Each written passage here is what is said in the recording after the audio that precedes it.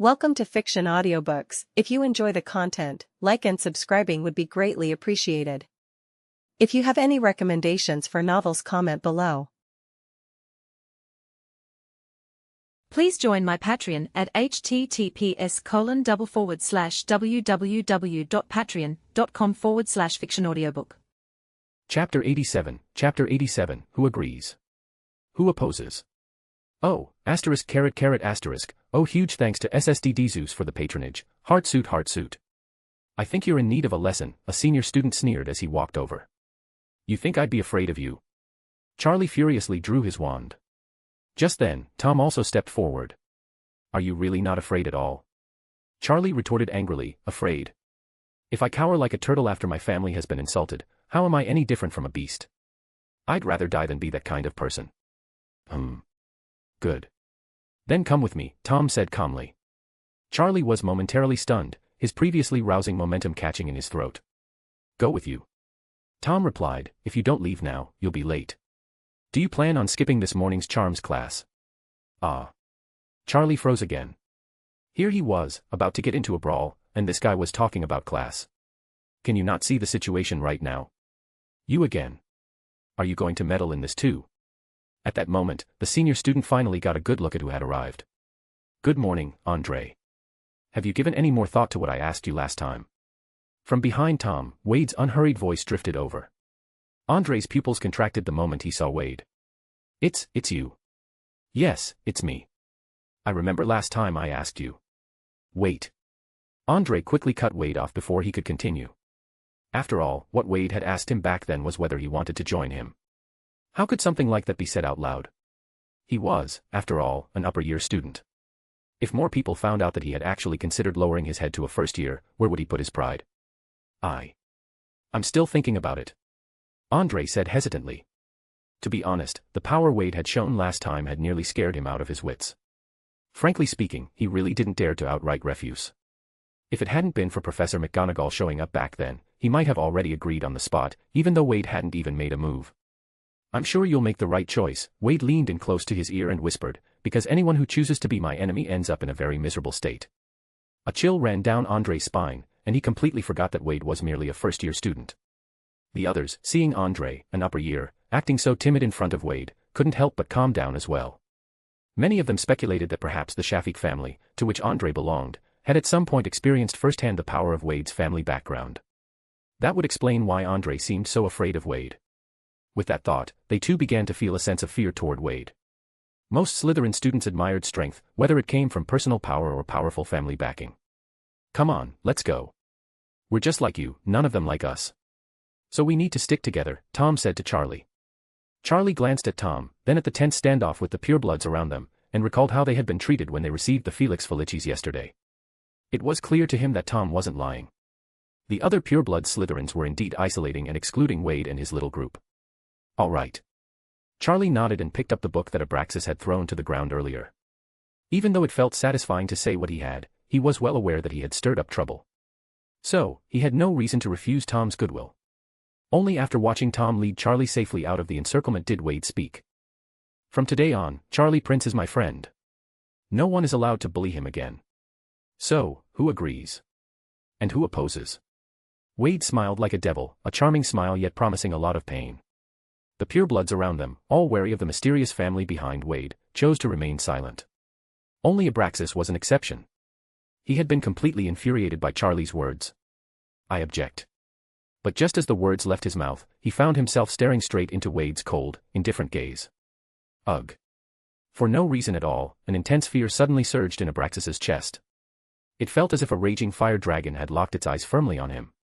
The words of objection had barely left his mouth when they twisted themselves. I object that I do not object. I just wanted to say that. It's impossible to object. I agree. Abraxas's voice grew smaller and smaller. The moment he finished speaking, that suffocating sensation, as if a beast were staring him down, instantly vanished. Very good. Tom, let's go, Wade said, turning to stride toward the entrance of the common room. Tom followed, bringing Charlie along with him, while Anne's eyes practically sparkled as she stared at Wade and Tom. What she had witnessed today left her thoroughly excited. She had known it. Since Mr. Grindelwald had specifically instructed her to get close to these two, it was proof enough of their significance. And now, seeing it for herself, it truly was the case. In all the long history of Hogwarts, had there ever been a first-year student who could silence so many pure-blood family members with just a few words? Mr. Grindelwald would definitely be very interested in this. "Thank you for saving me," Charlie said sincerely as they walked. "Since you're already our friend, there's no need to thank us for something like this," Wade said, then smiled and pointed at Tom. "Look at him, I've lost count of how many times I've saved this ungrateful brat, how many times I've helped him, yet he's never once thanked me." Tom glared at Wade, his teeth grinding audibly. If he could beat him, he'd already have done it. "I have thanked you. It's you who wants to be called my godfather. I really am grateful for your help, but I don't quite understand." Charlie hesitated, then asked, "I've heard that you two are pureblood wizards too. When I was cursing them just now, technically, I insulted you both as well. So why did you still help me? Don't you hate non-pureblood wizards?" Wade smiled. On this point, that Mr. Grindelwald actually said something very true. In this world, magic only blooms in the souls of a select few. Anne's eyes lit up at that. So, he also agreed with Mr. Grindelwald's words. She made a mental note to report this to Mr. Grindelwald tonight. Meanwhile, Charlie still looked puzzled. "What does that mean? What does it have to do with you helping me? Muggles and wizards are all humans. And in some Muggle families, wizards are born, you know that much, don't you?" Wade said. Charlie nodded. "Then, do you know how many Muggles there are in this world? And how many wizards there are?" Before Charlie could answer, Wade continued, "The number of Muggles is counted in the billions. And wizards? How many tens of thousands of us are there in the whole world? So you see, every single wizard can be said to be one in a million, truly irreplaceable. Each wizard is a miracle of life. And if we're all miracles of life, what sense is there in dividing us into high or low, noble or inferior? Besides, we still don't even know where wizards originally came from. So, even the most pure of pureblood families today, who can guarantee their ancestors weren't once Muggle-born wizards? Who can say for certain their line was never mingled with Muggles or other non-purebloods along the way? So, these so-called purebloods, what right or reason do they have to look down on others? Wow. After hearing Wade's words, Charlie nodded repeatedly, thoroughly agreeing. Just because his father was a Muggle, those people always found excuses to pick on him, to bully him. But in truth, weren't they all the same at their core? What right did they have to look down on him, to push him around? Just because their wands were quicker, did that mean his couldn't be just as fast? On the other side, Tom had also heard Wade's words, his expression thoughtful. In fact, ever since Wade entered Slytherin, every time he argued fiercely with the purebloods or simply intimidated them with force, he would earn varying amounts of merit points. It was just that the system notifications were so annoyingly detailed, and the points earned were so pitifully small, sometimes even broken down to decimals, like 0.1 merit points or so.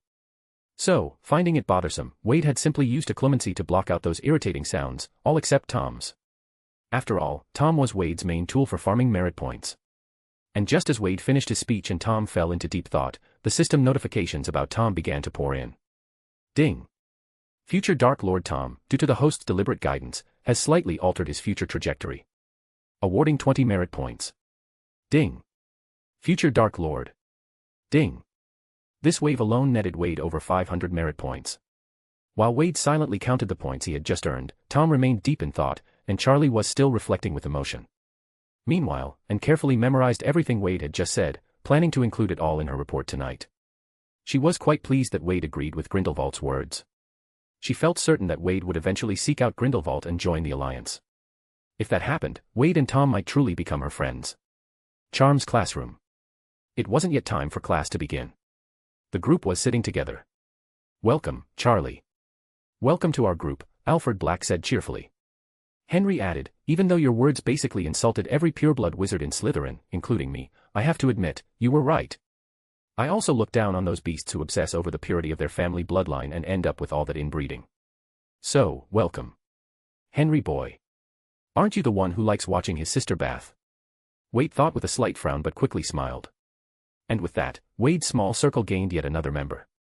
Wade had been sitting quietly, observing them, feeling that the surname Prince sounded oddly familiar. Suddenly, Wade asked, "Charlie, do you have any siblings?" "Yes, I have a younger sister. Her name is Eileen Prince, she's only 8 this year." Wade suddenly understood, no wonder the name had felt so familiar. Eileen Prince, she would become, in years to come, the mother of Professor Snape. Read 2 weeks ahead. Every 200 Power Stones equals 1 extra chapter. Every 6 reviews equals 1 extra chapter. Chapter 88, some deep motivation. Bonus for Power Stones, Heart Suit Dizzy Face Dizzy. Wade remembered that Snape's parents had not had a happy marriage and often fought. It was in such an environment that young Snape, during one of his parents' frequent quarrels, would often step outside the house, and that was how he ended up meeting the ungrateful girl named Lily. However, even knowing that Charlie's sister might end up with an unfortunate partner in the future, Wade didn't plan to interfere. Perhaps because of his arrival, many things in the future were already bound to change. But for that tragic professor, Wade still hoped that in this timeline, he might be able to live a different kind of life. Speaking of my sister, she's a witch too. When she was 5, I saw her levitate a kettle with my own eyes, Charlie said with a sigh. If nothing unexpected happens, she'll probably be sorted into Slytherin as well, but you've seen what Slytherin is like now. I really hope she won't end up like me, bullied and pushed around. Though Slytherin didn't exclusively take purebloods, the fact remained that pureblood wizards made up the vast majority of the house. When a group is dominated by a certain majority, the minority almost always chooses to conform. It was the only way to survive in the cracks. Snape had been like that too.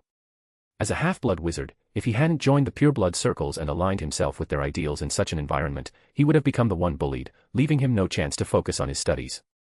For the sake of peace, for the sake of being accepted by the majority, he had no choice but to do so. But his so-called best friend Lily was buddies with the ones who bullied him. After that dramatic fall, Snape distanced himself from her and began to embrace his darker side. The consequences of such actions were that he went from being the bully to becoming the bully. Over time, little by little, he truly came to accept their ways. It could be said that Snape, for much of his early life, had always been on the dark side. It wasn't until Lily's tragic death that he finally woke up. Charlie, however, was an anomaly among these people. From the very beginning, he had never agreed with their so-called pureblood supremacy. That's why he couldn't possibly behave the way these purebloods liked to see, with that obedient, submissive attitude. In a way, he was the complete opposite of Snape. This was also why, only 2 or 3 days into the term, he had already clashed with the pureblood crowd. Of course, this was exactly what Wade admired most about him. Not every 11-year-old child had such courage. Tom said calmly, bloodline isn't what determines a person's worth, power is. As long as you have enough power, who dares say you're not worthy? As he spoke, Tom picked up a handkerchief and wiped down his wand, continuing, by that time, they won't even dare speak your name. History is written by the victors. All these so-called rules and constraints are things the strong make for the weak. Right now, they outnumber us, they're stronger than us, so they get to proclaim pureblood supremacy and make even non-purebloods agree with them.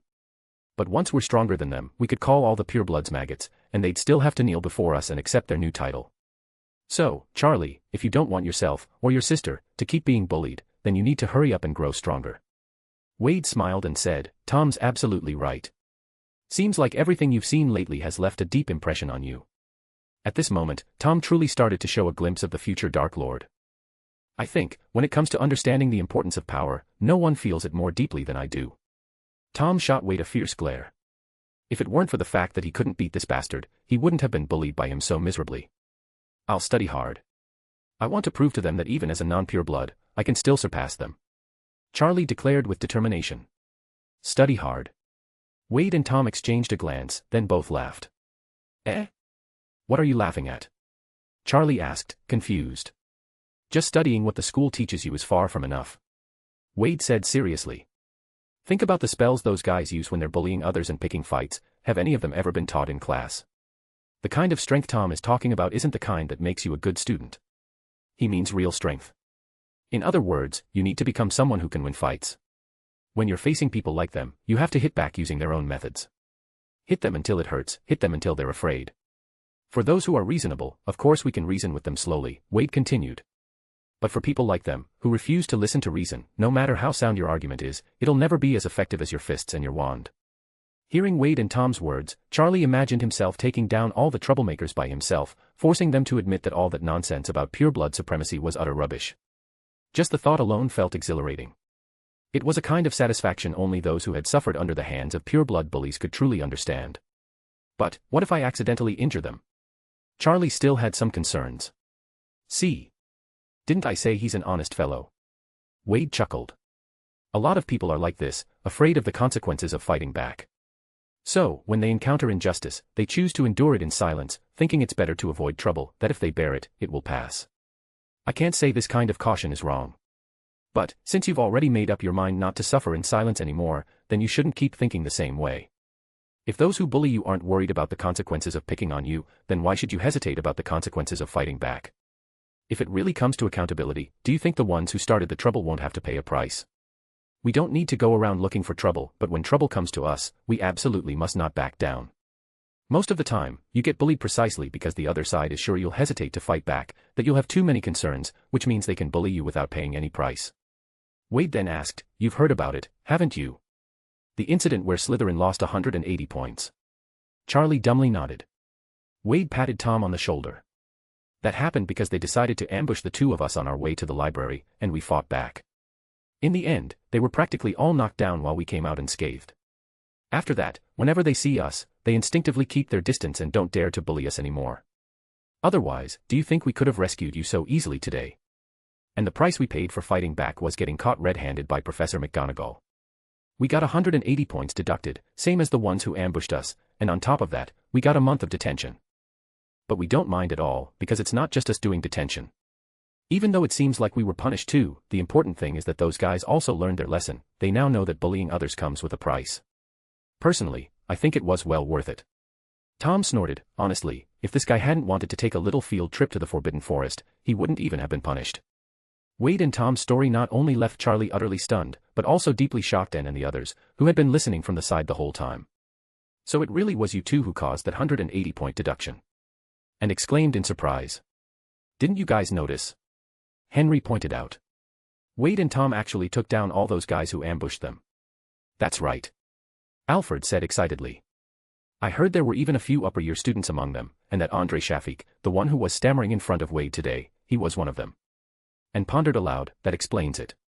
Because Andre had been beaten by Wade and Tom, he ended up so intimidated by them. So," Henry summed it up, "in other words, you two, just a pair of first-years, managed to take down a whole group of people who tried to ambush you, and even the upper-year students weren't spared." Hearing that, Tom couldn't help but lift his chin a little higher. Hum. To achieve such an impressive result, he was honestly quite proud of himself.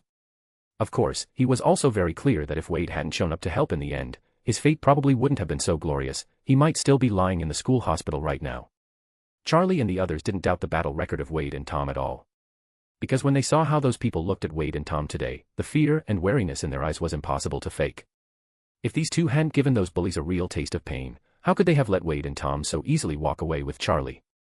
Charlie sighed in admiration. "How did you two manage to be this strong, even though you're only first-years?" "Hey, you could think of it as natural talent," Wade casually explained. "I have an excellent memory, anything I read, I can grasp quickly. Tom's the same, he learns magic at an astonishing speed. Since he couldn't exactly mention ancient magic or the system, it was best to credit everything to hard work and talent, right? Thanks for 1K Power Stones. Even if I'm fed up posting all these bonus chapters, I want you all to give as many Power Stones as you can. I think we can reach 1.5K Power Stones this week. I'll give as many bonus chaps as you want, skull to the fucking moon baby. Rocket. Read 2 weeks ahead. Every 200 Power Stones equals 1 extra chapter. Every 6 reviews equals 1 extra chapter. Chapter 89, showing off. Bonus for reviews, Heartsuit Skull. Since he couldn't exactly mention ancient magic or the system, it was best to credit everything to hard work and talent, right? Besides, Tom wasn't cheating, and most of those people had been taken down by him. So, saying the two of them were exceptionally talented wasn't wrong at all. Tom, almost unconsciously, glanced at Wade again. He had been obsessing over this for a while now, wondering why Wade was so strong. He had even suspected that Wade was hiding some secret method to rapidly increase his strength. But now it seemed, maybe it was simply the foundation of his family. Yes, in fact, Tom had never really believed that what Wade said on the platform of 9 3/4 was a lie. After dealing with all these pureblood wizard families, Tom understood very well that while these people were pretty weak themselves, their families were steeped in the heritage of pureblood lineages. Almost every ancient pureblood family possessed vast collections of magical knowledge, and some even had unique family magics of their own. Tom thought that Wade's strength was entirely because he too came from one of those old pureblood families. With that kind of foundation, as long as Wade had even a shred of ambition, there was no way he would be starting on the same level as the rest of them. In fact, the reason those purebloods he had knocked down were so weak was because they themselves lacked ambition and didn't cherish the resources their families had given them. Thinking of it this way, their first encounter at the orphanage, where Wade had so easily crushed him, now made perfect sense. With this thought, Tom suddenly felt a renewed hope of surpassing Wade. Wade had just gotten a head start. His own talent was no worse than Wade's. The gap between them would definitely grow smaller and smaller. When I'm stronger than him, I'll make him call me Godfather. Wade had no idea what was going on in Tom's mind, but he did notice that Tom's gaze felt a little strange. Tommy boy, why are you looking at your godfather like that? You damn asho. The professor for Charms class was Eulalie Hicks, someone personally recruited by Dumbledore from Ilvermorny. As an experienced professor, her teaching was thorough and patient. According to the textbook, the first spell she taught the students was the levitation charm, the same one Professor Flitwick would teach in later years. This alone showed how slowly the wizarding world developed. Wingardium Leviosa. And looked with satisfaction at the feather floating in front of her. Very good. Miss Rosier is the first to succeed. 5 points to Slytherin. Let's see, who's next? At that moment, a feather from the Gryffindor side also floated up. Excellent, Miss McLaggen has also succeeded. Very good, such fluid spellcasting. 5 points to Gryffindor. Hearing the points awarded, McLaggen, her hair in 2 braids, shot a provocative look at Tom and Wade. Tom sneered dismissively. What's there to be proud of? He then raised his wand and quietly uttered the incantation. The next second, the feather in front of him floated up swiftly. Very precise pauses in the incantation. Excellent wand movement. Well done. Mr. Riddle has succeeded. Given his textbook perfect spellcasting and pronunciation, 5 points to Slytherin. Seeing Tom succeed so effortlessly and even earn points, McLaggen let out a frustrated snort. Beside Tom, Alfred and Henry, who were still struggling with failure, looked at him with envy. Tom's every motion had matched the textbook perfectly, to an almost exaggerated degree, and he had succeeded on the very first try. Meanwhile, no matter how hard they tried, the feather in front of them remained stubbornly still. At the moment, Wade was quietly whispering tips to them. Charlie, a bit puzzled, watched them. Weren't these two from pure-blood families? How could they fail even at a simple levitation charm? At this moment, the feather in front of Charlie wobbled and slowly floated up. Very good, Mr. Prince has succeeded as well. Mr. Reynolds. Professor Hicks turned her attention to Wade. In her impression, Wade's talent was no less than Tom's, so she had thought he would be the first to succeed. But when she saw him helping his friends, she understood. So he hadn't even tried yet. Mr. Reynolds, why don't you demonstrate too? Professor Hicks called out. She was asking Wade to demonstrate, not merely to try. Because she knew that such a simple levitation charm would hardly pose a challenge for him. After all, even before enrolling, Wade had already taken down several Grindelwald supporters. Wade nodded, casually picked up his wand, and pointed at the feather in front of him. Immediately, the feather rose smoothly into the air. The noise in the classroom abruptly quieted. Did you hear him cast the spell just now? McLaggen asked her classmates in shock. No, he didn't even move his lips. A silent incantation. You've already mastered silent spellcasting. Professor Hicks exclaimed in delight as she looked at Wade. I've never seen an 11-year-old wizard master silent spellcasting. Wade, you are the most gifted young wizard I've ever seen. 20 points to Slytherin. The classroom was filled with gasps of astonishment. No one felt any resentment, not even McLaggen, who usually had something to say about everything. Tom, watching everyone's reactions from the side, couldn't help but curl his lip. If only they knew Wade had learned silent spellcasting just because he thought saying incantations out loud was too embarrassing, what kind of expressions would they have then? If it weren't for the fact that buying a wand had cost him some gold galleons, he probably wouldn't even bother to use it. TSK, with a monster like that, can I really catch up with him, even with my talent? Once again, Tom fell into self-doubt. After the charms class ended, everyone's gaze toward Wade noticeably changed. Especially the Slytherin students. Previously, they still harbored some doubts about Wade's strength and background. But now, after witnessing him master silent spellcasting at such a young age, all their doubts vanished completely. And along with it, a quiet seed of fear took root in their hearts. This, of course, was exactly Wade's intention. His purpose in revealing his skill was to intimidate his fellow Slytherins. It was his way of announcing to the entire house, I'm strong. Don't mess with me. Of course, in the eyes of the Slytherin students, there was an additional unspoken line. My family is also powerful. Yours can't afford to provoke me either. With this, at least many of the pureblood students, who would have otherwise stayed out of the matter, would now think twice before making any rash moves. This, one could say, was an unexpected success. In their eyes, being suppressed by someone of pureblood lineage, even if it was a pureblood from another country, was something they could just about accept. But if Wade had been Muggle-born, that would have been a completely different matter. Even if they couldn't defeat Wade themselves, they would certainly have found ways to have their families teach him a lesson. When it came to dealing with Muggle-born young wizards, pureblood families had no shortage of methods. At this moment, Wade and his small group followed the crowd toward the Great Hall. It was already noon, and everyone was famished. On the way, Alfred and Henry looked a bit dejected, since they hadn't managed to make their feathers float by the end of class. Seeing their gloomy expressions, Charlie felt a little curious but, being tactful, wisely kept his questions to himself. In the Great Hall, at the Slytherin table, Wade and his group sat at the very end of the table. The other Slytherin students, whether pureblood or not, instinctively kept a good distance away from them, as they should. Ah. I'm beat. But here is the chapter. Every 200 Power Stones equals 1 extra chapter. Every 6 reviews equals 1 extra chapter. Chapter 90, Myrtle and the Forbidden Forest. Although Wade had demonstrated his strength, they were still being isolated. The pureblood wizards were the main force behind this isolation, and even the non-purebloods, out of fear of the pureblood majority, dared not approach Wade and his group too closely. They were afraid that they might be the next targets of bullying. After all, they didn't have the same abilities as Wade to protect themselves. However, Wade and his group didn't mind at all. In fact, they were happy to enjoy the peace and quiet. Not long after they sat down, the house elves in the kitchen used their unique magic to send over all the food they wanted right in front of them. Tom stabbed a sausage with his fork, took a bite, and then said, after considering his words, "Alfred, Henry, although you might not want to hear this, the truth is, you two are still too weak." Alfred and Henry lowered their heads in shame. Both of them came from pureblood wizard families, but one of them had been bullied by his sister since childhood and never had the motivation to study magic in advance. The other had been spoiled by his family, growing up playing all day and barely learning any magic at all. So, in the end, they were actually the weakest in their small group, unable to perform even a simple levitation charm. Even the newly joined Charlie had learned a few tricks from his mother, otherwise, he wouldn't have had the courage to fight against Abraxas, a pureblood.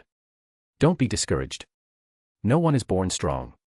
It doesn't matter if your skills are lacking, you're our friends, and I'll help you become stronger, Tom said as he glanced at Wade. Wade nodded. That's right. The abilities we have now were built up over time with practice. You two can definitely do the same. Alfred and Henry looked at Wade and Tom, full of hope. We can really become as strong as you. Of course you can. In fact, you must become stronger, Wade said seriously. Before, it might not have mattered as much, but now, since you're our friends, you have to stay alert at all times. They came after us as a group, so it's entirely possible they'll come after you too. We can't be by your side every moment of the day. If something happens. Wade sighed, I'd rather not have to see you next time in the hospital wing or at St. Mungo's. Hearing this, not only Alfred and Henry, but everyone else around them grew somber. Even though Wade had demonstrated his power and frightened off many of the pureblood students, there were still some who held a grudge against them. In other words, until their group became strong enough, they had to be constantly on guard against underhanded attacks from those people. Tom said, so, we need to find a place where we can gather and practice in our spare time. I need you all to become stronger, and we ourselves need to become even stronger. And thought for a moment and said, in that case, we'll have to find somewhere a bit more hidden. This place needs to be not only hidden but also big enough for all of us to practice spells freely, Charlie added. Alfred frowned and said, how about I ask my sister? She's in 3rd year now, she should know some secret spots. Henry shook his head. Better not. If your sister finds out we're looking for a hidden place, the whole of Slytherin will know in no time. Alfred scratched his head, looking a bit embarrassed. You're right, Henry. Everyone fell silent, thinking hard about where in the castle they could find such a place. Wade spoke up, leave this to me. I'll find a suitable place. The reason he said this was because he really had thought of a good location. Hidden, spacious, and perfect for practicing spells. The best candidate was undoubtedly the Room of Requirement. This time though, training inside would not be Dumbledore's army but his future army members. Mohahaha, Ding. The host is thinking like a Dark Lord. 0.01 merit point. Ding. The future Dark Lord, Tom, is surprised that you are really going to teach your friends. 2 merit points. Ah, this bacon was so tasty I relaxed my clemency shields a little.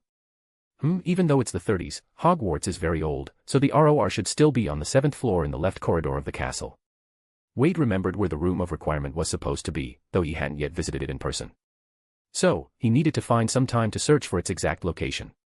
Tom asked, you've already thought of a good place, haven't you? Oh, yeah.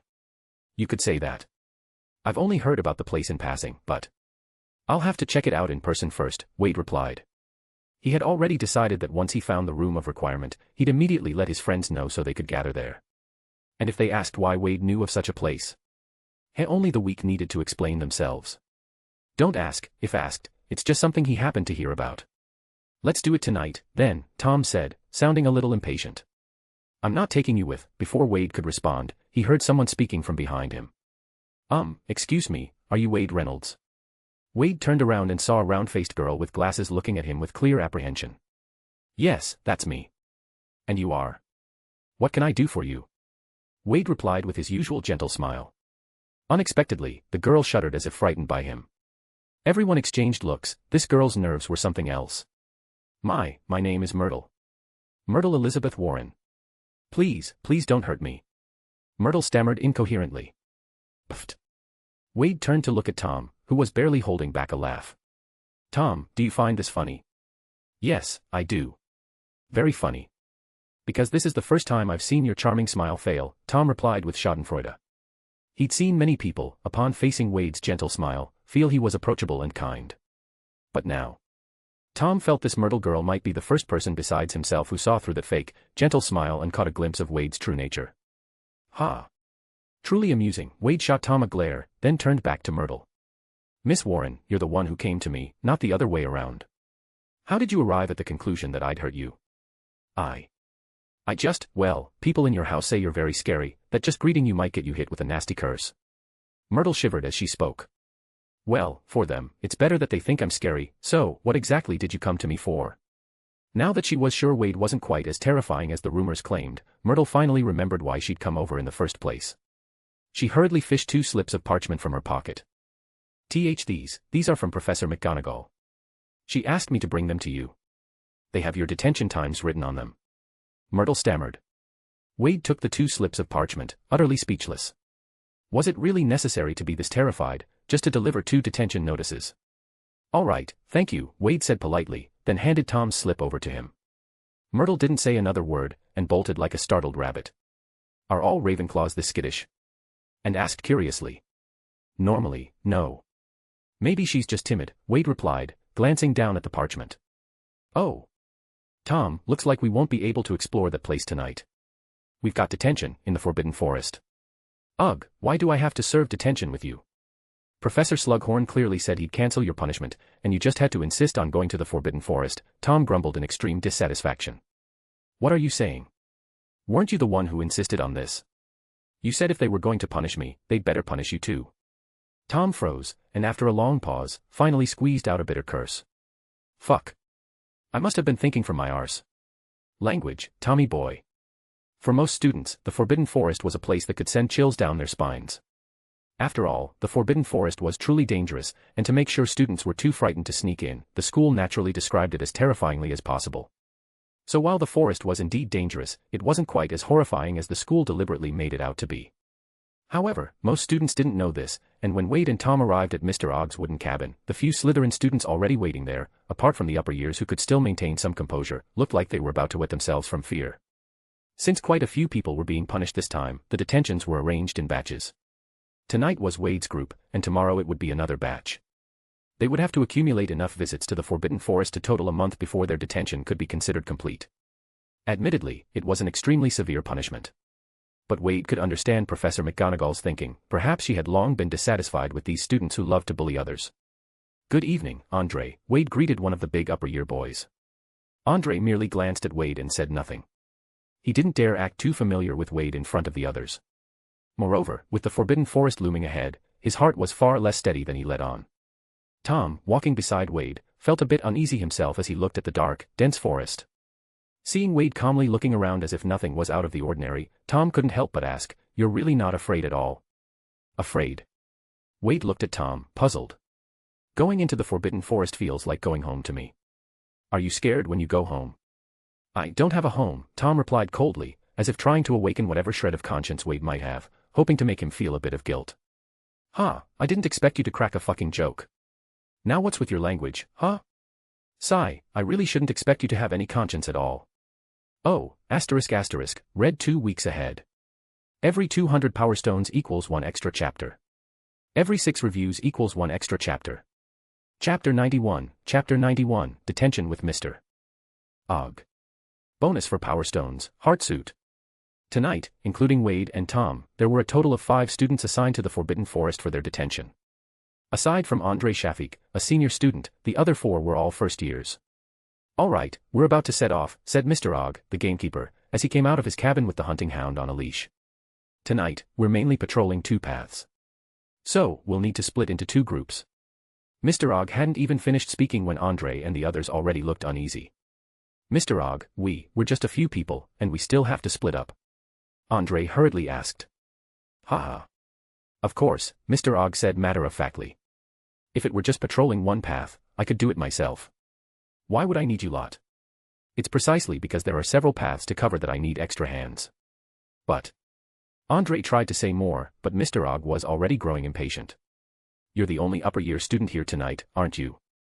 Mr. Og asked. "Why yes," Andre stammered. "Good. Then it's settled. We'll split into 2 groups, I'll take 2 of the younger ones, and you'll take the other 2. We'll each patrol one of these paths." "Ah. Mr. Og. I'm leading a group." Andre was dumbfounded. He was already frightened enough himself.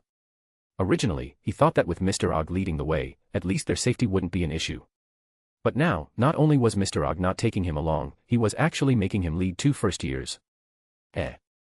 Mr. Og frowned slightly and said, "What's the matter? Is there a problem? You're an upper-year student, almost of age already, fully capable of handling the outer edges of the Forbidden Forest.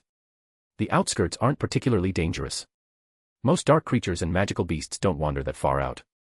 If they did, the area around the castle would be swarming with them, wouldn't it? But what if something happens? I don't know if I can handle it. I might just be able to protect myself, but with 2 younger students, I might not be able to take care of them all," Andre said nervously. Mr. Og replied, "Ha ha ha. Don't worry, I've assigned you to the safer path. That route is regularly patrolled by centaurs, and if there were any threats, they'd have dealt with them long before now. And generally speaking, centaurs won't trouble wizards, especially not students like you, and especially not in the outer parts of the forest. They have an agreement with Hogwarts. Of course, that assumes you don't foolishly provoke them. If you do encounter something truly dangerous that you can't handle, just fire a red signal into the sky, and I'll apparate to your location immediately. All right, any more questions?" At this point, with things said so plainly, what choice did Andre have but to grit his teeth and go along with it? "And Mr. Og, what exactly is our task?" Andre asked bitterly. "It's very simple. Check the paths for any traces left behind by magical creatures, like droppings and such. If you find any, use this bag to collect a sample. I need to determine if there have been any unusual migrations. Also, if you see any broken signposts or anything else along the way, fix them up properly. Very simple, basically, it's just like taking a walk down the path and then coming back. All right, let's split up now. You little ones, who wants to come with me?" As soon as Mr. Og finished speaking, the other 2 first years immediately raised their hands. Seeing that Wade and Tom weren't reacting, Mr. Og said, "All right then, looks like you 2 have no objections. You 2, follow me."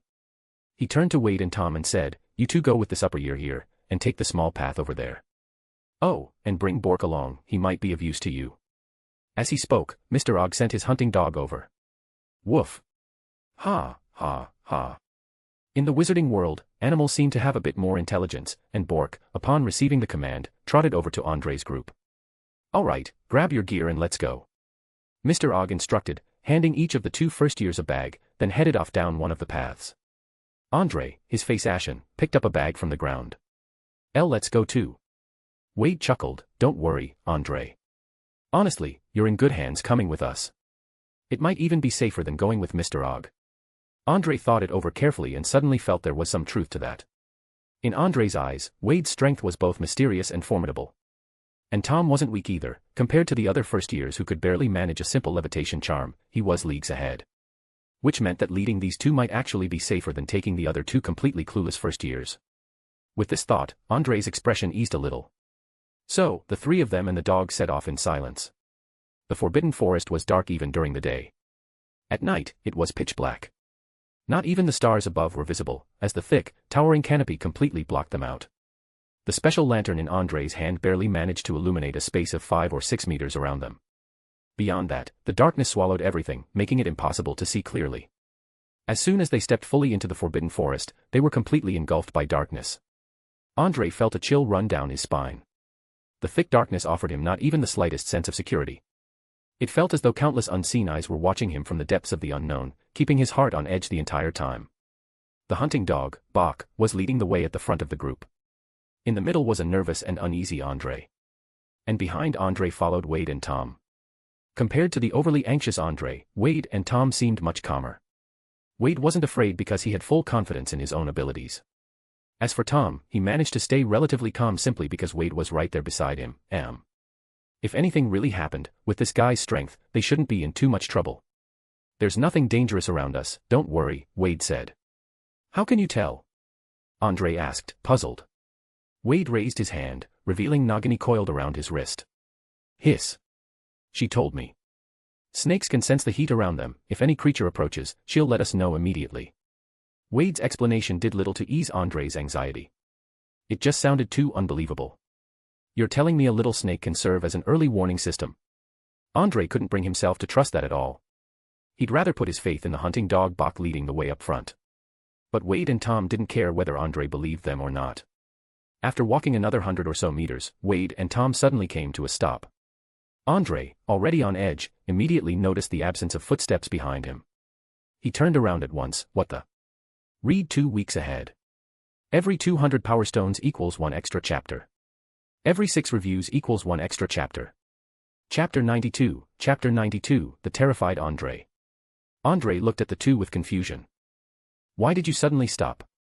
Hurry up, let's finish this task as soon as we can so we can get back. Andre urged, seeing the two of them standing still and glancing around. According to Professor Slughorn's notes, there should be some wild venomous tentacula growing over that way, Wade said, as if he hadn't heard Andre at all, pointing to the left side of the path. Venomous tentacula. What's that? Tom asked. Right now, Tom was a bit one-sided in his studies and hadn't yet developed much knowledge in herbology. You haven't read your herbology textbook. The fangs of this plant can be used in potion making, and its leaves are also. Tom impatiently said, there are plenty of plants that can be used in potions. But venomous tentacula is poisonous and difficult to harvest. A single leaf can sell for 5 galleons in Diagon Alley. That's about the same price as unicorn hair. Wade explained. Tom instantly grew excited. Why didn't you say so earlier? What are we waiting for, then? You do know how to harvest it, right? Andre watched the two of them, utterly stunned as they discussed and prepared to head off the path. You too. Where are you going? He shouted. We're going to gather some potion ingredients. You can go on ahead, Wade replied. What? Do you two even know what you're saying? Andre was almost losing his mind. Even now, walking along the supposedly safe path, he was still on edge. And these two actually wanted to leave the path and wander off to look for potion ingredients. Wade smiled. I know exactly what I'm saying, Andre. Slughorn is aware of this too, otherwise, how would we know where those plants are? But. Andre stammered. Shafiq, you're not telling me you're too scared to walk on your own, are you? Tom frowned. Wade said, that can't be right, didn't he just tell Mr. Og that if it were just him, he could keep himself safe even in danger? Afraid? Ha. I'm not afraid. It's just, if something happens to you too, I'll be in trouble too. In truth, Andre's voice was already trembling. All right then, how about this? Why don't you come with us? You can protect our safety, Wade said with a smile. Why should I go with you? Andre protested. Suit yourself, Tom replied, already stepping off the path. Wade chuckled and followed after him. He had come to the Forbidden Forest precisely for these local specialties. Otherwise, why would he bother to spend the middle of the night serving detention in the forest? Wouldn't it be much nicer to be asleep in the dormitory? Andre watched the two of them gradually disappear into the darkness, gritted his teeth, and hurried after them. Though he claimed he wasn't afraid, in truth, he was terrified. Rather than walking alone, it was better to follow those two. Anyway, if something happened, it wouldn't be his responsibility. It would be those two's fault for wandering off. He had clearly come to bring them back. Woof. Ha. Originally leading the way, Bach, the hound, seeing the group veering off the path, sensibly followed after them as well. Sure enough, Slughorn's notes didn't lie. They had only gone about 50 meters off the path when they spotted, in a clearing between several large trees, 5 or 6 clusters of venomous tentacula. Wade pulled 2 pairs of gloves from a small pouch he carried with him. These are dragon hide gloves. They'll keep us from getting bitten by the venomous tentacula. Where did you get dragon hide gloves? Tom asked, puzzled. Online shopping, Wade answered offhandedly. What? Tom was completely confused. He had never heard of that word. I used an all to buy them from shops in Diagon Alley. Professor Gallic recommended a few good ones to me. Your preparations are as thorough as ever. Under Wade's guidance, the quick-witted Tom quickly picked up the knack for harvesting venomous tentacula. Watching them leisurely picking the plants, Andre was already on edge, anxious beyond measure. This wasn't the safe main path from earlier, this was deep inside the Forbidden Forest. Who knew how many dangerous creatures were hiding nearby? Just standing here for a single minute already made Andre feel like he was sitting on pins and needles.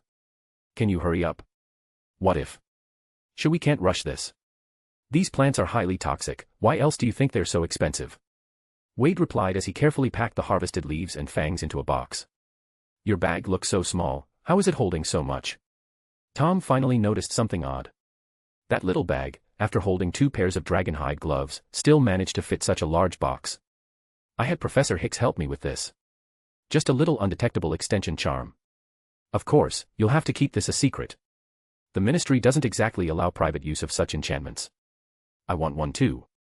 After another 5 or 6 minutes, Wade and Tom had finally finished harvesting nearly all the venomous tentacula they could. Can we go now?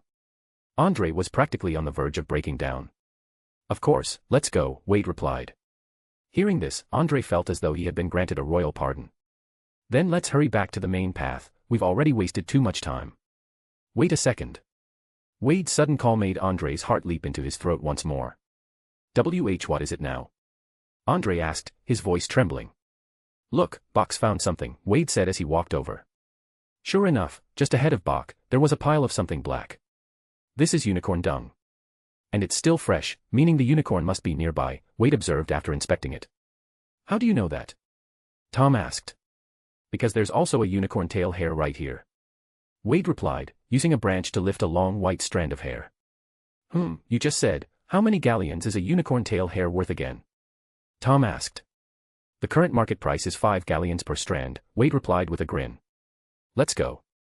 I imagine you also happen to know exactly how to collect unicorn hair. Mohaha Tom, this is where I shine.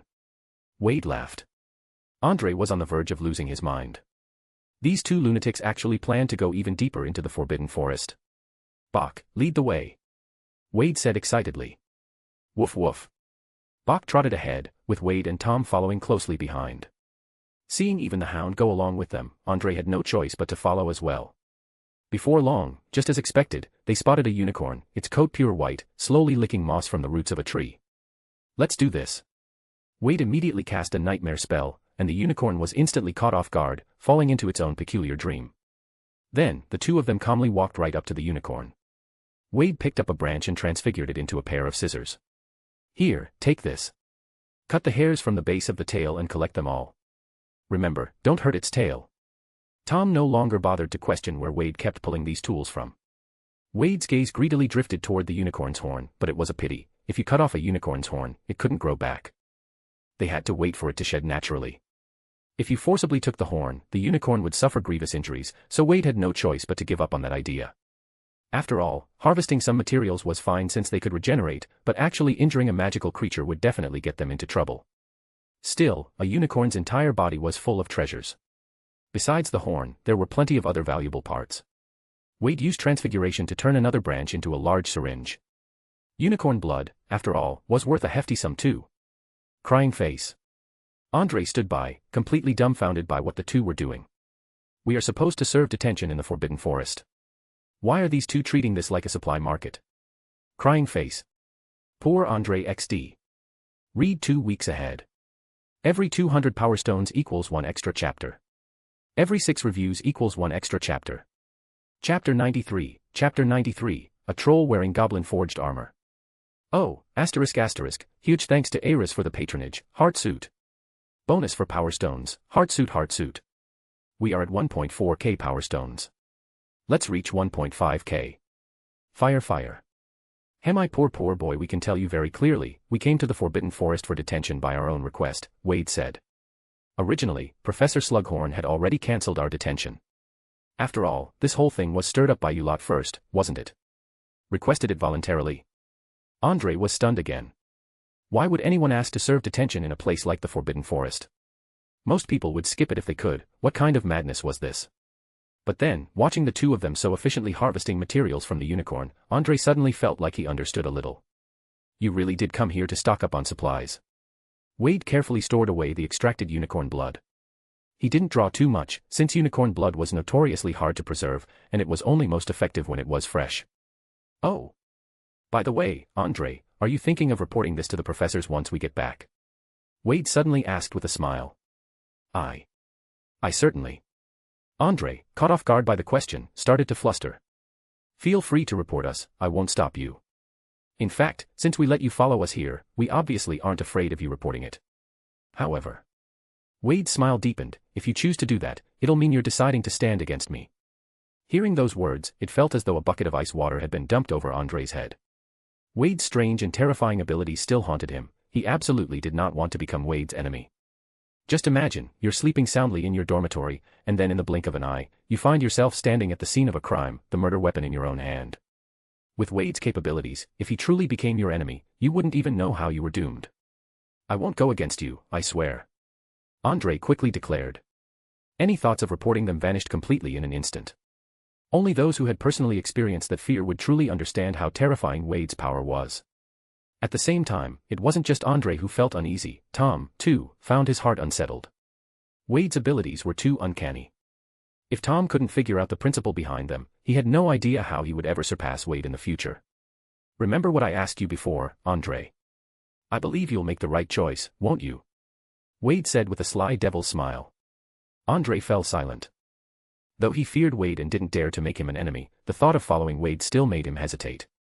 After all, most of Slytherin was currently isolating Wade and his group. Andre was well aware that those people were surely already scheming against Wade and his companions. So, he really didn't want to end up being targeted as well. He wasn't like Henry and Alfred. The Avery and Black families were still at their peak, and even if they were ostracized, their families wouldn't suffer any serious consequences. But the Shafiq family. Though still counted among the Sacred 28, the Shafiq family had already fallen into decline. Andre truly couldn't afford to offend the other pureblood families. In other words, he now found himself in a position where he couldn't afford to antagonize either side. Thankfully, it seemed Wade wasn't intent on forcing him into a decision. For now, Andre just wanted to stay out of it entirely, not getting involved with either faction. Tom had been watching coldly from the sidelines, silently observing Wade pressuring Andre. This guy still wouldn't admit it. With this style of handling things, and he dared say I resemble Grindelwald. He's the real Grindelwald II. While Andre was still deep in thought, Wade walked over to the unicorn. He gently touched the unicorn's horn. I've given you a beautiful dream, in exchange for some of your materials. I'd say that's a fair deal. After speaking, Wade patted the unicorn's head, then left with Tom and the others, carrying their haul of materials. No one knew how long it took before the unicorn finally woke from its dream. It looked around but didn't notice anything out of place. Still, why did it feel so chilly behind my bottom bush? Can we go back now? Or are you planning to collect even more? Andre asked cautiously. We'll go with the flow. Today's harvest has been pretty good already, Wade replied with satisfaction. He hadn't expected to run into a unicorn today. It turned out to be a nice fat haul. Considering that the locations of other magical creatures and plants were a bit farther off this path, Wade decided to leave those for another time. Since his detention wasn't just for one night anyway. Just as Wade was about to announce they should continue with the task assigned by Mr. Og, he suddenly felt a slight tremor from the ancient magic power within his body. Oh! His heart stirred, and he carefully examined the surroundings.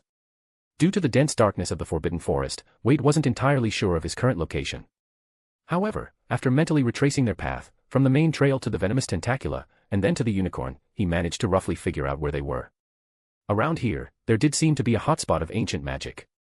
He hadn't expected that right after leaving the unicorn, they would inadvertently wander close to it. Since he wasn't alone tonight, Wade didn't plan to absorb it just yet. The matter of ancient magic still needed to be kept secret. Without saying anything, Wade simply continued walking with Andre and the others in the direction of the main path. Hiss hiss hiss. Woof. Woof. Woof. Suddenly, Nagini let out an alarmed hiss, and the hunting dog Bork began barking wildly. What's going on? Andre couldn't understand Nagini's warning, but Bork's unusual behavior immediately put him on high alert. Bang. Out of the pitch-black forest, a massive figure suddenly charged forward, crashing straight through a tree. The three of them hurriedly dodged to the side. By the light of the oil lamp, they quickly got a clear look at the creature. It was a troll. What surprised the three even more was that the troll was wearing a thick suit of armor. Trolls didn't wear armor on their own. Sure enough, just as they were studying the troll, a sharp, shrill voice came from behind it. "You idiot! Where do you think you're going? Keep it down." The troll had been about to let out a roar, but at those words, it immediately shut its mouth. Right after, Wade and the others saw three goblins step out from behind the troll. Wade's pupils contracted when he saw the goblins, and he quickly turned his gaze to the armored troll. Sure enough, around the troll's neck, there was a peculiar silver collar. Why are there three people here? No wonder that idiot started running off. Just kill them. No, they look like Hogwarts students. If the school finds out students are missing, they'll definitely search the Forbidden Forest. And you want to just let them go back and report that they saw us? Well, kill them. As long as we leave some troll tracks and their corpses behind, Hogwarts won't suspect a thing. Yes, students foolishly entering the Forbidden Forest and getting killed by the creatures inside is nothing unusual. As they spoke, the three goblins had already sentenced Wade and the others to death. Andre's face went pale with fright. If it were just the three goblins, he wouldn't have been too worried. But a troll wearing goblin-forged armor. There was no way he could handle that. Even if Og himself came, he might not be able to win. Andre quickly looked toward Wade. At this point, he could only count on Wade's strange magic. "You idiot. Go. Smash these three to death," one of the goblins barked orders at the troll. The heavily armored troll, upon hearing the command, raised its massive club and charged. Tom calmly stepped behind Wade. An opponent like this, with his current abilities, he had no way of handling. He could only rely on Wade. Seeing Tom's action, Andre instinctively also retreated behind Wade. Wade didn't mind the two of them shrinking back. If it had been an ordinary troll, they might still have been able to help. But facing a heavily armored troll, decked out in goblin-forged armor with resistance to magic stacked high, they really weren't its match. Boom, boom, boom. This week was very fruitful. Thanks for all the overwhelming support. Heartsuit. Chapter 94, relax, the dizziness is normal. Boom, boom, boom. The troll's footsteps were thunderous as it charged toward the three of them, swinging its massive club, radiating an overwhelming sense of pressure. Contrary to what Tom and Andre had expected, Wade didn't use that strange, unfathomable magic. Instead, he simply drew his wand and gave a slight flick toward the troll. Sectum Sempra. Swish. This spell, Snape's future invention, had appeared in Wade's hand decades ahead of time. In fact, once Wade realized his power truly was magic, he had begun researching all the spells he had known about before transmigrating, including those that wouldn't appear until much later in history. That's also why Tom had already learned the Levi Corpus spell from him. And as Snape's signature spell, Sectum Sempra was naturally something Wade wouldn't overlook. This spell was, in truth, an improved version of the Cutting Curse. Wade had spent considerable effort restoring it to the form he remembered from the original works. As Wade cast Sectum Sempra, mid-charge, the troll's head suddenly tumbled from its shoulders. Boom. Like a mountain collapsing, the headless corpse of the troll crashed to the ground, then, carried by momentum, slid forward for some distance before coming to a stop right at Wade's feet. Way out. The three goblins instantly cried out in alarm, staring in disbelief at the scene before them. How is this possible? What spell is that? It actually pierced our armor's defense. It didn't pierce the armor, it struck the unprotected neck. Don't panic. We'll handle this ourselves. Wade stared expressionlessly at the three goblins as they drew their crossbows. Just as they were about to fire, Wade flicked his wand. A red spell shot forth, splitting into three midair, and struck all three goblins at once. Thud, thud, thud. The three goblins fell to the ground almost at the same time. Andre and Tom looked at Wade in shock. One spell killed a giant monster in armor, and another made the three goblin collapse. But, how did one spell split into three? Why aren't there any courses to learn this? Just when Tom and Andre were shocked, Wade had already walked in front of the three goblins. Tell me, what is your purpose here? Are you searching for something secretly? Although the three goblins were knocked down, they were not dead yet. Because Wade only used the petrification spell, which temporarily made them unable to move except for their mouths. However, the three goblins did not speak, and even glared at Wade. It doesn't matter if you don't answer, I have plenty of ways. Wade tapped the magic wand on the head of one of the goblins. The next second, the goblin's eyes became extremely terrified. After more than 10 seconds. I'll tell you. I'll tell you everything. The goblin screamed in fear. Wade removed the wand from his head and slowly pointed it at his neck. No need to say anything, now I already know everything. As Wade slowly moved his wand, a gruesome gash appeared across the goblin's neck. Ugh. The goblin's eyes widened in terror, but he had no way to resist, only able to watch helplessly as Wade cut his throat open. Wade spoke gently, "Relax, relax, the dizziness is normal, it'll be over soon." This scene not only horrified the remaining two goblins but also left Tom and Andre completely stunned. Tom felt a surge of complicated emotions. How is this guy able to speak so mildly while slaughtering people? Looks like I'm still not as ruthless as you. The two goblins were so terrified they nearly went mad. Don't kill me. Please don't kill me. I'll talk. I'll talk, I'll talk. Here's how it is, Wade put away his wand, and the goblin's lifeless body slumped to the ground. He turned his gaze to the other two goblins, his eyes icy cold. What happened earlier is over. But right now, did I say you're allowed to speak? The Forbidden Forest was deathly silent. Whether it was the two goblins who had just been begging for their lives, or Tom and Andre standing behind, all of them were startled by the sudden change in Wade's demeanor. I'll ask, and you answer. And don't even think about lying, I can tell. Wade's voice had lost its previous warmth. Tom was puzzled, unsure what information Wade had learned from the first goblin to make him this angry. The two goblins trembled uncontrollably, especially with their companion's corpse still lying beside them. Wade had originally planned to continue using nightmare magic to interrogate the two goblins. But after thinking for a moment, he decided to question them directly in front of Tom and Andre. In truth, he already knew the goblins' objective. However, he needed these goblins to reveal certain things to Tom and Andre. Wade looked at the two goblins in front of him, then pointed his wand at the one whose expression showed the most fear. You. Speak. Why were you sneaking around the Forbidden Forest? The goblin stared at the wand aimed at him, feeling an icy chill around his neck. We're here to find something. Something that will allow us goblins to reclaim the power and status that rightfully belong to us, the goblin stammered. What is it? Wade asked. A type of magical power. A magic that anyone can easily absorb. Anyone who absorbs this magic will see their own power surge. Even someone originally weak and mediocre can instantly become powerful, the goblin blurted, speaking fast and breathless, as if afraid that if he spoke too slowly, Wade would lose patience and test the sharpness of his wand on its neck. But Tom and Andre both caught every word, and in their eyes shone a burning, almost uncontrollable desire. Power that could make them stronger.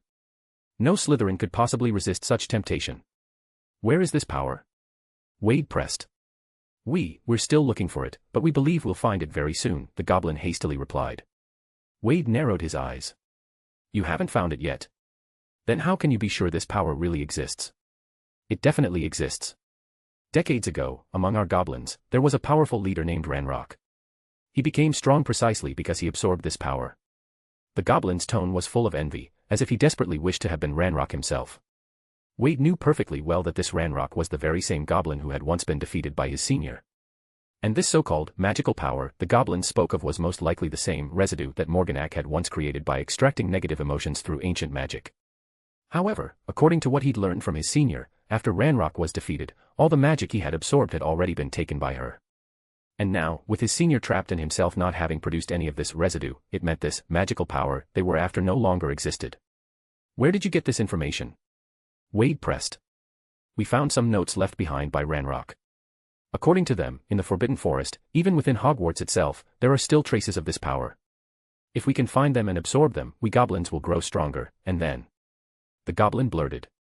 And then you'll rise up in rebellion again, seize more power from the wizards, perhaps even enslave them, isn't that right? Wade's voice turned cold.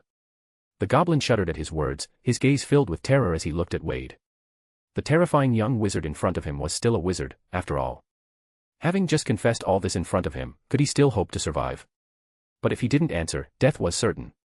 Wade pondered for a moment, then asked, what are you using to search for this so-called magical power? And what makes you so sure that this power still exists, that it hasn't already dissipated with Ranrock's death? That. The goblin fumbled in his robes and pulled out a silver pocket watch-like device. Before he died, Ranrock was constantly pursuing this power, but after obtaining a portion of it, he found no further leads. So, he instructed a goblin craftsman to study this power in hopes of creating a device that could detect its presence. However, not long after, Ranrock found specific clues and went off in pursuit, and never returned. But even after Ranrock left, that goblin craftsman continued his research. Eventually, he managed to create this incomplete device. However, due to the unrest Ranrock had stirred up, and his eventual defeat, the Ministry of Magic cracked down harshly on us again. The goblin craftsman had to halt his work and hide the schematics for this incomplete device, along with some of Ranrock's notes. It wasn't until recently, after that craftsman passed away, that these things came to light once more. Wade took the pocket watch-shaped device and opened it for a look. At first glance, the instrument looked no different from an ordinary pocket watch, but there was only a single pointer on the dial. Moreover, once it was opened, the dial began to emit a faint white glow. But not long after, the white glow shifted, and a hint of pink shimmered within it. How do you read this thing? Wade is quite devious, isn't he? Also, the power stones have reset. Throw as many power stones as you can. I was thinking if I should increase the power stone amount of our weekly goals to 250. But I decided to let it be like this for this week. I'll increase it to 250 next week though. So give as many stones and get as many bonus chapters as you want, rocket. 3. Read 2 weeks ahead. This week's schedule, 10 CHS/week. This week's goals. Every 200 power stones equals 1 extra chapter. Every 8 reviews equals 1 extra chapter. Chapter 95, Wade is truly terrifying. Bonus chapter, Heartsuit. How do you read this thing, again? Wade asked. The goblin respectfully explained, when the dial emits light, it means this power still exists somewhere in the world. As we bring it closer to the source of that power, the light changes color. The closer we are, the deeper the color becomes, until it finally turns red, which means we've reached the vicinity of that power. And what about this pointer? Wade asked. That, according to the goblin craftsman's design, once the dial reaches a deep red, the pointer should direct us toward the exact location of the power. But this is only a prototype, and the pointer function hasn't been completed yet. We originally wanted to find another craftsman to finish it, but we have no samples left. So now, we can only rely on the dial's color to search for the location of this power. Once we find a source, even just a trace, we can use it as a sample to perfect this device and then uncover all the rest of the power hidden elsewhere. Wade gazed at the faint pink hue on the dial and frowned slightly. Does this pink mean that power is nearby? The goblin nodded. Yes, but this is only pink, which means we're still quite far from it. That's why we split into multiple groups to search from different directions, hoping to locate it quickly. Wade fell silent. In theory, there shouldn't be any residue of that power left in this world anymore. So why was the goblin's device still able to detect something? Could it be that their device is malfunctioning? No. Wade suddenly realized something. There was still one place in this world where a residue remained, and plenty of it too. It was where the senior was trapped. In fact, her body itself acted as a container for that residue, just like the metal vessels once forged by goblins to hold it. He recalled that he had stumbled into her place through a portal in the Forbidden Forest. Which meant that Senior's hiding place was likely near the Forbidden Forest, perhaps even within it. If the goblins were left to continue their search, they might indeed discover her location before long. Of course, given her power, even while trapped, these goblins could never break through the nightmare magic and illusions guarding her and uncover her exact whereabouts. But now that Wade was aware of this, there was no need to let the senior handle it herself. One last question. Where is your search party's rendezvous point? The goblin obediently handed over a map of the Forbidden Forest. This map instantly caught Wade's attention. As expected of goblin craftsmanship, it turned out to be an incredibly detailed map of the Forbidden Forest. And, being an alchemical item, the map, though it looked small, could actually be dragged and scrolled through. It was just like those maps Wade used to move around on his phone before he transmigrated. Sweet. The goblin pointed to a marked spot on the map. This is our rendezvous point. To avoid alerting the wizards, we only come out at night to search and return there during the day. After the goblin finished answering all the questions, Wade, to verify the truth of his answers, directly pointed his wand at the goblin's head. Legilimens. Ack. Moments later, the goblin collapsed to the ground in a faint. The last goblin, witnessing the scene, was so terrified he collapsed on the spot as well. Excellent, you didn't lie. The goblin slumped on the ground, instantly breathed a sigh of relief. Then, can you let us go? Ah. Wade looked at him with a strange expression. What made you think you still had a chance to live? The goblin froze. First of all, I can't possibly let you go to report back. Second, you just said you were going to kill us, didn't you? Since you intended to kill me, if I turn around and kill you instead, it's only fair, isn't it? Hearing Wade's words, the goblin fell into utter despair. Had he known it would be death either way, he might as well have said nothing at all. But then, thinking of Wade's legitimacy, the goblin despaired even further. Even if he said nothing, it was pointless. Ah, don't worry. Because you were honest, I'll give you a quick death. As soon as Wade finished speaking, the two goblins collapsed to the ground, dead without a sound. Even though they were right next to him, neither Tom nor Andre had seen how Wade killed them. With a casual wave of his wand, the ground shook violently. Thick roots burst out from the ground, tightly wrapping around the corpses of the 3 goblins. Then, the roots dragged the goblin corpses deep underground. In just a few seconds, the ground returned to its original smooth state, as if nothing had ever happened. Ding! Detected that the host killed an evil goblin, sparing those who would have died at its hands in the future. Rewarding host with 100 merit points. Ding! Detected. Ding! From the system's notifications, it was clear that eliminating these goblins was considered a good deed. Evidently, these creatures were far from innocent, so Wade felt absolutely no guilt whatsoever. He turned around, his face once again carrying that gentle, familiar smile. "What do you think about what just happened?" he asked. Tom and Andre looked at his smile, feeling chills run down their spines. Though they weren't exactly good people themselves, Wade's ruthless efficiency still left them deeply unsettled. "If this power they spoke of truly exists, then we absolutely cannot let the goblins have it," Tom said after a moment of thought. Andre said, "Exactly. The goblins have already staged rebellions before. If they gain control of this kind of power, it could very well spark another goblin uprising. And this time, they'll be stronger than ever." Wade nodded and put both the pocket watch and the map back into the bag that had been enchanted with an undetectable extension charm. "Let's move for now. We've been delayed long enough. We can talk as we walk." A few minutes later, the group returned to the path. But this time, Andre no longer felt the same fear toward the Forbidden Forest. Honestly, with someone this terrifyingly powerful walking right beside him, what in the Forbidden Forest could possibly pose a threat to them? That said, it wasn't quite accurate to say Andre wasn't afraid anymore. His fear had simply shifted, from the Forbidden Forest to Wade himself. Gulp. The group continued along the path at a steady pace. Only now, Wade had taken the lead, rather than Andre. "About what happened tonight. What do you two think we should do once we're back?" Wade asked. Andre quickly said, "I think we should report it to the headmaster. Then have the ministry send people over to crush the goblins' conspiracy while it's still in the cradle." Wade chuckled. "That's a good thought. But, how do you plan to explain how you got this information? Are you going to tell them it was extracted after I finished off 3 goblins?" Andre shuddered, his voice trembling. "No, that's not what I meant. I would never snitch." "I believe you won't, Andre," Wade said with a warm smile. "After all, you're already involved in tonight's events, aren't you?" Andre understood instantly, he had unwittingly boarded a pirate ship.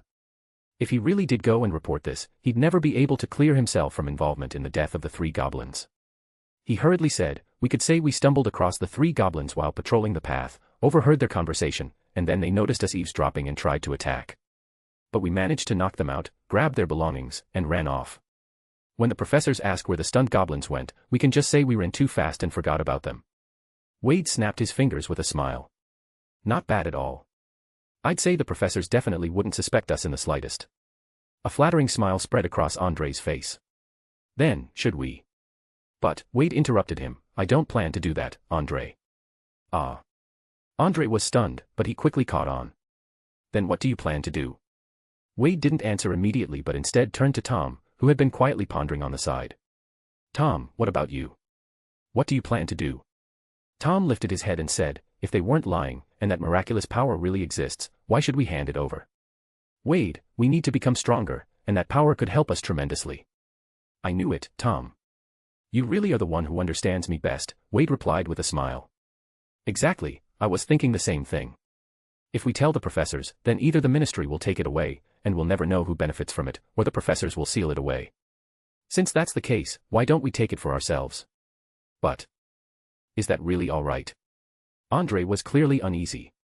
Wade said, "We'll be secretly foiling the goblins' conspiracy and doing a great service for the wizarding world. So if we take a small reward in return, that seems perfectly fair, doesn't it?" "That does make sense," Andre admitted, though he was still nervous, clearly tempted by the thought of that power. Tom said, "If that's the case, then we have to seize this power before the goblins do." Wade asked in surprise, "Before the goblins?" "Tom, haven't we already got the location of their gathering point? Why don't we just wipe them all out first?" Tom was completely silenced by Wade's casual suggestion. "Wait, is that even an option?" It took him a long moment before he managed to squeeze out a response. "Wade, I feel like you're being just a bit too extreme. Here is another chapter. Greater than over equal to nabla less than over equal to, read 2 weeks ahead. Every 200 power stones equals 1 extra chapter. Every 8 reviews equals 1 extra chapter. Chapter 96, Me. Extreme. Wade was a little surprised by Tom's words. Me. Extreme. He turned to Andre and asked, "Do you think I'm extreme?" Andre forced a smile and replied, "And not at all. Those goblins were never good to begin with. The first thing they did when they saw us was try to silence us, and their scheme is downright evil. Wiping them out is truly the right thing to do." Wade nodded in satisfaction. Andre was right this time. Judging by the system notifications he'd received after killing those 3 goblins, this was indeed a good deed. He wondered how many merit points he'd get for wiping out the entire camp of goblins. Wade turned back to Tom and said, "Tom, I think you're being too cautious. Only by getting rid of those goblins can we be completely safe. And like Andre said, those goblins aren't any good." Tom let out a sigh. "It's not that I pity them. I just think this is a risky move. There are so many goblins. Forget whether we'd get injured or even killed in an attack, even if a few of them manage to escape, they'll become endless trouble later." Wade suddenly understood. "So you're not pitying them? What you mean is, if we're going to act, we have to wipe them out completely, down to the last one." A trace of ruthlessness appeared on Tom's face. Watching the 2 of them, Andre couldn't help but shiver again. These 2, though still so young, were each more ruthless than the other. "Tom, I knew it. I knew you weren't some good guy. You clearly said I was a good guy in front of Nagini before. Whatever. Right now, you're the stronger one, so if you say I'm a good guy, I'm a good guy. If you say I'm a bad guy, then I'm a bad guy too." As for these residuals of ancient magic, Wade naturally wasn't planning to actually go looking for them. Because he knew the source and nature of this power all too well, and more importantly, he knew exactly where the final destination of this search would lead. In fact, if Wade wanted to, he could do just like Morganac had done and create this kind of energy himself, as much of it as he pleased. The reason he let Tom and Andre in on the secret of this power was precisely because he intended to make use of it. If Wade wanted to become the system-recognized Dark Lord in the future, besides having a slogan that could rally people, he needed something even more crucial: tangible benefits. A kind of benefit that would make people flock to him eagerly. And now, he had found it. This kind of magical power that could make people stronger, Wade could have as much of it as he wanted. By then, his followers would surely be no fewer than Grindelwald's or the future Voldemort's. And their strength would be unmatched. Once he had assembled his own force, how could the system not recognize him as the Dark Lord?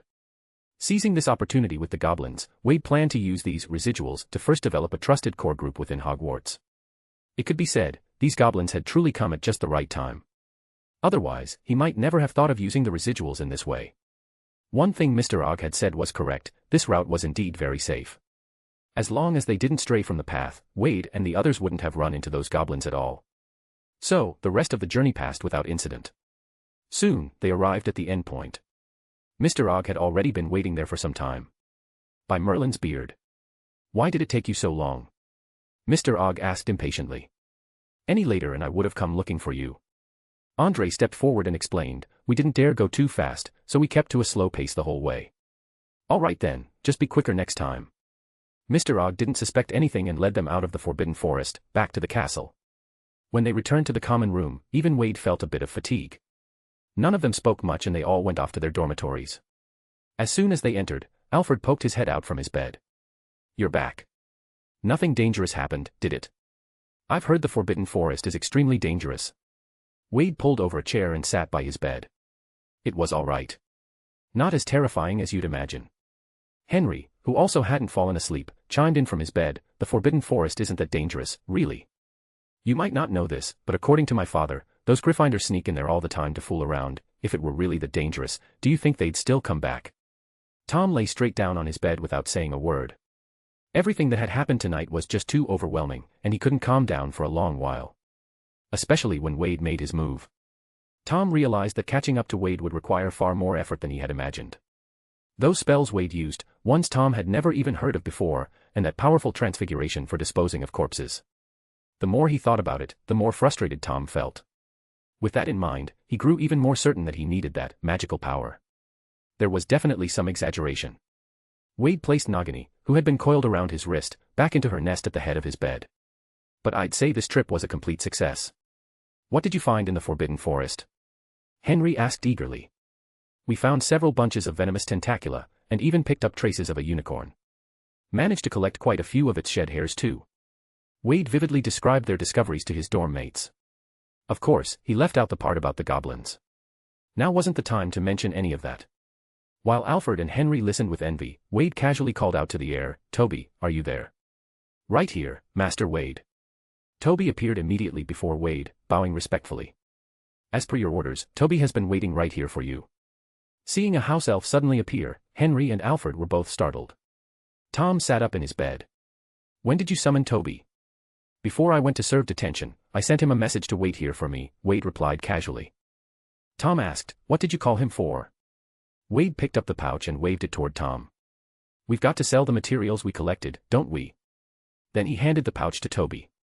"Go on, follow the instructions I gave you earlier." "Yes, Master Wade." Toby accepted the pouch with a serious expression, then vanished into thin air.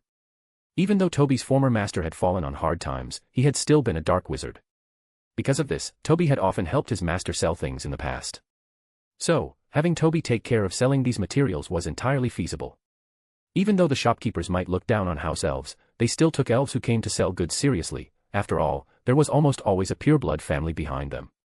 After all, not every wizarding family had a house elf of their own. So even if they looked down on house elves, they wouldn't dare treat them poorly, for fear of offending the pureblood family behind them. Henry sighed and said, "I knew it, your family isn't simple, Wade. You even have a personal house elf." "We used to have one too, but she died of old age later."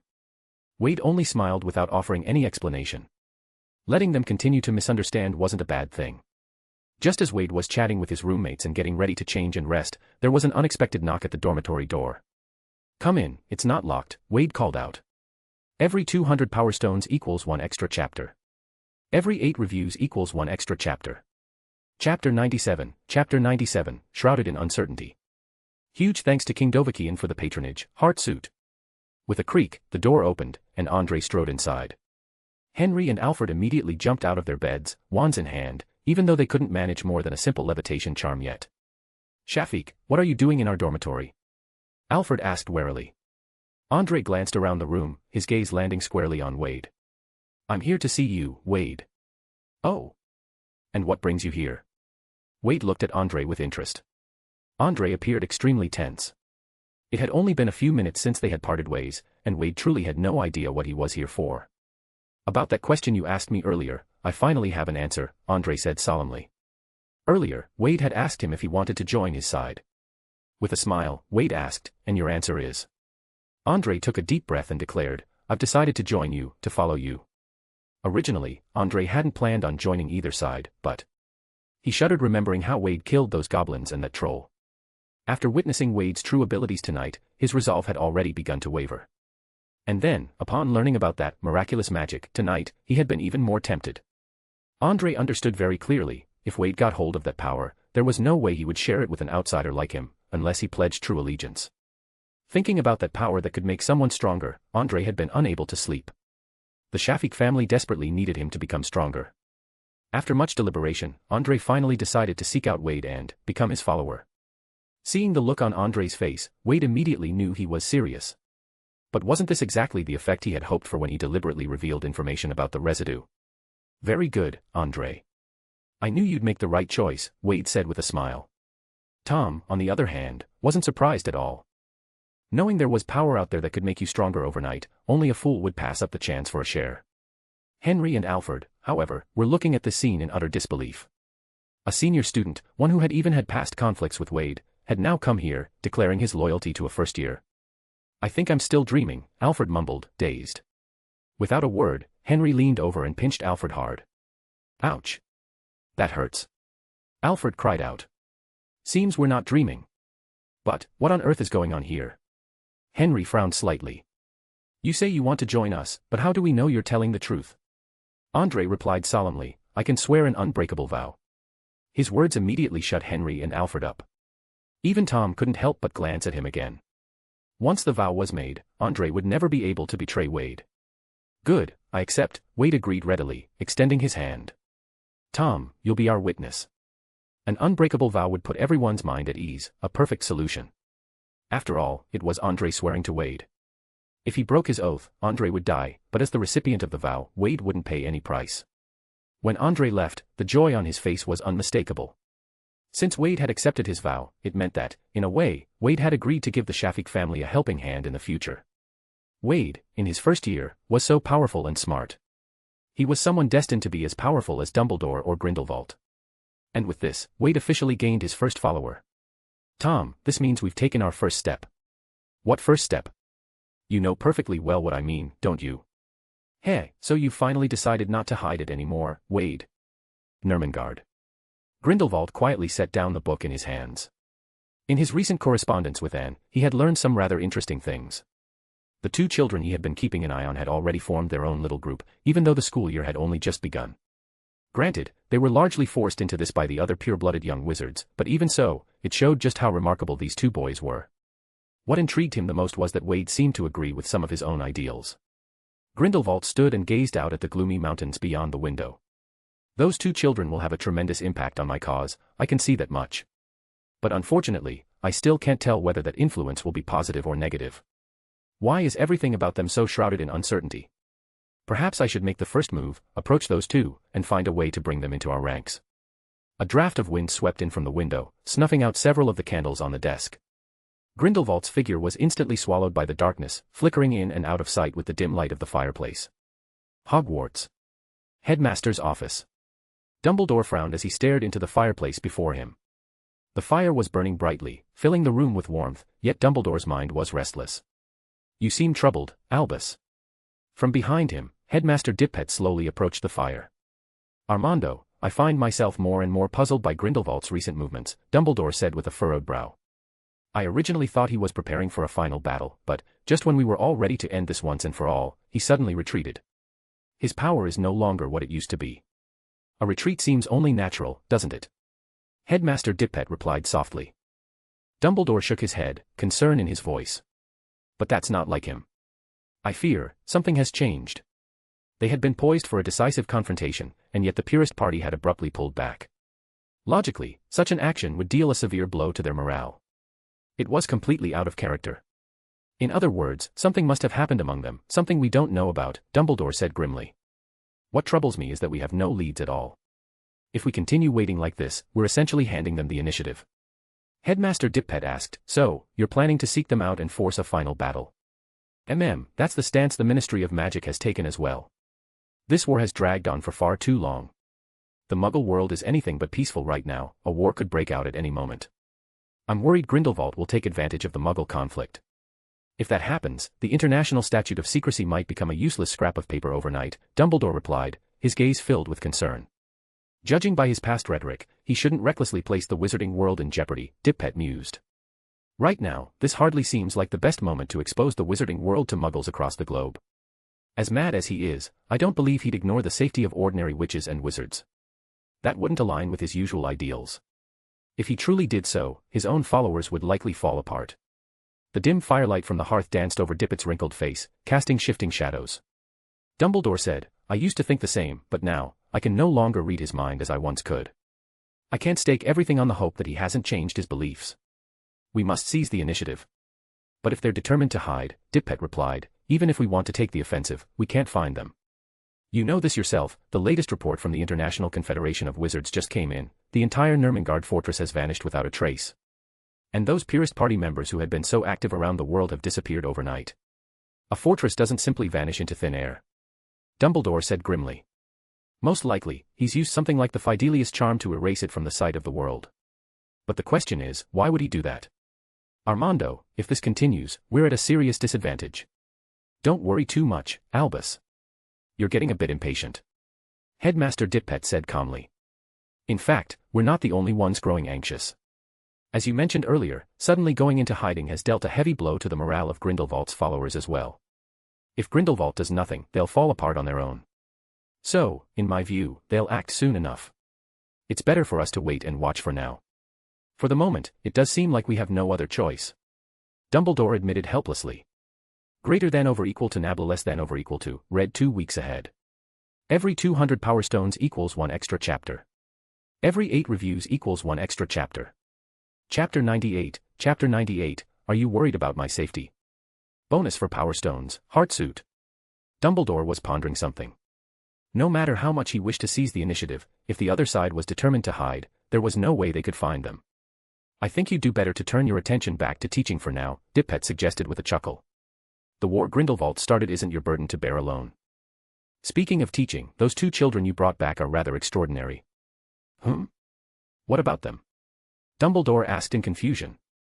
Ever since the sorting ceremony, he had been occupied with Grindelwald's affairs, constantly on the move. After coming up empty-handed, he'd only just returned to Hogwarts today, so he had no idea what Wade and Tom had been up to these past few days.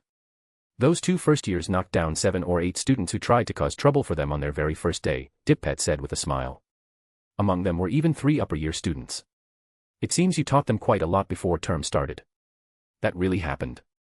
Dumbledore was quite surprised. However, what surprised him wasn't that they had managed to take down so many students, but rather why they had gotten into conflict with their classmates so soon after starting school. Wade, after all, had already proven himself before coming to Hogwarts, using his intelligence and abilities to fend off multiple attacks from the Alliance. His talents were undoubtedly exceptional. This was one of the reasons Dumbledore paid such close attention to the 2 boys. What was the cause of the conflict? Dumbledore asked. To be precise, it stemmed from that whole pureblood ideology, Headmaster Dippet explained. It seems the 2 children don't share the same views as the other Slytherin students.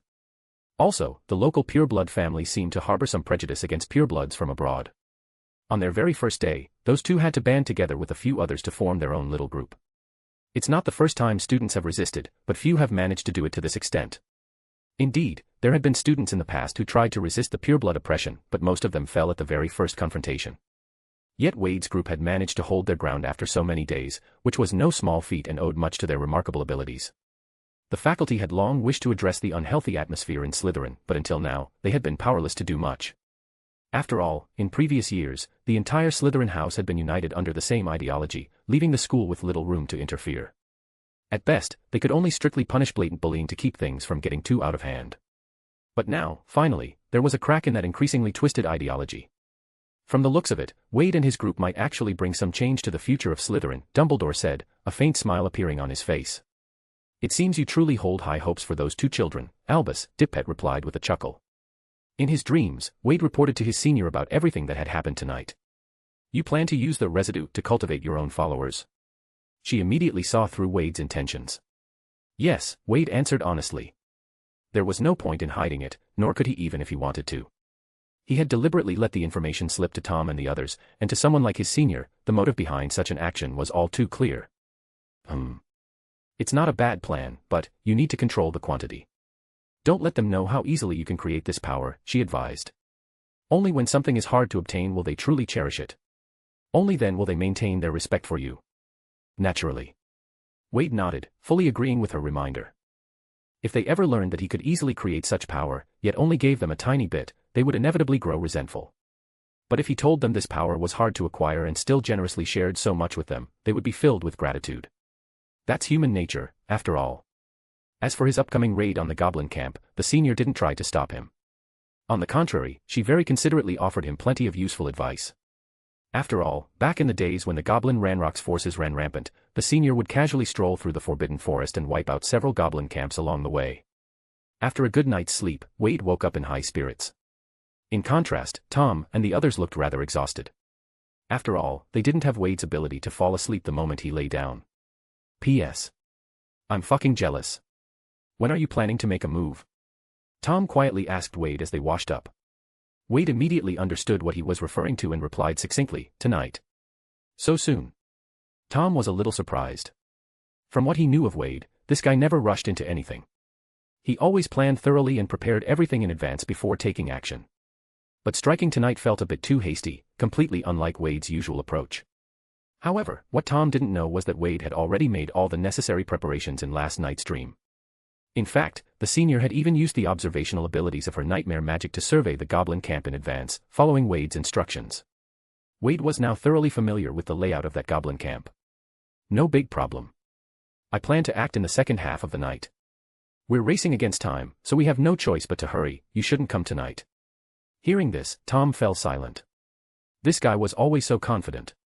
If it were him, he would definitely act with extreme caution. After all, you only have one life. Without proper scouting, there was no way he would charge in recklessly. Do whatever you want.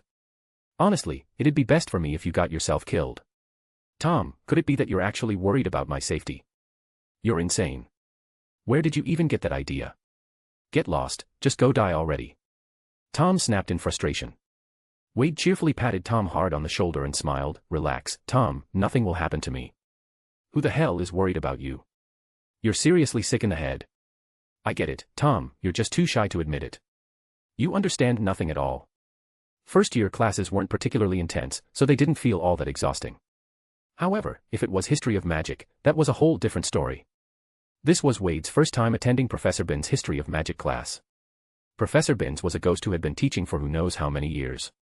Because of this, his teaching style was just as dry and dull as it had been centuries ago. It was the kind of class that could lull anyone straight to sleep. Barely 20 minutes into the lesson, and most of the students had already dozed off. Professor Binns paid no mind to this and continued reading from the textbook in his monotonous drone. Wade didn't bother forcing himself to stay awake either. Before long, like the others, he laid his head on the desk and indulged in some sleep. After all, he had an important mission tonight. Getting plenty of rest could only be to his advantage. Finally, class was over. After assigning homework, Professor Binns drifted straight through the wall and left. Wade, like the others, stretched lazily as he walked out of the history of magic classroom. The other Slytherin students, as usual, made a point of avoiding Wade's little group. Before long, only a few of them were left at the classroom door. Tom, why do you look so tired? Didn't you sleep well just now? That's because I don't have the habit of sleeping in class. What? You actually stayed awake the entire time in Professor Binns' class. Even though I'm not particularly interested in the history of magic, it's still a subject we'll be tested on. Since there's an exam, I can't afford to slack off.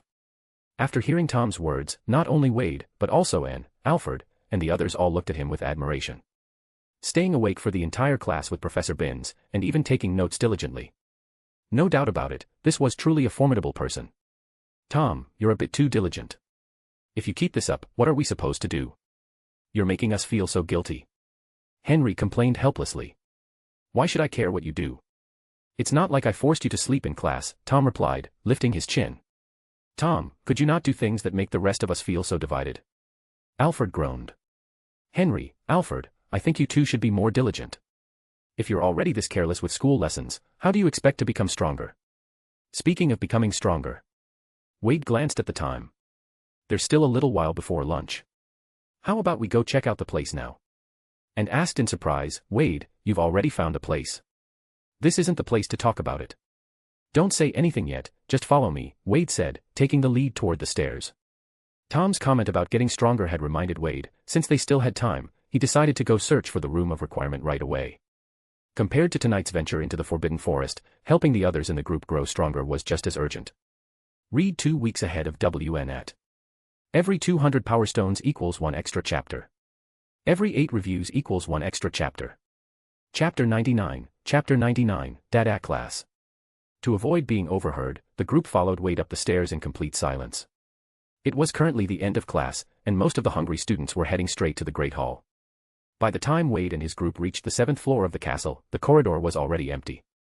The 7th floor of the castle had many different passageways. Wade spent quite some time before finally finding the distinctive tapestry. The tapestry was hung in a secluded corridor. This tapestry is really funny, is this guy teaching a troll to dance ballet? And curiously studied the hanging fabric. When Tom saw the troll, he couldn't help but recall the events of the previous night and subconsciously glanced at Wade again. However, Wade wasn't paying attention to the tapestry like the others. Instead, he turned to look at the wall opposite the tapestry. Wade reached out and touched the blank stretch of wall. Wade, where is this place you were talking about? And asked again. Hold on a moment, Wade said, then began pacing back and forth in front of the wall, testing things out. I need a room where I can practice spells. I need a room where I can practice spells. I need a room where I can practice spells. As Wade paced, he silently repeated this thought in his mind. And the others watched him in confusion, having no idea what Wade was doing. Just as they were about to speak up and ask, Wade had already completed pacing 3 times. Click. A faint sound came from the wall. To everyone's astonishment, a smooth wooden door appeared on what had been a blank wall. Wade turned and opened the door, stepping inside. It was an enormous room. On one side of the spacious room were many humanoid dummies, and the floor was piled with plenty of mats. On the other side of the room stood a bookshelf, crammed full of various spell books. There were also some tables and chairs in front of the bookshelf, where people could rest. Without a doubt, this place was perfect as a base for his small team. Everyone, come in, Wade said, glancing around the room before beckoning the others over. The group immediately stepped inside. As the wooden door closed behind them, it vanished from the corridor, blending seamlessly back into an unmarked wall. Whoa! This place is incredible. We can study spells from the books first, and then immediately try them out right here. Alfred exclaimed. Exactly, it feels like this place was tailor-made for us. Henry was equally amazed. Charlie asked, Wade, how did you find this place? I just happened to find out about it by chance, Wade replied simply. Seeing that Wade didn't want to say more, Charlie wisely chose not to press the matter. Wade continued, from today on, this will be our meeting place. Here, we'll hone our skills, only by becoming stronger ourselves will we ensure that no one can bully us. Everyone nodded in agreement, even the usually critical Tom was satisfied with this place. This place is called the Room of Requirement, or the Come-and-Go Room. It appears and disappears at will, and only reveals itself when someone truly needs it. In other words, it can change into whatever you need at the moment. Wade continued explaining, next time you want to come here, you'll need to think to yourself, I need a room to practice spells, and walk past this wall 3 times. Then, the room will appear again. Everyone was amazed by the magic of this room. Tom asked curiously, so, how do you know Southwest much about this place? Found out by accident, Wade replied briefly once again. Tom fell silent. He knew this guy definitely wouldn't tell him anything more. Humph, this bastard really has too many secrets. Wade glanced at the time and said, everyone, take a break here for now and have something to eat. As he spoke, Wade silently thought to himself, I need to add a dining area here, with plenty of food. As Wade formed the thought, the Room of Requirement shifted and changed once more. A door opened up again on one of the walls, and everyone looked inside. They saw a long dining table set in the room, and the table was already laden with food.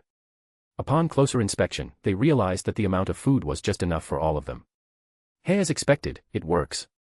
Wade looked at the changes in the Room of Requirement with delight. He remembered from playing games before that the protagonist could expand the Room of Requirement anytime as needed. He hadn't expected that, beyond just creating new spaces, the room could even bring food directly here. As expected of the Room of Requirement. Wade, what did you do this time? And asked in surprise. You just need to silently think to yourself that you need food, and the Room of Requirement will respond. But remember, you can only make wishes when you truly need something. Wade added that final note specifically because he worried they might make random wishes and mess up the room. Oh, got it. The others misunderstood Wade's meaning, thinking they simply weren't allowed to make casual wishes. Let's eat first.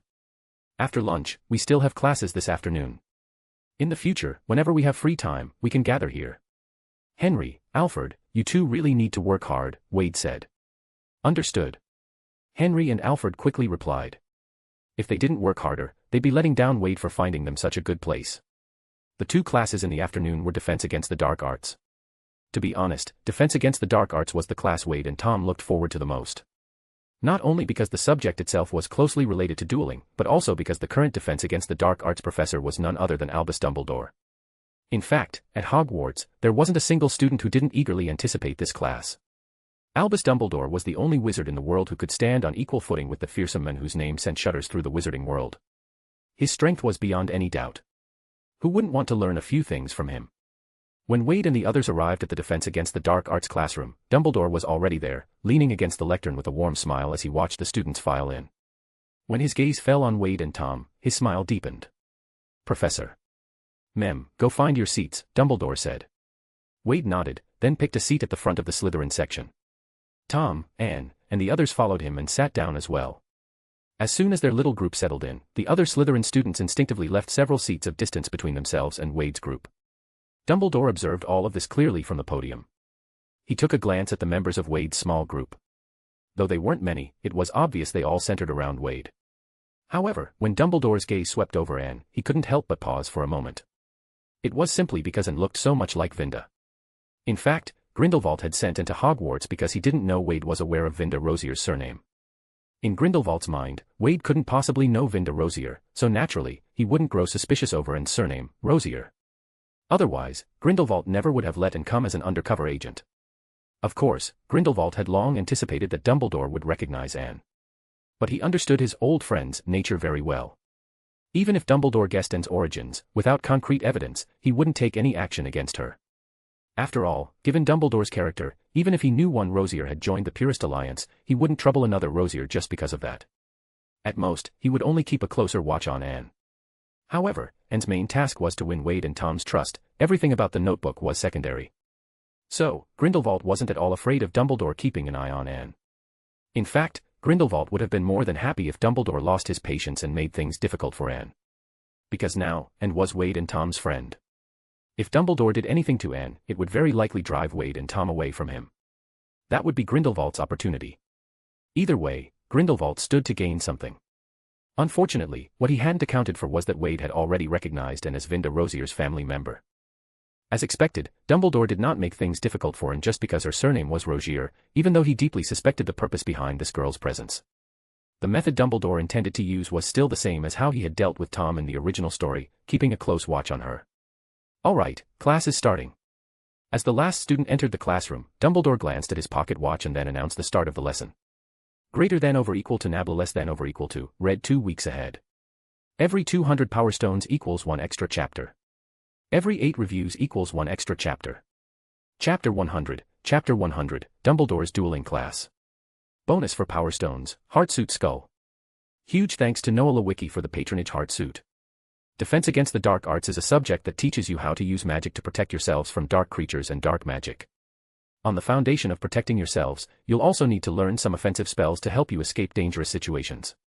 I believe the part you're most interested in is probably that last part, offensive magic. In fact, according to the textbook, I should start by teaching you how to defend yourselves against redcaps. But given the current situation in the wizarding world, I believe it would be more appropriate to first teach you some offensive spells for self-defense. So, everyone, we can set our textbooks aside for now.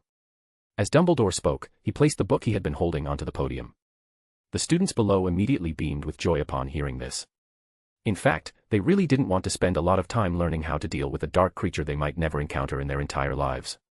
What they wanted was to quickly learn some offensive spells, because offensive spells could come in handy in most dangerous situations. The first spell I'm going to teach you today is the Disarming Charm. This spell is relatively simple, but in combat, it can often have unexpected effects. Next, Dumbledore explained some key points about the Disarming Charm. Once he saw that everyone had more or less understood, Dumbledore said, "All right, everyone, please come over here. We'll start practicing."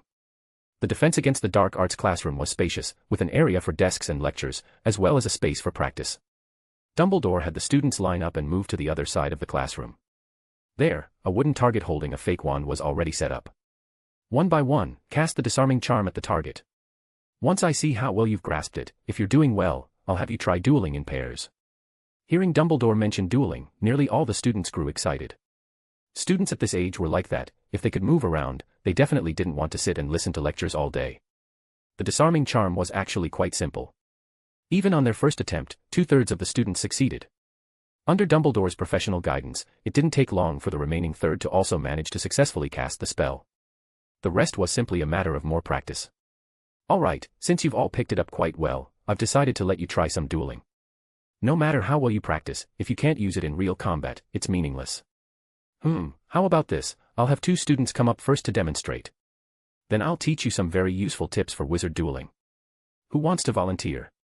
The moment Dumbledore finished speaking, all the students eagerly raised their hands. After all, this was a rare chance to have Dumbledore personally teach them some dueling techniques. Miss McLagan, let's have you first, and as for the other. Professor. Can I choose my opponent? McLagan suddenly asked. HM. Of course you can. Dumbledore, though a little curious, didn't refuse. McLagan immediately ran over to the Slytherin students. Facing McLagan's provocative gaze, the Slytherin students all glared back at her. McLagan swept her eyes over the Slytherins, and then her gaze landed on Wade and Tom. In the end, she pointed at Tom and said, "Riddle, you'll do." Hearing this, Tom's eyes narrowed slightly, a glint of red flashing in his pupils. So she thinks I'm an easy target. Dumbledore watched this scene with great interest. Once the 2 of them were standing opposite each other, Dumbledore said, "First, bow to each other, and then, when I give the signal, you may begin. Everyone else, step back a bit." The students immediately retreated several steps. No one wanted to get caught by a stray spell. McLagan kept a firm eye on Tom. She didn't have the confidence to take on Wade, but dealing with Tom, who even managed to mess up a simple boil-curing potion, she was quite confident. The 2 gave each other a stiff bow.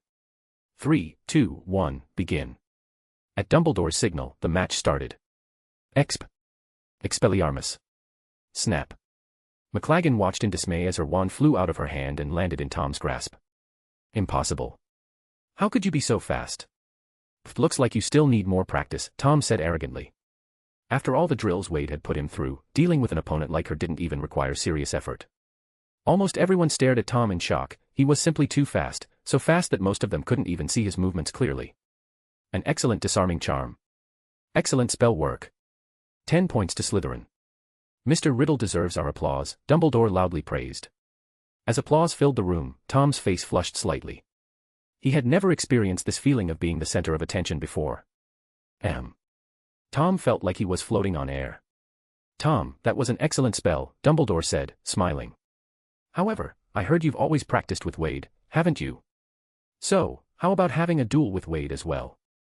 Let everyone have a good look. Tom, who had been floating with pride a moment ago, felt his heart plunge straight into the abyss. Who? Me. Fight Wade. Ah. Tom, it's true, it's been quite a while since we last practiced together. Wade stepped forward, wearing that all too familiar gentle smile that Tom knew far too well. Don't worry, I'll try to be gentle. Gulp. Tom was a little confused. Why did Dumbledore call Wade up to duel with him? Wasn't this supposed to be a practice session for the disarming charm, where they would pair off and practice with each other? However, judging by Dumbledore's tone, it seemed like he wanted him and Wade to go all out. Professor, besides the disarming charm, Tom and I learned quite a few other spells before school started. Can we use all of them in this duel? Wade suddenly asked. Tom, no. Well. Dumbledore wouldn't let that. Dumbledore smiled and replied, of course you can. That's exactly why I want you two to duel. Before school began, I sent you both quite a few books, so I'd very much like to see what you've learned from them. Tom, crying face. Dumbledore's words caused many of the students in the classroom to let their imaginations run wild. What did that mean? Dumbledore had sent books to Wade and Tom before school started. That meant, even before term began, Wade and Tom were already acquainted with Dumbledore, though that part wasn't too surprising. After all, many Muggle-born students were personally brought to Hogwarts by Dumbledore. But for Dumbledore to say he had sent them books and wanted to see what they had learned, that was something to think about. In other words, Dumbledore had already personally instructed them before the school year even started. What kind of background did they have to make the busy Dumbledore take the time to give them personal guidance, and even send them books? Moreover, Dumbledore chose this moment to say such things. Was he deliberately supporting Wade and Tom? That's great. Tom, give it your all. Let me see how much progress you've made these days. Wade's expression turned serious. For I need to focus. Tom narrowed his eyes. Through the conversation between Wade and Dumbledore, he finally understood their intentions. This was meant to be an exhibition match. He wouldn't get beaten up like a rag doll. Probably. Then you'd better be careful. Tom said. Wade replied earnestly, don't worry. I never underestimate any opponent. Hearing this, Tom's heart tightened. Was this guy really planning to get serious? Recalling how effortlessly Wade had killed that fully armored troll last night, as easily as slaughtering a chicken, Tom couldn't help but feel a bit nervous. But with Dumbledore watching nearby, Wade should know to hold back. Yeah, that's right. With that thought, Tom finally felt a little more at ease. The two of them stood facing each other and gave a slight bow. Everyone held their breath, quietly watching them. Dumbledore's words had piqued their curiosity. Everyone wanted to see what exactly Wade and Tom had learned from Dumbledore. 3, 2, 1, begin. At the very moment the countdown ended. Boom. Two red spells collided in midair, releasing a loud explosion. Seeing this, Dumbledore immediately waved his hand and said, everyone, step back a bit more. Everyone quickly moved further away, while Dumbledore, holding his wand, stepped directly in front of them. It was clear that this duel between the two was beyond his expectations. At that moment, the two blazing spells were locked together in the air, seemingly glued in place. Tom felt an overwhelming weight in his hand, but he didn't dare relax, because if he did, his spell would be broken instantly. A faint smile appeared on Wade's face. Tom really was an exceptionally gifted fellow. How long had it been, and already the power of his spells had improved so much. Of course, Wade could have disarmed Tom's wand right from the start, but since this was an exhibition duel, it naturally couldn't end so quickly. At the very least, he had to let Tom show his full ability. The fight between the two needed to be exciting, otherwise, wouldn't Dumbledore's efforts be wasted? Thinking of this, Wade gave his wand a light flick upward, and the two clashing spells suddenly snapped apart. Tom was startled and quickly followed up with a stunning spell. With a casual wave of his wand, Wade easily knocked the stunning spell aside. It shot straight into the ceiling, blasting a small hole. This alone showed that Tom really was using his full strength. Seeing how easily his stunning spell was deflected, Tom realized that if he didn't try something a bit more creative today, he wouldn't last long at all. Seizing the moment while Wade had just deflected his spell and hadn't yet counterattacked, Tom swung his wand forcefully downward. Whoosh! Tempesta. As the deep incantation sounded, a fierce wind rose and swept toward Wade. 100 chapters. We did it. Partying face party popper though, I'm pretty sure my spirit animal is now a heavily caffeinated sloth. Thanks for the enslavement, encouragement. You know who you are, Skull. Have mercy. Every 200 power stones equals 1 extra chapter. Every 8 reviews equals 1 extra chapter. Chapter 101, a great show. Bonus for reviews, heart suit. Without changing his expression, Wade casually traced his wand through the air in front of him. Then, the roaring gale was silently split in two. The wind rushed past Wade on both sides, sending the mats on the ground flying, slamming hard into the wall behind him. But Wade himself stood as steady as a mountain, not even the hem of his school robes so much as fluttered. Of course, Tom had anticipated that his spell wouldn't work against Wade, but using this spell wasn't about defeating him in the first place. Nebulous. With Tom's incantation, a white mist quickly poured out from the tip of his wand and, carried by the swirling wind, surged toward Wade's face. Although Tom's magical strength wasn't yet enough to fill the entire classroom with fog like Wade had when he faced the purists that night, this limited mist, bolstered by the wind, still instantly filled the space in front of Wade. That is to say, in the few seconds when the mist was carried by the swirling wind and split apart by Wade, his line of sight was blocked. And to better see Wade's position, the mist only covered his upper body. As long as Tom could see Wade's legs, he could accurately target his position. The enemy is exposed, while I am concealed. Now's the moment. The instant he saw Wade obscured by the white mist, Tom's wand trembled continuously in his hand. With each tremble of his wand, he cast a flawless disarming charm. In this situation, where rapid attacks were needed, using the simplest spell was actually the best choice. Because this allowed his attacks to come faster and more frequently. Moreover, to prevent Wade from predicting where his spells were aimed, Tom wasn't foolishly standing still as he attacked. He kept adjusting his position as he moved. One after another, red spells shot into the white mist. From Wade's legs, it could be seen, he hadn't moved at all. In other words, all those disarming charms should have hit. But Tom's brow furrowed deeper and deeper. Because if the disarming charm had hit, then why hadn't Wade's wand flown over? 7 or 8 disarming charms in a row, and there wasn't even a hint of movement. Just as Tom was distracted for a moment, a red spell shot straight toward his face. He tilted his head to the side and narrowly dodged the spell. And then Tom felt a chill run through him. His original plan was to block Wade's line of sight and seize the chance to attack. But with just that brief moment of distraction, his opponent's counterattack had already come. He realized now, when the white mist was in front of Wade, it had also blocked Tom's own line of sight. And Wade was casting all his spells silently. Which meant, with the mist obscuring vision, Tom had no way of knowing when Wade's attacks would come, or from which direction. At this point, Tom finally realized he had gotten a bit overconfident. His opponent was Wade, after all. A few measly disarming charms couldn't even force him to move a single step, and he had thought he could disarm him. Tom, oh Tom, how could you so easily fall for the illusion that you could already defeat Wade? As he chastised himself, Tom did his best to dodge Wade's spells. But soon, he noticed something strange. Every time he thought he wouldn't be able to dodge, Wade's spell would conveniently miss by just a little. Was he deliberately playing it up? Only now, with the fight heating up, did Tom remember the true purpose of this duel. It was meant to be a show. Which meant, Wade wouldn't defeat him too quickly. No wonder Wade had let so many perfect opportunities slip by earlier. Realizing this, Tom stopped focusing solely on dodging and instead launched a fierce counterattack. Just as he expected, as soon as he fought back, Wade's attack rhythm conveniently slowed down, giving him room to strike back. Moreover, Wade's spells now felt much lighter than before. With this, what had originally been a losing battle for Tom, at least on the surface, seemed to even out again. After a few more exchanges of back and forth, the mist gradually dispersed. It was only then that Tom noticed, to his surprise, that there was a small floating shield in front of Wade. So that's where all my disarming charms went. But where did he get that shield from? Wade gently waved his left hand, and the shield returned to its original form. A feather drifted lightly down to the floor. Tom narrowed his eyes. Transfiguration, but where did he get a feather? Though he was surprised, Tom's hands didn't stop moving. And this time, he no longer used simple spells like the disarming charm. Because Tom had already tested it, it simply wouldn't work. So now, whatever spell of his was the strongest, he used it. After all, it was Wade who had told him to attack with full force, and the rhythm of this exhibition match was controlled by Wade from the very beginning. Ventus. Impedimenta. On the other side, Wade wasn't just standing there taking hits either. His spells were all cast silently, yet their power and intensity were in no way weaker than Tom's. Once the two of them reached an unspoken understanding, their duel became nothing short of outrageous. Their spells clashed continuously in midair, making the entire classroom tremble. Boom. Swoosh. Slash. Boom. Even the hard stone floor, at some point, had started to crack and splinter from the force of their spells. In fact, Tom's spells alone wouldn't have caused this much destruction. This was all Wade, deliberately amplifying the effects for visual impact. After all, his magical power was far stronger than Tom's.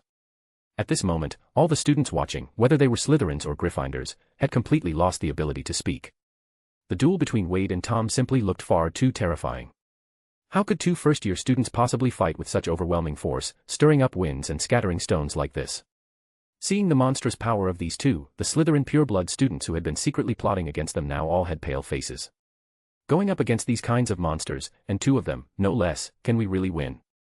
Meanwhile, Charlie, Henry, and Alfred, all members of Wade's little group, were beaming with excitement as they watched the duel. Especially Henry and Alfred.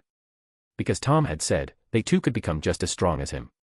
Just thinking that they could one day throw out spells and stir up winds and dust like this, the two of them were so thrilled they nearly had snot bubbles from joy. Anne, watching the two of them, felt equally inspired.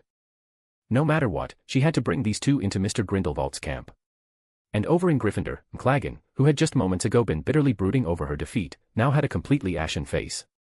At first, she thought her defeat was just a momentary mistake, but now it seemed.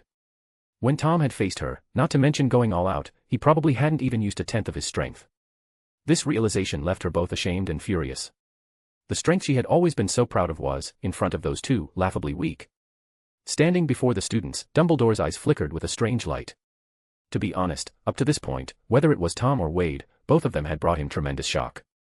Of course, Dumbledore knew they were putting on an exhibition match, but initially, he thought that even with all their talent, their duel would at most consist of exchanging disarming charms, stunning spells, and other basic defensive spells.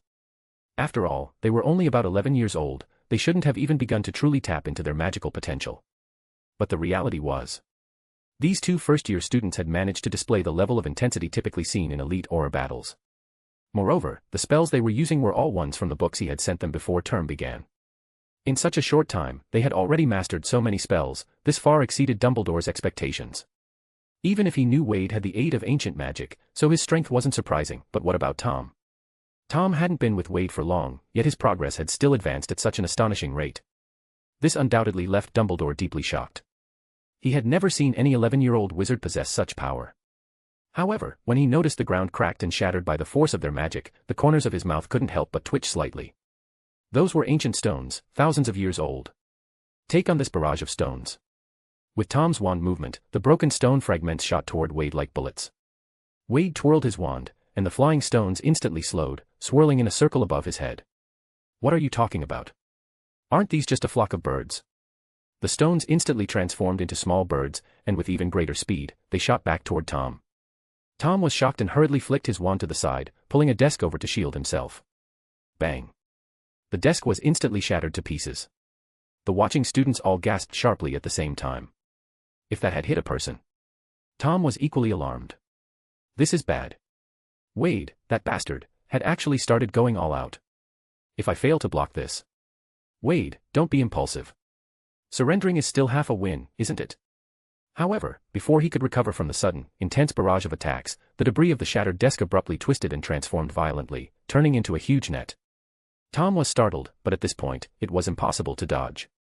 The large net enveloped Tom completely. Oh, you look like a fish there.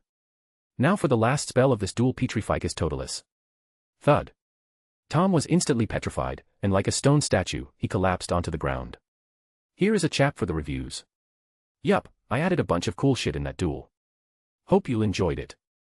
Greater than over equal to nabla less than over equal to, read 2 weeks ahead. Every 200 power stones equals 1 extra chapter. Every 8 reviews equals 1 extra chapter. Chapter 102, Chapter 102, Most Spectacular Student Duel in the History of Hogwarts. Thud. With Tom falling to the ground, the duel came to an end. Even Dumbledore was momentarily stunned before he reacted. Brilliant. Absolutely brilliant. Dumbledore took the lead in applauding. Dumbledore's words brought everyone else back to their senses. There was no need for him to say more, everyone instinctively started clapping. This duel, even in the eyes of those pure-blood students who had been hostile towards Wade and Tom from the beginning, was something they couldn't help but admire. Without exaggeration, this duel can be called the most spectacular student duel in the history of Hogwarts, Dumbledore praised. With a light wave of his wand, everything that had been shattered slowly returned to its original state. In fact, for today's Defense Against the Dark Arts class, the reason Dumbledore skipped the section on dark creatures and went straight to dueling techniques was because he had deliberately set the stage for Wade and Tom's performance. As long as they could display power far beyond their peers in a public setting, those who had originally planned to target them from the shadows would naturally have to think twice. Those who had originally thought about joining Wade's group but had hesitated, after witnessing their strength, now felt even more determined. The entrenched bad habits in Slytherin had existed for a long time. Non-pureblood wizards sorted into Slytherin rarely had it easy. And if anyone wanted to change the long-standing ways of Slytherin, the emergence of Wade's small group was the perfect opportunity. Dumbledore's actions were twofold: first, to support Wade's group and stir up the stagnant waters of Slytherin; second, to prevent Wade and the others from being isolated throughout their school years at Hogwarts. After all, this was 1938. Tom hadn't yet become a Dark Lord, so naturally, Dumbledore wasn't overly paranoid about this kind of things like the Dumbledores of other fanfics. Wade understood this perfectly well, which was why he and Tom had staged such an exaggerated and overly dramatic performance. However, through this, Dumbledore had truly witnessed the strength and characteristics of these two children. From Dumbledore's perspective, both children had their own distinct fighting styles. Although Tom was noticeably weaker, his understanding of every spell was remarkably thorough. Even in moments of danger, he could remain calm, and his spellcasting never faltered. This alone spoke volumes about his mental fortitude. And maintaining composure at all times was the most crucial element in a wizard's duel. Coupled with his extraordinary speed of learning. Remarkable. Dumbledore believed that, given time, Tom's strength would definitely not be inferior to his own. As for Wade, Dumbledore thought his spellcasting style was even more astonishing. In battle, Wade seemed never to confine himself to any single spell. His spellcasting, as free and unrestrained as wild imagination, didn't affect the power of his spells in the slightest. One spell after another flowed seamlessly, appearing swift and fluid. Had this not been a performance duel, Dumbledore estimated that Tom might not have lasted even 5 seconds before being overwhelmed by Wade's relentless tide of attacks. If Tom was a genius, then Wade was a genius among geniuses. Although this performance duel was a bit theatrical, the effect had turned out to be unexpectedly good. While the purebloods of Slytherin still didn't dare approach, the other non-pureblood students were already bold enough to come closer. Even if they didn't yet have the courage to approach Wade and Tom directly, they were at least daring enough to speak with Charlie and Henry. After Wade and Tom's duel, Dumbledore arranged for the rest of the students to pair up and practice dueling. But, unlike Wade and Tom, even though these students had learned the disarming charm, their practice bouts were still disastrous to watch. Very few students were even able to cast spells properly. Some students' disarming charms accidentally hit people standing nearby. There were even some who, due to excessive nervousness, couldn't successfully cast a spell at all. There was the rather bizarre sight of 2 students using their wands to shoot sparks at each other. And there were even a few who simply gave up on using their wands altogether and charged at each other swinging their fists. Watching these students duel, Dumbledore only became more aware of how extraordinary Wade and Tom truly were. While most of the students couldn't even manage a proper spell, those two were already fighting like fully trained aurors. Wade's first defense against the dark arts lesson ended quickly. When the other students looked at them now, their expressions had completely changed. It wasn't until they had tried dueling themselves that they truly realized how difficult it was to fight like Wade and Tom. After all, they could barely manage a decent disarming charm, while Wade and Tom, who were about the same age as them, could already cast so many spells. Wade could even cast those spells silently. As usual, Wade and his companions lagged behind everyone else, planning to leave only after the others had gone. This way, they could avoid drawing attention to their movements. Suddenly, a girl from Gryffindor with braided hair approached them. It was the same girl who had previously challenged Tom, the one named McLaggen. Oh. When Tom saw her, he raised an eyebrow slightly. She stood before Tom and Wade, took a deep breath, and said, I admit you're both stronger than me, but one day, I'll catch up to you. For someone as proud as her, admitting that someone else was stronger was definitely a first. Heh. Tom let out a snort, ready to respond with a sneer. But Wade placed a hand on his shoulder, stopping him from speaking. Tom let out a disgruntled grunt and turned his head away. Wade said gently, Miss McLaggen, I have great faith in your abilities. But there's no need for hostility between us, is there? Wade smiled charmingly. We can completely avoid unnecessary internal strife, become friends, and improve together, instead of being hostile toward one another. McLaggen was briefly stunned when she heard this, but quickly shook her head. You're Slytherins, and I'm Gryffindor. How can a Gryffindor possibly be friends with a Slytherin? Wade smiled and said, "That's where you're wrong. Who says Slytherin and Gryffindor can't be friends? Don't you know that when Hogwarts was founded, the four great founders were all close friends? As their students, why shouldn't we be friends too?" This. McLaggen was momentarily at a loss for words. But. Miss McLaggen, Wade is right, Dumbledore interjected, appearing at some point without anyone noticing. Whether Slytherin or Gryffindor, we're all students of Hogwarts. While these two houses have always had a rivalry, there has never been a rule that says their students can't be friends. In fact, I have quite a few friends from Slytherin. For example, your potions professor, Professor Slughorn, he and I, a Gryffindor, have been friends for many years. Miss McLaggen, an individual's efforts can never compare to the combined efforts of a group. As your professor, I truly hope that, as Wade suggested, you can set aside internal conflicts and make progress together. After all, you're classmates, not enemies. McLaggen fell silent for a moment. Then Dumbledore suddenly said, "Wade, did you know that there are many student clubs at Hogwarts? As long as you submit an application, even a first year can start their own club." Wade. Every 200 Power Stones equals 1 extra chapter. Every 8 reviews equals 1 extra chapter. Chapter 103, it's difficult to step over an ant without harming it. Bonus for Power Stones, Heartsuit. Wade, did you know that there are many student clubs at Hogwarts? As long as you submit an application, even a first year can start their own club. Wade's eyes lit up at that. Now that sounded like a good idea. Wait a minute, Dumbledore is actually encouraging me to start a club. Isn't he afraid that I'll start building my own faction and stir up trouble later? Before Voldemort's rise, Dumbledore wasn't nearly as guarded about such things. Wade already had an idea but didn't realize that Dumbledore would be this much easygoing. Besides, he trusted Wade deeply. Then can I start a dueling club? Wade asked tentatively. Of course you can. While Hogwarts already has such a student club, they generally only accept upper-year students. I think it wouldn't hurt to have another dueling club that allows younger students to participate as well, Dumbledore said with a wink. Wade said happily, "That's wonderful. Tom, maybe we don't have to limit it to just a dueling club. How about we start a club where we help each other? For example, if some members struggle with their studies, the top students in the club can tutor them. And for those interested in dueling and becoming stronger, we can help them as well." Tom's eyes widened. Understanding what Wade was really thinking, he immediately realized this was a tremendous opportunity. And Dumbledore, upon hearing Wade propose a club centered on mutual support, showed a pleased smile. "Wade, you really are a good child. If your club is established, it will surely help many students improve together. Professor, you flatter me. But this is all thanks to your suggestion. Tom, shall we submit our application this weekend?" Wade asked. "All right." Tom immediately nodded. A student club for mutual support. Isn't this a perfect opportunity, delivered right to their doorstep, to recruit followers? Tom could hardly believe it. After making such a mistake, Dumbledore still looked so pleased. Wade turned to the still silent McLaggen and said, "Miss McLaggen, although I don't know if you're willing to be our friend, if our club is established, I sincerely hope you'll join. Since it's a mutual support club, we'll need more outstanding students like you." McLaggen sighed at his words. "Wade, you really don't seem like a Slytherin at all." "Then, Miss MC Laggen, does that mean?" Wade prompted.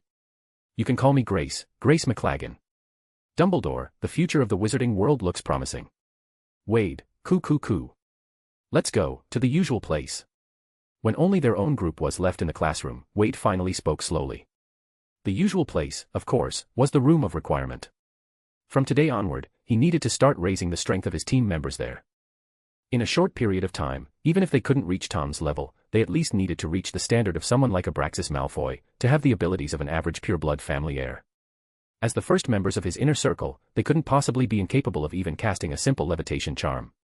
The group quietly returned to the room of requirement. Alfred plopped down onto a cushion. "You guys were incredible. I seriously thought you were going to tear the whole classroom apart." Henry also remarked with feeling, "Exactly, honestly, if Professor Dumbledore hadn't helped deflect a lot of the spells that accidentally flew our way during your fight, I'm sure a bunch of us would have ended up flat on the floor. I want to be as strong as you, too." Charlie clenched his fists, his eyes shining. If he could be as strong as Wade, no, even if he just reached Tom's level, those arrogant purebloods would never dare bully him again. Hearing this, Henry and Alfred looked at Wade with equally eager gazes. Wade smiled and said, "Isn't that exactly why we're gathered here? And about that student club, we need to set it up as soon as possible, and do it well. That way, the number of people gathering around us will only continue to grow." Their companions all nodded in agreement. Tom suddenly asked, "That McLaggen, are we really going to let students from other houses join our club? Speaking of that Gryffindor girl, Tom still felt rather uneasy about her. After all, she had pestered him more than once. Wade showed a sly smile. Tom, you need to broaden your perspective. If you want to achieve your goals more easily, you have to unite every force that can be united. Whether they're from Slytherin or Gryffindor, as long as they can become our allies and lend us their strength, what does it matter which house they belong to? Tom was still too young, and when it came to dealing with people, he still acted based on personal likes and dislikes, not yet able to think too far ahead. But Tom was very smart. After hearing Wade's reminder, he immediately understood the key point. Soon, their companions got busy. Charlie and Anne were in charge of guiding Henry and Alfred, helping them first master the levitation charm. This was also Wade's requirement. If they couldn't even master the levitation charm, how could they be expected to learn more advanced offensive spells? Meanwhile, Wade and Tom sat to the side, starting to plan out the student club they were going to establish. But Wade quickly noticed that Tom was avoiding his gaze. In fact, ever since their duel earlier, Tom had been looking at him like that, which left Wade rather puzzled. Wade couldn't help but ask, Tom, what's wrong? You've been acting strange ever since just now. You. Tom hesitated, but in the end, he still asked, were you trying to finish me off just now? I wanted to finish you off. Why would you think that? Wade asked, puzzled. That spell you used, the transfigured flock of birds, it almost finished me off. Thinking back to that attack, Tom still felt lingering fear. Remembering Wade's decisiveness in killing last night, the self-preserving Tom was starting to panic. Oh, so that's what you mean. Wade suddenly understood. In fact, he had been holding back the whole time while fighting Tom, but at the very end, he had lost control for a moment. He really hadn't meant to finish Tom off. So Wade apologized sincerely, I'm sorry, Tom, it's really difficult to have enough power to step over an ant without harming it. But you were able to dodge it, and that makes me very happy, it shows that you've truly improved. Tom's face darkened. What, I'm just an ant in your eyes. Damn it, you're just saying things as they are, huh? But, recalling those 3 pitiful goblins and the troll from last night, Tom quickly calmed his rising emotions. Tom replied calmly, Wade, that's a nice apology, but next time, let's not do that again. Someone will spread the word about our duel. With that, we won't have to worry about finding members for the club, Wade set down his quill and said with a smile. Tom nodded in agreement. Their exhibition match had even earned praise from Dumbledore, who called it the most exciting student duel in Hogwarts history. In other words, they would soon no longer be nobodies. Knowing they were starting a student mutual aid club, it was only natural many people would be eager to join. Wade glanced at Alfred, who had just barely managed to cast a successful levitation charm, then stood up and stretched. Tom, I'll leave the rest to you. Tom's mouth twitched slightly. What, you're planning to slack off already? Wade chuckled softly. That's not what I'd call it, Tom. I just have faith in your abilities. Besides, I have something to take care of tonight, as you know. After a busy day, Tom finally remembered what Wade was planning to do tonight. Are you really going to go alone? Tom asked hesitantly. Yes. How about I go with you? Wade smiled. Tom, I appreciate that you want to help me, I really do. But until your abilities meet the standard, it's best not to take unnecessary risks. Wade patted Tom on the shoulder, then left the room of requirement. After Wade left, Tom couldn't help but feel bitter. He knew perfectly well why Wade didn't bring him along.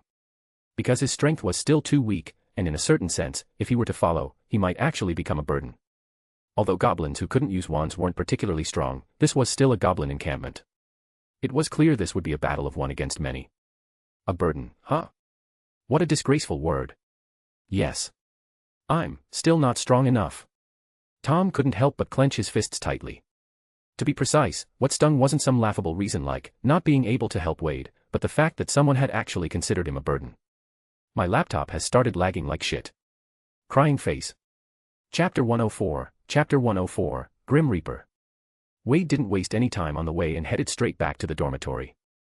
Although he was confident about wiping out that goblin camp tonight, Wade still needed to keep himself fully alert. After all, his nightmare magic was closely tied to his mental strength, and he never underestimated any opponent. So, before night fell, he planned to get a proper rest. He had no intention of using invigoration drafts, since the effect of those potions was gained by overdrawing the body's potential, just like Muggle coffee, and in the end, they still had side effects. Since he could simply sleep to restore his energy, why bother with a potion? Besides, a single bottle of invigoration draft cost 5 galleons. Yeah. Wade was stingy like that. Wade, as usual, reinforced the transfiguration on Nagini, who was coiled up at his bedside, and then prepared to rest.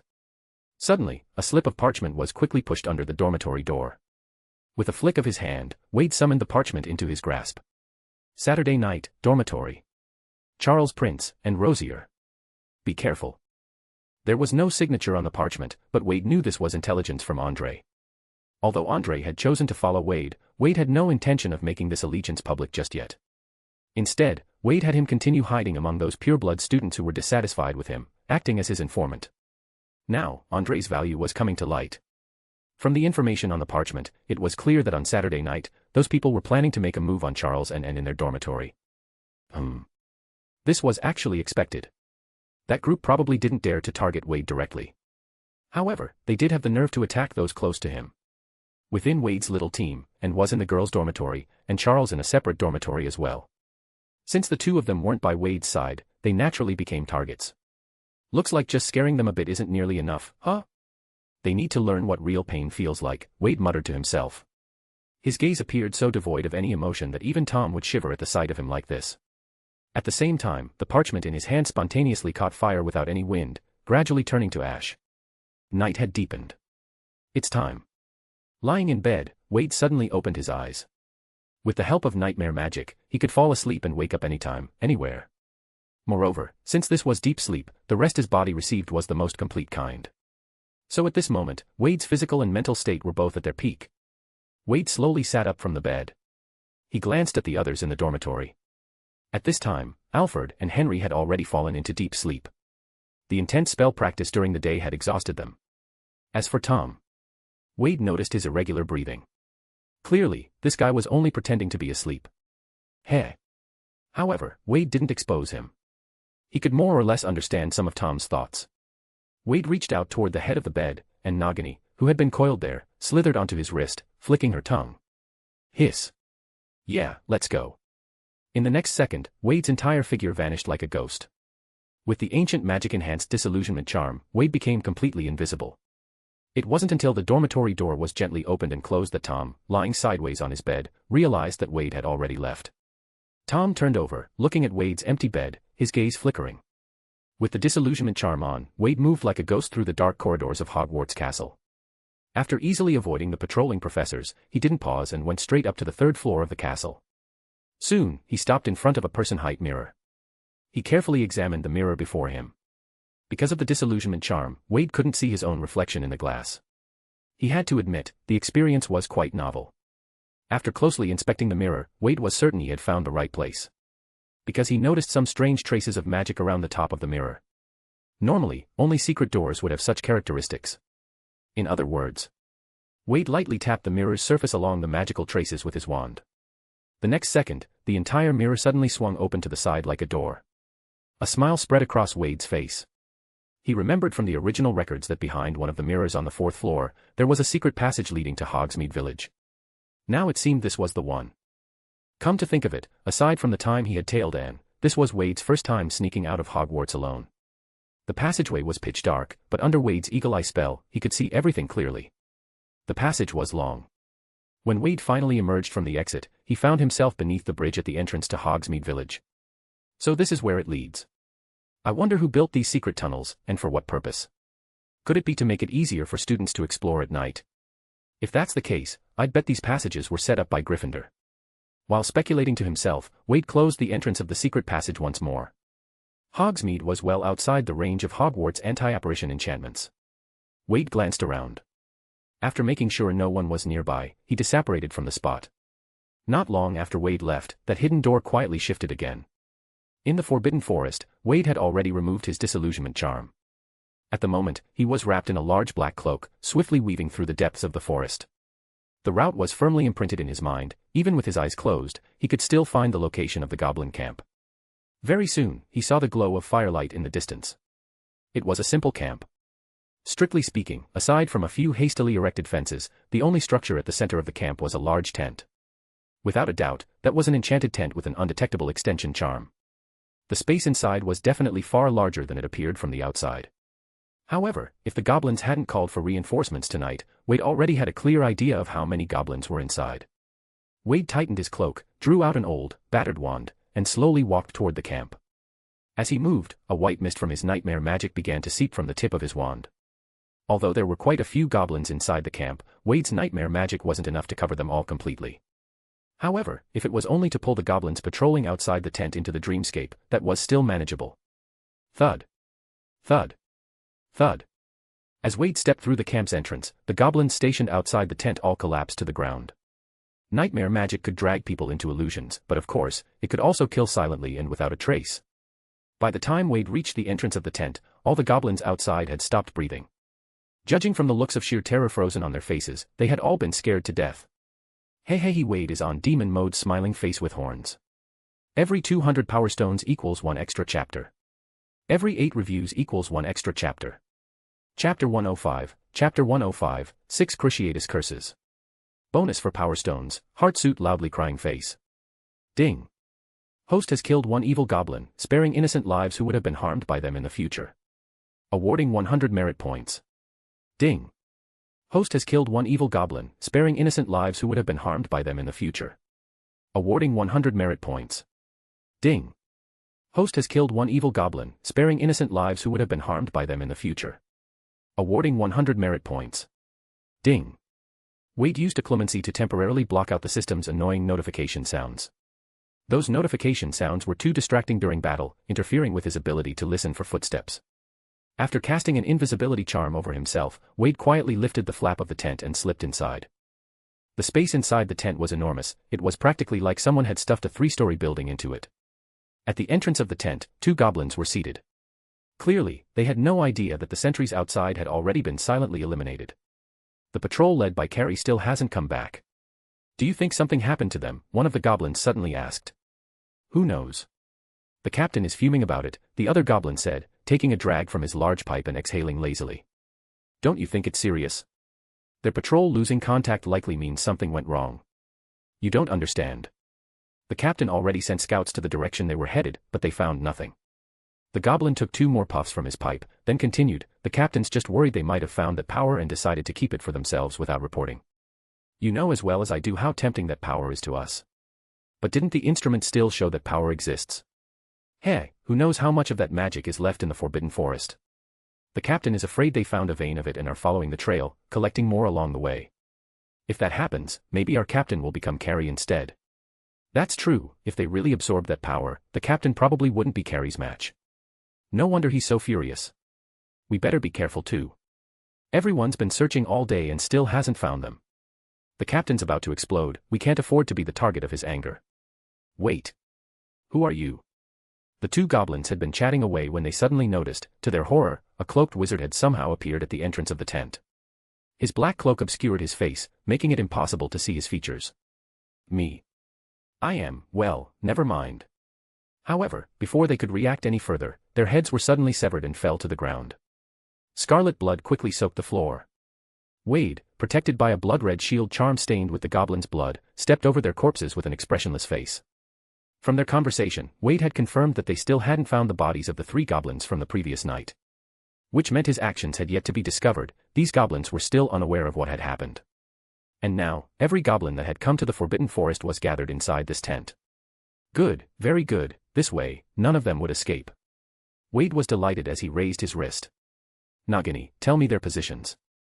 With Nagini's assistance, Wade was like an assassin with eagle vision. With complete map awareness, the exact locations of the goblins were fully exposed. As he advanced, goblin after goblin fell confusedly beneath his wand. According to his senior's story, none of these goblins were good folk. So, Wade had absolutely no hesitation in his actions. Very soon, he was approaching the largest room on the 3rd floor. At this point, the only goblin left in the entire tent was the goblin captain inside that room. However, just as he got close, suddenly the room's alarm went off. Who's there? The door burst open with a loud bang. Wade casually raised his wand. The fragments of the door were instantly swept aside. A goblin with blood-red eyes strode out, clutching a wand in his right hand. Goblins were capable of using wands, but their right to use them had long been stripped away by the Ministry of Magic. However, this goblin held his wand openly and brazenly, clearly someone who had no regard for the ministry at all. Wade noticed a shattered mirror lying on the floor behind him in the room. Obviously, he had been discovered because of this mirror. The goblin captain caught the scent of blood on Wade and couldn't help but feel a surge of panic. You, who are you? What have you done to them? Wade didn't respond. Seeing this, the goblin immediately raised his wand, its tip flickering with red light. But just as the red light flared at the tip of the wand, before the spell could even shoot out, the light abruptly went out. Eh? The goblin stared blankly at the wand in his hand, which had snapped cleanly in two, and at the gaping wound carved across his chest. Thud. The goblin captain collapsed powerlessly to the ground. Even as his body struck the cold, hard floor, he still couldn't understand how he had been hit by the spell. Wade slowly approached the dying goblin captain, looking down at him from above. The goblin captain struggled to lift his head, trying desperately to see the face of the wizard standing before him. But the wizard's features were hidden deep beneath the shadow of his cloak. No matter how hard he tried, he simply couldn't make them out. Oh. You still have some consciousness left. How pitiful. Vitality unmatched by strength is just another flaw. When Wade walked out of the tent, 10 minutes had already passed. Without looking back, he lightly tapped his wand, and the large tent behind him instantly caught fire. A few seconds later, the tent was engulfed in roaring flames. Just as Wade was about to leave, a few crackling sounds suddenly rang out in the air. He froze in place. He was very familiar with this sound. It was the sound of apparition. Sure enough, at the entrance of the camp, 6 wizards had appeared. These wizards were all staring in shock at Wade and the tent blazing behind him. Wade's pupils contracted because among these wizards, he recognized several familiar faces. The wizard supremacists from the Alliance. Who are you? What did you do to these goblins? One of the Alliance member questioned first. While he was speaking, the others had already silently spread out and surrounded Wade. Wade didn't answer his question but instead spoke in a disguised voice. These goblins work for you. So what if they do? You still haven't answered my question, the Alliance member snapped impatiently. Wade's tone turned icy. Why is it that tonight, everyone keeps asking me such boring questions? Enough talk. Catch him first, we can interrogate him properly later, another Alliance member said, raising his wand. At the same time, the other members also raised their wands. Crucio, X. Whoosh. Whoosh. Whoosh. In the blink of an eye, 6 cruciatus curses flew toward Wade simultaneously. There was no doubt that if Wade were to take all 6 of these curses head-on, his fate would be absolutely miserable. These curses sealed off all his paths of retreat. It was almost inescapable. But Wade now was no longer the same Wade from a month ago. And besides, this was the Forbidden Forest. There was no anti-apparition charm here. Heh. Crack. Another bonus chapter. You guys are villains. I'm bound to my laptop. My dating life is over. _ Read 2 weeks ahead. Every 200 Power Stones equals 1 extra chapter. Every 8 reviews equals 1 extra chapter. Chapter 106, Chapter 106, Absolute Massacre. Crack. Wade's figure suddenly vanished. The 6 cruciatus curses missed entirely, striking the ground and blasting out small craters. By the time Wade reappeared, he was already behind the group of supremacists. He's behind us. Watch out. Protego. The Alliance members were experienced fighters. The moment they realized Wade had Operod behind them, they immediately cast shield charms. Facing the Alliance members again, Wade showed no mercy. After all, his opponents had gone straight for the kill. Against these shield charms, which just a month ago he would have had no way of breaking, Wade's long training with the senior finally bore fruit. Avada Kedavra. The green light of the killing curse lit up the terrified faces of those Alliance members. The shield charm couldn't block the killing curse. Dodge. Luckily, these people were seasoned fighters. The moment they sensed the enemy at their backs, they immediately dodged to the sides. However, just as these Alliance members thought they could easily avoid what seemed like an ordinary killing curse. Swish. Spark. Swish. Crackle. That streak of green light suddenly split into 3. 3 dark green beams of the curse shot straight at the 3 nearest supremacists. Thud. Thud. Thud. The 3 Alliance members collapsed silently to the ground, dead. The remaining 3 turned pale with shock. 6 of them had surrounded him, yet not only had they failed to subdue him, he'd killed 3 of their companions with a single curse. And, a killing curse that could kill 3 people at once. Since when could the killing curse be used like this? A deep sense of dread filled the hearts of the remaining 3 Alliance members. Such an unbelievable level of power, could it be Dumbledore in disguise? Run. Split up. At this point, facing an opponent who might very well be on the same level as Sir Grindelwald, the 3 of them had completely lost the will to fight. All they wanted was to get away from this hellish place as quickly as possible. As they scattered in different directions, they also fired several killing curses at Wade. But Wade easily evaded them all with his masterful apparition, making the 3 Alliance members' eyes twitch in frustration. In truth, they were simply too terrified. If they had all pressed in bravely and fought Wade head-on, with 3 against 1, there was a good chance Wade might have been hit and injured. After all, Wade's true magical power level was really only on par with that of an average adult wizard. Moreover, when opponents were evenly matched, the lightning chain trick of the killing curse only worked because it caught them off guard. Now that they were prepared, it wouldn't be so easy to make these experienced members fall for it again. Now that the 3 were fleeing in panic, it gave Wade the perfect chance to pick them off one by one. The 3 of them bolted in different directions. One of the wizards stopped behind a large tree, forcing himself to stay calm as he prepared to apparate away. But suddenly, he froze. What the? In the next instant, his entire body, along with the tree behind him, was cleaved cleanly in 2.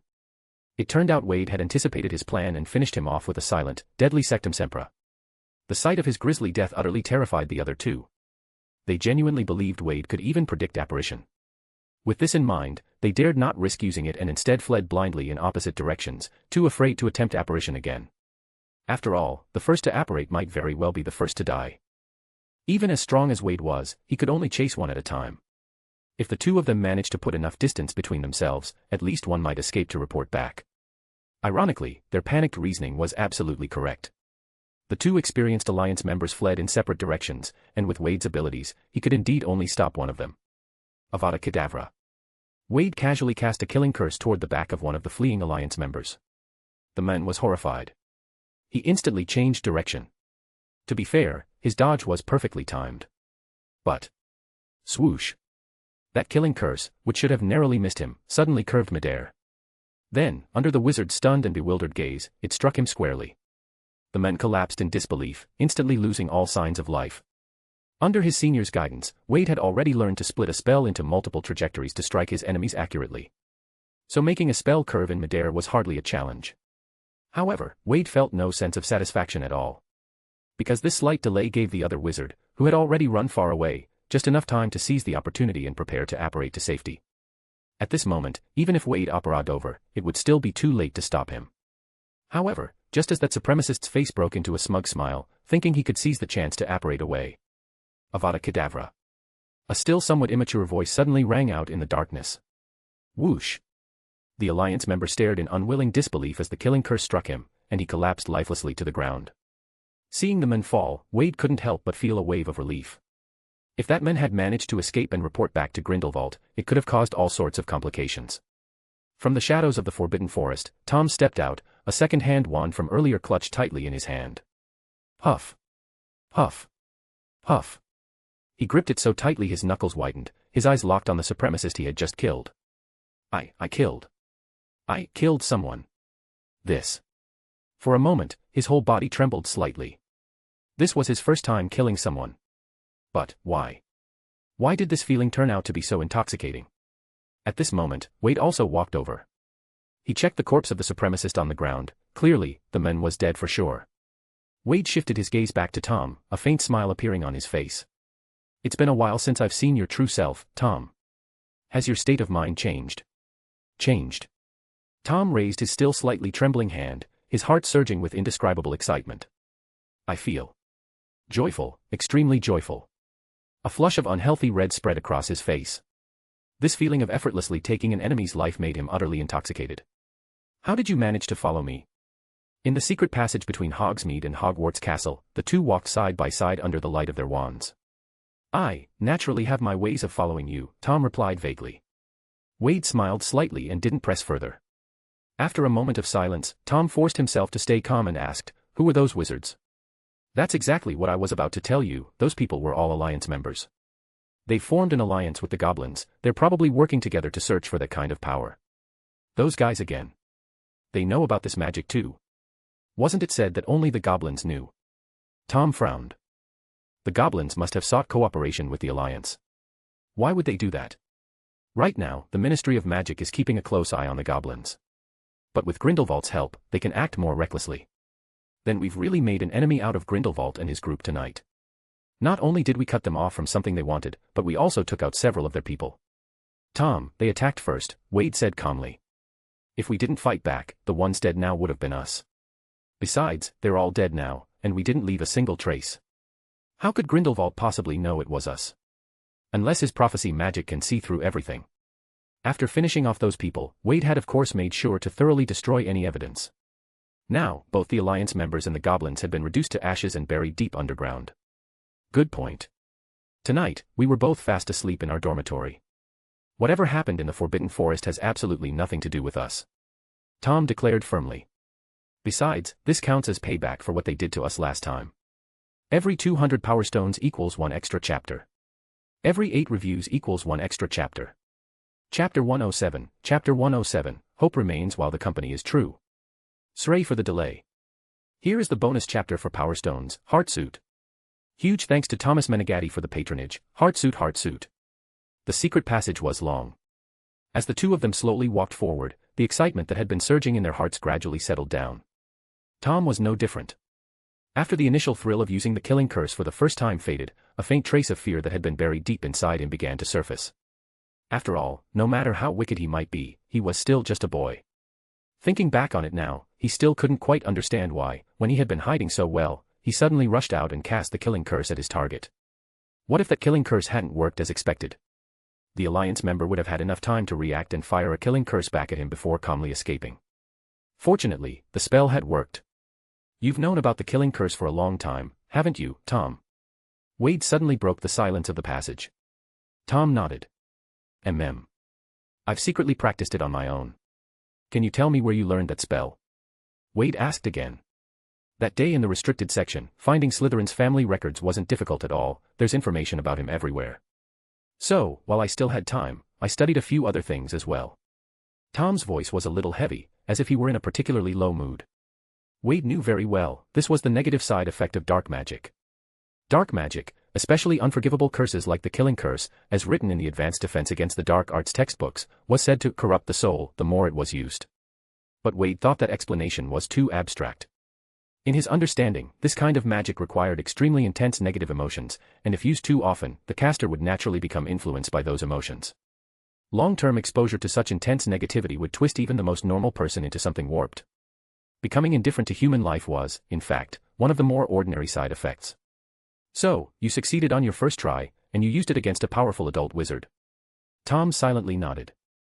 Whether it was a stroke of luck or his usual skill, the fact remained that he had successfully killed someone with the killing curse. Tom, your talent truly amazes me. Wade couldn't help but marvel at Tom's gift for dark magic. He had always known that Tom's talent for dark magic was exceptional, but he hadn't expected it to be this astonishing. Wade's own mastery of the 3 unforgivable curses had come from personal instruction by his senior in the Dream Realm. Coupled with his magical power, which was already at the level of an adult wizard, he was able to cast them successfully. And even so, having only recently learned them, he still couldn't achieve the kind of results his senior had demonstrated, like firing off an Avada Kedavra lightning chain to take down over 20 enemies at once. But Tom, he had learned dark magic entirely on his own, without any guidance. By all logic, a first-year student, even if they knew the incantation and wand movement for the killing curse, would find it almost impossible to successfully cast it. Even if they forced it out, at most it would cause an adult wizard to suffer a nosebleed. Yet 11-year-old Tom, on his first real attempt against a live target, had successfully used the killing curse, entirely self-taught, to take down an elite-level member of Grindelwald's party. Tom glanced at Wade, his expression complicated. I'm talented. If I wasn't mistaken just now, someone seemed to have taken down 3 people with a single killing curse. Ah, looks like you arrived quite early, Tom. Wade replied with a smile. Heh. Tom let out a stiff chuckle, still affected by the aftershocks of using the killing curse just now, to the point that even his laughter seemed a bit strained. Have a candy, Tom.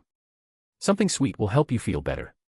Wade extended his right hand toward Tom, a few candies resting in his palm. No need. Tom instinctively refused. You're still young. It's normal to feel like this the first time you use dark magic. When you're older, when your mental resilience is stronger, you'll get used to it, Wade said as he unwrapped a candy and popped it into his mouth. Before he transmigrated, Wade had studied biology. For the sake of research, what hadn't he dissected? What sanity-blasting things hadn't he seen? His psychological endurance had been honed long ago, so although tonight had also been his first time using the killing curse to kill a person in reality, he handled it far better than Tom. Tom said coldly, aren't you young too? If I'm inferior, then I'm just inferior. I'll admit that, I won't make excuses. Wade was slightly stunned at his words. He hadn't expected Tom to be so sensitive about this. But it made sense. Without Wade around, Tom would undoubtedly be the most talented of his generation. But now, no matter how hard he tried, he could only be second. Understanding the reason, Wade smiled and said, "Tom, I think you've misunderstood. Tonight wasn't my first time using the killing curse." And that was the truth. Senior had not always taught Wade magic in such a gentle and peaceful way. Wade's current dueling ability wasn't solely due to his talent either. After all, Senior's ability to create dreamscapes was unrivaled in the world, and the dream battlefields she simulated were just as realistic as the real thing. Wade had no idea how many times he had fought in those simulated battlefields before developing the level of battlefield awareness he had now. As for the killing curse, it was naturally a spell Wade had practiced frequently in those dream battlefields, which was why he could use it so skillfully. When Tom heard Wade say this, however, he misunderstood. He thought Wade must have undergone special training in all kinds of dark magic within his family before he ended up wandering the world. No wonder. That damned pureblood family. That damned foundation. If only I could have received that kind of training too. Although Tom was envious and resentful, this line of thinking unknowingly lightened his sense of defeat quite a bit. It wasn't because you, Wade, have more talent than me, it's just that you had an earlier start. Got any more sweets? Give me one too. Tom reached out his hand. I thought you didn't want any. I've changed my mind. Tom said firmly. Might as well take advantage of the rich kid. Humph. Wade grabbed another handful of candies from his pocket and handed them over. Tom immediately snatched the whole handful, grabbing all the sweets from Wade's hand. Hey, you really have no shame. What are you doing digging into my pocket? At least leave me some. After transferring all the candies from Wade's pocket into his own, Tom finally stopped, looking satisfied. All right, since you like sweets so much, I guess I know what to get you for Christmas, Wade said helplessly, spreading his hands. I don't like sweets. I just like eating what I snatch, especially from you, Tom sneered. You rascal, you're only acting so arrogant because you know I won't fall out with you over something this trivial, Wade replied. Heh. Tom gave a slightly bitter laugh. Since he couldn't win in a proper fight, he could only take petty advantages like this to barely soothe his wounded pride. Fortunately, this scoundrel Wade didn't fuss over such things at times like this. Thinking about it that way, maybe this rascal wasn't always so annoying and was actually likable. Suddenly, Tom shivered in alarm. Why am I having such ridiculous thoughts? Tom shook his head vigorously, forcing those dangerous thoughts out of his mind. Wade suddenly said, Tom, in the future, do you want to accomplish something big? Tom raised an eyebrow slightly. What kind of big thing? Wade said, something like, what Grindelwald is doing. As soon as Wade finished speaking, he felt the snake body of Nagini tighten sharply around his wrist. Tom asked curiously, didn't you say he's bound to fail? Grindelwald's vision requires sacrificing the interests of most people. That would bring too much resistance. Relying only on a few stirring slogans, it's indeed difficult to succeed, Wade shook his head. Do you really have a way to avoid that? Tom asked. Wade smiled and said, actually, whether we succeed or not, there's already a clear standard. If my ideas can even gain Dumbledore's approval, then there's no doubt they're right. In my opinion, aiming to rule the world like Grindelwald is the most foolish goal. What we should do is guide the world instead. As long as our purpose is always to make the world a better place, then naturally, people will help us make it happen. There was an old saying from the Lord of the Rings, even the smallest person can change the course of the future. If you stay true to your goals, you will find many followers. So even in failure, hope remains, as long as the company stays true. That's the principle. Lord of the what? It's a thing I saw in Canada. The air is quite chilly tonight. As Wade finished speaking, the tight coil of Nagini around his wrist gradually loosened. You plan to guide the world? Tom muttered to himself, deep in thought. Then how do you plan to guide it? No rush. Let's observe first. Once we thoroughly understand the structure of this world, we'll naturally find the best point of leverage, Wade replied calmly. After all, Wade had only arrived in this world for about 2 months at most. He had plenty of time to continue improving his strength while slowly observing this world. Although the system's presence wasn't particularly strong, its ultimate achievement, becoming the Dark Lord to ascend as a god, was still very appealing to Wade. Besides, since he had come to this world, if he did nothing at all, wouldn't his transmigration have been in vain? Read 2 weeks ahead. Every 200 Power Stones equals 1 extra chapter. Every 8 reviews equals 1 extra chapter. Chapter 108, Chapter 108, Tom, I need your strength. Huge thanks to Milk Lover for the patronage, Heartsuit. Hiss hiss hiss. Nagini, coiled around Wade's wrist, raised her head and hissed something. Tom listened for a moment, then couldn't help but laugh. Nagini says, don't become someone like Grindelwald. Thanks for the translation, Tom, but I can understand her. Wade raised his hand and looked into Nagini's lifted eyes. Don't worry, while I'm not exactly a good person, I'll never become someone like Grindelwald. Because I know very well that if I become someone everyone wants to hunt down, then no matter how great my ideals are, I won't accomplish a thing. On this point, I have no need to deceive you. Nagini, hiss hiss hiss hiss. Wade turned to Tom and said, Tom, help me translate that. Tom shot him a sideways glance. Didn't you just say you didn't need me to translate? Well, she's saying too much this time. Wade replied, looking a little embarrassed. She said, she's very worried about us. The matter at the goblin camp was started by the goblins themselves, so counterattacking isn't a problem, but we should have reported it to Professor Dumbledore afterward and let him handle it. She says it was too risky for the two of us to go alone, and also, at our young age, we must never abuse dark magic. She has seen many wizards whose personalities changed drastically because they became addicted to dark magic. And finally, never become someone like Grindelwald. Wade sighed and said, all right, I can promise that I won't be the one to use dark magic first. But, if the enemy uses it first. A glint of cold light flashed in Wade's eyes. Tom added, I agree with that. At most, I can only promise not to use it first. Wade gave Tom a surprised look. The future Voldemort, who treated the killing curse like a basic spell, was actually claiming he wouldn't use dark magic first. Hiss. Nagini lowered her head and fell silent. Wade looked at Tom again in confusion. I didn't understand that word just now. What did she say? She didn't say anything, just sighed, Tom replied. Wade understood too, Nagini was looking out for the two of them, but... He helplessly raised his hand and said to Nagini, we can't just sit there and not fight back when we're attacked. So, not using it first is already our bottom line. Nagini nodded and said no more. She understood as well, children like Wade and Tom, whose strength and intelligence far surpassed others of their age, were destined for extraordinary paths in the future. And if they wanted to accomplish something great, things that couldn't be shared openly with outsiders would surely happen often. Just like this time, after learning the goblins' intentions, instead of informing Dumbledore, they had chosen to seize the opportunity and try to obtain that mysterious power capable of making them stronger, ahead of the goblins. Though Nagini didn't quite approve of their approach, given her own current state, what else could she do besides doing her utmost to keep these two children safe? By the time Wade and Tom slowly reached the end of the passage, the intense emotions from their first kill had also largely settled. Wade stopped in front of the secret door and said, as I said before, Tom. I need your strength. Are you willing to let your power work for me? Tom was silent for a while, then said, to be honest, if it weren't for the fact that I can't beat you. Hey, you can challenge me anytime, Tom. If one day, you're able to defeat me, then, wouldn't it be fine if things were reversed? Wade said with a smile. Tom's breathing grew heavier. Remember what you said today, Wade. I'm very much looking forward to it.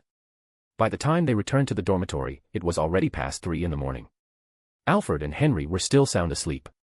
At their age, children naturally love to sleep. Even Tom, who had just returned, looked thoroughly exhausted. He had impulsively decided to follow along, unlike Wade, who had taken a proper nap beforehand and gone out fully rested. Wade quietly sat back down on his bed. Suddenly, he noticed that there was a small origami crane gently flapping its wings on the nightstand. Wade reached out, and the crane automatically flew into his hand, then unfolded itself into a piece of parchment. Other than a dozen or so names written on it, there was no other information. What's that? Tom asked softly. Wade casually handed the parchment over. Some people who need to be taught a lesson. Looking at the list of pureblood wizard names on the paper, Tom frowned. Do you have a plan? Wade raised his eyebrows slightly. To deal with these people, do we need a plan? Tom thought about it and agreed. Tonight, Wade had taken down several elite members of the Alliance. Did they really need a plan just to beat up these small fry? Never mind Wade, even Tom himself felt confident he could make them cry out for their mothers. Why are we suddenly teaching them a lesson? Tom asked.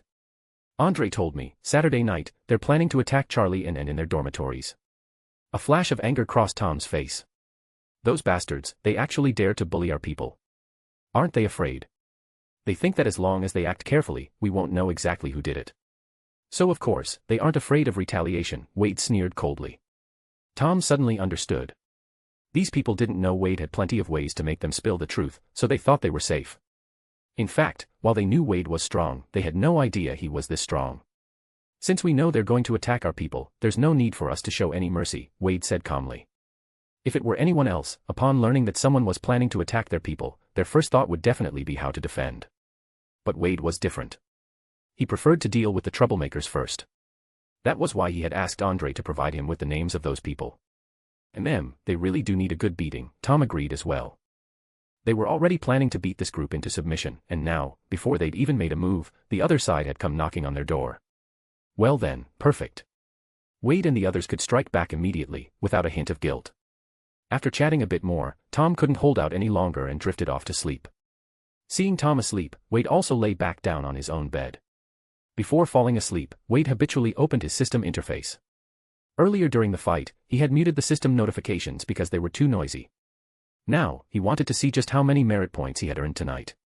Along the way, he also habitually checked if any good items had refreshed today. Item 1, Elation Potion 50 ml, unlocked, 20 merit points. Item 2, Complete Collection of Beginner Potion Recipes, unlocked, 5,000 merit points. Next refresh countdown, 20 hours 47 minutes 50 seconds. Merit points, 9,500. Dark Lord achievement, not achieved. Progress to upgrade, 9,500/20,000. Wade rubbed his eyes, and his gaze landed directly on the second item. Finally, something worthwhile. The description of this complete collection of beginner potion recipes was also very straightforward. Complete collection of beginner potion recipes contains all beginner-level potion recipes that have appeared in the wizarding world throughout history, along with detailed brewing procedures. Recipe levels are rated according to the system's standards. Wade felt a bit puzzled. For just a beginner-level potion recipe collection, why was it priced so much higher than the previous Complete Guide to Transfiguration? That Complete Guide to Transfiguration contained the insights and experiences of all Transfiguration masters, and it had only cost 1,000 merit points. But this complete collection of beginner potion recipes was selling for 5,000. What justified that price? After thinking for a moment, Wade still decided to buy the book. Even though this purchase would delay the system upgrade, since it had finally appeared, he wasn't going to pass it up. Besides, Wade was genuinely curious why this book was priced at 5,000, so he didn't plan to lock it in for later. Anyway, just tonight, after fighting a battle and taking out a few members of the Alliance and a dozen goblins, he had already earned several thousand merit points. There were so many evil people in the world, meaning there would be plenty of merit points to earn in the future. Delaying the upgrade a bit was no big deal. Purchase complete collection of beginner potion recipes. After a few quick operations, his balance of 9,500 merit points instantly shrank by more than half, dropping to 4,500. Every 200 power stones equals 1 extra chapter. Every 8 reviews equals 1 extra chapter. Chapter 109, doesn't matter. Bonus chapter for power stones, Heartsuit. Thanks for 1.3k power stones. Wade felt a sudden weight in the hand hidden under his blanket, and a copy of A Tale of Two Cities appeared out of thin air. The books produced by the system were still in their disguised version. Wade took out the book, and with the aid of his eagle eye charm, he easily read the contents even in the dark. He first flipped to the table of contents. At the front were simple recipes like Boil Cure Potion and Invigoration Draft. But as he turned a few more pages and saw the recipe for Polyjuice Potion, he started to feel something was off. Polyjuice Potion counted as a beginner-level recipe. How could that be possible? Wade began to faintly understand why this book was priced at 5,000 merit points. He recalled that line from the system description, recipe level classification is according to the system's standards. In other words, advanced potions like Polyjuice Potion were considered beginner-level recipes by the system. Damn. Wade kept reading, and soon he couldn't help but grow excited.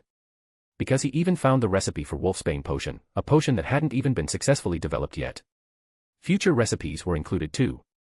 And by the system's standards, these high-level potions in reality were categorized as beginner-level here.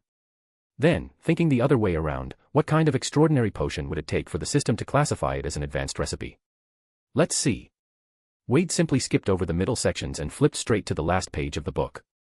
Elixir of Life, main ingredient, the Philosopher's Stone. Wade's mouth opened slightly in astonishment, and he quietly flipped back a page. Felix Felicis. Alright then, it seemed that in this world, potion recipes that were already considered top tier were still labeled as beginner level by the system. Did that mean, in the future, he might be able to access potion recipes that went beyond this world's limits? Wade glanced at the system interface, at the pending upgrade option, and suddenly understood. Since the system could upgrade, it meant that these potions surpassing the world's standards would definitely appear in the shop in the future. Though, it would probably cost an astronomical amount of merit points. However, could the ingredients needed for such advanced potions even be found in this world? And Charlie soon learned from Wade about those people planning to make a move against them. At first, they were furious and planned to fight back hard when the time came. However, Wade told them it would be better to strike first. This decision was unanimously agreed upon by everyone in the team. Moreover, whether it was those purebloods or Wade's group, both sides felt that acting over the weekend would be best. Because there were no classes on weekends, and students from the third year and above, that is, the majority of the student body, and even most professors, would be heading to Hogsmeade for leisure. Thus, during this time, Hogwarts would have the fewest people around, making it the perfect time to act. If not for the fact that they were only first years, those purebloods would have certainly chosen to make their move on the way to or from Hogsmeade. In the blink of an eye, Saturday morning arrived. Wade's group had gathered early in the room of requirement. Everyone was eager and raring to go. For this fight today, they had made thorough preparations. Even the weakest among them, Henry and Alfred, had spent several days practicing the disarming charm under Wade's guidance. Although they had only practiced this one spell, it should be more than enough to deal with the other first years. From the very beginning, Wade and Tom hadn't intended to handle this matter by themselves alone. To strengthen the cohesion of their team, involving the other members was the best choice. Moreover, this was also a rare opportunity for them to gain experience. For beginners like Alfred and Henry, their opponents, those first-year pureblood students, were the perfect match. Are we really just going to ambush and beat them up like this? Won't there be a problem? What if they report us to the professors? Charlie still couldn't help feeling a bit worried. After all, fighting was considered a serious offense. Wade replied calmly, "Don't worry. If they really go tattling, the head of house will take our side. Besides, they might not even dare to report it. If they do, it just proves we didn't beat them hard enough. If that's the case, we'll just beat them every time we see them until they're too scared to report us." Wade was so confident because every day after class, he had been visiting Professor Slughorn to consult him about potions. Thanks to the complete collection of beginner's potion recipes, Wade was always able to innovate on some of the existing formulas. These innovations never failed to leave Professor Slughorn in awe. In just a few short days, Wade had already become Professor Slughorn's favorite student. He had never seen a student with such remarkable talent in potions. And remember, Wade was only a first year. So even if it really came to being reported, Wade wouldn't even need to say much in his defense. Professor Slughorn would naturally speak up for him. Besides, as the head of Slytherin House, Professor Slughorn was well aware of many things. He had already clearly understood the conflict between Wade and those pureblood students from the very first skirmish. If things escalated, the outcome would undoubtedly be handled leniently. Because Wade had won Professor Slughorn's favor, in the end, those purebloods would likely end up with harsher warnings. Seeing that Charlie still seemed hesitant, Tom said, "When have you ever seen this guy lie? Since we've decided to strike first, stop hesitating." Hearing that even Tom said so, Charlie finally felt at ease. Wade packed some potions from the table into a bag. And asked, "You even prepared healing potions? But just to deal with them, we probably won't get hurt, right?" Wade replied casually, "These aren't for us, they're for them." Huh. And was a little confused. Why would they prepare healing potions for the other side? Tom, however, immediately understood, "Ha ha ha. As expected of you, Wade. Flatterer, flatterer. All right, let's head out. Our first target is..." Wade unfolded a piece of paper. It was a note Andre had delivered in the morning, listing the targets and what they planned to do today. With this, Wade and his group could easily figure out where these people would be. Abraxas Malfoy, hey, it's him again, what a coincidence. Tom glanced at the note and sneered. This guy really is unlucky. Let's go, it's time to move. And saw them heading out and hurriedly chased after them. So, why are we treating their injuries? What kind of riddle are you two playing at? Abraxas was at the Quidditch pitch. He was planning to practice flying with a few friends. Because this year, he intended to try out for the Slytherin Quidditch team. But just as he took his broom to the pitch, he saw the last people he wanted to run into. In high spirits, "I see, Abraxas," Wade said mildly. The moment Abraxas spotted Wade and his group, his face turned green. What are you trying to do?" The few friends beside him, sensing something wrong, quickly shifted their feet, preparing to slip away. However, as soon as they moved a step, they were met with Tom's cold gaze. After taking the life of an adult wizard, Tom's gaze had become far more terrifying. The moment those few friends saw Tom's murderous expression, their legs inexplicably started to go weak. Very quickly, they were herded by Wade and his group into the small broom storage room beneath the stands. "I heard you lot were planning to secretly make a move against our people, weren't you?" Tom asked coldly. "Ah." Abraxas was utterly horrified. "There's a traitor among us. Someone's a spy. Otherwise, how could Wade and his group have found out?" But since there had been quite a few people involved in the plot, Abraxas couldn't figure out who the traitor was for the moment. No such thing. I never thought of doing that. Abraxas hurriedly tried to defend himself. Whether you did or not doesn't matter. Either way, we're here today to corner you, just like you once led people to corner us, Wade said with a smiling expression. You can't do this. Abraxas retreated in panic, pulling out his wand from his pocket as he did so. Expelliarmus. Alfred and Henry raised their wands at the same time. Struck by two disarming charms, Abraxas staggered and fell straight to the ground. Both his broomstick and wand were caught by Henry and Alfred. At the same time, the few friends at his side were also disarmed by Anne and Charlie. Without their wands, Abraxas and his group were quickly bound hand and foot by spells. After Henry and the others tossed their wands and broomsticks aside, they grinned viciously and charged forward with their fists raised. Ah. Ack. Ow. Ow. Ow. Miserable cries rang out one after another. After a good while, Abraxas and his group lay on the ground, bruised and swollen. You'll regret this. I'll tell my father. Abraxas sobbed as he spoke. And what exactly are you going to tell him? I'll tell him you beat me up. Oh, and what proof do you have? The injuries on my body are proof. Abraxas shouted angrily. Oh, I see, he. Wade took a bottle of potion from the bag. Anne's eyes widened sharply. So that's what the potion was for. Every 200 power stones equals 1 extra chapter. Every 8 reviews equals 1 extra chapter. Chapter 110, I'll know immediately. Greater than over equal to nabla less than over equal to, many thanks to, Tyrannical, for their patronage, Heartsuit. So that's what the potion was for. More or less. It's a healing potion I worked on with Professor Slughorn. Just a single drop can heal all these external injuries. As he spoke, Wade fed a drop to each of Abraxas and his companions. Abraxas and the others were completely powerless to resist and could only be forced to accept the treatment. Sure enough, the potion worked wonders.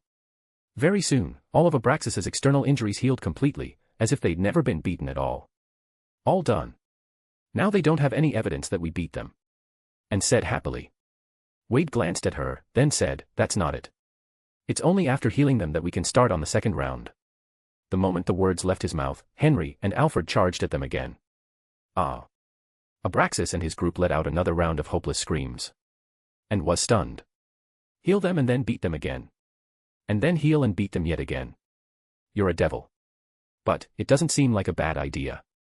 Another 10 minutes passed. Abraxas and his little group were now standing intact in front of Wade and his companions. Their physical injuries had been healed, but the wounds in their hearts remained. I'll definitely tell my father about this, Abraxas whimpered tearfully. These 20-something minutes had felt unbearably long to him. Because Wade and his group had used every method that Abraxas himself had once employed to bully others, now turned against him. Abraxas couldn't understand how Wade and the others knew about all of this. You're of course free to tell your father, and you can certainly tell the school.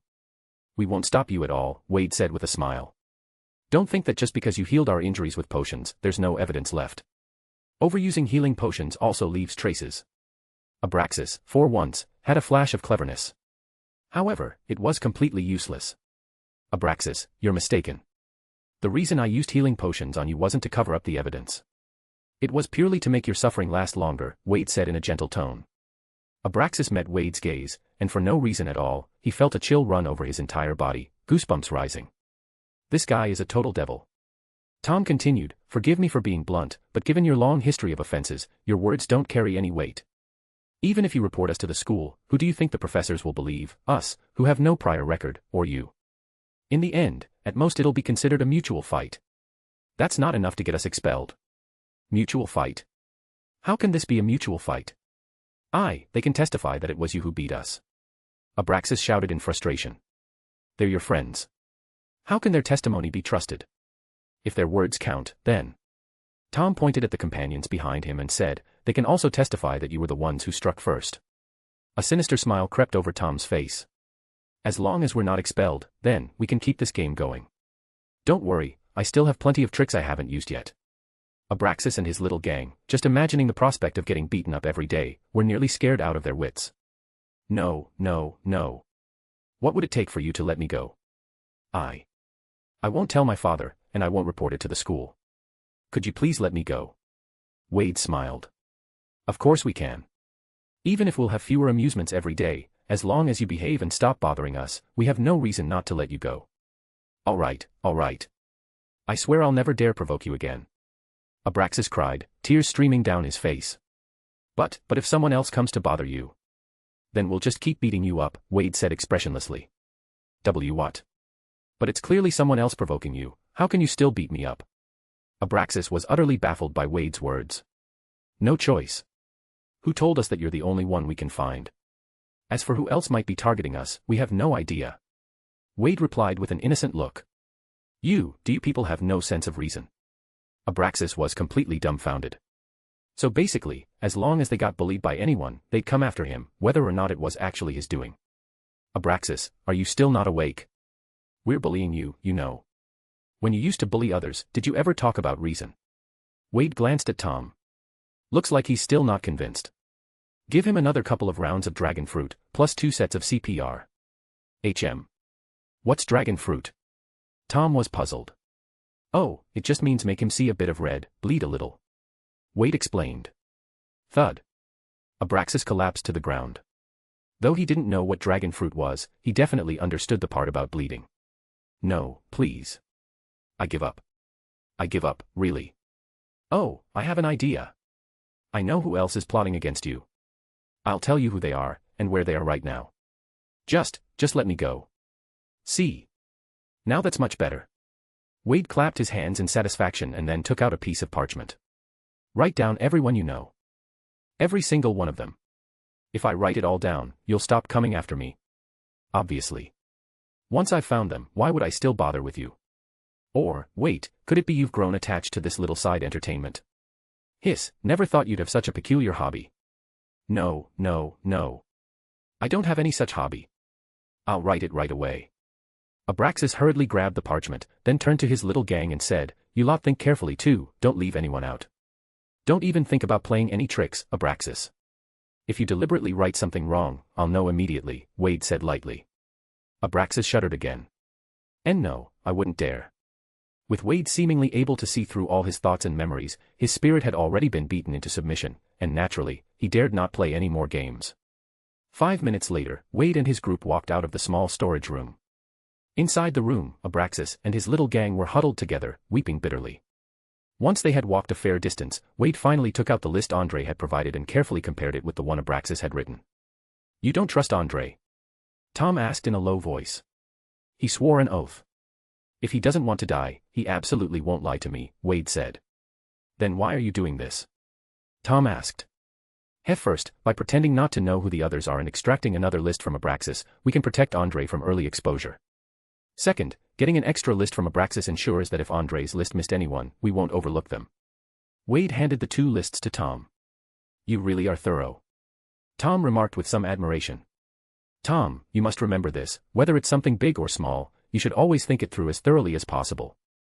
Otherwise, a small slip could ruin all your efforts. This is also why I keep telling you not to underestimate anyone. Tom pondered over this, then compared the 2 lists himself. Sure enough, he found a few names that Andre had missed. Andre's list is missing a few people. He's been investigating in secret, it's normal for there to be gaps. Alright, let's go find the next unlucky fellow. Chapter 111, SMASH. Huge thanks to Eric Gomez for becoming a member, Heartsuit. That day, Wade's group practically swept through all of Hogwarts. Wherever they went, there was nothing but wails and misery. Since Wade and his group had no intention of hiding their actions, behaving even more brazenly than those purebloods, news quickly spread to the rest of the students who had stayed at school. Many of those arrogant purebloods had been tracked down and given a proper reckoning by Wade and his gang. When people heard this news, although no one dared to comment openly, many secretly felt delighted. Those purebloods had been arrogant and overbearing on a daily basis, and many had long been fed up with them. Plenty of Gryffindor students had even gotten into fights with them regularly because of this. For them, there was nothing more satisfying than seeing those bullies finally being bullied themselves. Some students began to worry that the purebloods might go to the professors and report Wade and his friends, leading to them getting punished. But, to everyone's surprise, all those normally arrogant purebloods had suddenly turned into mute statues. Not only did none of them go to the professors, but they didn't even dare to come out and talk tough.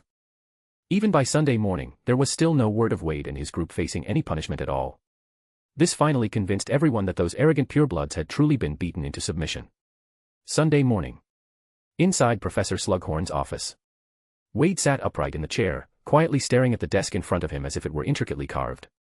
Suddenly, a glass of chilled pumpkin juice was pushed in front of him. "Well now, you rascal, you certainly stirred up quite the commotion yesterday," Professor Slughorn said coldly. "You and your lot managed to give nearly every pureblood student in Slytherin a good beating. That's quite the bold move." "Apologies, Professor. It was something we had no choice but to do," Wade admitted cleanly and directly. As the head of Slytherin House, Professor Slughorn wasn't oblivious. With such a major incident, of course, he would be aware of it, so it was better to simply admit it outright. "Oh. So you're confessing just like that? Aren't you the least bit afraid of punishment from the school?" Professor Slughorn asked. "Not at all. Because I believe that whether it's you, Professor, or the school itself, you'll be able to tell right from wrong. And, even if we were to be punished, we still wouldn't think we were wrong. If given the choice again, we would do exactly the same." Wade spoke calmly. Professor Slughorn fixed Wade with a cold stare. After a long pause, the chill on his face suddenly melted away, replaced by his usual warm, jovial smile. "Ha ha ha, you little rascal, you really are something. I'm growing more and more fond of you," Professor Slughorn said with a smile. To have beaten so many pureblood Slytherins into submission in a single day, including some upper-year students, was enough to prove Wade's strength. Moreover, to remain calm and composed under questioning, firmly holding to his beliefs, also showed the strength of his character. Professor Slughorn had taught countless students over the years, but he had never come across a peculiar young man like Wade. At this moment, Professor Slughorn felt as if he had been drawing cards for over a decade and finally pulled an SSR from the guaranteed pool. As for the fights, what was there to pursue? Besides, none of those who were beaten had gone to complain, so naturally, he wasn't going to punish Wade. Besides, as someone who had been in Slytherin himself, he understood all too well what his Slytherin students were thinking. "Go on then, tell me exactly what happened," Professor Slughorn sat down and asked curiously. Wade answered honestly, "They were plotting to teach my friends Charlie and in a lesson in their dormitory on Saturday night, but we got wind of it ahead of time. I've never been one to wait for trouble to come knocking, so we identified everyone involved and struck first. Our operation was a success. At the very least, they no longer dared to provoke us." The more Professor Slughorn listened, the brighter his eyes became. He picked up on a few key details, such as, got wind of it ahead of time, and identified everyone involved. How had Wade learned about it in advance? And with so many students at the school, how had he so precisely identified those with malicious intent? It was obvious, there were people on Wade's side among those pureblood faction. It had been only 5 or 6 short days since the start of term, and Wade had already managed to plant spies within the pureblood faction. At such a young age, to have such impressive methods. How could Professor Slughorn not be amazed? "Wade, even if someone were to tell me right now that you'll be the future Minister for Magic, I wouldn't be the least bit surprised." Professor Slughorn gave him the highest of praise. "Professor, you flatter me. My friends and I were simply trying to protect ourselves, to secure a peaceful environment for our studies," Wade replied modestly. "There's no need for modesty, Wade, you truly have that kind of ability." Professor Slughorn's smile gradually faded as he continued, "But next time, don't be so reckless. If something like this happens again, you should come to me. Don't you trust that I could help you?" "That's not what I meant, Professor, it's just that I didn't have any convincing evidence at the time," Wade explained. Professor Slughorn waved his hand, cutting him off. "I bear some responsibility for this matter as well. I've been head of house for so many years, yet I've never properly curbed these poor behaviors among the students. Thinking back on it now, it's clear I was negligent. I thought that, since I'm friends with their parents, things would never get out of hand. I never expected that my excessive indulgence would only make them act even more recklessly. Don't worry, such things won't happen again in the future." "That's wonderful. If that's the case, my friends and I won't have to worry anymore," Wade replied with genuine delight. Hearing this, Professor Slughorn couldn't help but feel a pang of guilt. All these years, he really hadn't paid much attention to these matters. Even when they were brought before him, he had handled them lightly, thinking that after all, he was friends with the parents of those students. But now, seeing such a promising student being troubled by this nonsense, he truly felt remorseful. Especially when he thought about how, had Wade been sorted into another house, he probably wouldn't have had to deal with such things at all. That made him feel even worse. Slytherin does indeed need a bit of a cleanup. By the way, let me say this once more, if you encounter anything like this again, be sure to come to me. Don't risk handling it on your own. Even if there's no evidence, I'll help you investigate and get to the bottom of it, Professor Slughorn said. Wade, hey. All right, thank you, Professor. "Oh, speaking of matters, I do have something to trouble you with," Wade suddenly said. "Oh. What is it? I've established a group called SMASH, i.e., Student Mutual Aid and Support Hub. I need to post a notice on the announcement board, but I'll need your approval for that. At this point, the news of Wade and his group taking down that pack of purebloods had already spread throughout the school. Combined with the earlier staged duel between him and Tom, their group's reputation at Hogwarts had reached its peak. Right now was the perfect moment to promote their society. However, the school notice board wasn't something just anyone could use, it required a professor's approval. A Student Mutual Aid and Support Hub group. Professor Slughorn narrowed his eyes slightly. I approve. Wade, your society might actually be of great help to me too. Chapter 112, who's gonna tell him? Professor, you're joking. How could a little student club like mine possibly be of much help to you? Wade said modestly. Haha, Wade, don't pretend. I know you understand perfectly well, we were just talking about this topic a moment ago. Professor Slughorn said with a smile. Wade touched his chin and then said, Professor, are you referring to the matter of reorganizing Slytherin House? Exactly. Haha, you little rascal, pretending not to know, but you've clearly got it all figured out in your head. Slughorn chuckled, patting his round belly. Wade replied with a reserved smile, if you hadn't mentioned it, I really wouldn't have realized. Sigh, you, Slughorn sighed. Now that you've started this student club, and considering how famous you are right now, I believe many students in the school will be willing to join. Especially the non-pureblood students in Slytherin. They were previously intimidated by those pureblood family kids, which is why they didn't dare approach you. But now, you've beaten those purebloods into submission. So the ones who were still hesitant before are bound to be tempted. Once they join you and have your protection, Slytherin will no longer be a place with only one dominant voice. This is the perfect time for me to push forward with reforming Slytherin House. Wade, you'll protect them, won't you? Wade nodded. Anyone who joins our club is one of us. The mutual support we offer isn't just academic, it includes daily life as well. I knew I wasn't wrong about you, Wade. Slughorn said, then after a moment's pause, asked, do you have a faculty advisor for your club yet? Every student club could have a faculty advisor to provide guidance and support to the students within the club. Of course, this rule wasn't mandatory, after all, there were only so many professors in the school. Their workload wasn't exactly light either, and some of them even had their own clubs, which left them with even less time to participate in student activities. Not yet. Wade noticed the expression on Professor Slughorn's face. Professor, would you be willing to be our club's advisor? I was just about to suggest that. Professor Slughorn said happily. Wade let out a quiet sigh of relief. He had originally been thinking of inviting Professor Dumbledore.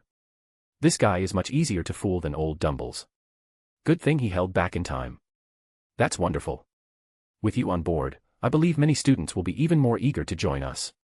Wade said sincerely. He had wanted to invite Professor Dumbledore mainly to borrow the weight of his reputation. With Dumbledore as their advisor, at the very least, no one would dare cause trouble. But now, getting Professor Slughorn was just as good, in fact, probably even better. As the head of Slytherin House, Slughorn had a natural authority over the pureblood students. They might not submit to Dumbledore, but they would definitely respect Slughorn. After seeing Wade off, Slughorn returned to his seat and pondered for a moment. Then, he stood up again, picked up his coat, and left his office. It wasn't long before he appeared outside another office door. As he knocked, Dumbledore's voice came from within. Come in. Slughorn pushed the door open and stepped inside. Ah. Horace. Welcome. No banquet today. Dumbledore stood up and greeted him warmly. Good morning, Albus.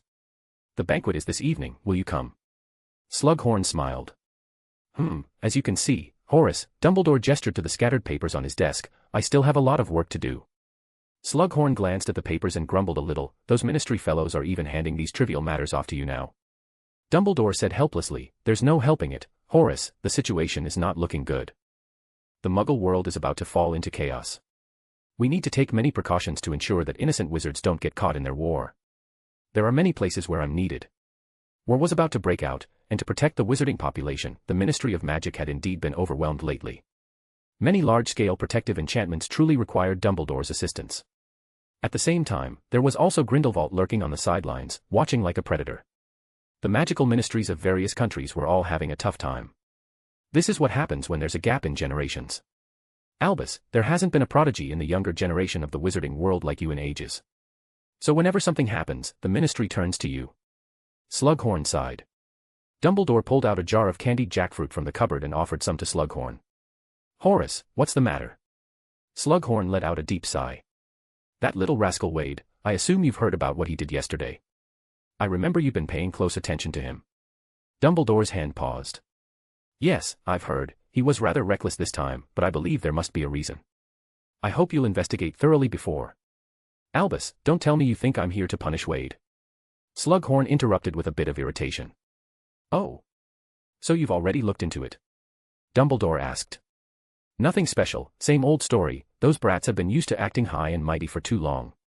This time they planned to go after Wade's friends, and the little guy found out in advance, so, he struck first. Dumbledore raised an eyebrow slightly at those words.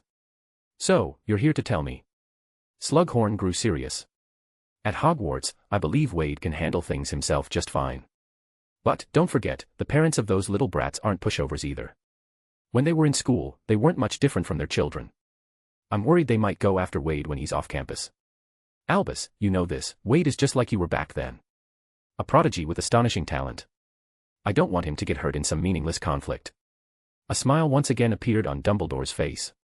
Horace, don't worry. I've already found a place for them to stay, and I've cast the Fidelius charm on it. What? The Fidelius charm? Isn't that a bit extreme? Slughorn was stunned. Even if they were worried about revenge from the parents of those pureblood kids, using the Fidelius charm seemed excessive. What's more, from the sound of it, Dumbledore had already cast the charm on their residence even before Wade stirred up any trouble. If it were just those parents, then no, it wouldn't be necessary. But Wade and his friend have caught the attention of someone else. Dumbledore frowned. Grindelwald. What? Grindelwald's watching them. Slughorn shot to his feet. Calm down, Horace. How can I possibly stay calm, Albus, if that madman has his eyes on them? Slughorn's plump frame trembled slightly. Though we don't know the exact reason yet, with the Fidelius charm in place, they'll be safe, Dumbledore said firmly. Only then did Slughorn slowly sit back down. Who's the secret keeper? I am, said Dumbledore. Slughorn completely relaxed. If it's you. Dumbledore smiled. Horace, it seems you value Wade quite a lot as a student. A student like that, would you not like him? Slughorn countered. You're right. Dumbledore said. Wade, and Tom. I have high hopes for them. As you said, the wizarding world is in a bit of a lull between generations. I only hope that while I'm still able to hold things up, they'll have the chance to truly grow.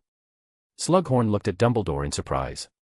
These words meant that Dumbledore intended to nurture Wade and Tom as his potential successors. P.S. Who's gonna tell him? After leaving Professor Slughorn's office, Wade headed straight to the room of requirement. Their announcements and flyers had long been prepared.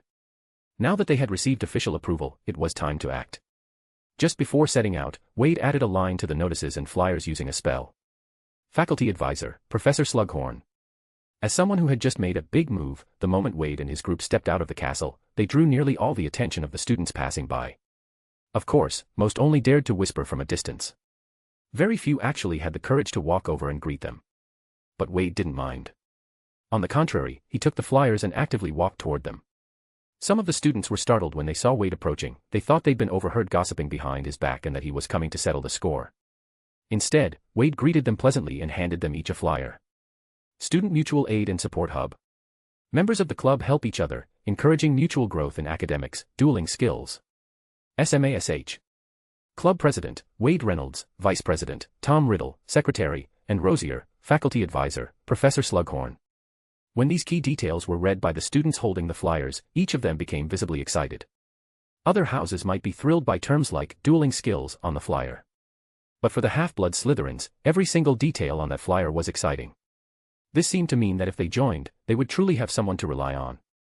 Once it was known that Wade and his group were planning to post a notice, many people voluntarily followed behind them, eager to see what the notice said. Most importantly, everyone wanted to know what the requirements were to join the club, and whether they qualified. Hey guys! My weekly tests have started, so updates will not be the same as before. But, I'll try to post every day. Chapter 113, Welcome to our club. At the same time, news of Wade's Mutual Support Club spread rapidly. Young wizards were very quick when it came to spreading gossip. Today happened to be Sunday, and with the school year just beginning, many students were still quite free. So more and more people began showing up to watch the commotion. Word that Dumbledore had praised Wade and Tom's duel as the most spectacular student duel in Hogwarts history had already made its way across the entire school. Add to that how, just yesterday, Wade had led only a few people to sweep through the purebloods of Slytherin. Naturally, everyone was quite curious about Wade and his group's combat prowess. By the time Wade began pinning the notice to the bulletin board, dozens of people had already gathered behind him, and more curious faces were still trickling in. SMASH. Are you still troubled by your slow academic progress? Are you still struggling to master spells? Are you still worried about losing duels? Are you still upset about being bullied or isolated? Don't hesitate, join the Mutual Support Club. Every member of our club is your strongest support. We help one another and improve together. Together, we aim to build a community that is civilized, equal, harmonious, friendly, honest, just, and free. Mutual Support Club Special Faculty Advisor, Professor Slughorn. The Mutual Support Club's announcement looked a little quirky, but it was generally easy to understand. Combined with the flyers being handed out to newcomers, everyone quickly got the gist of it. So, you're saying there are no requirements? Anyone can join, someone asked Wade timidly. Wade smiled. As long as you're not one of those with disgraceful character, we won't turn anyone away. Everyone chuckled knowingly, they all understood exactly who Wade meant by those with disgraceful character. Then, if I join, does that mean I won't have to be afraid of being bullied anymore? Someone else asked. Wade noticed that it was a Slytherin student. Judging by his timid demeanor, he was likely not from a pureblood family. Yes, Wade replied. Every member of the club is your strongest support. Whatever situation you're in, you can ask any of us for help. And don't forget, our faculty advisor is Professor Slughorn. There's nothing to be afraid of. Once you're part of the club, no one will ever be able to force you to bow your head again. The gloomy expression on that non-pureblood student's face almost instantly disappeared upon hearing those words. More importantly, if Wade was saying this openly, it meant the head of house was backing them. Wade is here. Justice has arrived. I want to join. And waved a stack of forms and said warmly, all right, come over here to register. You'll need to fill out this form, write down what you're good at and what you're not. Since our mutual aid club is all about helping one another, while receiving help, we also hope you'll use your strengths to help other members. And no problem, the non-pureblood student said excitedly. To be honest, he had never seen any pureblood wizard in Slytherin speak to him so kindly before. I want to join too, came a cool voice from the crowd. A Gryffindor girl stepped out.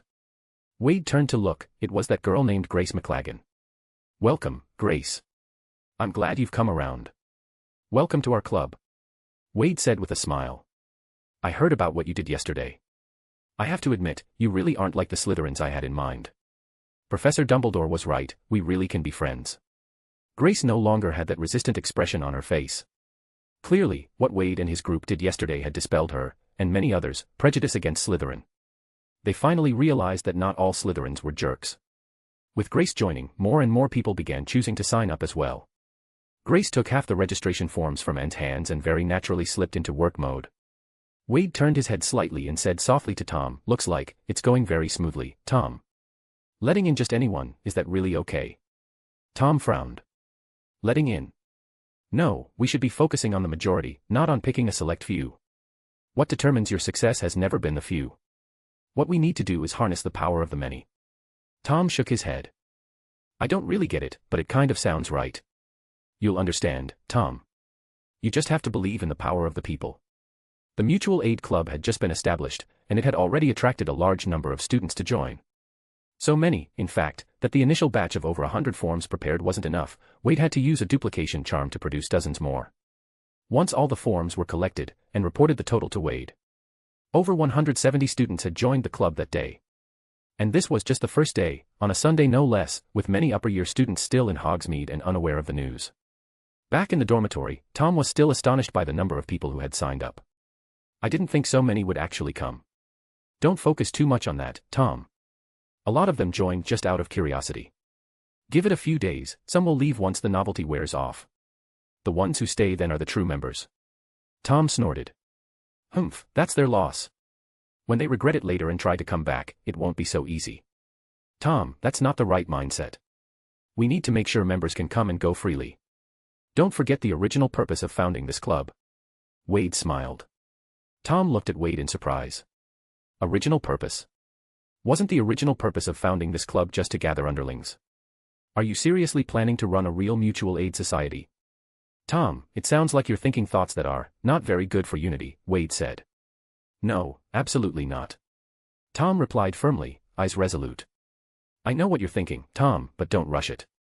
What we need to do isn't to force them to stay, but to make them want to join willingly, and then be reluctant to leave. That means you need to manage this club well. Only when everyone is genuinely devoted to us can there be the possibility of moving further, Wade said earnestly. Tom nodded, but then he quickly spotted a flaw. Wait a second, you said, me. You want me to manage the club? Of course. Who else? I'll help you out in the beginning, but after that, it'll be up to you. Wade smiled. Although Voldemort eventually went mad, his leadership abilities during his school years were beyond question. Wade was certain that if not for his own presence, Tom would have already mixed in with the purebloods and gradually risen to lead them. You trust me that much? Tom asked after a long silence. In his view, Wade handing the entire club over to him was a huge mistake. Because if that were the case, he had plenty of ways to sideline Wade and turn the members into his own followers. Wade smiled. You know, trust and reliance are essentially the same thing, they're actions of the weak. For me, trust is unnecessary. Seeing the meaning behind Wade's gaze, Tom once again felt a chill run down his spine. He suddenly recalled the first time Wade took the fall for him. Wade had the ability to alter people's perceptions.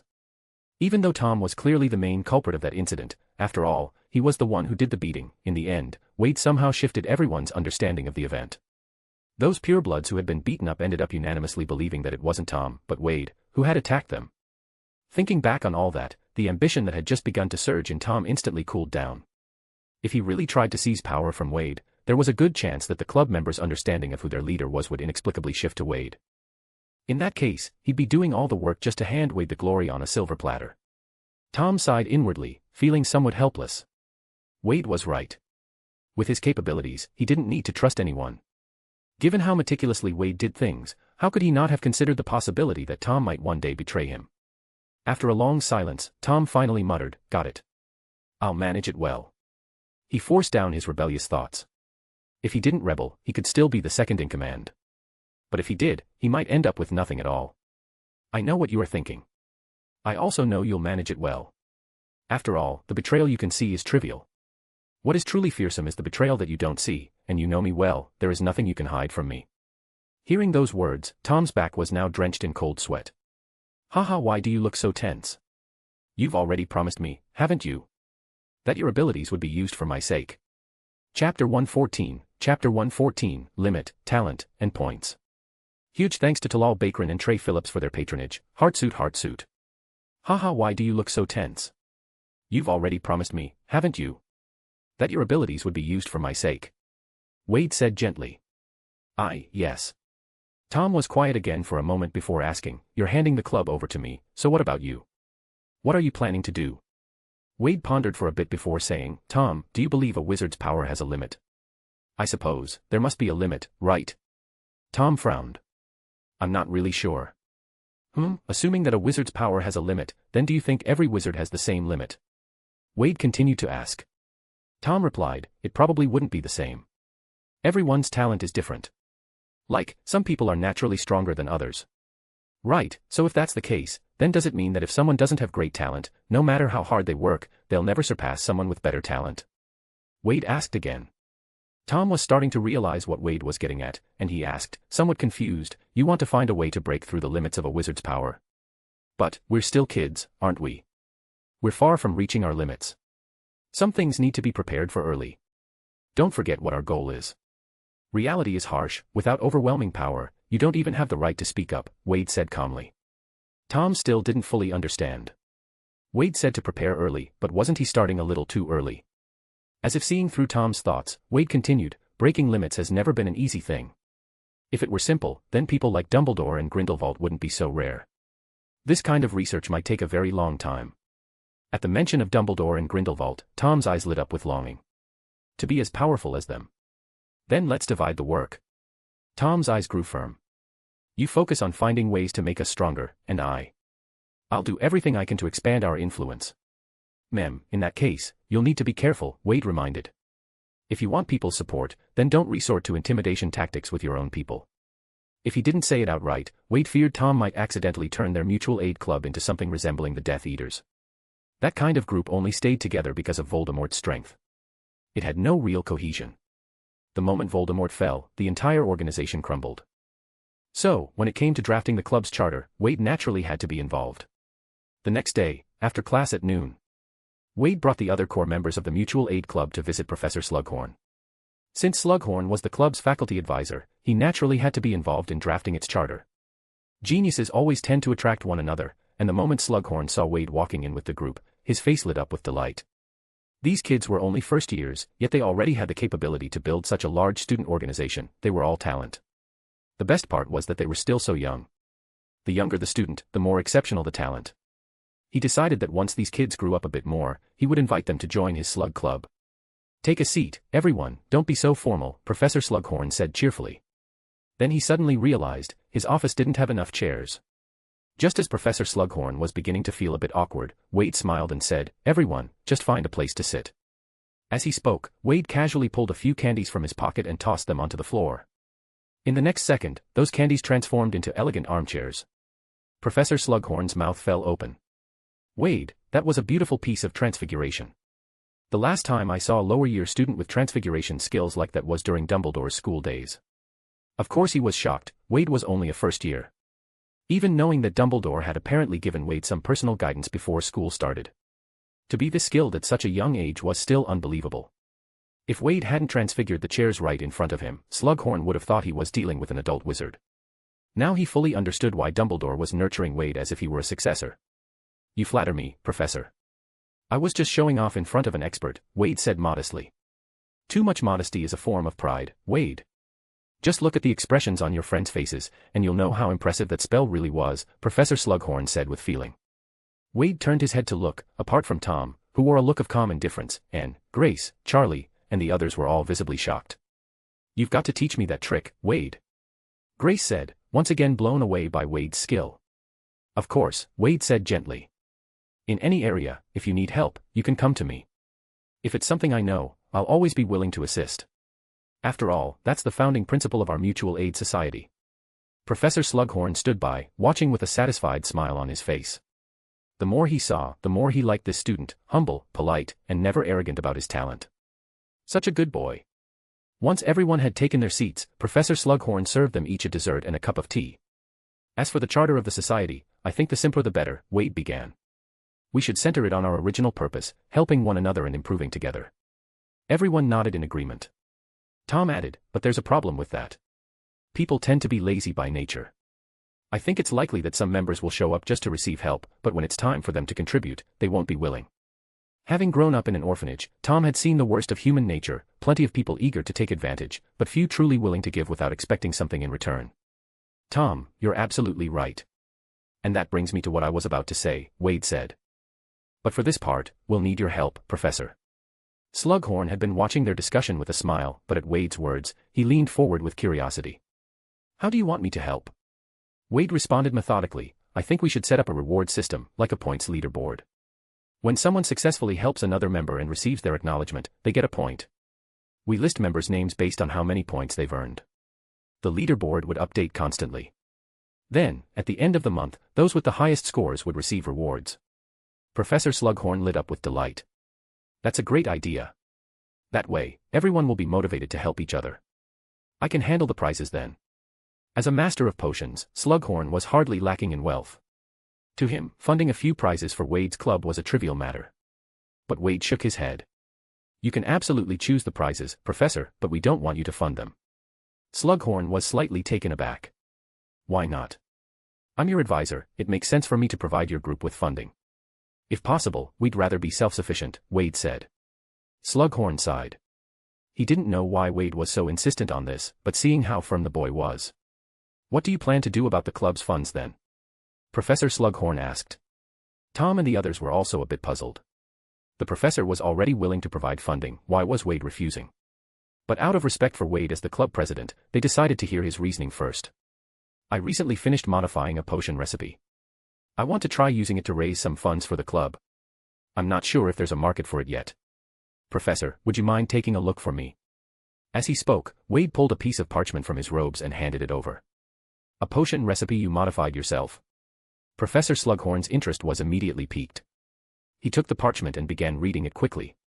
"Ah. This is the one you asked me about before," he said, suddenly understanding. Wade had previously discussed a number of potion recipes with him while strengthening their rapport. This was one of the formulas Slughorn had shared. But now, it had been changed in many ways. Slughorn's expression turned serious as he examined it more closely. "What kind of potion is it?" Grace asked curiously. It's something for girls," Wade said with a smile. "Right now, the skincare potions that witches use on the market are quite expensive due to the high cost of ingredients. So, I took the liberty of modifying one, aiming to reduce costs while keeping the effects mostly the same." "You modified a skincare potion?" The two girls present were immediately intrigued. "Yes, but it hasn't been tested yet, so I don't know how effective it actually is. That's why I wanted Professor to take a look first. If it works, then we can see if it's possible to improve it even further." At that moment, Professor Slughorn was still studying the modified recipe. Truthfully, he hadn't held out much hope. After all, Wade had only just started studying potions not long ago. It was hard to imagine he'd already be capable of modifying a recipe effectively. Slughorn had even prepared himself to offer a white lie. If the potion turned out to be ineffective, he would say it worked, or just personally perfect the recipe and help Wade earn some club funds with it. However, the more he read the recipe, the more astonished he became.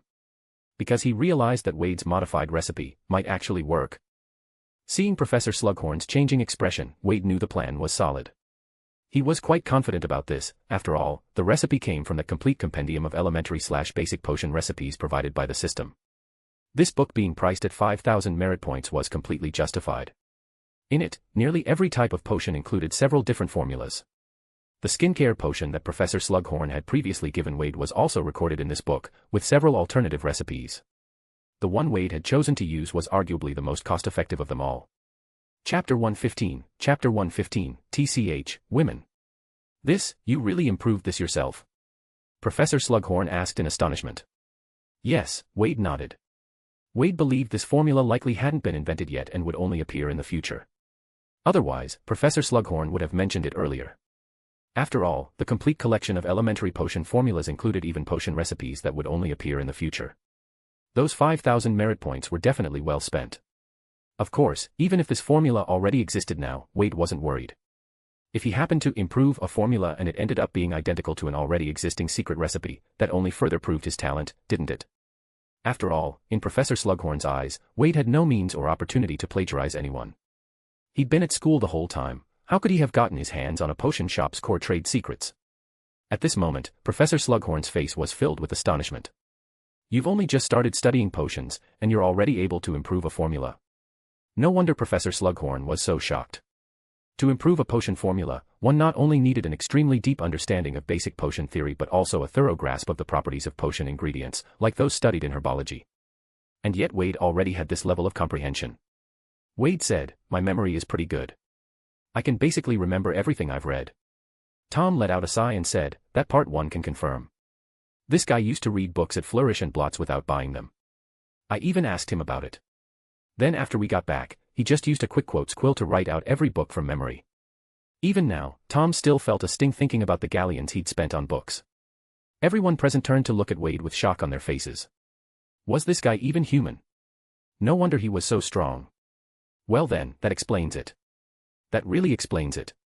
There were so many things about Wade that could shock a person that Professor Slughorn had grown somewhat numb by this point. With a memory like that, and Wade's natural intuition for potions, it really wasn't surprising that he could improve a potion formula. "So, you're saying Wade's improved formula really works?" and asked, her face full of anticipation. "In my opinion, it's absolutely viable," Professor Slughorn said with delight. "Of course, to confirm the effectiveness, we still need to actually brew it according to the formula. But if it really works, Wade's version can save at least 2 galleons in cost while maintaining the same effect. And don't underestimate those 2 galleons." Wade smiled happily. "If this potion proves effective, then our club's funding. There will be no problem at all. In fact, Wade, you might be getting rich very soon," Professor Slughorn said with a grin. "It's not that exaggerated. I just wanted to earn a little for the club," Wade said modestly. "Don't underestimate the spending power of witches, Wade. Based on this formula, your product could be priced at least 2 galleons cheaper than similar potions on the market. But, what if no one dares to buy it because it's priced too low?" Wade asked cautiously. "Haha, don't worry, I've got that covered," Professor Slughorn said proudly. "As long as your formula is truly effective, then with my endorsement, people will naturally trust in its quality." Of course he was proud. At times like these, the connections and good reputation he had built up over the years really came in handy. Naturally, this was exactly why Wade had handed the formula over to Professor Slughorn in the first place. With his support, Wade's new potion wouldn't need much time to break into the market. This hasn't been tested yet. What if the results aren't that great? Wade said modestly. I trust my judgment, Wade. Otherwise, why don't I go ahead and brew a batch right now? Anyway, this kind of potion doesn't take too long to make. Professor Slughorn said with great enthusiasm. Oh, and don't bother leaving for lunch, you can all eat here. You don't have any classes on Monday afternoon, do you? Charlie stood up and said, then I'll go bring everyone lunch. Ah, good lad, but there's no need. Just give the order to the castle's house elves, Professor Slughorn said with a smile. Is there a house elf around? Pop. As he spoke, a house elf suddenly appeared in front of them. The elf looked visibly flustered at the sight of so many people in the office, clearly overwhelmed. Please bring some lunch to my office. They'll be dining here, Professor Slughorn said. Why yes. The elf replied in a trembling voice, and with a pop, it vanished. Charlie had a feeling that if the elf had stayed a moment longer, it might have fainted from fright. Don't mind it. They don't like being seen by people. For house elves, doing their work without being noticed by wizards is ideal, Slughorn explained. Professor Slughorn, having said his piece, turned around and began preparing the cauldron and ingredients. Wade didn't stand idly by either, he stepped forward to help the professor process the materials. As for the others, unfamiliar with the recipe, they couldn't be of much help, so they simply began eating instead. It just so happened that several plates of food had appeared on Professor Slughorn's desk at that moment. One had to admit, house elves really were efficient workers. This kind of cosmetic potion wasn't particularly complex, so by the time they were all full, Professor Slughorn and Wade had already finished brewing it. All right, let me try it, Professor Slughorn said, rubbing his hands together eagerly. Professor, let me do it instead, Wade quickly said. There was some risk involved in testing potions, and Wade naturally couldn't just let his professor volunteer for something potentially harmful, right? Professor. Let me. Grace ran over and took the bottle of milky white potion straight from Slughorn's hand. This kind of potion is best tested by a girl anyway. Air. Grace's enthusiasm caught both Wade and Professor Slughorn off guard. Topical or oral? Grace stared at Wade as she asked. Ah, it's an ointment, just apply it externally, Wade replied, casting a cooling charm on the bottle of potion. Grace tested the temperature with her fingers, then dipped a bit of the salve and evenly spread it across her face. Seeing Grace's eagerness, Tom couldn't help but scoff. TCH, women. And what's wrong with that? Caring about beauty is a girl's nature. And shot him a glare. Tom looked like he wanted to argue, but before he could speak, Wade cut in. Tom, be polite to our future customers. And rightly so, if this potion worked, then every witch interested in cosmetics would be their bread and butter. Fine. Tom raised his hands in surrender. It works. Grace suddenly exclaimed in delight. My annoying freckles are gone. Everyone turned to look at Grace. She was holding a small mirror, full of delight. Sure enough, the freckles that had been on her face had completely disappeared. Compared to just moments ago, Grace now looked like she'd been airbrushed. Let me see. Professor Slughorn leaned over and gently touched Grace's face, checking for any side effects. The effect is surprisingly good, Wade. Slughorn said excitedly. Even better than the ones on the market. That gives me even more confidence. With the club's funding now secured, everyone was in high spirits. But Wade was even happier. How much could the club's budget really cost, after all? Whatever was left over would go straight into his own pocket. That meant he could now afford to rebuild a lab in the Somnolent family's wizard tower. If he wanted to uncover how to break through the limits of a wizard, it would require massive funding for experiments. I want to try too. And couldn't hold back any longer and walked over eagerly. Chapter 116, Tom, even if I lost my hair and nose. Grace handed the potion over. This effect is amazing. And what's rare is that it even has a light, pleasant fragrance. It's so much better than the one my mum uses, hers smells awful, Grace said excitedly. As long as you like it. That's great, Wade said cheerfully. So, how many galleons do you plan to sell it for? Grace asked a bit nervously. If you need it, I can provide it for you anytime, Wade replied with a smile. Really? Of course. As core members of the club, you should enjoy some benefits. That's awesome. If you can offer this ointment as a reward, I'm sure it'll attract lots of other girls at school to join. Of course, then let's happily settle it that way. Tom watched from the side with a detached expression. Although it seemed the club's funding would likely rely on this stuff, he still couldn't quite understand, was appearance really that important? In his view, true strength was what mattered most. If he could gain great power, even if he lost all his hair, even his nose, so what? Who would dare call him ugly? After leaving Professor Slughorn's office, everyone dispersed according to their respective tasks. Wade and Tom, on the other hand, needed to head over to the newly assigned classroom to set up the club space. On the way, Tom glanced around to make sure no one was nearby, then said in a low voice, "I finally understand why you turned down Professor Slughorn's funding." "Oh. And why is that?" Wade asked with interest.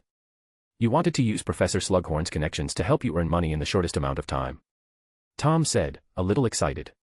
Though he didn't quite understand why others cared so much about appearance, he had no objections when it came to making money. Wade smiled. "Tom, you're making progress." Suddenly, Tom seemed to realize something and asked in surprise, "Don't tell me, you approached Professor Slughorn from the very beginning just to pave the way for all this?" "MHM. If we want to realize our goals, we need to rely on some outside forces from the very start. And Professor Slughorn is very important for us." Wade paused briefly, then continued, "He's important, but he's not our only support. We need to broaden our perspective. We must unite every possible force we can, even if some people you may have looked down on at first." Tom followed Wade's gaze and saw a visibly uneasy figure standing at the entrance to the club classroom. Abraxas Malfoy. "What's he doing here?" Tom asked in confusion. Then, as if something had just dawned on him, he added, "Is he also one of those forces we can unite you mentioned?" "Why not? The influence of the pureblood families is still considerable. If we can bring them in, it'll benefit us a great deal," Wade said with a calm smile. "But he's a Malfoy. We just gave him a beating not long ago. How can we possibly bring him in after that?" "Kakik, you're forgetting something, Tom. That list of names came from him. In the eyes of the other purebloods, he's already a traitor. Do you think he still has a place among them? His only choice now is to turn to us." Hearing this, Tom suddenly understood. He made everyone think that Malfoy is the traitor. At that moment, Abraxas, having spotted Wade and Tom, visibly trembled, but in the end, he gathered his courage and stepped forward. "Wade. Can I join your mutual aid club?" "Oh. You do know what you're saying, right?" Wade Reynolds asked in a low voice. "Yes, I'm very clear, I want to join your SMASH club," Abraxas Malfoy said, his voice trembling. "You should know, between us, we seem to be enemies," Wade said slowly. Abraxas quickly replied, "We used to be. Now, there's no way I could still be your enemy. You know that."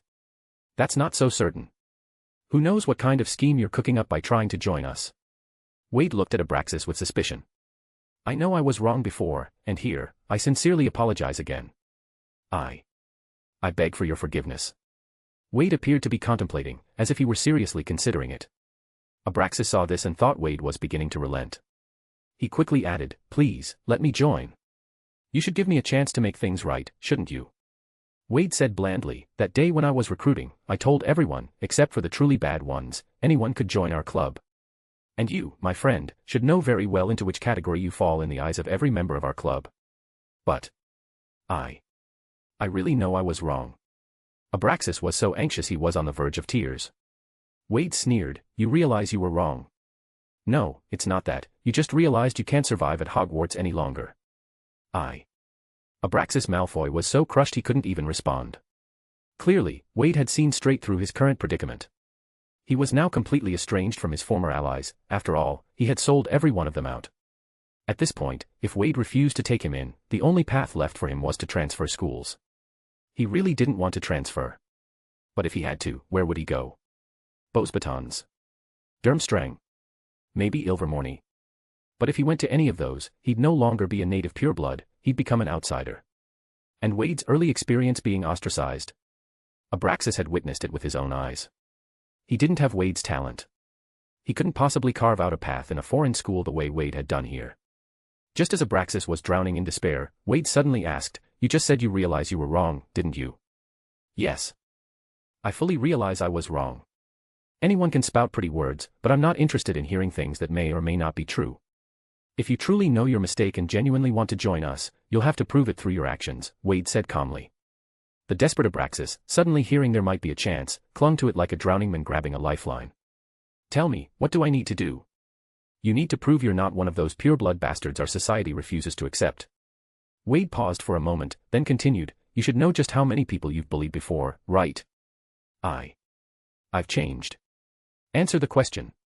I remember. Write down the names of everyone you've ever bullied. Then go and apologize to each one of them, personally. You have 3 days. If your apology is sincere enough to earn their forgiveness, then of course, you're welcome to join us.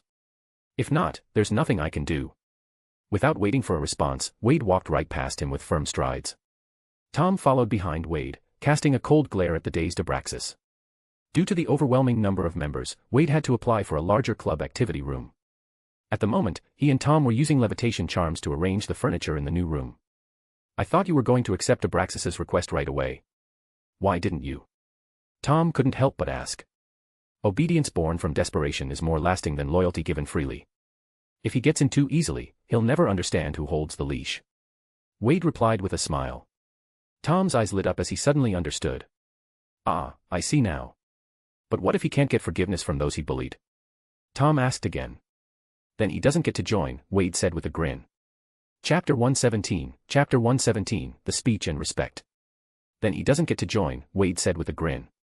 If his so-called sincere apology can't even earn forgiveness, then it clearly isn't sincere enough. Puffed. Tom suddenly laughed. I think I can already guess how he plans to earn their forgiveness. Oh.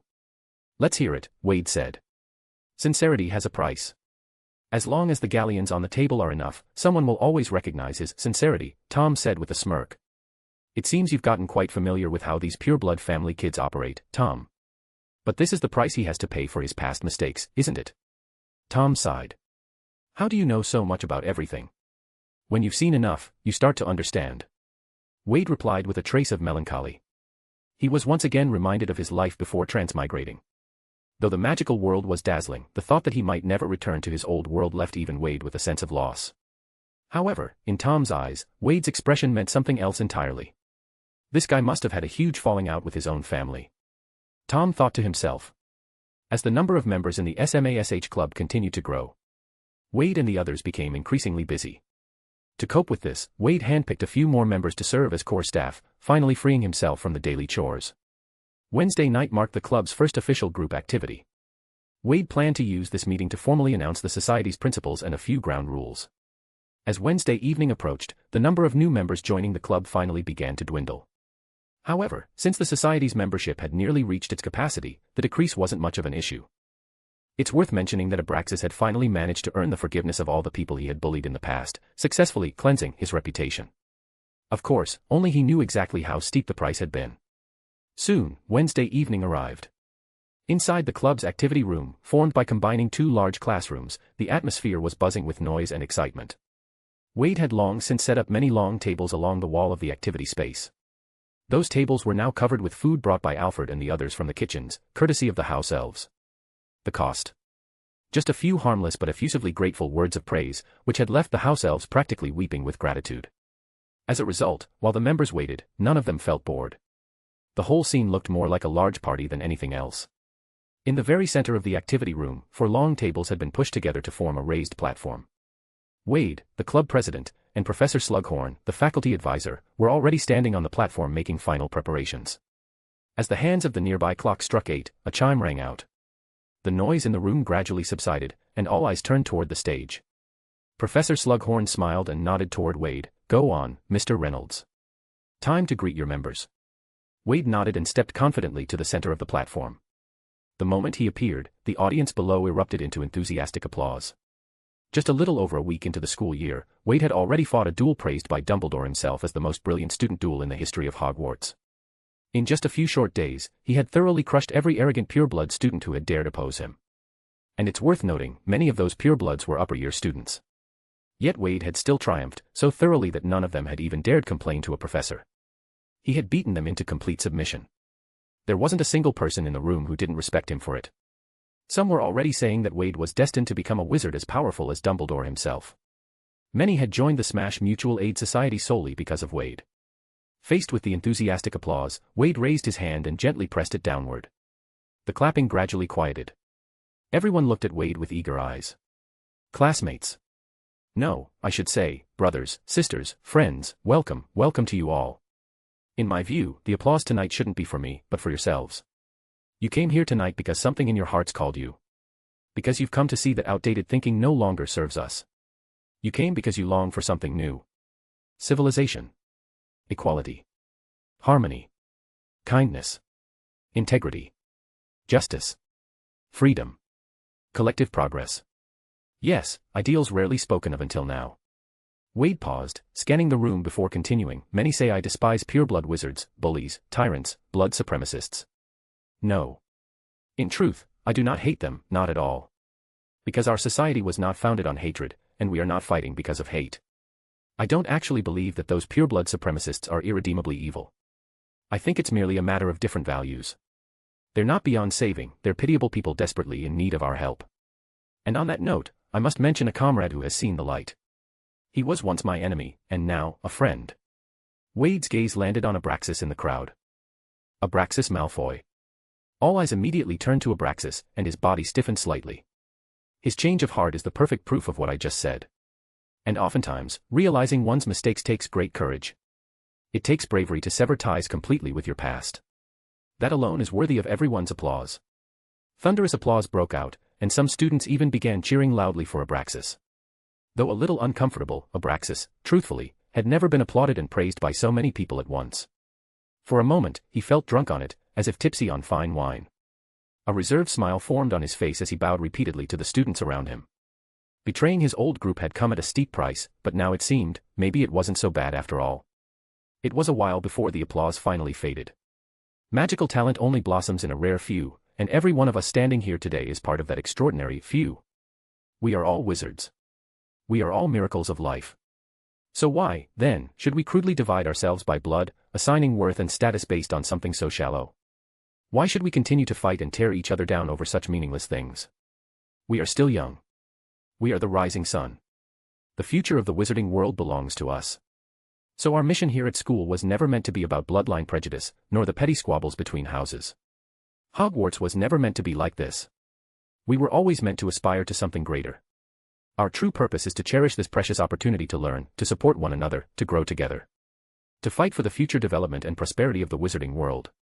That is the true meaning of Hogwarts. That is the reason our mutual aid society was founded. That is the goal we strive for. My friends, let's work hard together. To make a better world where everyone would sing our achievements for generations. Though Wade didn't speak for long, his words were filled with everything that stirred the hearts of young people. And so, even after Wade had stepped down from the platform, the applause from the crowd remained enthusiastic and unending. Tom, Alfred, Charlie, and Anne watched Wade's back with a heart full of emotion and envy. To sum it up in one phrase. A true man should be like this. Professor Slughorn applauded enthusiastically as he stepped forward to greet Wade as he came down from the platform. Wade, your speech makes me feel ashamed. Hogwarts really shouldn't be like this. Merlin. Slytherin House has deteriorated like this under my watch. Professor, everything will change. Isn't the change already starting now? Nermengard. Grindelwald sat with his eyes closed, rubbing his temples repeatedly. A team we sent to investigate the Forbidden Forest has gone completely missing, Vinda was still reporting. The goblins claim they know nothing, because one of their own scouting parties also disappeared without a trace. The only thing left at their former campsite were scorch marks from some kind of flame. Not a single bit of good news. Vinda, Grindelwald released his hand from his brow, looking visibly exhausted. Any news from Anne? None. Vinda took out a notebook, the one they used to contact Anne. It seems she's currently helping Wade set up a student mutual aid society, so she doesn't have much time to investigate the locations marked in the notebook for now. A society? What kind of society? Grindelwald's attention was immediately caught by the word. A student mutual aid and support hub, that's how Anne described it. And, this is what she wrote down from the scene of their first gathering, Vinda said as she handed over the notebook. Grindelwald took it and quickly skimmed through the pages. Ah, so that's what it is, a student mutual aid and support hub, huh? Quite the idea. I just didn't expect that fellow Dumbledore to actually approve it. He really isn't worried at all, is he? A speech. Why does this speech sound a bit familiar to me? Chapter 118, Albus, you are confused. That boy is not a good person. After reading Anne's detailed account in the notebook, a faint smile appeared at the corner of Grindelwald's lips. Vinda, you've read Anne's description too. What do you think of this child, Wade Reynolds? Vinda paused and thought before replying, he seems to be exactly the kind of student Dumbledore likes best. Oh. Why is that? Grindelwald asked with interest. Because everything he says and does is from a righteous standpoint. The slogans he shouts are the kind Dumbledore is most fond of. Overall, he's the kind of upright student Dumbledore would favor, Vinda analyzed. That's right.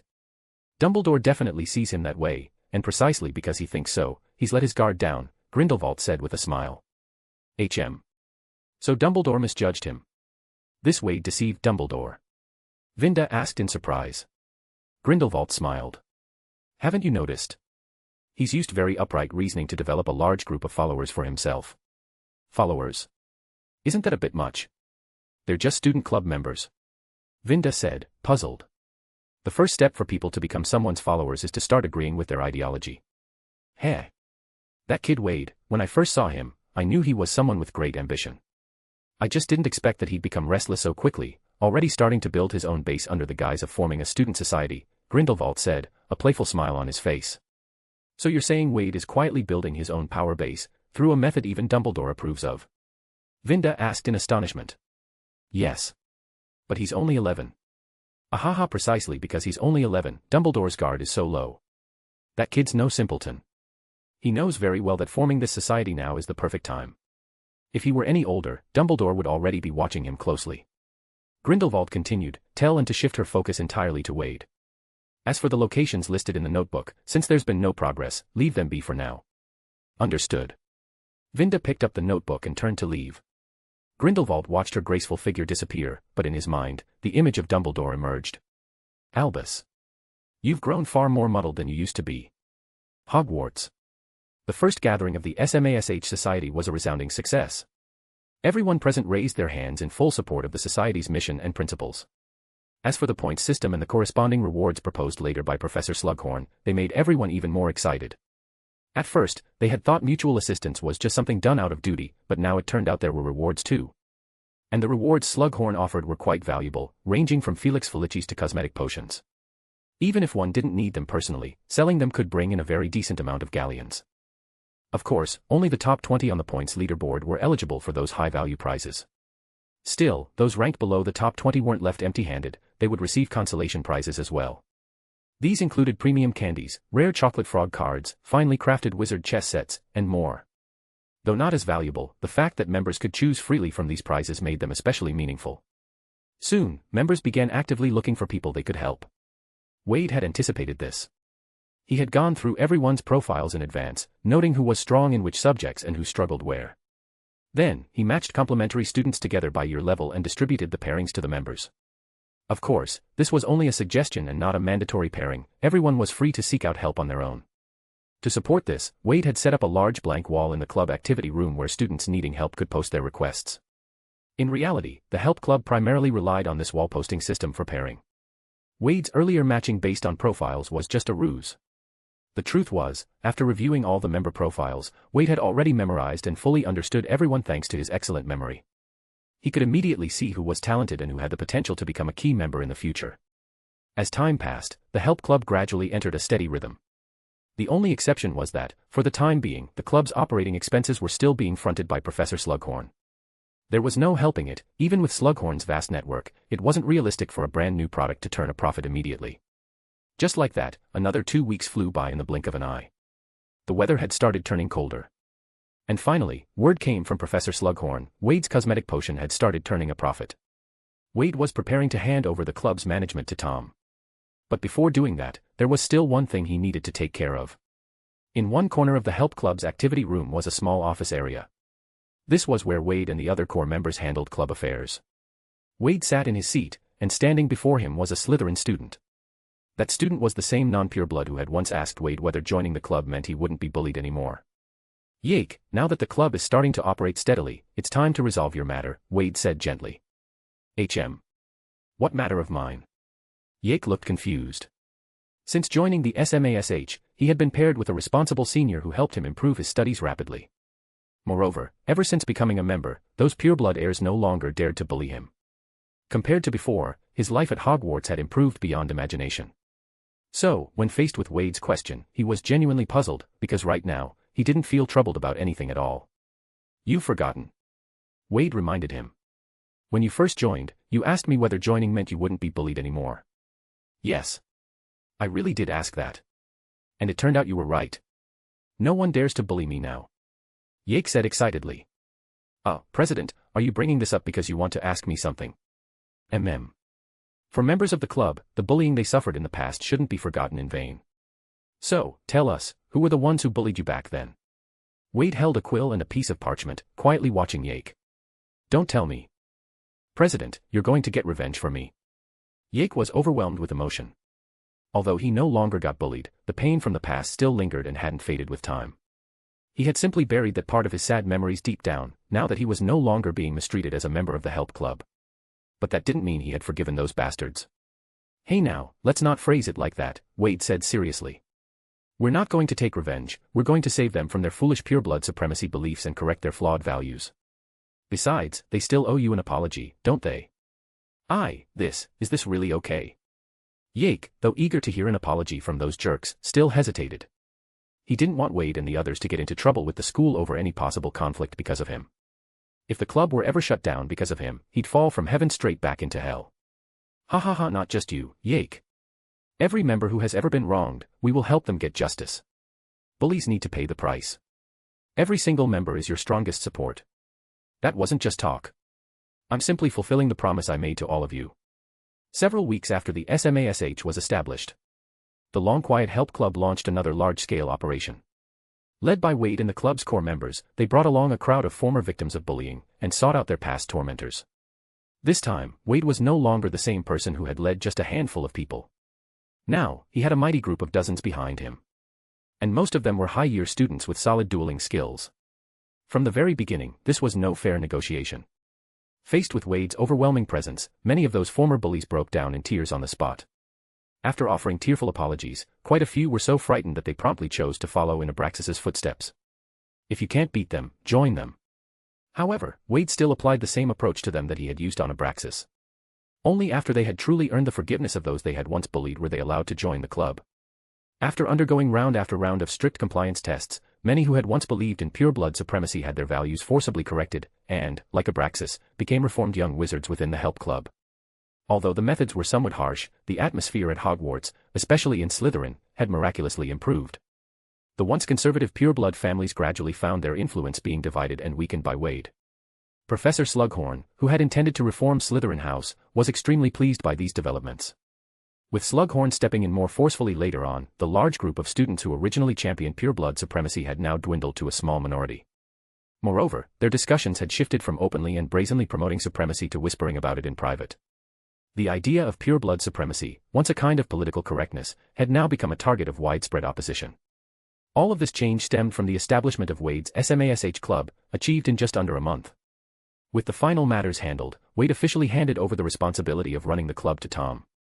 However, while the atmosphere at school had improved, the parents of those pureblood students who had been forced to change were not happy. In an instant, a flood of owls came pouring into the headmaster's office. Chapter 119, Howlers and Deputy Headmaster. Disgraceful. Absolutely disgraceful. Furious roars echoed through Malfoy Manor. A pale-skinned, elegantly dressed middle-aged man paced angrily in the lavish drawing room, his long blonde hair whipping wildly behind him. "My dear, please, don't get so worked up. It's bad for your health," said a beautiful woman in equally opulent attire, gently trying to calm him down. "How could I not be angry? That brat Abraxas. He actually betrayed the honor of our pureblood lineage." The man pounded the floor with his cane. "Do you know what those bastards said to me at today's banquet? They mocked me, saying the Malfoy family has gotten used to being turncoats. Bastards. Utter humiliation. I think Abraxas had no choice. He did what he had to do at the time. Besides, he wasn't the only one.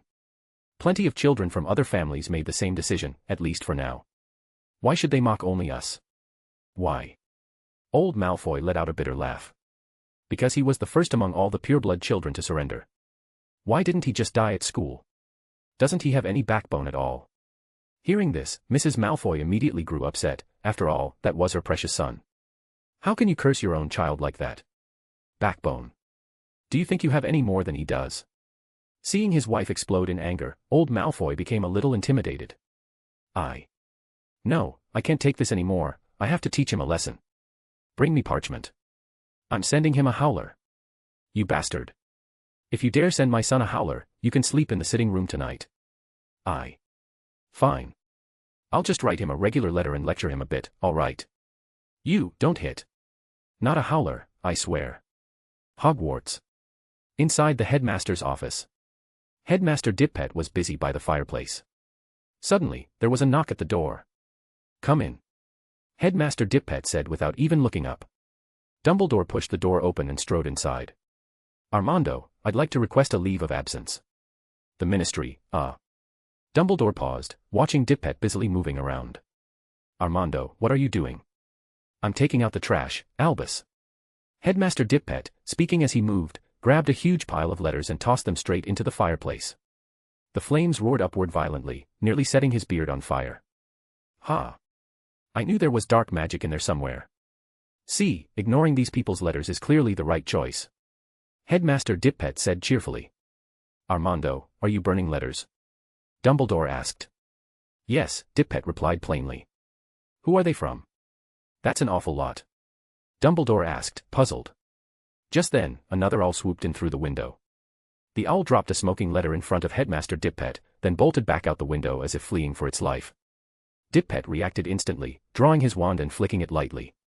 How could, SZZZT? Before the howler could even open, it was incinerated into ash. Of course it's from those pureblood families. Those 2 kids you brought back have stirred up quite a storm at Hogwarts. How could those people not have complaints? Headmaster Dippet rubbed his lower back and pulled a lounge chair closer to the fireplace. Sit wherever you like, Albus. Dumbledore dragged over a chair and sat beside him. Possibly due to the sheer number of letters burned, the air in front of the fireplace had become uncomfortably warm. Dumbledore calmly undid one of his collar buttons, then asked, So? How do you plan to handle it? Handle what? Dippet asked. You know, the whole matter with the Mutual Aid Society, Dumbledore said cautiously. Why would I handle that? Those 2 kids are doing a fine job, aren't they? Horace even used the opportunity to properly clean up Slytherin House. Not to be rude, Albus, but you're the one who brought them here personally, why would you want to clamp down on them now? Dippet said, a little annoyed. Dumbledore replied helplessly, Armando, you know that's not what I meant. That Mutual Aid Society had been created with his encouragement, after all. Of course he wouldn't want to shut it down. MMH, good. Glad to hear it. The club's doing just fine, no need to mess with it for no reason. Headmaster Dippet noticed the fire was getting low again and casually tossed in another handful of letters. In truth, Headmaster Dippet had originally assumed Wade's Mutual Aid Society, known as SMASH, was nothing more than childish play. But reality had given him a pleasant surprise. Even setting aside Wade's efforts to reform the bad habits of the pureblood families, the fact that students' grades had generally improved thanks to the society already made Dippet feel very satisfied. Not to mention, he'd long wanted to address those entrenched pureblood traditions in Slytherin. Since the Mutual Aid Society had emerged, the entirety of Hogwarts had visibly improved in just a month. As headmaster, he had absolutely no reason to suppress such a beneficial organization. So how do you plan to deal with those pureblood parents? Dumbledore asked.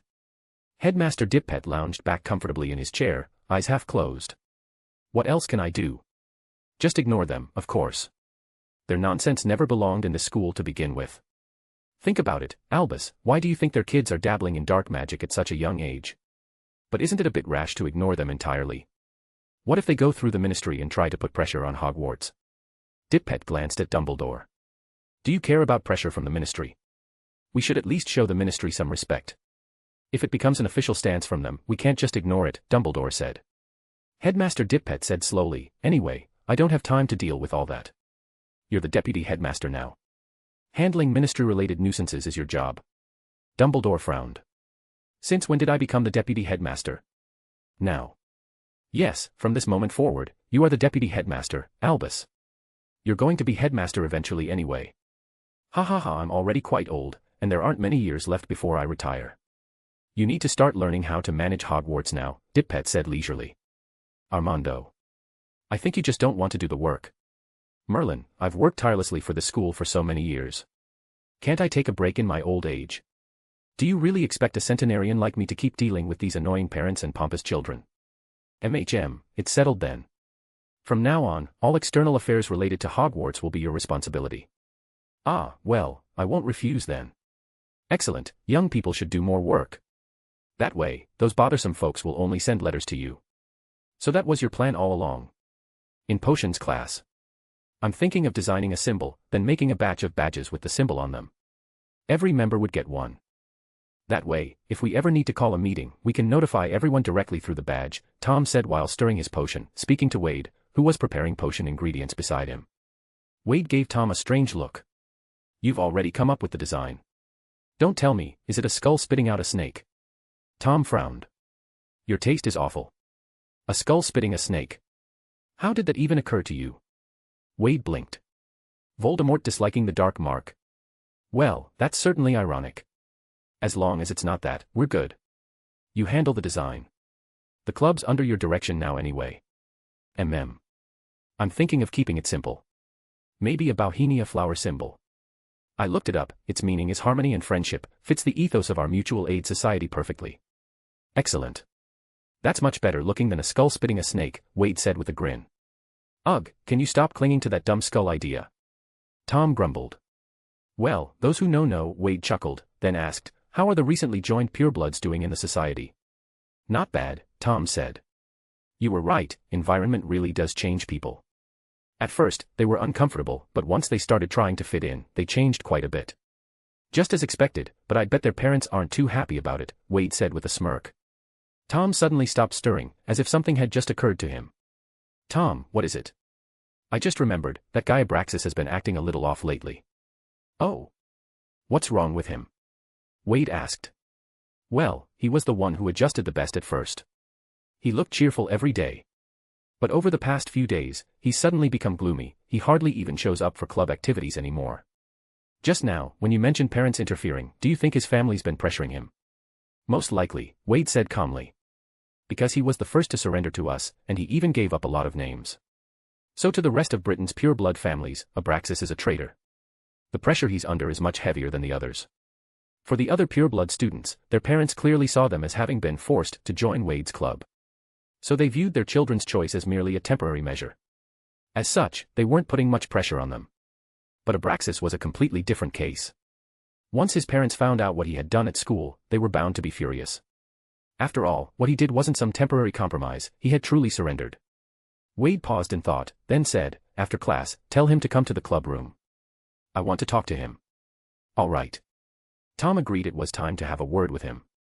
Right now, Abraxas was a model figure within the club, they couldn't afford to let him collapse so easily.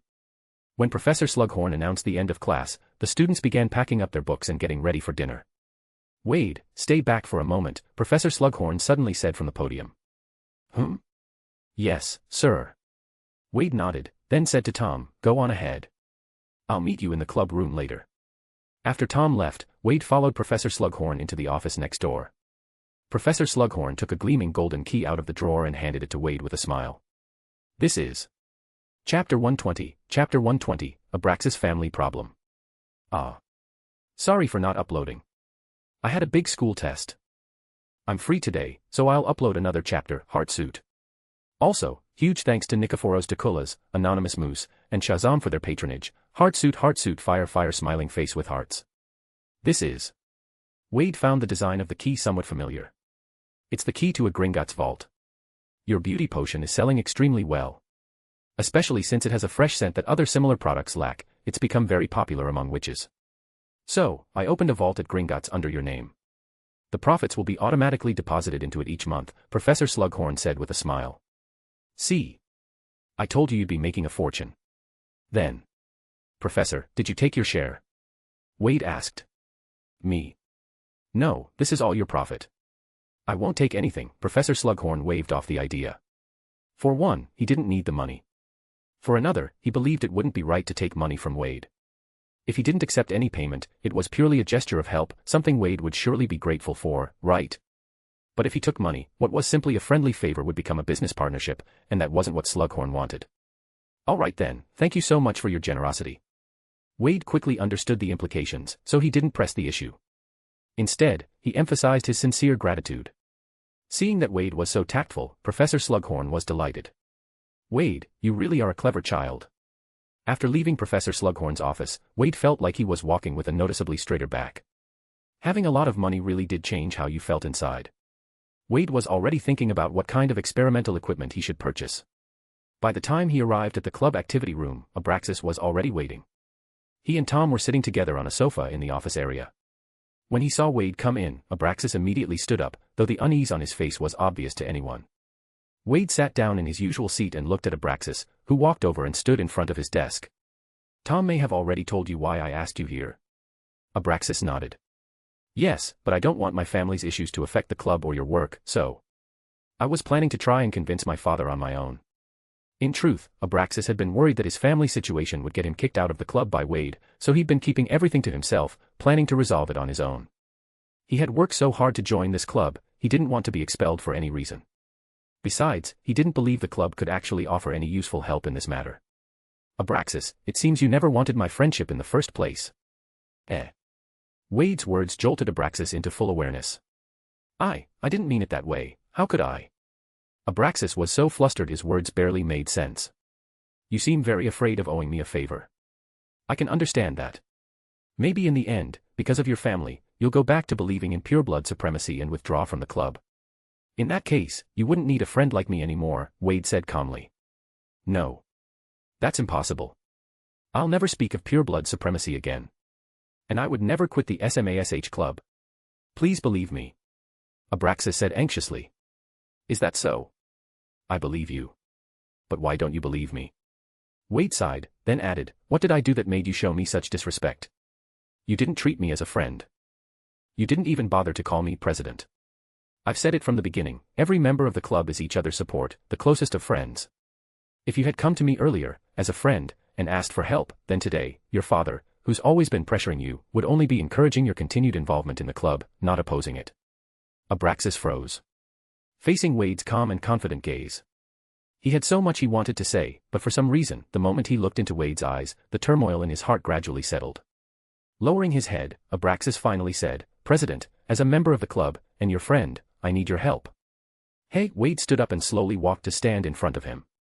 He gently patted Abraxas on the shoulder and said kindly, tomorrow, you'll receive a letter from your father, expressing his support. Abraxas left with a flushed face. However, the troubled expression that had been on Abraxas' face shifted to Tom's face. Wade, I think you might have been a bit too rash. Tom furrowed his brow and asked. Tom wasn't opposed to Wade acting all high and mighty because he knew he had no way of stopping him. But he just hoped that his big bro could have a little sense before acting all high and mighty. For Abraxas to surrender, it had all been forced. Who knows how many rounds of manipulation it took to get to this point. But Abraxas' family. They were an old pureblood family. What made Wade think he could change their mind completely overnight? Was it just because Wade was good-looking? What's wrong? Is there a problem? Wade asked, confused. You really dared to promise that? Tom was completely out of patience. Why wouldn't I dare? Wade said with a smile. Right now, the society is thriving. This is the best time to build our image as leaders. Tom replied weakly, what kind of image are you trying to build? I need to establish an image of being all-powerful. Only then will they feel awe when facing me. And since Abraxas is a model figure in the society, solving his problem will have a very strong effect, Wade said earnestly. Tom said pessimistically, but I feel like you're going to screw this one up. Forget building some all-powerful image, you might end up destroying all the prestige you've built so far in one go. Even if you just tried to make Abraxas happy for now, that'd be better than promising to change his family's values. We brought Abraxas in so we could bring him and the influence behind him into our fold. Just changing Abraxas' mindset isn't enough. Only when we bring his family over too will it count as a true success, Wade said as if it were obvious. Tom sighed. So how do you plan to change his family's values and get them to befriend you? Don't tell me you're going to barge into their house and beat them up like before. Wade smiled. Don't be so violent, Tom. I do have some softer methods. Wait, you really are planning to barge in? Tom, just like Abraxas, you should trust me too, shouldn't you? Spare me that nonsense. I'm not as easy to fool as Abraxas. After parting ways with a constipated-looking Tom, Wade headed to the Ollery and sent a letter to Toby, who was working in Hogsmeade. By the time he returned to the dormitory, Toby was already there waiting. A house elf who could apparate freely in and out of Hogwarts was, of course, faster than Wade. Master Wade, what would you like Toby to do? Toby asked respectfully. Wade raised his hand and stroked his smooth chin, then pulled a galleon from his pocket and handed it to Toby. Master Wade, do you need Toby to buy something? No. Just take it. As Wade spoke, he drew his wand and lightly tapped the galleon. A faint red glow rippled across the golden coin before quickly vanishing. Then, Wade took out another galleon and cast the same spell on it. It's a bit troublesome to contact you through owls every time, so, keep this galleon safe. When I want to find you, I'll squeeze the one I'm holding, and the one in your hand will start to heat up. Once you feel it getting warm, you'll know I'm trying to reach you. Likewise, if you want to find me, just squeeze your galleon, and I'll know as well. Understood. Master Wade, you're incredible. You've only been in school a short while, and you already know such amazing magic. Toby squeaked, full of flattery. It's not that impressive, just a basic protean charm. Wade replied casually. The protean charm fell under transfiguration, and for Wade, it really wasn't difficult at all. Is there anything else you need, Master Wade? Toby asked while carefully wrapping the galleon in a clean handkerchief and tucking it safely into a pocket he magically sewed into his curtain-like clothing. And this key, take it back to the wizard tower and keep it safe. It's the key to my personal vault at Gringotts. In the future, I might need you to withdraw money and buy some things for me. When Toby heard that Wade was entrusting him with the vault key, he was moved to tears. Toby will absolutely fulfill Master Wade's orders. Chapter 121, Chapter 121, Scary Dream. Greater than over equal to nabla less than over equal to, huge thanks to Randy Ruiz for becoming a new member, Heartsuit. Toby will absolutely fulfill Master Wade's orders. Right, the meeting point stays the same, here in the dorm. Whether I'm looking for you or you're looking for me, we'll meet here. That's all for now. House elves appearing in the dormitory was perfectly normal. Besides, everyone in the dorm was an insider, so setting the meeting point there wouldn't easily draw attention. After sending Toby off, Wade headed to the library. Once he finished his homework, he spent the rest of the time reading through the books he had exchanged from the system, all the way until the library closed for the night. With his head full of potion formulas and spells, Wade returned to the dormitory, washed up, and went straight to bed. Tonight, he had something else to do. In the dream world. Senior. Are you there? Wade called out softly in the white and misty dream realm. I'm here. Wade turned around and saw his senior, her whole body still cloaked in dark smoke, standing behind him.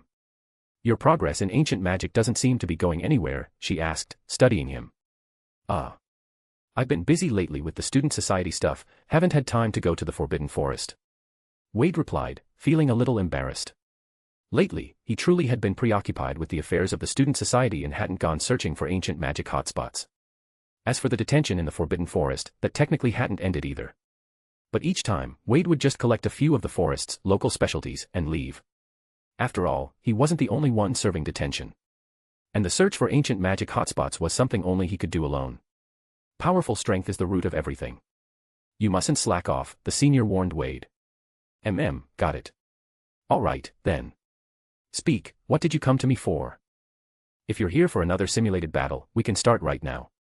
No, it's not that. I have something else I need your help with. I want your help changing someone's mindset, Wade said with a smile. Storming the Malfoy estate wasn't really an option, but having his senior invade someone's dream, that might still be feasible. Then, Wade gave her a brief explanation of the situation. I can help you with this, but only halfway, the senior said. What do you mean by halfway? Wade asked curiously.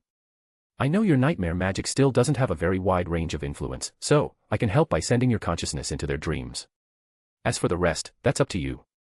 Only by handling it yourself can you truly refine your nightmare magic. Wade understood that the senior was trying to push him to practice his nightmare magic, so he didn't object. However, the Malfoy couple's belief in pureblood supremacy was deeply rooted. With Wade's current level of nightmare magic, he couldn't forcibly alter their thinking. He would have to resort to some special tricks. Are you ready? The senior asked. Wait a second. Wade glanced at her appearance, and in the next moment, dark mist, identical to the senior's signature aura, started billowing from his own body. By deliberately mimicking her ominous appearance in the dream realm, others wouldn't be able to make out his face. Why are you copying me? The senior asked with a frown. It's to hide my identity. But more importantly, this look is terrifying. Wade said with a smile, shrouded in dark mist.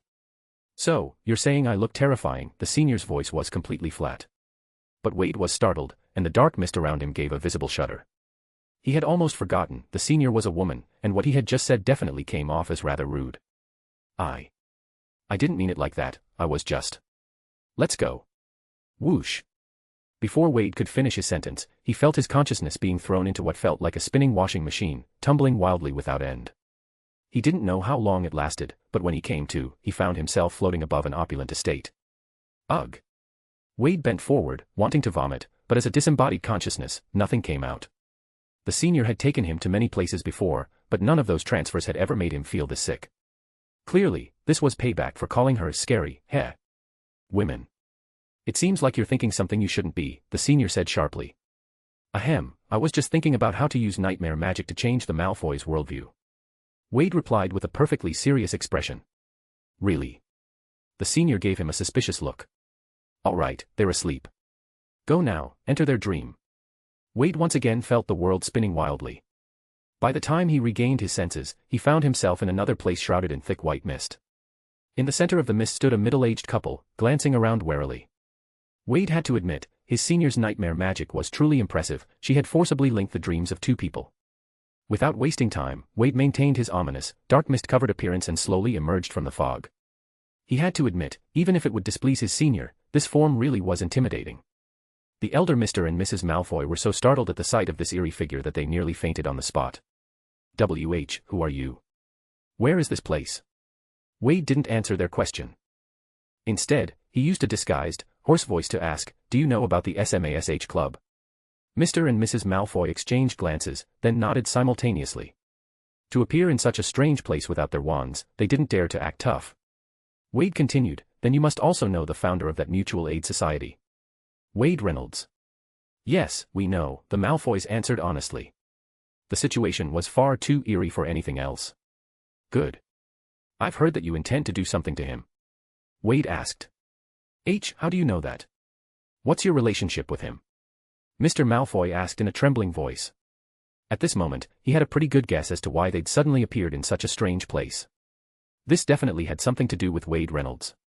Cuckoo, Wade let out a bone-chilling laugh, making the Malfoy couple shudder uncontrollably. I've come here only to tell you, even though Wade left, he is still a child of our bloodline. How dare you lay a hand on him? Wade snapped his fingers lightly.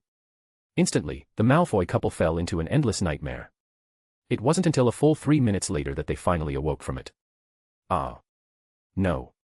Don't come any closer. Old Malfoy cried like a child as he woke up. Mrs. Malfoy, meanwhile, was so terrified that she forgot how to cry. It took her quite a while to recover, and when she did, she clung to her husband and sobbed uncontrollably. The dream just now had been far too horrifying. In the nightmare created by Wade, they had been made to experience the terror without suffering any damage to their souls. This was the effect of nightmare magic. Otherwise, the Malfoy couple might have been scared into madness already. Now, the Malfoys, still weeping, looked at the darkly billowing figure in front of them with utter fear in their eyes. That kind of dream was like hell itself. They never wanted to go through something like that again. Wade raised his hand gently, and a ticking alarm clock appeared in his palm.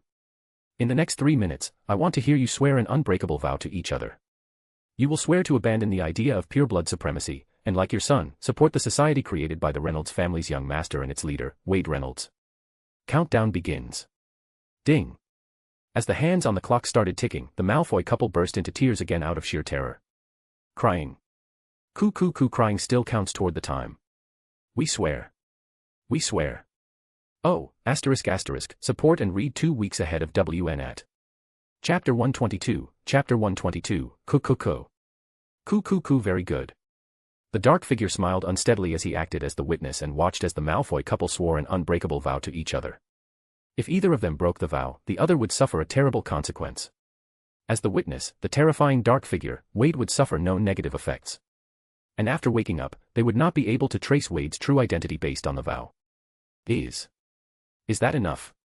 Mrs. Malfoy asked in a trembling voice. That's enough. I'm glad you made the right choice. Oh, and one more thing, don't you dare speak a word about me. And, remember to write a letter to your son, expressing your support for his decision, otherwise. Wade added cheerfully. All right, understood. We absolutely won't say anything. As for the letter, we'll write it immediately. Mr. Malfoy was still completely dazed. The experience in the nightmare lingered in his mind like a festering wound. Even though Wade hadn't harmed their souls, the terrifying memory had still left a deep mark on their spirits. Very good. Then. Wade originally turned to leave but suddenly turned back again. At some point, a wand had appeared in his hand. With a flick of the wand, a large mass of black-red mist floated out from the chests of the Malfoy couple. Ah! The Malfoys gasped in alarm. They didn't know what Wade had done, but the moment that dark mist was pulled from their bodies, all the lingering negative emotions caused by the nightmare vanished instantly. They even felt, oddly uplifted. After collecting the residue extracted from the Malfoys, Wade turned and disappeared into the white mist. Senior brought Wade's consciousness away from Malfoy Manor. Looking at the floating residue in front of Wade, she said, "I don't recommend you absorb this kind of power just yet. Extracted this way, the amount is too small, and it draws attention. There's no need. If you really want it, then improve your ancient magic quickly, then get it from me, guaranteed to be plentiful." Wade shook his head. "It's not for absorbing. Mainly, I want to study it as a sample. Besides, I told Tom and the others I'd be searching for this kind of power. I need some results to show them. Otherwise, if they really dig out your true form, that wouldn't be good." The senior was silent for a moment, then said, "Let's go with your plan. Whether or not you intend to rescue me, don't forget to keep improving your ancient magic." Before Wade could reply, he suddenly felt his consciousness snap back into his own body at Hogwarts. Ha-dash. He abruptly sat up with a gasp. Turns out, Senior had directly kicked him out of the dream. As for the 2 clusters of residue, he didn't know when, but they had already been neatly placed into a bottle and set at his bedside. Wade lay in silence for a while, then lay back down on the bed. He would definitely save her. Up to this point, the help Senior had given him surpassed anyone else's. As for whether he needed to be wary of her, that was completely unnecessary. With dream magic like hers, if she really wanted something, she could have just manipulated him into doing it. There was absolutely no need to spend time and effort on him. Looks like I've really been slacking lately when it comes to improving my own strength. I wonder if what the senior said about being able to hold out for 2 more years is actually true. Malfoy Manor. The Malfoy couple woke up at the same time. Ah. That unsettling laugh. Was that a dream? Yeah. I had a nightmare. I dreamed of a man covered in black smoke. Before Mrs. Malfoy could finish her sentence, she was interrupted by Mr. Malfoy beside her. With a trembling voice, he asked, "You dreamed it too?" You mean, that wasn't a dream?" Mrs. Malfoy's eyes widened. When she had just woken up and found herself lying in bed, she had assumed everything earlier was just a nightmare. But now, if it had only been a dream, how could they both have had the exact same one? Mr. Malfoy turned on the light and took his wife's right hand. There, on Mrs. Malfoy's pale wrist, was a distinct, glaring scar. Mr. Malfoy's own wrist bore the same mark. This is the trace left by an unbreakable vow. Which means, that wasn't a dream. Old Malfoy stared in shock at the 2 scars. It must be real. That Wade Reynolds, and the family behind him, we can't afford to provoke them. Darling, let's not go against him. Mrs. Malfoy was on the verge of tears again from fright. That man's magic was far too strange. He could actually invade someone's dreams, and even have them make an unbreakable vow within the dream. Moreover, the things he said, still lingered clearly in their minds. I remember he said that Wade Reynolds was a runaway child from their family. Mrs. Malfoy leaned into her husband's arms, her body trembling. Yes, I remember too. Which means Wade himself doesn't even know that his family is still secretly watching over him. Old Malfoy was no longer quite as afraid. After all, they had already made the unbreakable vow. And, any family capable of wielding such bizarre magic must be incredibly powerful. At this point, the Malfoys had more or less pledged allegiance to a new master. Although it wasn't exactly voluntary, based on his many years of being a fence-sitter, no, based on his many years of judging the situation, this might not be a bad thing at all, but rather a good thing. As for all that nonsense about pure-blood honor, pure-blood nobility. Absurd. All men are created equal. Yes. Thinking of this, old Malfoy pushed his wife aside and got out of bed. Darling. Where are you going? Mrs. Malfoy asked anxiously. I'm going to write to Abraxas right now. He needs to behave himself in the club. Best case scenario, he can earn Wade Reynolds' trust. This might be our Malfoy family's chance to rise. You are right. Seeing her husband get out of bed in a hurry, Mrs. Malfoy quickly followed. After having such a nightmare, no matter how tired she was, there was no way she could sleep again. Early the next morning, Wade got up feeling refreshed. As usual, when he reached over to wake up Tom in the next bed. As soon as he pulled open the bed curtain, he was met with Tom's 2 dark circles under his eyes. You didn't sleep last night? Wade asked in surprise. Tom's face was dark. Sleep? Ha. Everything you've worked for up to today is going to be wasted. In truth, even though Tom had claimed not to believe Wade yesterday, deep down, he'd still harbored some expectation about what Wade might do that night.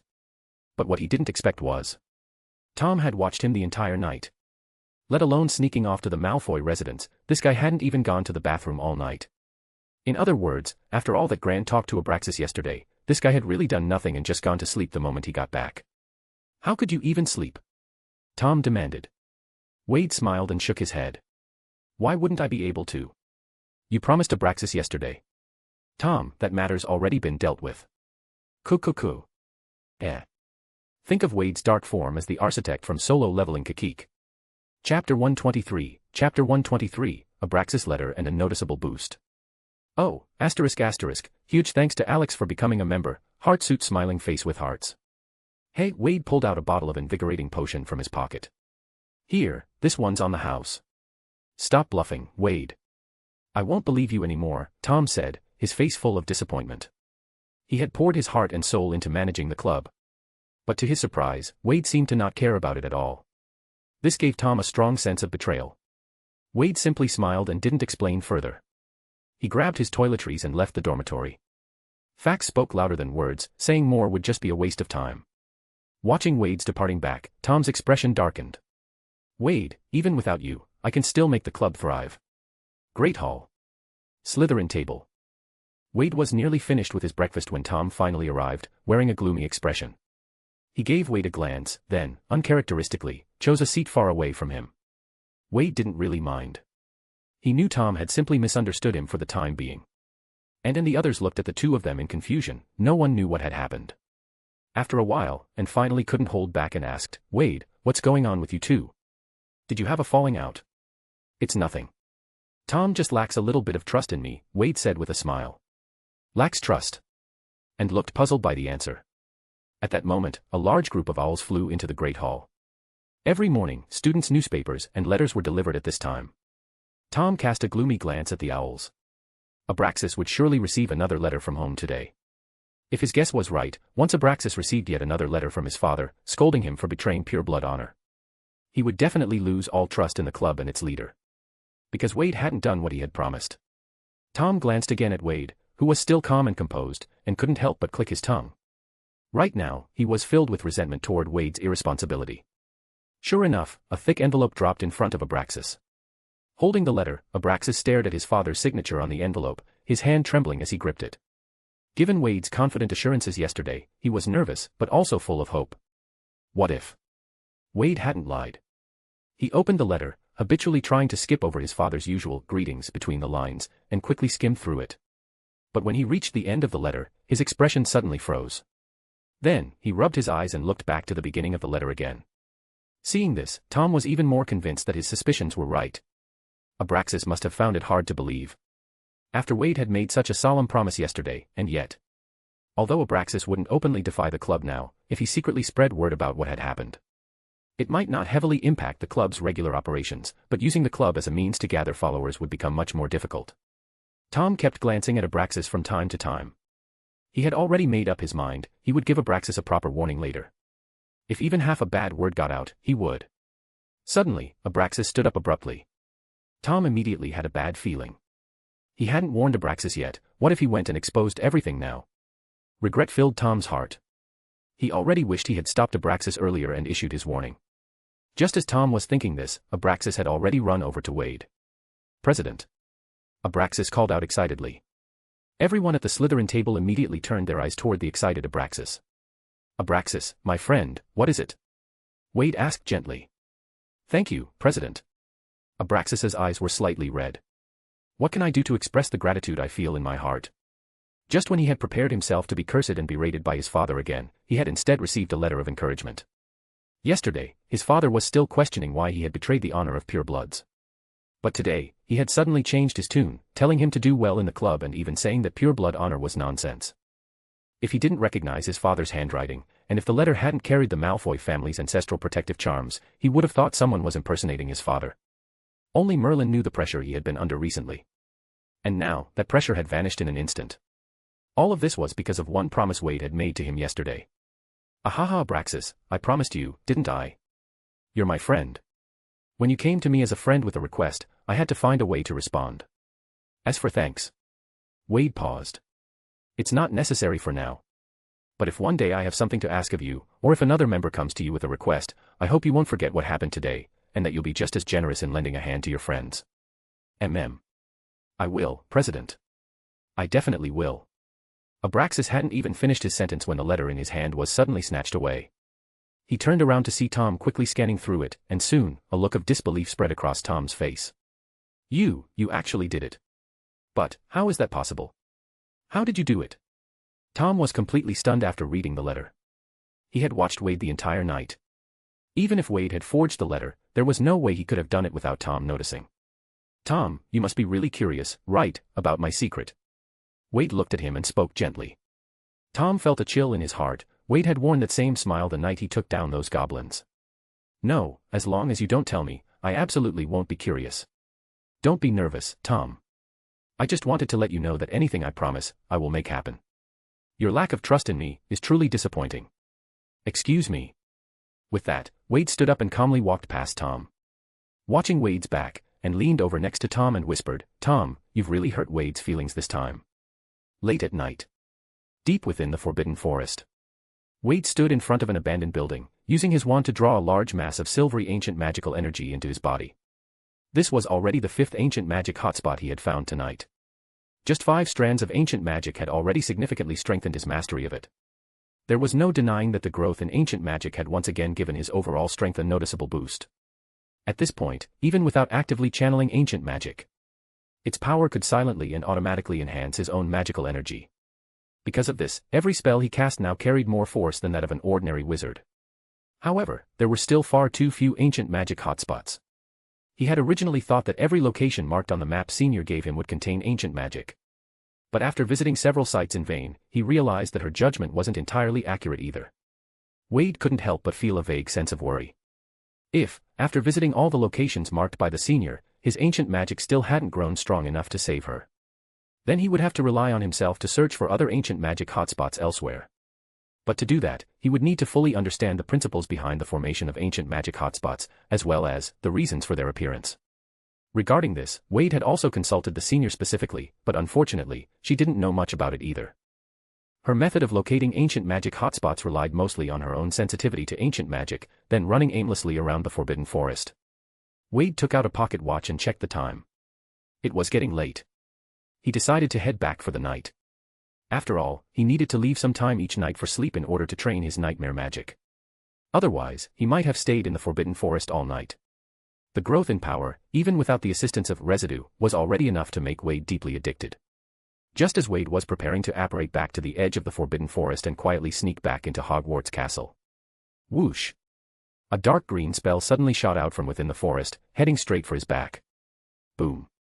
Oh, ***, support and read 2 weeks ahead of WN at. Chapter 124, Human Experiments. Just as the spell was about to hit him, Wade's figure abruptly vanished from the spot. Where did he go? A shout rang out angrily from within the trees. Wade reappeared on the other side of the forest.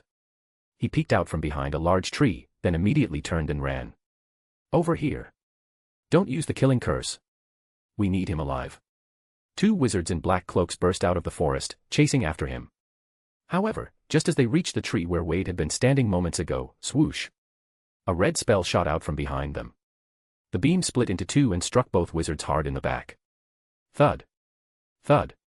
The 2 wizards collapsed to the ground without making a sound. Wade's figure appeared behind them, slowly walking toward where they had fallen. He lightly raised his wand. The 2 wizards, who had been lying face down, were suddenly lifted off the ground and flipped onto their backs. Only then did the 2 of them clearly see Wade's figure. As Wade approached, their eyes were filled with fear and confusion. They couldn't understand. Wade had clearly run off ahead of them, so how had he ended up behind them? They hadn't heard the sound of apparition at all. Well. Now, who might you 2 be? Wade looked at them as if he were looking at 2 corpses. If he hadn't been using nightmare magic to stay alert while wandering the Forbidden Forest, he would have almost been killed just now. Wade didn't waste another word. He raised his wand and pointed it at one of the wizards' heads. Legilimens. Empowered by ancient magic, the spell's force was overwhelming. The wizard immediately lost all resistance, allowing Wade to freely probe the secrets in his mind. The other wizard, seeing this, felt his scalp go numb. But Wade's enhanced Petrificus Totalis kept him completely frozen, unable to utter a single word. A moment later, Wade, his expression dark, shifted his wand to the second man. Still without a single unnecessary word, another Legilimens. Oh. Grindelwald's party again, huh? Wade now understood what was going on. Because of the disappearance of the previous squad, Grindelwald had dispatched an even more elite team to the Forbidden Forest to search for clues. As a result, 2 members of this team just happened to run into Wade, and had immediately launched an attack. Wade pondered for a moment, then suddenly grinned with a chilling smile. "Don't worry. I won't kill you." The moment they heard those words, a strong sense of foreboding rose in the hearts of the 2 men. And, why did this person's voice sound so young? Could it be? Before the 2 Alliance members could think further, Wade cast 2 enhanced stunning spells directly at them. By the time Wade returned to the dormitory, it was already 4 in the morning. Without wasting time, he climbed into bed and immediately used nightmare magic to enter the dream realm. And just as Wade drifted into sleep, Tom, in the bed beside him, suddenly opened his eyes. In fact, ever since the incident where he stopped trusting Wade, Wade's whereabouts had become increasingly mysterious. He was still present during classes, but the moment they ended, he would vanish from everyone's sight.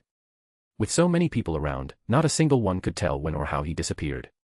At night, Wade also frequently went out. Tom had also tried to follow Wade again, but each time, he would eventually lose track of him. Only now did Tom realize that the time he had successfully followed Wade was probably because Wade had allowed it to happen. Tom furrowed his brows tightly. It seemed Wade no longer had any interest in keeping him in check, which on the surface might seem like a good thing. But, for some reason, Tom felt that things couldn't go on like this any longer. He decided that first thing in the morning, he would have a serious talk with Wade. Wade, unaware of Tom's thoughts. "Hello, Senior."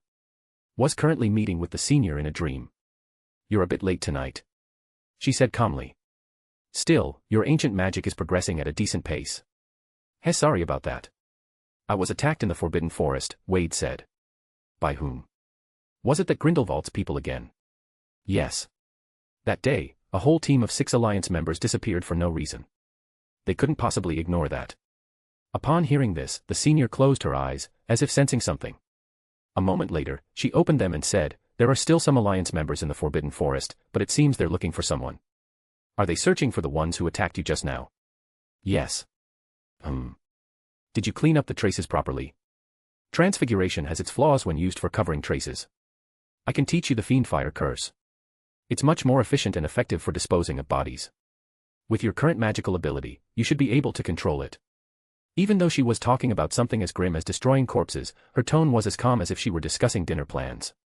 "I didn't kill them." "Oh. Why not?" "Weren't they trying to kill you?" she asked curiously. "My laboratory was recently completed, so I need some test subjects." Wade paused, then added, 2 adult wizards are just right." "Oh. What do you plan to study?" Her interest was piqued. "Back when I first encountered magic, before I even knew I had a gift for ancient magic, I had a question. Where does a wizard's magical power come from? Does this magical strength have a limit? And if it does, can that limit be broken? After discovering my talent for ancient magic, I became curious about something else. How do those residues enhance magical power? And why are they so addictive? I believe this area of study is extremely important for both you and me." Although residue could enhance a person's magical power, it also had obvious side effects, such as amplifying one's desire for power. Senior's current condition was caused by the residue. So, before Wade could absorb those residues and rescue her, he needed to find a way to eliminate any potential side effects they might cause. From within the obscuring black mist, Senior raised her eyebrows. "Looks like you're planning to conduct some devious human experiments." Wade nodded. "Yes. They're going to die sooner or later anyway, contributing a little experimental data before that, isn't that ideal?" The Senior asked, "So, how did you restrain them? Those Alliance members are pretty powerful. If you only use stunning spells, they wouldn't stay down for long. I used nightmare magic, they're still trapped in their own dreamscapes. Theoretically, as long as I don't allow it, they won't wake up. But to prevent any accidents, I'd like to ask for your help in reinforcing the spell," Wade said. "That's no problem. With me around, they won't escape the dream." Since the matter concerned residue research, Senior naturally wouldn't refuse. "You've locked them in that wizard tower belonging to the Somnolent family?" "Yes, they're in the ground floor lab. That's why I absolutely can't let them wake up," Wade said seriously. "Don't worry, and if you still feel uneasy, I can also teach you a few magical binding spells. That way, even if they manage to escape the dream, they won't be able to take a single step out of the cage." Oh, ***, support and read 2 weeks ahead of WN at. Chapter 125, Wade's Forgiveness. The magical bindings that the Senior taught him were incredibly powerful, leaving Wade in awe. According to her, this knowledge came from the restricted section at Hogwarts, and even the Somnolent family's library didn't have it. All right, you should wake up now. It's already morning, senior sister said at last. Wade nodded, but just as he was about to wake up, he noticed something odd. Senior, why does it feel like the black mist around you is thicker than before? No, it's always been like this. Her voice remained calm. No. I have a very good memory. I still remember what you looked like when I first met you. The way you are now, it's definitely different. So, how much time do you have left? The senior sighed. You even noticed that? Even though it's really not that much different. You still haven't answered my question, Wade said calmly. I told you before, about 2 years. This cloak won't hold much longer. The residue will slowly seep out over time, so you'll feel the black mist growing thicker. Wade fell silent for a while, then finally said, on this point, I hope you won't lie to me. I don't want to watch you die with my own eyes. Why would I lie to you? Don't worry. I want to stay alive, I have no desire to die, Senior said. All right. Wade paused for a moment, then suddenly added, you just mentioned that more residue has leaked out, right? Yes. Are you planning to use it for research? Not just research. I have some other plans for the residue as well. Wade opened his eyes. The dormitory was still dim. Since the Slytherin dormitory was located under the lake, even if it was already morning outside, the lighting inside remained faint. Wade didn't wake his sleeping roommates. In fact, he hadn't done so for some time now. He took his toiletries from the cupboard and was about to head out. Wait. Wade turned around and saw Tom already sitting by his own bed, fully dressed. Oh. Tommy boy, what is it? Ugh. Can you please stop calling me that?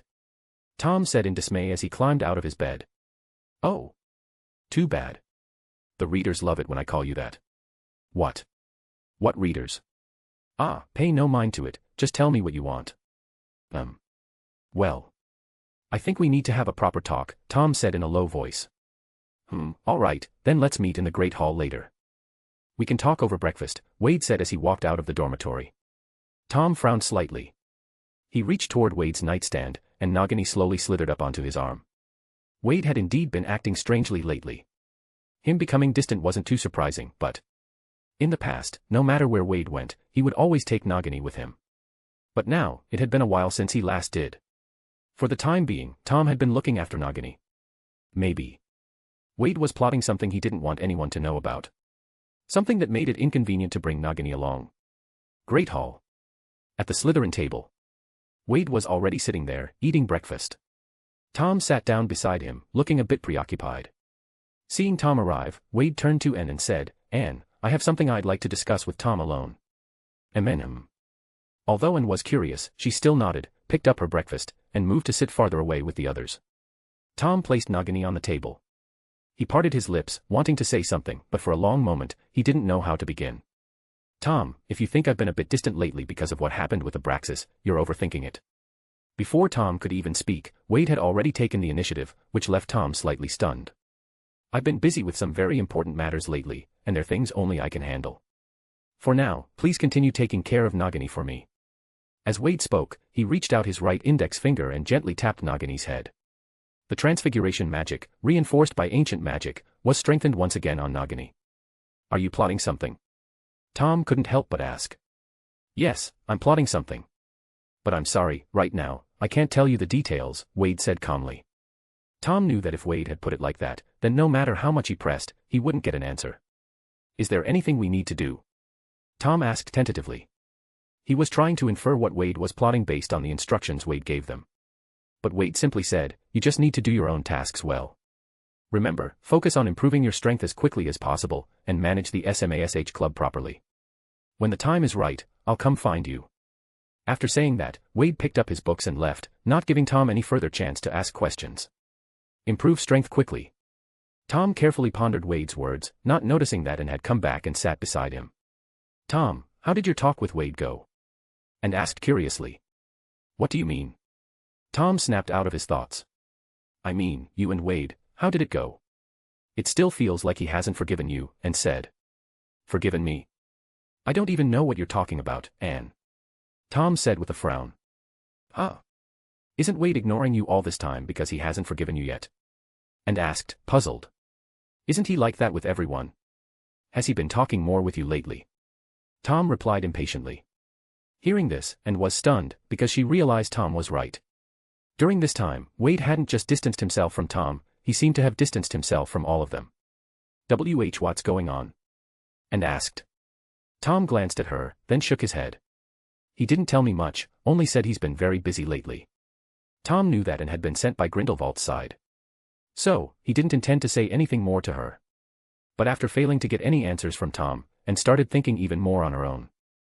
Being busy wasn't strange, but it was strange that whatever he was busy with couldn't be shared with anyone. Faced with something so against common sense, and naturally had to report it to Nurmengard.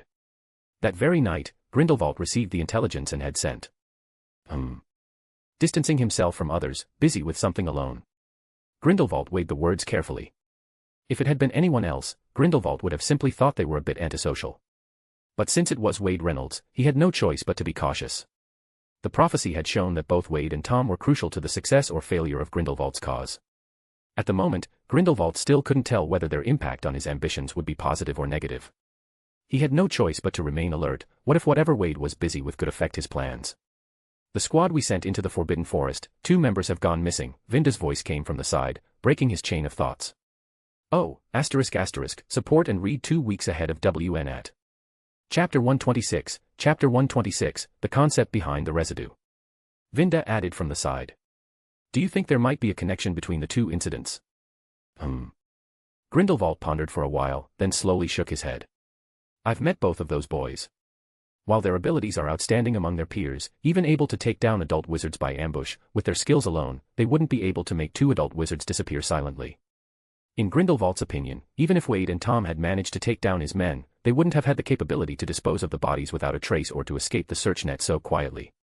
Especially considering that, learning from past mistakes, this time he had made sure the squad members wouldn't stray too far from each other while searching. Meaning that even if one team was taken down, the others would arrive within 2 minutes at most. If it were those 2 boys, it would have been impossible for them to clean up all traces and disappear within such a short time, right? Could it have been Dumbledore noticing something? Vinda asked doubtfully. But even as the words left her mouth, she realized she was wrong. No, it couldn't be Dumbledore. If it were him, it wouldn't have been just 2 people missing. If he had acted, the entire squad in the Forbidden Forest wouldn't have made it back. Besides, our contacts at the Ministry haven't sent any word about them capturing our people. Grindelwald said, looking out of the window. Then what should we do next? Vinda asked. It's clear now that there's something very strange in that Forbidden Forest. However, the fact that our squads keep running into trouble means we're getting close to its secrets. It seems the goblins weren't lying after all. Grindelwald smiled and continued, send more people to continue the search. But this time, the squad must not split up. Also, have him deliver that notebook to the search team. Her main task now should be to keep a close watch on those 2 boys, especially Wade. We must find out what he's up to. The notebook was already sent earlier. The search teams are operating based on the locations recorded in it. Vinda replied. I see, maybe that's exactly why the squad ran into trouble. Next time, be sure to report information like this to me earlier. Yes, sir. Somnolin Wizard Tower. Ground floor laboratory. The experimental equipment Wade had asked Toby to purchase had been delivered a while ago. Now, the laboratory on the first floor finally looked somewhat like a proper lab again. At this moment, Wade was hunched over a desk, writing something on a piece of parchment. Meanwhile, the 2 captured Alliance members had already been stripped and were soaking in 2 large transparent containers. They looked like 2 corpses preserved in formaldehyde solution. Of course, they were still alive, but over the past days, they had undergone multiple rounds of high-intensity experiments. Now, although they weren't dead yet, they could only survive with the help of nutrient fluids. In the same dreamscape, Subject 1's heartbeat remains normal, emotional state relatively stable, and magical fluctuations show no abnormalities. Subject 2, after absorbing a small portion of residue, showed a significant increase in heart rate, both physically and mentally becoming overly excited, and the magical fluctuations also showed a corresponding rise. This situation gradually faded as the residue settled down. When the same experiment was conducted on Subject 1, the results were identical to those of Subject 2. It seems that the negative emotions contained in the residue stimulate the subject's magic. Wade put down his quill. At this point, he had already understood how the residue strengthened a wizard's power. The strength of a spell, besides depending on the wizard's focus and proficiency, also crucially depended on one other factor, emotion. When the emotion was appropriate, the more extreme the emotion, the greater the enhancement it gave to the spell. For example, joy could strengthen the Patronus charm, while hatred could greatly empower the killing curse.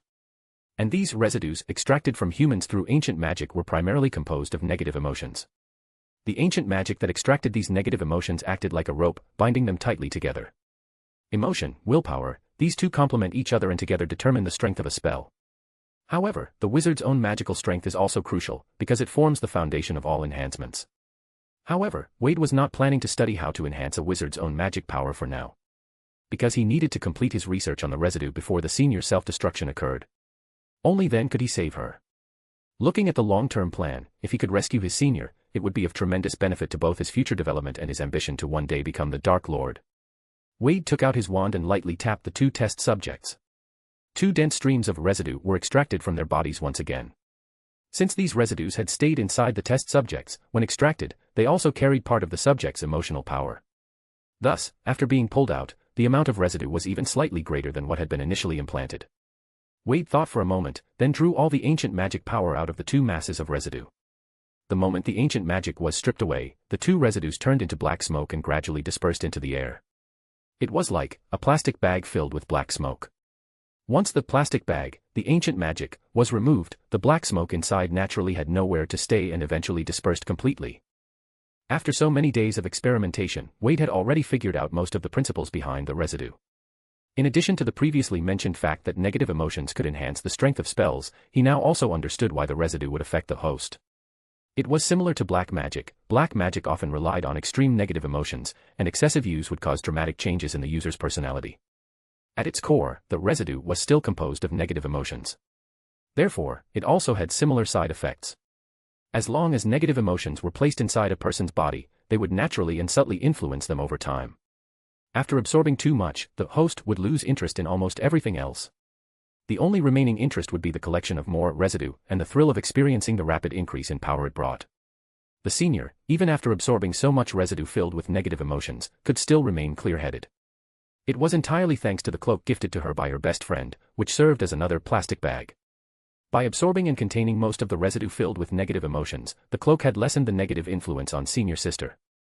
However, while the influence was reduced, it wasn't completely eliminated. The senior's current indifference toward life was definitely a result of the residue's effect.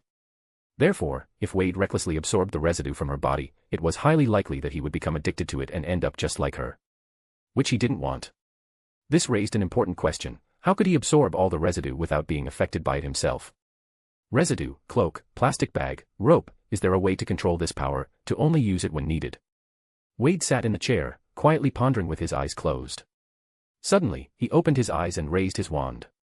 Chapter 127, Chapter 127, it's all going according to plan. In the next second, a cluster of silver-gray ancient magic condensed at the tip of his wand. It was the purest form of ancient magic, not residue. Wade exerted all his strength and cast a transfiguration spell on this cluster of ancient magic. After all, Wade already possessed the ability to freely change the shape of ancient magic at will. But this time, in addition to relying on his natural ability, he deliberately used transfiguration. As a result, the transformation of the ancient magic cluster was fast and precise. Very soon, Wade had reshaped the ancient magic into a thin, silver-gray sheet. Nice. Now if we add this to.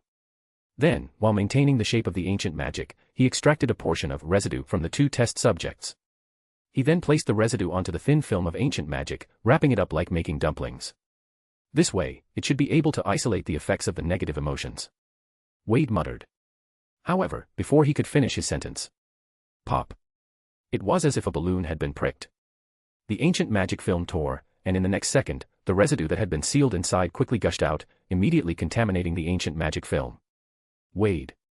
In no time at all, the big dumpling Wade had carefully wrapped turned into a fresh mass of new residue. As expected, it's not that simple. Just wrapping up this tiny bit of residue already exhausted so much of my energy, and there's still so much more on the senior. Wade sighed. Maybe tonight I should ask Senior about the principles behind the cloak she wears. If wrapping doesn't work, I wonder if absorbing it like a sponge soaking up water would be feasible. Wade rubbed his throbbing head, then glanced at his pocket watch. It was already dinner time.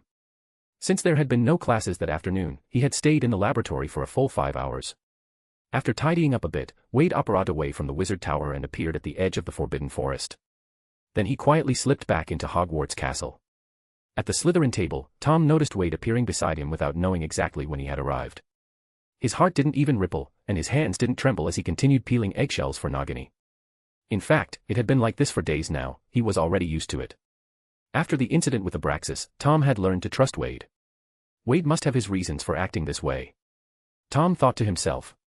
Tonight, Wade seemed a little absent-minded at the dining table. Tom noticed that he picked up a meat pie and then used transfiguration to turn it into a thin pancake. Just as Tom was still wondering what he was doing, Wade had already started spreading mashed potatoes on the pancake and wrapping it up into a dumpling shape. Tom's eyebrows couldn't help but lift slightly. Using transfiguration during meals. Was this his unique way of practicing? But he had never seen Wade do this before. Just as Tom was about to try mimicking it himself, and took the initiative to move closer. Seeing this, Tom's brows furrowed slightly. Ever since Wade had started disappearing mysteriously every day, and had often done this, pretending to casually chat while subtly probing for information. It was obvious that Grindelwald had instructed her to do so. He wanted to figure out what Wade was up to. Whatever Wade was doing must be tied to their future. Which meant, they absolutely could not let Grindelwald find out. Thinking of this, Tom immediately became alert. Before Anne could even open her mouth, he deliberately jumped in and started chatting with her. Because Tom took the initiative to steer the conversation, and couldn't manage to shift the topic toward Wade at all. This made her increasingly anxious. It had been more than half a month, and she still hadn't managed to find out what Wade was doing. Although Sir Grindelwald hadn't said anything, she could clearly feel that her aunt seemed somewhat dissatisfied with her. Seeing Tom still blocking her from Wade, dragging the conversation off topic, and finally lost her patience. She leaned over past Tom and asked very directly, "Wade, what have you been busy with lately? Besides class, we barely see you anymore." Tom frowned, wanting to say something, but Wade simply patted him on the shoulder. Tom immediately understood and wisely shut his mouth. "Recently, I've been searching for something," Wade replied vaguely. Hearing this, and felt a surge of excitement. "Searching for what?" "We can help you, we're all friends, aren't we?" Wade hesitated for a moment, as if considering whether to say anything. Naturally, it was all an act. Believing Wade wanted to tell but was hesitating, and quickly added, "We're all members of the Mutual Aid Society, aren't we? We're supposed to help each other. If anything is bothering you, I will try my best to help you." "You're right, Anne." Wade glanced around, making sure no one was paying attention to them, then leaned in and said quietly, "Originally, I didn't plan to reveal this so soon, but you and Tom are my closest friends, so I'll tell you. But you must promise me, you absolutely cannot leak this out." "What's so mysterious about it?" Anne said, trying to hide her excitement. She had spent half a month carefully probing without any success, yet now, just by asking directly, she actually got a result. Had she known, she wouldn't have wasted so much time. "I discovered some manuscripts in the restricted section. They mention that within the Forbidden Forest, and even within Hogwarts itself, there's a hidden magical force that can make wizards stronger," Wade said, full of mystery. Tom blinked. He instantly understood, Wade was deliberately feeding information to Anne, intending for it to reach Grindelwald. But, wasn't Wade planning to quietly search for that magical power himself? Why would he choose to inform Nurmengard through Anne at this time? However, as always, Tom believed that Wade must have his reasons for doing so. So he fully cooperated, putting on a curious expression. "What kind of manuscripts?" Anne quickly asked. At that moment, her heart was far from calm. That kind of power, at the beginning, only the goblins should have known about it. Later, the goblins informed Grindelwald. The notebook she had obtained earlier should also have been related to that power, but it had already been sent back to Nurmengard. But how did Wade know about the existence of that power? It was a manuscript left by someone named Isidora Morganac. She seemed to have once been a professor at Hogwarts. "I've been following the clues she left to search for this power, and now, I'm already getting close," Wade said mysteriously. And was shocked when she heard that. Their people at Nurmengard, along with the goblins, had practically turned the Forbidden Forest upside down and still hadn't found the power. Yet now Wade claimed he already had leads. "Those manuscripts, can I take a look?" and asked urgently. Wade pulled open his pocket slightly, revealing a stack of yellowed pages. "After we finish eating, we'll talk about it." Chapter 128, Anne, are you coming? I spent a lot of effort digging these manuscripts out of the restricted section. Inside the room of requirement, Wade handed the manuscripts to Tom and Anne to read. Since the founding of their club, the group had rarely come to this place anymore. So aside from the three of them, there was no one else here. Tom looked at the manuscripts in surprise. In just half a month, Wade had actually managed to find so many clues. He had originally thought Wade would simply rely on the instruments seized from the goblins and slowly search for the magical force. But thinking it over, if Wade intended to pass information to Nermangard through Anne, he couldn't mention the seized instruments, that would expose too much. Choosing another explanation, like claiming the information came from manuscripts found in the restricted section, would be much more convincing. So, the scheme Wade had been plotting lately was aimed at Nermangard. Tom glanced down at the manuscripts in his hands again, his eyes filled with doubt. This stuff didn't look fake at all. Could it be that Wade, in order to deal with Nermangard, had really gone into the restricted section and dug out all the information related to that magical power? Although these manuscripts are incomplete, I can still roughly infer some locations, Wade added. However, since I haven't found more detailed information about Professor Morganac, I can't be sure whether those magical forces still remain after so many years, whether she took them away herself, or if some remnants are still left behind.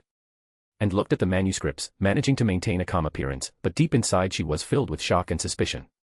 Because the locations recorded in the manuscripts matched many of the ones listed in the notebook she had previously stolen from the restricted section. Moreover, she had personally explored most of those places.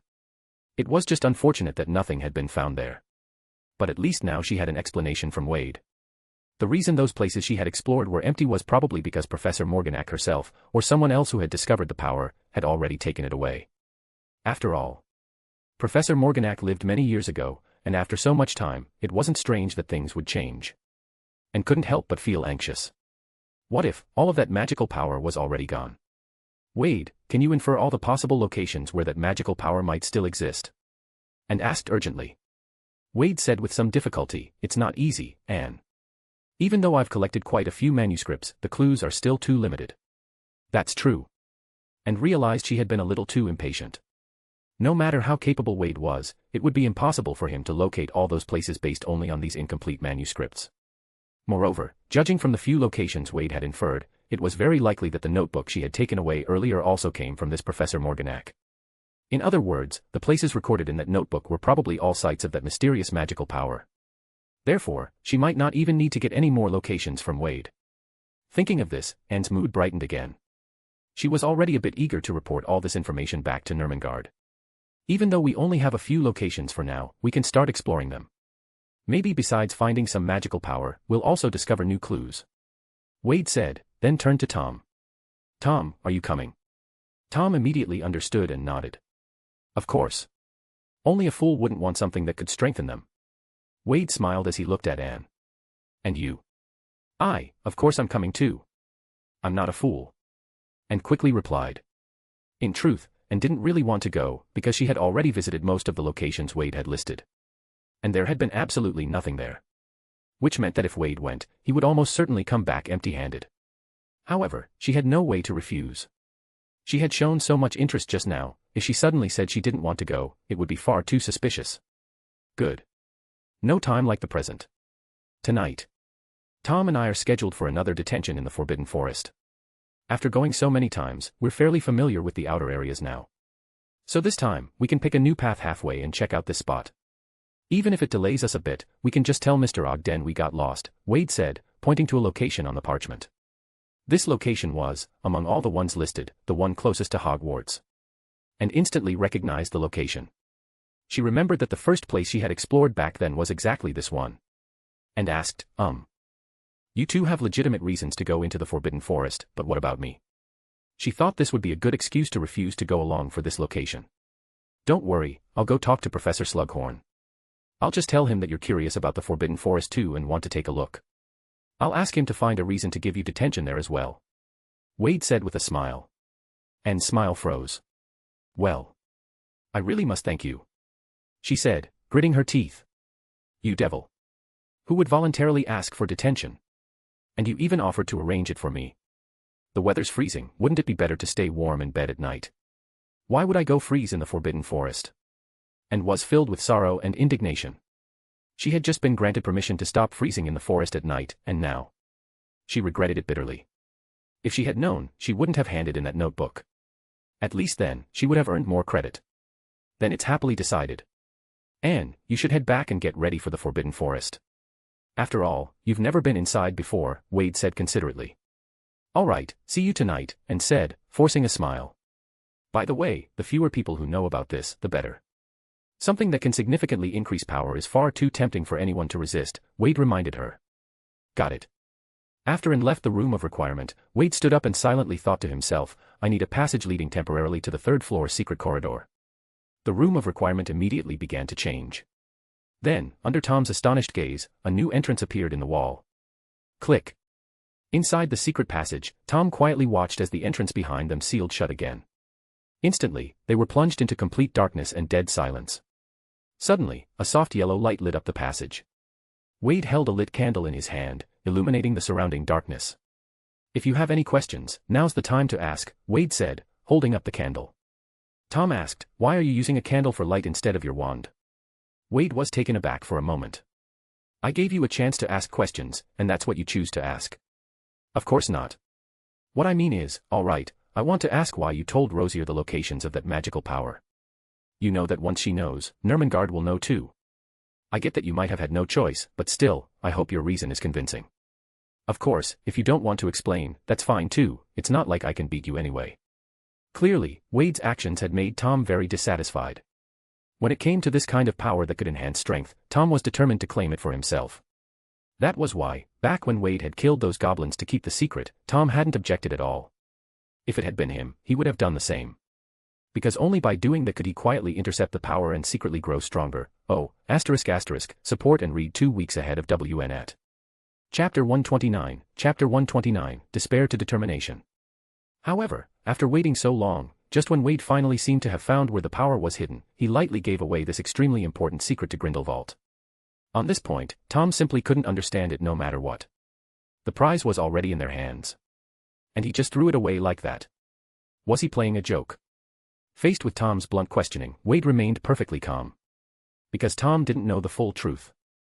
If Wade had been in Tom's position, he would have been furious with himself too. The reason is simple, Tom, that magical power is already gone, Wade answered with a sly smile. Tom's expression froze instantly. His emotions, which had been burning like a roaring fire, now felt like they had been doused with a bucket of ice-cold water. But, those manuscripts you gave her, are they fake too? Tom stammered.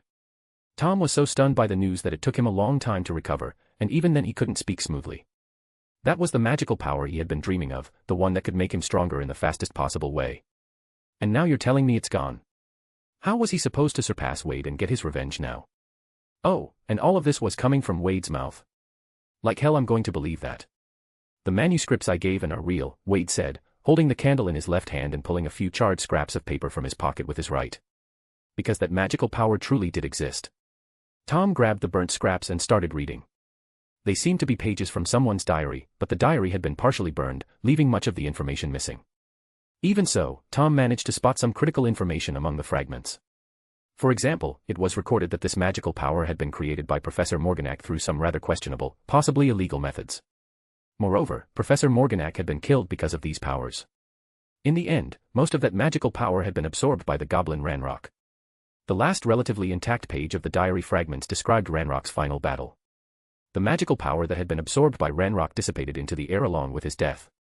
Reading up to this point, Tom completely froze. Yes, it dissipated, Wade said calmly. With Wade's confirmation, the light in Tom's eyes also dimmed. In truth, those manuscripts and diary fragments were real, personally handed to Wade by the senior. Among them, the diary fragments were also from the senior's own diary. Wade had simply torn out a few pages and deliberately burned away the critical parts. For example, after the sentence, the magical power dissipated into the air along with Ranrock's death, there had actually been another line, which was burned away. That missing line was, then I gathered it all together again. Yes, the magic had dissipated, but the senior had gathered it back up and absorbed it herself. From that perspective, Wade hadn't completely lied to Tom. After all, once it was absorbed, it was just as good as gone. I don't believe it, you're a wicked one. Tom muttered. Wade frowned slightly. Tom, no matter how great that magical power was, it was still just an external force. Do you really think that without such external powers, you can't become strong? If your desire to grow stronger is that fragile, it would truly disappoint me. Hearing this, it felt like Tom had been doused with another bucket of cold water. Only this time, it didn't extinguish his passion, it made him completely sober. Yes. I, Tom, have never been weaker than anyone. Even facing the so-called Great Wade Reynolds, I still have the confidence that one day I'll defeat him. How could I, over losing a mere external force, hang my head in defeat? Who's fragile? I just felt it was a bit of a pity, that's all. Tom's eyes once again lit up with determination. That's the Tom I know. It's just external power. If Professor Morganac could create it, are we saying we can't? Wade said with a smile. Exactly. We can definitely create it too. Tom completely pulled himself out of his earlier despair. It had to be said, aside from valuing his own life, his obsession with becoming stronger surpassed everything else.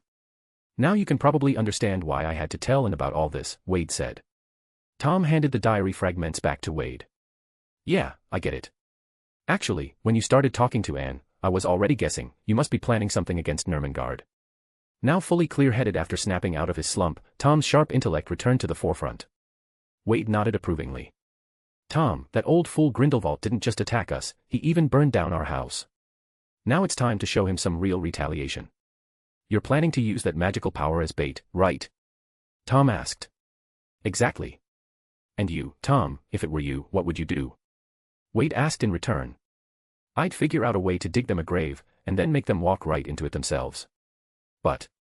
Tom frowned slightly, that magical power is already gone. How are we going to make them believe it still exists? Tom, just leave that part to me. I haven't spent all this time just reading through manuscripts. I've already made some fakes based on the descriptions. It might not be enough to fool Grindelwald, but tricking in with it won't be a problem, Wade said with a smile. You actually managed to make something like that. Tom looked at Wade suspiciously. If the fake could really enhance someone's power, then it wouldn't be a fake anymore. It's simple. Just invest a bit, mix some body-strengthening potions with euphoria potions, then use transfiguration to turn the potion into a mist-like gas. I tried it myself before, and it worked really well.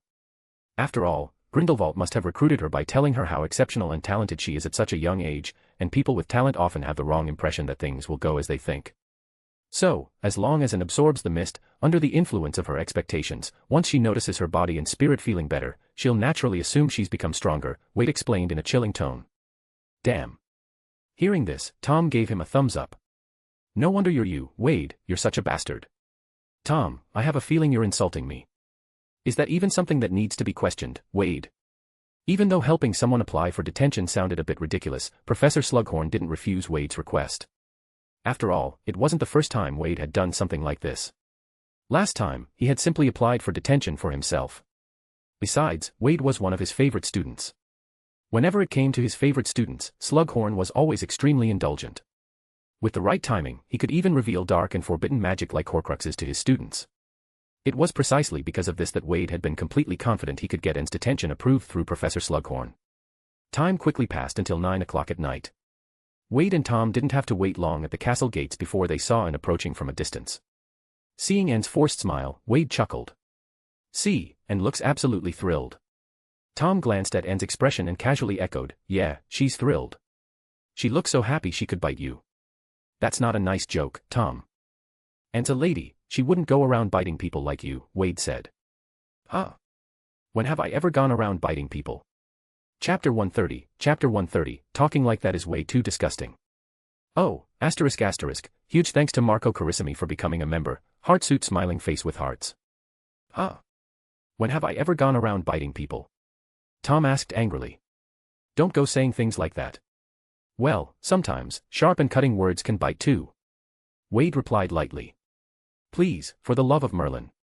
Stop saying things that make people misunderstand. Tom snapped. While they were talking, and had already reached them. From the look on her face, it was clear she had done a fair amount of mental preparation, at least, she wasn't about to literally bite Wade right now. Good evening, Anne. You look wonderful tonight, Wade said with a smile. Tonight, Anne had swapped her school robes for a set of hunting gear, better suited for walking through the forest. In fact, this was the same outfit she had always worn when exploring the Forbidden Forest, it was just that tonight, she hadn't brought her invisibility cloak. Thank you for the compliment, Wade. Anne said, forcing a smile to stay on her face. Seeing Anne's expression, a trace of amusement flickered in Tom's eyes. We should get going. Mr. Ogden is already waiting for us, Tom said. All right, let's go then. Don't be nervous. The outer parts of the Forbidden Forest aren't as dangerous as other students make them sound, Wade said, gently reassuring Anne.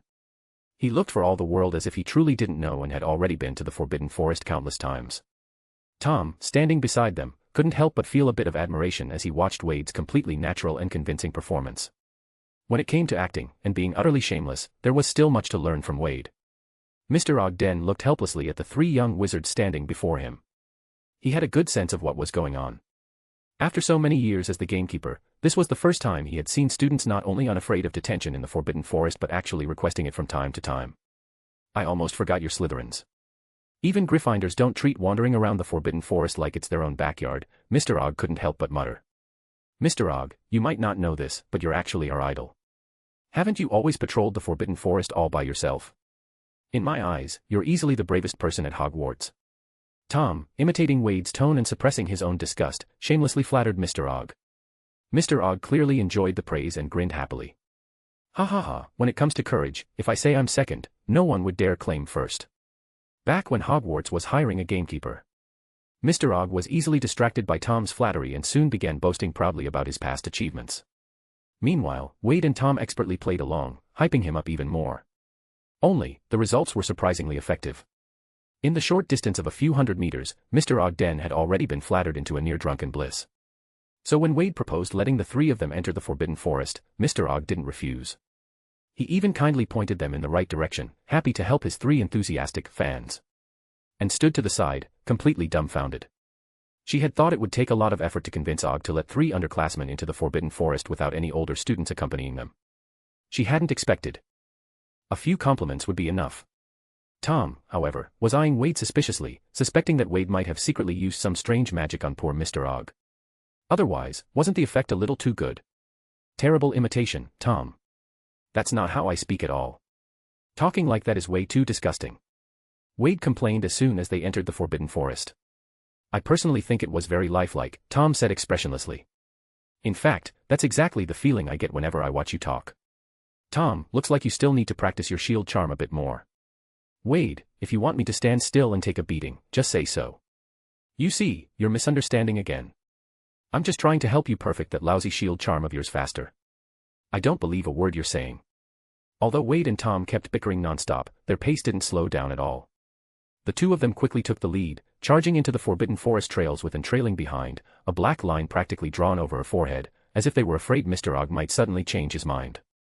After they had completely gotten out of Mr. Og's sight, Wade finally pulled out a map and, while looking at it, began observing the surroundings, seemingly trying to get his bearings in order to find the pre-planned path that would lead straight to the ruins.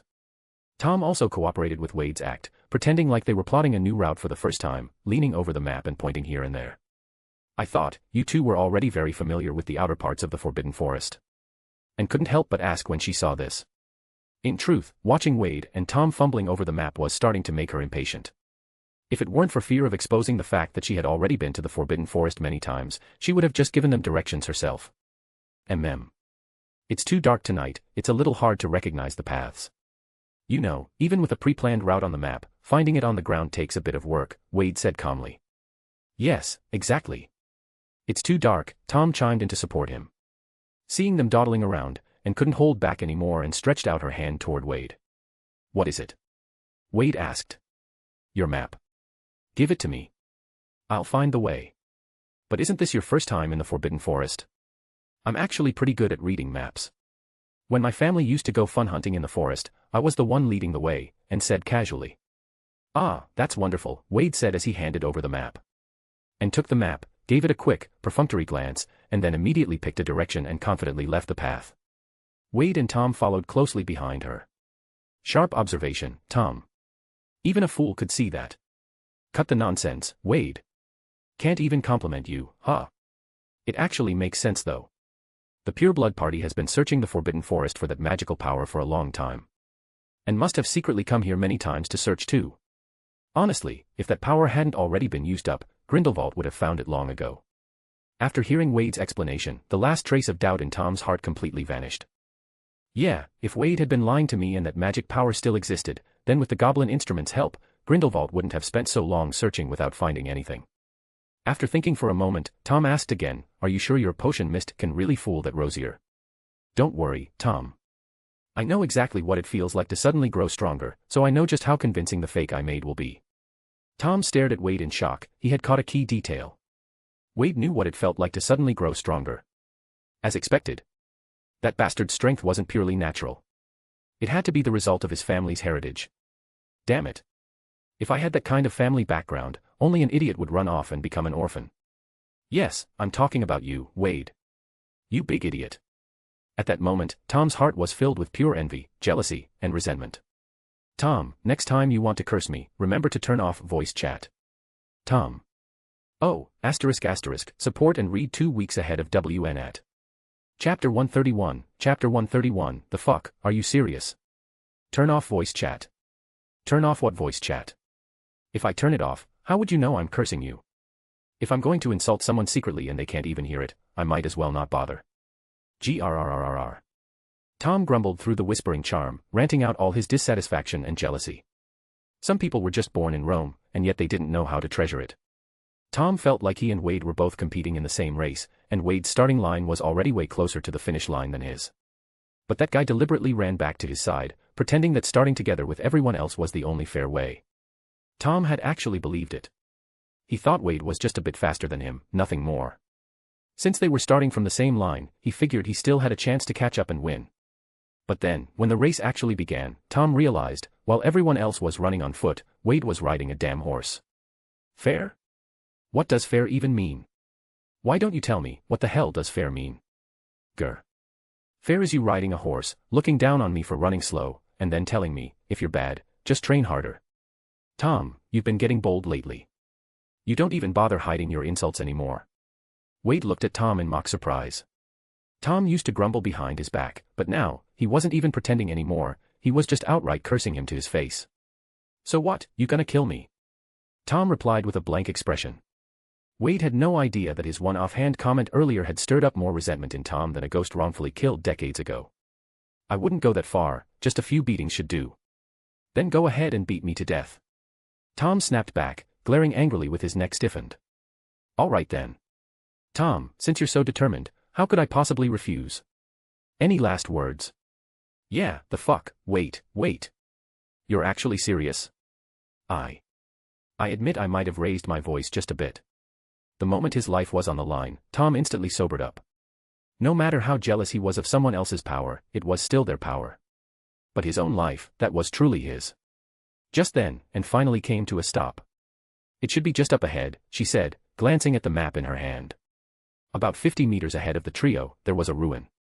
I didn't know anyone had ever lived in the Forbidden Forest, Tom said, frowning as he examined the crumbling remains in the distance. Hogwarts has over 1,000 years of history. It's normal for there to be some abandoned structures nearby. With time, towns turn into wilderness and forests. Wade said casually. And suddenly spoke up, but, this is just the ruin of a single building. It's not a town or anything like that. If, just if, all the locations you've identified are ruins like this, do you think there might be some kind of connection? Wade pondered aloud, that's a good question. There's definitely something odd about it. If all that magical power was hidden in these broken down ruins, it might mean the structures themselves are tied to the magic. And who knows, whether these buildings were once homes, or if they served some other purpose. As he said this, Wade appeared to fall into thought. Outwardly, he was speaking of Morganaka's magical power, but in his mind, he was thinking about ancient magic. He hadn't given it much thought before. But now, looking back, he realized that all the hotspots of ancient magic he'd found had been located within old ruins just like this. And looked at the ruin, then stepped forward, pretending to begin an exploration. She had actually examined this place many times before, there was absolutely nothing here. But she couldn't just do nothing. After all, this was supposed to be her first time coming here. Wade walked closer to the ruined structure, carefully examining the remains. He seemed to be trying to identify some distinctive architectural markers. That way, he could later research who built these structures, and why ancient magic hotspots had formed here. If he could figure that out, perhaps he would finally understand the true source of ancient magic, and maybe discover other places, beyond the area around Hogwarts, where similar ancient magic hotspots existed. And also frowned. These ruins must be at least a few hundred years old, which means that even in Professor Morganaka's time, this place was already abandoned. So why would she hide magical power in ruins like these? It's far too conspicuous. Why not hide it somewhere less obvious? Maybe it has something to do with how that magical power is formed or stored. Tom guessed. Otherwise, I really can't think of any reason someone would leave something so valuable in a place this exposed and unprotected. Wade didn't speak, focusing intently on the remains he had previously overlooked. After a while, he finally noticed something. These buildings had traces of ancient magic lingering on them, just like his lighter. Now, Wade had a bold hypothesis. That is, these buildings had originally been constructed using ancient magic. So, after the buildings decayed over time, the ancient magic that once held them together began to leak out, then slowly recondensed, thus forming ancient magic hotspots. Damn. Even though the structures themselves had weathered away, the ancient magic embedded within them had not dispersed. This alone spoke to the immense power of ancient magic. And it also explained why Wade was able to absorb those ancient magical energies so smoothly without any resistance. The ancient magic used by his predecessors to build these structures had essentially become a kind of battery, charging Wade up now. Of course, confirming this theory would be simple. It would just take a basic control experiment. Building with ancient magic. Could it be that ancient magic was once something common? But Wade quickly shook his head and dismissed that assumption. The fact that someone had used ancient magic to construct buildings didn't prove that the power was widespread in the past. If it had truly been common, there would be at least some mention of it in the history of magic, yet there wasn't a single trace. Back when Senior Sister first awakened her ancient magic, it was only through the portraits of former professors that she learned any concrete information about it. "There's nothing here," and said after a brief scan of the area. This place was no different from how it had been during her previous investigations. So she didn't need to search carefully, she already knew there was nothing to find. "Let's search a bit more thoroughly," Wade said. As he spoke, he looked toward Tom. Tom nodded, then pulled out his wand and began casting Revelio to inspect every inch of the ruin. And watched from the side, shaking her head inwardly. She had already examined these ruins many times before and found nothing. And not only that, after she submitted the notebook, Grindelwald had also sent other party members to check this place multiple times. Among those alliance members were several so-called professionals who frequently conducted ruins expeditions. And on top of that, each of them had one of those instruments distributed by the goblins. Logically speaking, if that kind of magical power really existed here, it should have been impossible to miss. That magic, which was supposed to be here. Either it never existed in the first place, or it had been taken away long ago. So no matter how professional or thorough Wade and Tom's detection methods were, they were ultimately doomed to come up empty-handed. Asen pretended to help with the search while thinking about how to persuade Wade and Tom to move on to another location. "There's something here," Tom suddenly said. "Really?" "Let me take a look," Wade said, sounding excited as he walked over. Anne's eyes widened. No way. This place had already been searched so many times without finding anything, and now they'd just arrived and already found something. With that thought, Anne quickly rushed over too. She saw Wade and Tom crouched around a stone slab, closely examining something. And examined the stone slab and immediately let out a breath of relief. "This just looks like an ordinary floor tile." "What's so special about it?" she asked, looking at the two boys as if they'd lost their minds. Sure, both of them were incredibly talented, so much so that even Grindelwald had people keeping an eye on them. But when it came to field exploration, compared to someone like her who had gone on more than 10 expeditions into the Forbidden Forest since the start of the school year, they were still far more inexperienced. However, her words had no effect on Wade and Tom. Instead of dismissing the floor tile, Wade and Tom began working together to move it onto a nearby patch of open ground. "What are you even doing with that thing?" Anne asked with a sigh. "Come over here and help, would you?" "Don't just stand there," Tom said irritably. He was feeling a bit frustrated. If she didn't get closer, how were they supposed to go through with the next part of their setup? All right. Anne sighed, drawing her wand to cast a levitation charm. But Wade stopped her. "It's no use. I just tried. Magic doesn't have any effect on this tile, it doesn't respond at all." And stopped her levitation charm and looked at the floor tile with suspicion. A floor tile that could resist magic. SSS. Could they really have found something? Uneasy, and helped Wade and Tom move the stone slab to a patch of open ground nearby. "What exactly is so special about this tile?" And asked insistently. "Because the age of this slab doesn't match the rest of the ruins," Tom replied. "That means it was placed here later. And it's immune to magic. Honestly, that already makes it the most unusual thing in this entire ruin." And had to admit, Tom's reasoning sounded plausible, but still, how could that be? Maybe the slab was special in some way, but it couldn't possibly contain that kind of magical power. Otherwise, how could the goblins' instruments have failed to detect it? Just as Anne was thinking that, Wade casually transfigured a stick on the ground into a hammer and smashed it down hard on the tile. Thump. Crack. Clang. A silver sphere fell from the broken slab, landing with a crisp metallic ring. Chapter 132, Anne, I filial, am Ozing. Oh, ***, huge thanks to Avoid Death and Christian Zena's Roma for becoming new members, heartsuit. And stared at the silver sphere, completely stunned. Wait, did we actually find something? No. It must be something unrelated to that kind of magical power.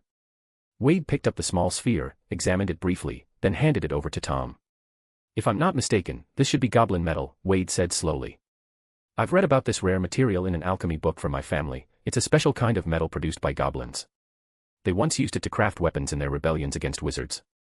Goblin metal, does that mean magic doesn't work on it? Tom suddenly asked. You can try it yourself, Wade said with a smile. Just as Tom raised his wand, and couldn't hold back anymore and stepped forward eagerly. Whoosh! She cast a levitation charm on the small sphere. But the ball didn't move at all, making Anne's casting motion look rather foolish. No wonder we couldn't use magic on that slab earlier, it must have been because of the goblin metal, Wade said with a look of realization.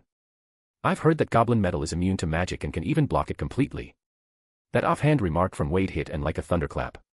If that small sphere really contained the magical power they were looking for, then even goblin-made instruments wouldn't be able to detect it. Because goblin metal was extremely effective at blocking magic. That's it. That's it. How do we open this little sphere? Ahem, I mean, we shouldn't get too excited just yet. What if it's something else entirely? Anne said, trying to mask her excitement. If that goblin metal sphere truly held the magical power in question, then she, Anne, would have scored a major achievement today. Oh, there's a small button here, Wade said, placing the small sphere into a shallow groove in the ground, then backing away a good distance. Wade transfigured a leaf on the ground into a thin vine, then used it to press the button on the sphere. But as the vine approached the goblin metal, it began to tremble violently. The goblin metal's insulation was interfering with the magic itself. Wade's transfiguration skills were quite impressive. The vine managed to press the button on the sphere just before it disintegrated. Ding! With a crisp metallic sound, the small sphere opened like a blooming flower. Then, a cloud of mist, black tinged with red, and red laced with gray, slowly drifted out from inside the sphere. Tom's eyes widened the moment he saw the mist. If Wade hadn't already told him it was fake, he would have been completely unable to resist the urge to rush over and claim the magical power for himself. There was no denying it, Wade truly had talent. Creating a goblin metal sphere was impressive enough, but he had even managed to replicate that legendary magical power so perfectly. It even looked exactly like the descriptions in the manuscripts. Clearly, during all those times Wade had mysteriously disappeared, he'd been secretly doing a great deal of work. Meanwhile, Anne had fallen completely silent. After all the effort the Alliance had poured into finding this power, after all the failures, Wade and Tom had somehow just found it. For a moment, Anne began to doubt her so-called extensive field exploration experience. But that wasn't the most important thing. What mattered was, they had actually found the magical power. Wade and Tom naturally took full note of the expression on Anne's face. Excellent. At last, all my efforts these past days haven't been in vain, Wade said with a smile. That single sentence held very different meanings for Tom and Anne. Tom believed Wade was referring to all the hard work he had put into faking the magical power. Anne, on the other hand, thought Wade was expressing relief that his time spent researching manuscripts and calculating the correct locations had finally paid off. So, what are we going to do with this magical power? Tom asked, his gaze fixed greedily on the mist. In that moment, he didn't even need to act, he truly did crave this power. Unfortunately for him, Wade had already told him it was a counterfeit. Wade smiled and said, ladies first. Anne, this power is yours. Me. That's not right. Anne said in surprise. In truth, she felt that the magical power should go to Wade. After all, setting aside her identity as a member of Sir Grindelwald's party and looking only at the contributions made by the three of them on the surface, Wade had clearly done the most. By any measure, he was the one who deserved it. Wade smiled and said, if it weren't for you leading the way tonight, we might have gotten lost in the Forbidden Forest and never found this place. So this magical power should go to you. Don't worry, there are still many more locations, and those places likely have more of this magical power. We'll still need your help to find them. Tom stared at Wade in shock, so that's why Wade had pretended not to understand the map earlier and roped him into the act too. It had all been set up for this moment. Terrifying. Absolutely terrifying. After hearing Wade's explanation, Anne didn't object any further. After all, without her guidance, Wade and Tom really might have gotten lost.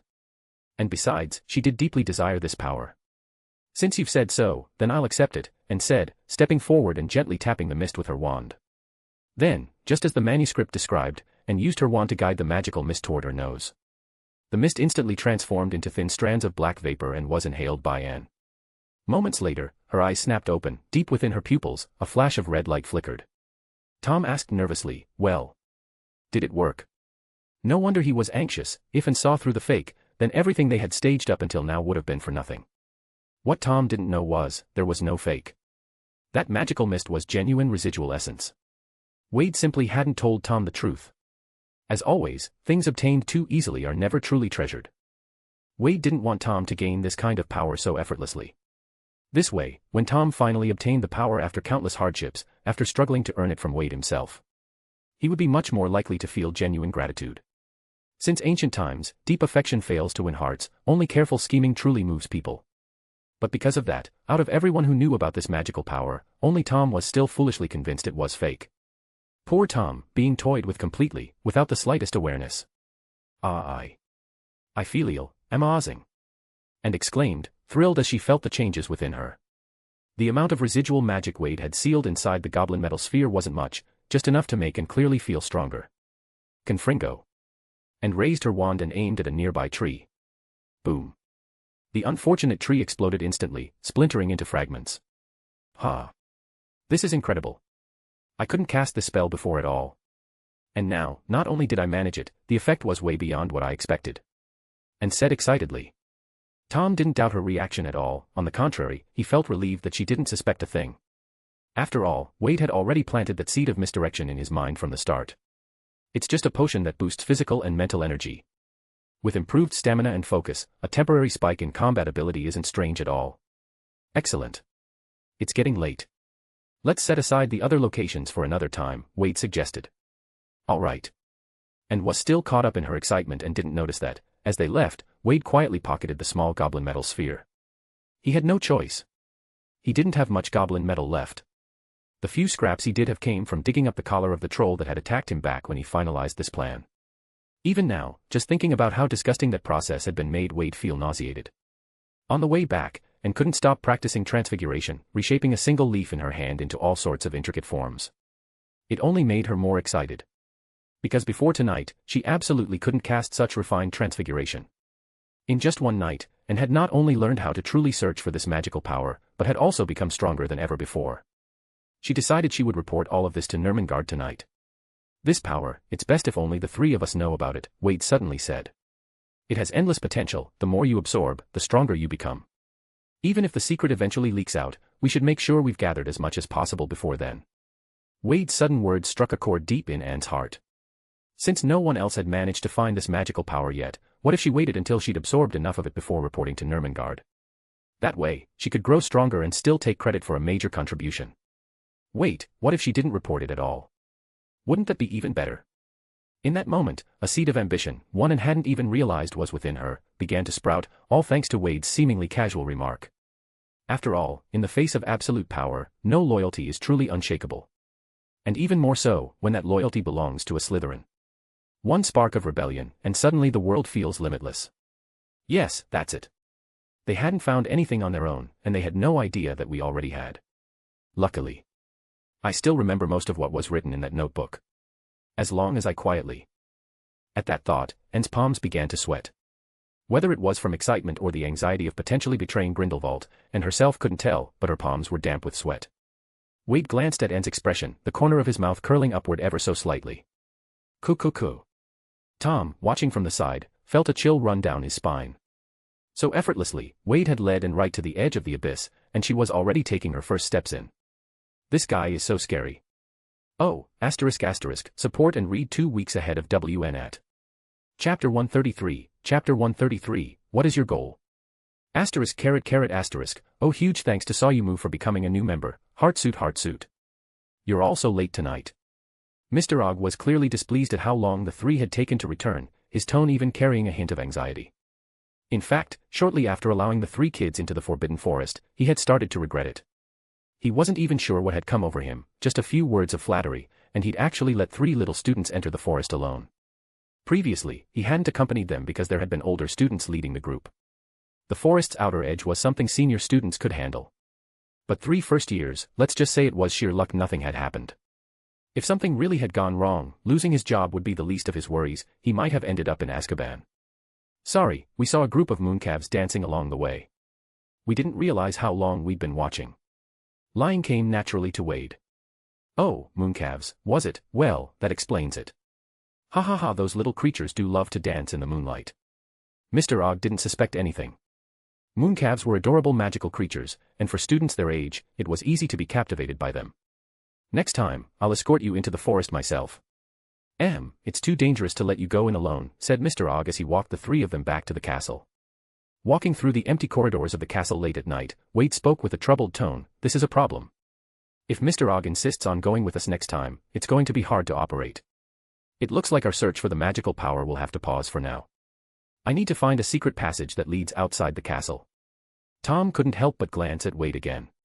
Wasn't handling Ogg something this guy could do with ease?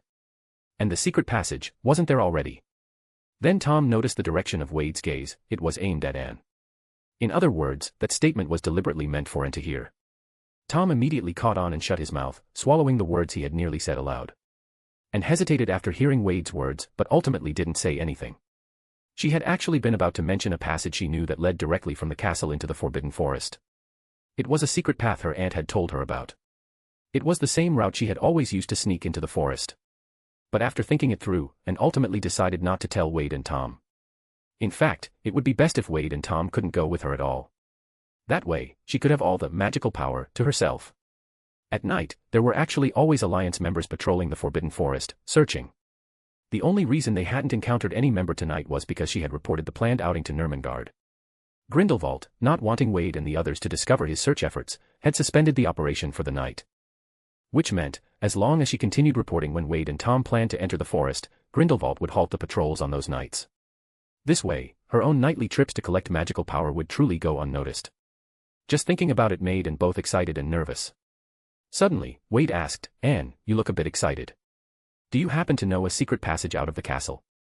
Anne quickly snapped out of it and shook her head. "No, I don't. Tonight was my first time going into the Forbidden Forest, how could I possibly know?" "Oh. I see. That's a real shame." Wade replied with a look of regret. Tom glanced at Anne with a look of pity. He knew Wade very well, so he understood that the moment Anne claimed she didn't know, her name had already gone into Wade's little notebook. Wade was the type to hold grudges. And on that point, Tom spoke from personal experience. Soon, the three of them, each with their own hidden thoughts, fell into silence. Before long, they arrived at the entrance to the common room. Harmony. And spoke the new password, and the door to the Slytherin common room opened. With the growing influence of the Mutual Aid Society, the Slytherin password had been changed from Pure Blood to Harmony. This, it had to be said, was a great victory for the society. "Don't worry, we'll find a way to sneak out again. Good night." And finished speaking and walked off toward the girls' dormitory. Wade and Tom, watching her figure disappear around the corner of the staircase on the second floor, didn't return to their dorms immediately. Instead, they found a secluded spot by the window and sat down. Outside the windows of the Slytherin common room was the Black Lake, its surface shimmering with a deep green hue. Sitting by the window, they could clearly see the fish swimming through the depths of the lake, and occasionally, the massive tentacle of some creature sweeping by in the darkness. Wade raised his wand and drew a graceful arc through the air. And then Tom noticed, the faint crackling of the fireplace, audible just moments ago, had gone completely silent. Clearly, Wade had used some unfamiliar magic to isolate all sound from this space. "Looks like Anne wasn't being honest," Tom finally said, now confident they couldn't be overheard. Wade smiled and asked, "That's normal, Tom. Think about it, if you were in her shoes, would you tell us about the secret passage?" Tom fell silent. Truthfully, if he were Anne, he wouldn't want to share the secret passage either. That way, he could monopolize that mysterious magical power and quickly become stronger. Even so, without your help locating the spots, how would she find the other locations?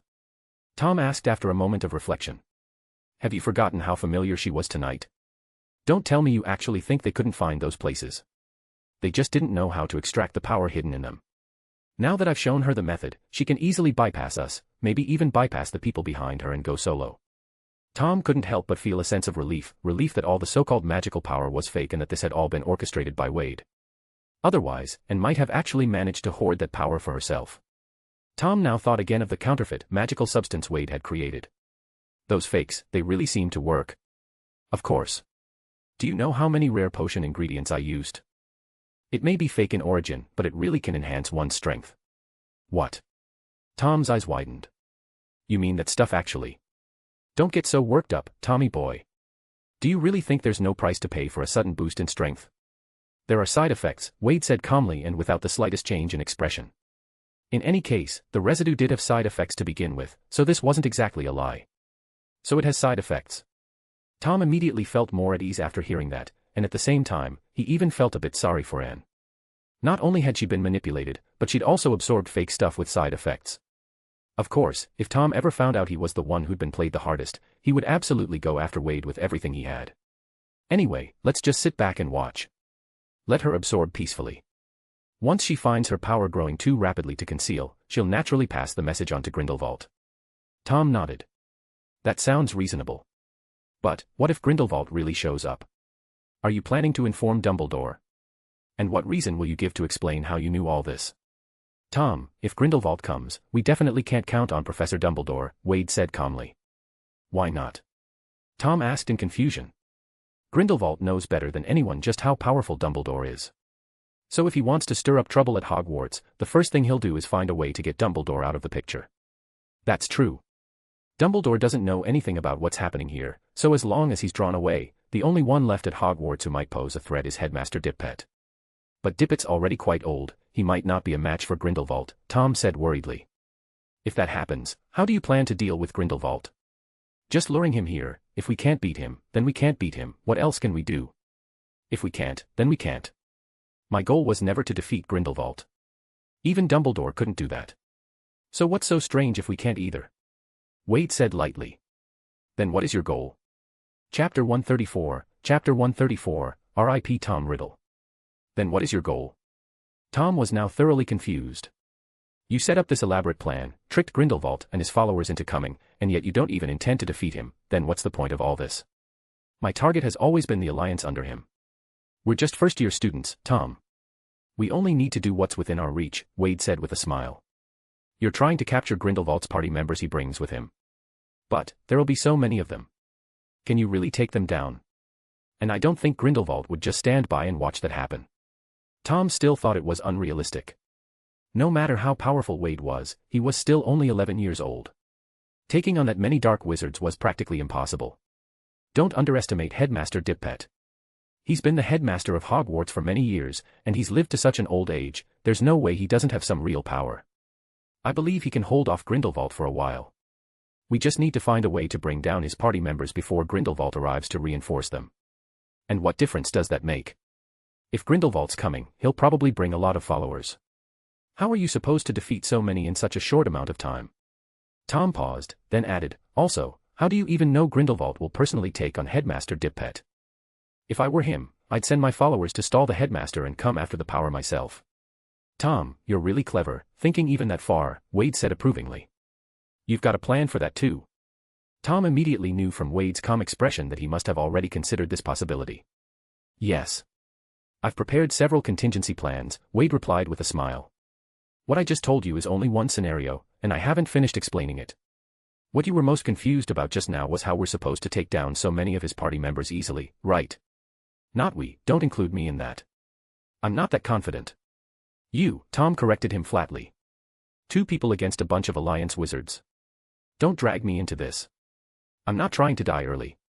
Tom, you know the saying, fortune favors the bold. If you keep being this cautious all the time, how do you expect to become strong? Wade said, then pulled out several round objects from his pocket and set them on the table. Dung bombs. You plan to defeat the Alliance members with dung bombs. Tom was stunned. Dung bombs were a prank tool, absolutely loathed by castle caretakers, even now when the caretaker wasn't a squib. Once they were smashed, the awful stench they released could linger in the area for a very long time. Tom, don't forget, I'm Professor Slughorn's favorite student. What do you think the chances are that I manage to get a few potent sleeping draft recipes out of him? Tom suddenly understood. That's right. We're still technically under detention, going into the Forbidden Forest regularly, and we often bring him materials from inside. All we have to do is tell him we plan to use the sleeping potion to subdue some powerful magical beasts to harvest ingredients from them. He looked up at Wade, then continued, if anyone else said that to Professor Slughorn, he'd definitely refuse. But if it's you, he'd surely hand over the recipe. Then we just need to turn the sleeping potion into something like a dung bomb. If we pull it off properly, we'll be able to knock out those Alliance wizards easily. Wade smiled. That's actually a really good idea. Even I didn't think of that one. But what if Professor Slughorn refuses? Tom asked. No matter. In fact, I already have the recipe for a powerful sleeping potion, Wade said confidently. After all, the potion book he got as a system reward had every kind of sleeping draft recipe imaginable. Then why bother asking Professor Slughorn at all? Tom asked, confused. He didn't doubt that Wade had access to potion recipes. After all, the guy had a prominent family backing him. He just didn't understand why Wade would go to all the trouble. I'm only going to Professor Slughorn to make him a witness, Wade explained. I just need him to know that I want to use a sleeping potion. That excuse you made up earlier is actually great. Even if Professor Slughorn refuses, he'll know I had the idea to use a sleeping potion on magical creatures. That way, our stash of sleeping dung bombs has a legitimate reason to exist. Tom suddenly understood again. Right, otherwise, even if we caught those Alliance wizards, it'd be hard to explain why we conveniently had so many sleeping dung bombs on hand. The motive would be suspicious. But as long as we went to see Professor Slughorn, the motive is covered. Suddenly, Tom asked suspiciously, wait a minute. Don't tell me, when you first applied to Professor Slughorn for detention in the Forbidden Forest, you already had this whole plan in mind. Hey, Wade just smiled. But, back then, we didn't even know about the existence of that kind of magical power. That's right, so at that time, the bait I had in mind was something else, Wade replied with a smile. Then, what did you plan to use as bait back then? Tom asked with a frown. Didn't Grindelwald show a strong interest in the two of us before? Wade asked back. He did. Wait, are you saying you were planning to use yourself as bait? Tom asked, shocked. Tom, do I seem like such a selfless person? Wade countered meaningfully. If not you, wait, don't tell me you were planning to use me as bait. He, of course it's you. Who else, me? You bastard. I swear I'll. What, you don't agree? You know me, I always agree with you. Just, put your wand down first, no need to be rash. Early the next morning. In the empty club activity room. Are you really going to do this? Yes.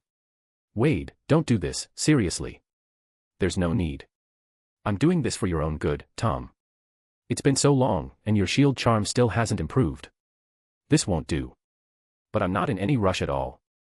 Still, as your best friend, seeing your skills stagnate genuinely worries me. Come on, Tom, be brave. In the end, Tom was pushed in front of and with a miserable look on his face. Tom knew Wade would get back at him for insulting him to his face the night before, but he didn't expect it to be in this way. The moment he arrived at the club room, Wade caught him and shoved him straight toward Anne. Merlin's polka-dotted underpants. Gulp.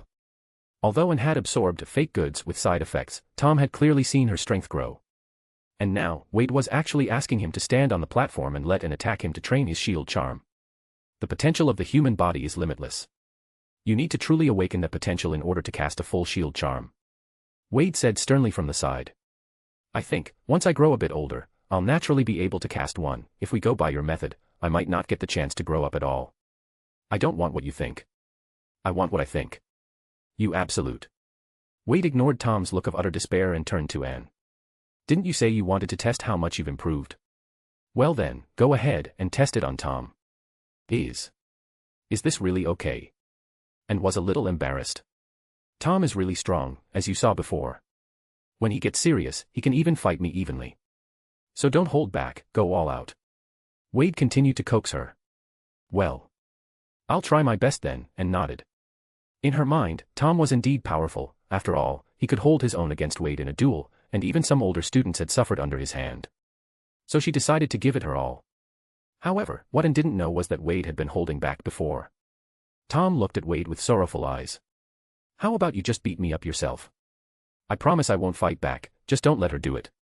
She just had a huge power boost. What if she loses control and kills me? Wade replied with a smile, lose control. Why would she lose control? I never told her to control herself, right?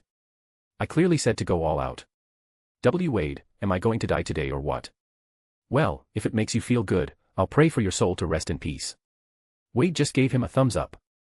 Oh, ***, support and read 2 weeks ahead of WN at. Chapter 135, Chapter 135, I failed to entertain your lordship, Wade. You are getting back at me, right? Don't put it like that, you're misunderstanding me. I'm really not doing this out of revenge. Everything I said was true. Under extreme pressure, magic becomes stronger. You might really cast a full shield charm. Wade said in a sincere tone, but he wasn't fooling anyone. He really liked putting Tom into a difficult position. Might. I also might die. Puffed. Cough.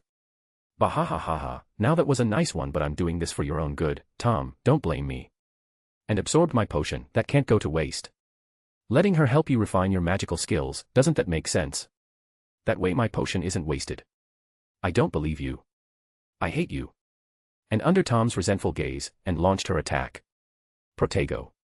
Tom raised his wand and roared the incantation with tragic determination. Buzz.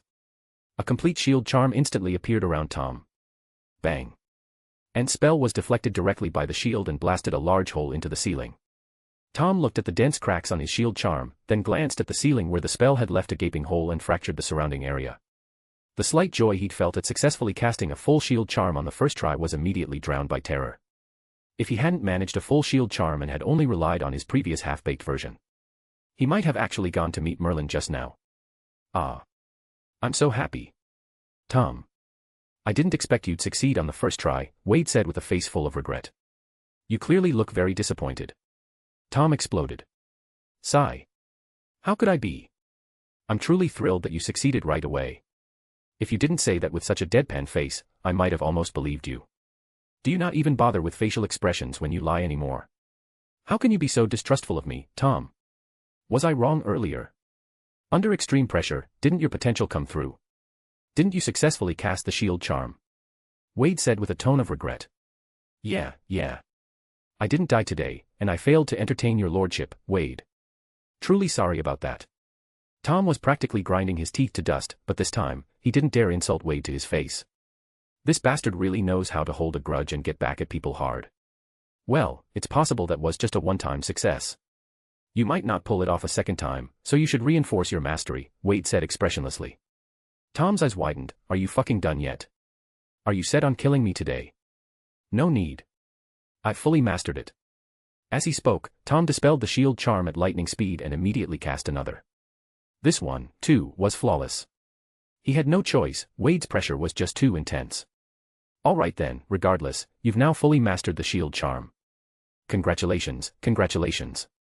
This is all thanks to you. Tom muttered through gritted teeth, nearly in tears. Wade turned to Anne. Your strength has increased quite a bit, how do you feel now? I feel amazing. And beamed as she looked at her wand, unable to hide the joy on her face. Just by absorbing a small amount of magic power, the potency of her spells had increased so dramatically. If she managed to absorb all the scattered magical energy in the Forbidden Forest, just how powerful would she become? In that case, let me try too, Wade said as he stepped onto the platform and took Tom's place. Tom looked at Wade in surprise, unsure what new scheme he was cooking up. In truth, Wade was well aware of Anne's strength before this. So now, by dueling her again, he could assess just how much that one little orb of residue had actually increased her power. For Wade, this was valuable experimental data. After all, since Anne had already absorbed the residue, there was no reason not to run this test. And was a little surprised to see Wade step onto the platform so suddenly. What followed was a wave of nervousness. Even though her strength had increased significantly, she had personally witnessed the duel between Wade and Tom. The dazzling, overwhelming display of magic, could she really withstand that? Come on, just like you did with Tom, Wade said gently, looking Anne straight in the eyes. All right. As she spoke, Anne immediately cast the same spell, putting all her strength into it. Bang. At some point, a shield charm had silently appeared around Wade. Anne's spell was instantly blocked. But unlike Tom's shield charm earlier, Wade's didn't show a single crack after absorbing the impact. In fact, it even absorbed the spell itself. Unlike Tom's shield charm, Wade's didn't deflect Anne's spell at all, it simply absorbed it. Tom stood to the side, dumbfounded. The more he saw, the more he realized just how vast the gap was between his strength and Wade's. Anne, too, stared at Wade in shock. She had just tested the power of that spell on Tom and had felt how strong it was when cast with her full strength. But now, she hadn't even managed to cause a single ripple on Wade's shield charm. That meant the gap between their strengths wasn't just large, it was overwhelming. How powerful was this guy, really? And couldn't help but feel a little defeated. It was one thing to be weaker than him before. But even after absorbing that magical power and experiencing such a huge boost, she still couldn't shake him in the slightest. Go on, Anne, Wade said. Put a little more into it. I can still handle it. Hearing that, Anne suddenly felt an inexplicable irritation stir within her. And yet Wade very clearly caught the flicker of red light in Anne's eyes. So quick to anger. It seemed the residue really did come with significant side effects, especially for younger witches and wizards. Expelliarmus. Stupefy. impedimenta. Influenced by her surging negative emotions, and cast every offensive spell she knew. By the end, she even resorted to Confringo, a dangerous blasting curse. But no matter how hard she tried, every spell she launched was effortlessly countered by Wade. And this time, Wade wasn't relying on a shield charm to block her. He was using the exact same spell in return to neutralize her attacks. If and cast a disarming charm, Wade responded with one too, and their spells would cancel each other out midair. Even her final Confringo was blocked by Wade using the same spell in response. To accomplish this didn't just require Wade's spells to be more powerful than Anne's, it demanded exceptional casting precision. Because every time, Wade only cast his spell after seeing what Anne used. And every single time, he cast it non-verbally. Frustrated, Anne bit her lip and stopped attacking. Wade, just how strong are you really? I'm actually not that strong, Anne. If I were to duel Dumbledore, I probably wouldn't last 10 seconds. Wade meant what he said. He had witnessed Dumbledore's magic firsthand, that overwhelming magical force still filled him with awe whenever he recalled it. But when Anne and Tom heard this, the statement didn't sit well. Wade was already comparing himself to professors, but what about them? I have to get stronger. Tom and Anne had the exact same thought at that moment. Oh, ***, support and read 2 weeks ahead of WN at. Chapter 136, The Weight of a Friend. Oh, ***, huge thanks to Hongzing for becoming a member, Heartsuit. Sigh, I wonder when I'll get to learn a thing or two from Professor Dumbledore, Wade said with a touch of longing. Aside from the first class, where Dumbledore had taught some dueling techniques, the rest of the course had gone back to the regular curriculum. It was as if that first class had been specifically arranged for Wade and Tom. In other words, their current defense against the dark arts lessons mostly focused on how to deal with common or uncommon dark creatures. As for actual dueling, based on the syllabus, they wouldn't get to that until at least 3rd year. With your relationship with Professor Dumbledore, why don't you just ask him directly? Tom said enviously. In truth, Tom knew his own standing quite well. Professor Dumbledore wasn't particularly fond of him. Although he performed better than most students, Dumbledore still looked at him with suspicion. But it was completely different with Wade. That guy was even darker than him, and yet Dumbledore insisted on believing he was a good person. There really was no justice in the world. Although Wade also wanted to pick up a trick or two from Dumbledore, he still shook his head and said, he's too busy. I'd better not bother him. Even though having the senior student as a guide was nice, it was still Dumbledore. If he could learn some more combat techniques or powerful spells from him, that would be amazing. But with Grindelwald still wreaking havoc, at the very least, until Grindelwald was dealt with, Dumbledore wouldn't have much time to spare. In fact, the fact that he could still manage to teach classes with everything going on already made him something of a time management master. All right, you two keep practicing. I'm heading out, Wade said, turning and stepping down from the dueling platform set up for club members to practice on. An idea sparked in Anne's mind. Where are you going? Obviously, to continue my investigation. Did you forget what happened last night? Wade replied as he headed for the door. Anne's eyes flickered. She assumed Wade was going to search the castle for a passage leading to the Forbidden Forest. Knowing his capability, he might really find one soon. So she decided she had to act fast. She had to claim as much of the magical power as she could, before Wade found the passage. Tom knew the truth. He knew that now that Wade had left, he would definitely return to his elusive, unpredictable state. He still had to prepare the drug-laced dung bombs, set up traps, and who knows what else. It might actually be even busier than when he was just poring over research material. But, at this point, Tom couldn't be happier to see that bastard get busy. That way, he'd have no time to pay attention to him.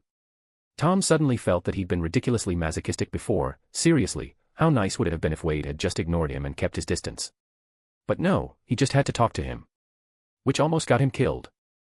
Now that Wade seemed ready to get busy again, Tom immediately felt like a weight had been lifted from his shoulders. Ha! As soon as Wade left the clubroom, Tom flopped down flat on the floor. Even Anne was startled, thinking for a moment that one of her spells had left some kind of after effect on him. Tom lay comfortably on the floor and let out a long sigh. Finally, away from Wade Reynolds. Peace of mind and body. I've survived another day. And looked at him speechlessly. He treats you so well, and this is how you talk about him behind his back. What? He treats me well. Huh? Do you even know what you're saying? Tom almost jumped up from how furious he was. Doesn't he? If he hadn't asked me to help you, you probably still wouldn't have mastered that full shield charm. I know for a fact most of your dueling skills came from learning with Wade. You're absolutely right, Tom said sarcastically. If only his good intentions didn't constantly put my life at risk. Even Anne, a member of Grindelwald's camp, found his attitude a bit hard to watch. When I was dueling with Wade just now, you saw what he was capable of. If things had really gotten dangerous, do you think he wouldn't have saved you? Do you really think he'd leave you to die? Aren't you his best friend? What good would it do him to get you killed? He even said you were his closest friend. Tom gave a sideways glance. Did she really not feel a shred of guilt saying this? Wasn't she the one planning to secretly hoard all that magical power for herself? Still, thinking it over now, maybe what Anne said wasn't completely wrong. Wade might screw him over all the time, but he always somehow ended up benefiting from it in the end. Thinking that, Tom felt just a twinge of regret for what he'd said earlier. Maybe, this guy's methods were a little strange, but he really did treat me as a friend. After all, even something as secretive as his plan to trick Grindelwald, he only discussed it with me. Wait, no. Why am I thinking like this? Am I really that pathetic? But, am I wrong to think this way? He does treat me as his best friend. No. Something about this still feels off. Conflicting thoughts were warring in Tom's mind. He scratched at his head, feeling like his brain was itching, as if it were about to grow. Watching Tom furiously scratching his head from the side, and couldn't help but say, maybe, go wash your hair. The principle behind a dung bomb was actually very simple. In Wade's opinion, it was kind of like those snap poppers he used to play with as a kid. As long as it exploded, the stench inside would be released. So, making one wasn't particularly difficult for Wade. After instructing his house elf Toby to go buy the potion ingredients, Wade headed alone into a secret passage. However, the end of the secret passage had already been completely buried under rubble. This was the place where Senior had once fought her final battle with Ranrock, the same place where Professor Morganac had originally stored the residue. But after that battle, the passage had almost completely collapsed. According to what Senior had told him, though, only the passage itself had caved in. The inner chamber was still intact, and with a bit of repair, it could be restored to its original form. Following the memories Senior had shared, Wade reinforced his repair charm with ancient magic and began attempting to restore the passage. Very quickly, the tightly sealed tunnel started to shift, so much so that even the ground began to tremble. Wade immediately stopped casting. With a commotion that loud, there was no way people in Hogwarts wouldn't notice. Clearly, simply using a repair charm wasn't the right solution. Wade quickly disappeared from the passage and returned to the surface. Sure enough, the sudden tremor had left the young wizards of Hogwarts confused and alarmed. The professors, meanwhile, were anxiously searching everywhere for the source of the tremor. If Wade hadn't stopped in time, they might have assumed the Grindelwald's followers had invaded the castle. Even Dumbledore and Headmaster Dippet personally went to investigate the general area where the tremor had originated. With the safety of so many students at stake, no one dared take it lightly. Wade looked a bit troubled. If forcibly using the repair charm caused such a massive disturbance, then he would need to find another method. Otherwise, Grindelwald might not even arrive before Dumbledore and the others discovered the hidden passage first. That would be no good for Wade's plan. Is there a way to clear the passage without making any noise? Wade fell into deep thought. Suddenly, he smacked his forehead. Wait a second. Who said I have to go inside? Oh, ***, support and read 2 weeks ahead of WN at. Chapter 137, Residue Made of Positive Emotions. Nermengard. Grindelwald put down the notebook in his hand. Wade managed to deduce several locations just from a few manuscripts, and those locations match exactly with what's recorded in this notebook, which means, the goblins weren't lying after all. He turned to Vinda and said, have them speed up the exploration. I refuse to believe nothing is left at all. Also, tell the goblins to send their own people. If their other useless lot won't do, then at least have them send their goblin craftsmen. Those instruments they gave us haven't proven useful in the slightest so far. Even if they can't find that magical power, they'd better at least uncover some clues. Otherwise, they know the consequences. Vinda nodded slightly. Understood. I'll inform them right away. Watching Vinda's departing figure, Grindelwald furrowed his brow. Ever since Wade discovered traces of that magical force, and, worse yet, managed to pinpoint exact locations using only a few fragmented manuscripts, he'd been haunted by a vague, indescribable unease. As if something bad was about to happen. Grindelwald knew this was a warning granted by his prophetic talent. It wasn't that he didn't want to perform another divination, but even though his prophetic talent had grown strong, it still couldn't rival that of Nicholas Flamel.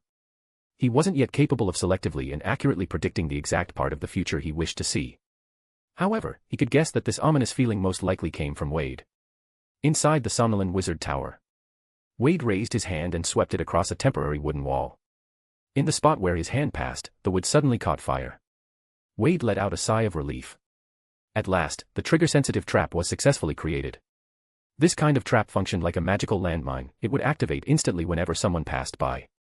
Given Wade's current spellcasting level and the limited alchemy knowledge he'd gleaned from books, managing to create something like this was already pushing his limits.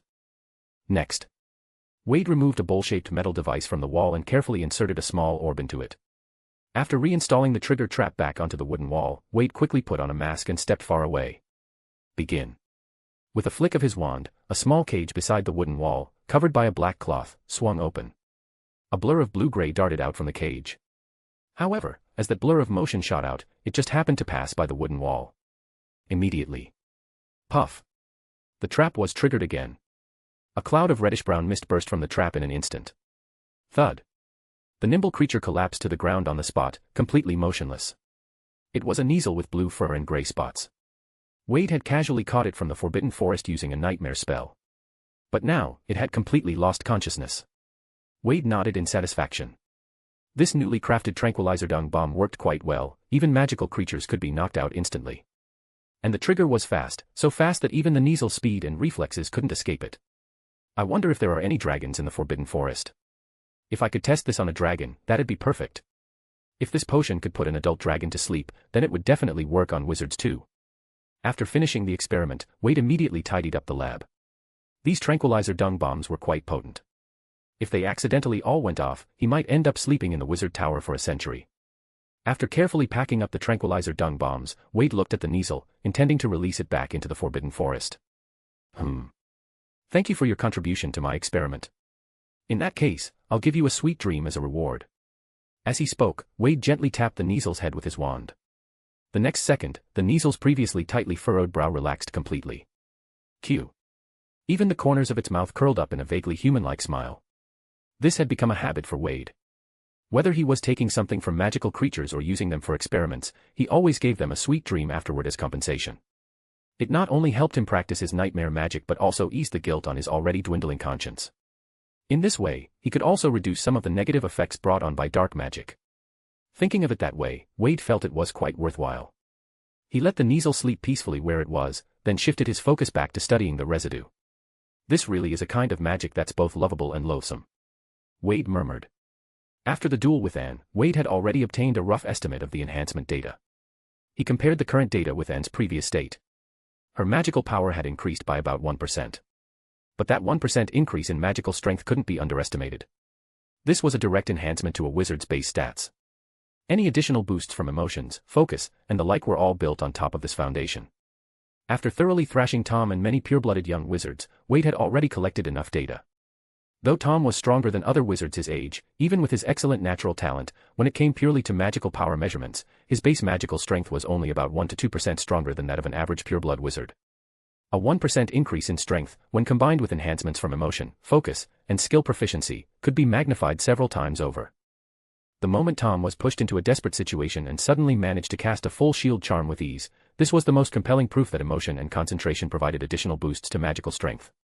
That was why Anne's power saw such a dramatic change after just a 1% increase in her magical strength. Moreover, upon sensing her own improvement, Anne's growing confidence further boosted her spellcasting strength. As a result, she was even able to fully cast high-level spells like Exploding Curse. Wade suddenly recalled something. When Tom eventually became Voldemort, his appearance became utterly unrecognizable. That was a side effect of repeated failed attempts at black magic transformation rituals. Undoubtedly, although those transformation rituals had failed, they still brought a massive increase to his base attributes. Otherwise, his magical strength wouldn't have surged so dramatically. Under normal development, for Tom to reach the level of Dumbledore's magical strength, it would have taken him several more decades of accumulation. And yet, by his 50s or 60s, Tom was already able to fight Dumbledore evenly.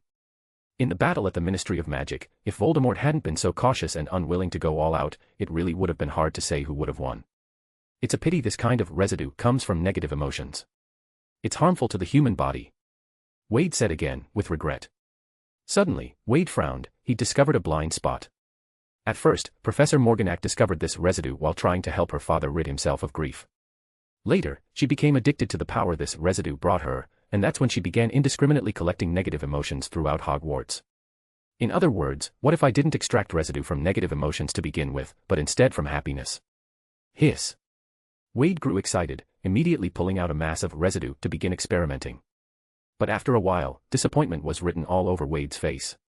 After Morganac lost control, she hadn't limited herself to just extracting negative emotions, she had drawn out all emotions entirely.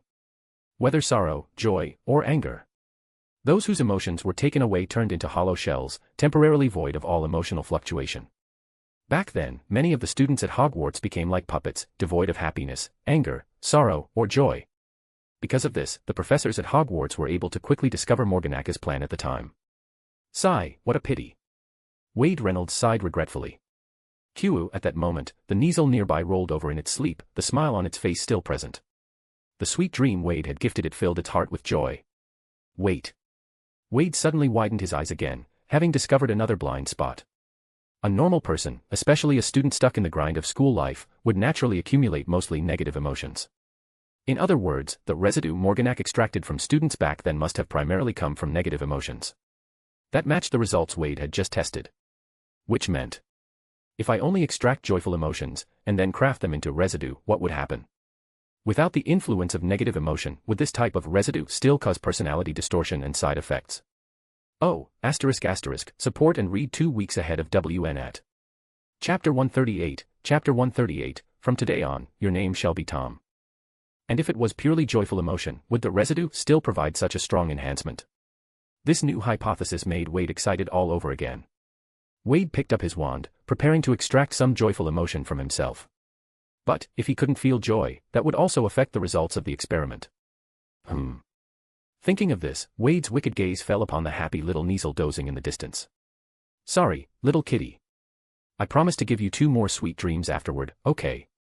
The peaceful expression on the sleeping Kneazle's face was gradually covered by a looming shadow. So that's how it is, Wade said, a bit disappointed, as he extracted the residue from his own body. This time, the residue was pure white, completely different from the previous type that had black tinged with red and silver. Overall, it felt fundamentally different too.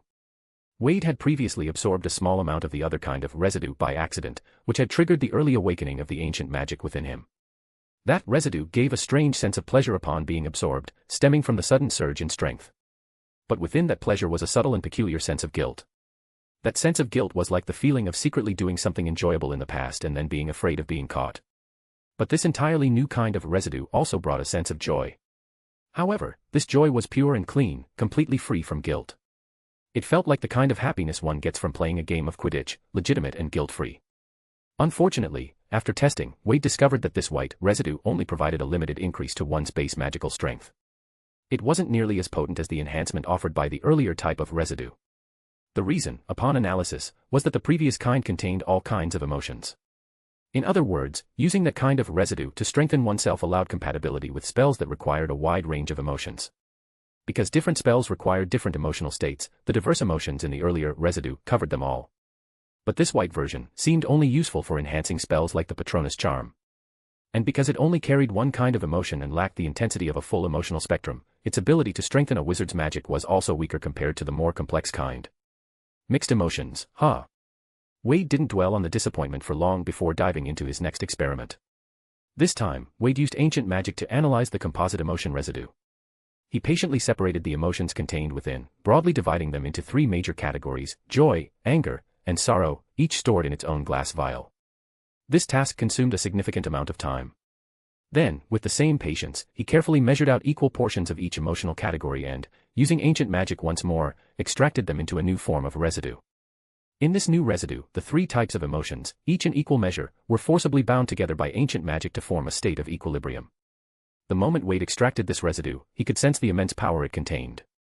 According to his theory, if all the emotional energies were present in equal amounts and kept in perfect balance, they would cancel each other out and thus have no effect on the user's emotional state.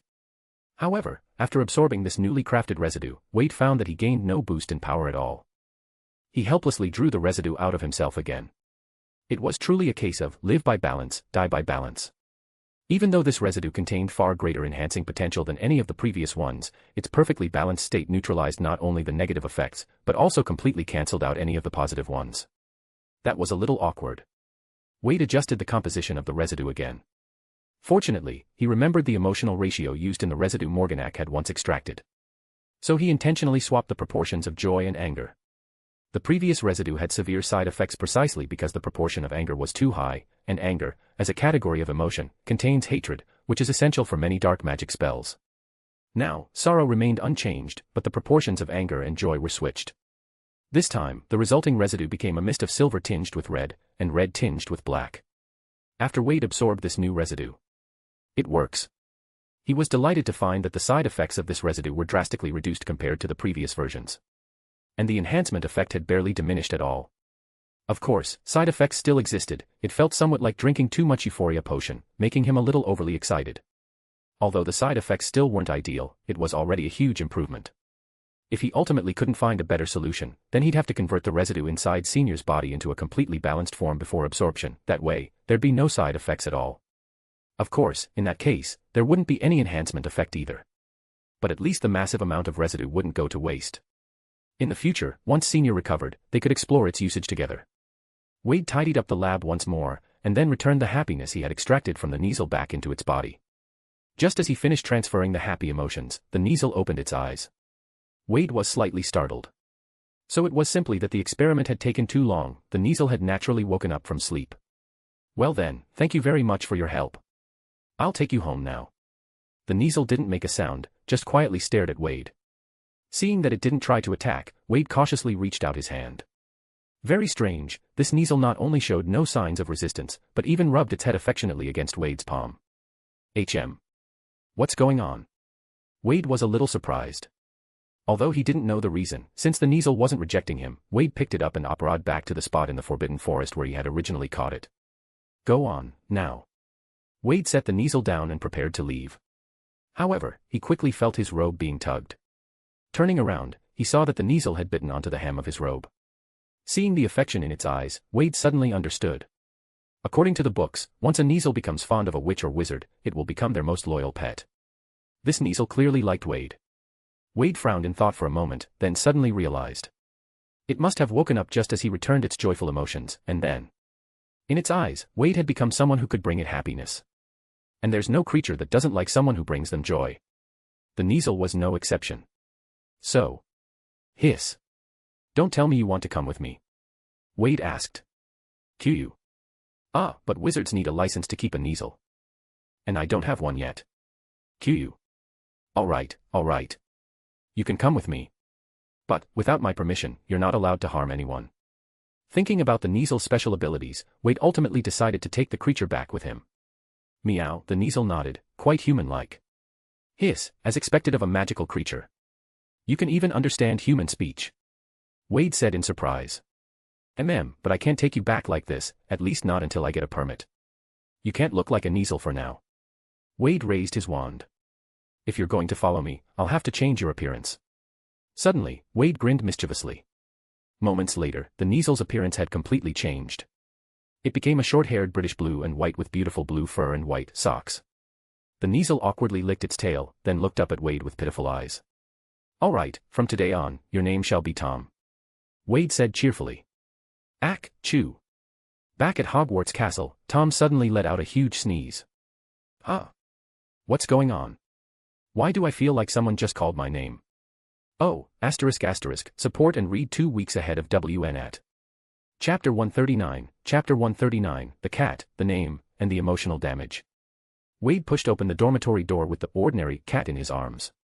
Since it was already 9 in the evening, everyone in the dorm was present. What is that thing? Tom frowned. The Kneazle had curled up into a ball, hiding in Wade's arms, so from a distance, all Tom could see was a fuzzy lump. Thing. How can you say that, Tom? Wade lifted the Kneazle up and showed it to everyone. Picked up a cat, folks. It wanted to come home with me, so I brought it back. The Kneazle lazily glanced around at everyone in the dormitory, meow. Humph, then turned its head away disdainfully.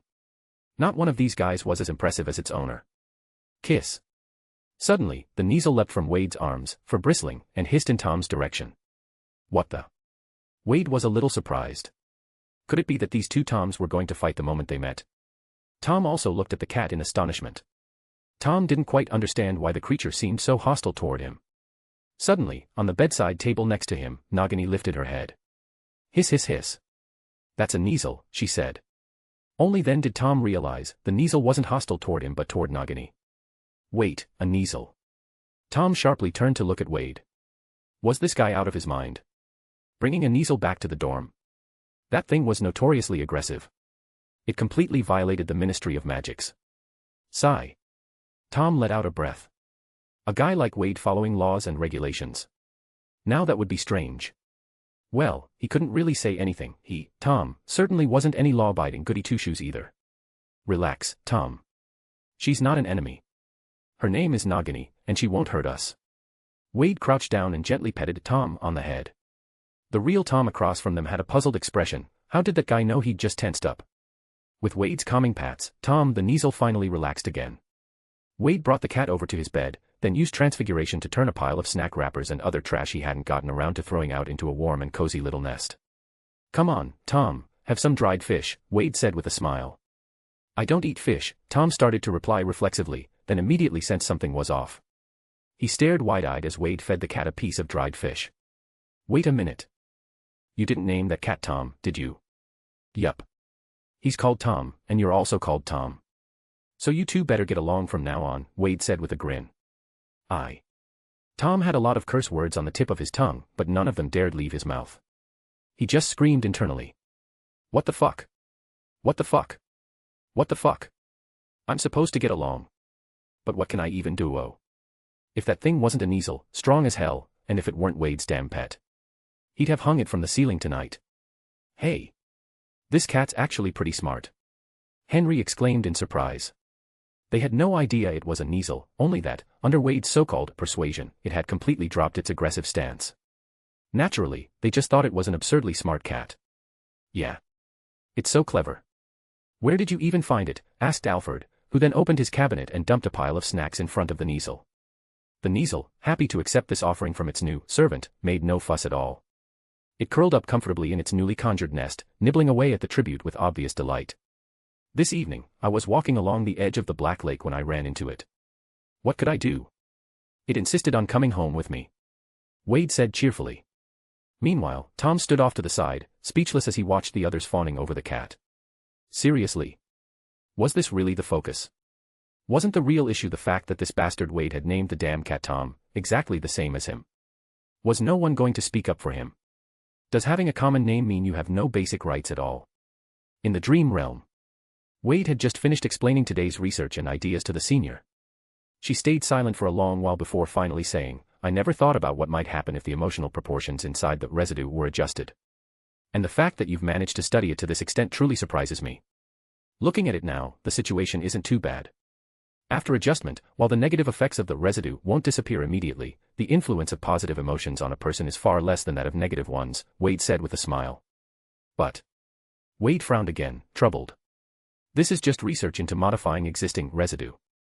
As for the residue inside your body, although I have some ideas now, with my current abilities, I still can't do anything about it. Senior smiled. The fact that you've been able to improve this power is already remarkable. I remember you once said you wanted to make something similar to my cloak, something that could store the residue inside me. Yeah. Now I'm sure of one thing, using my current ancient magic, I can't do it. So I'll probably need to rely on alchemy.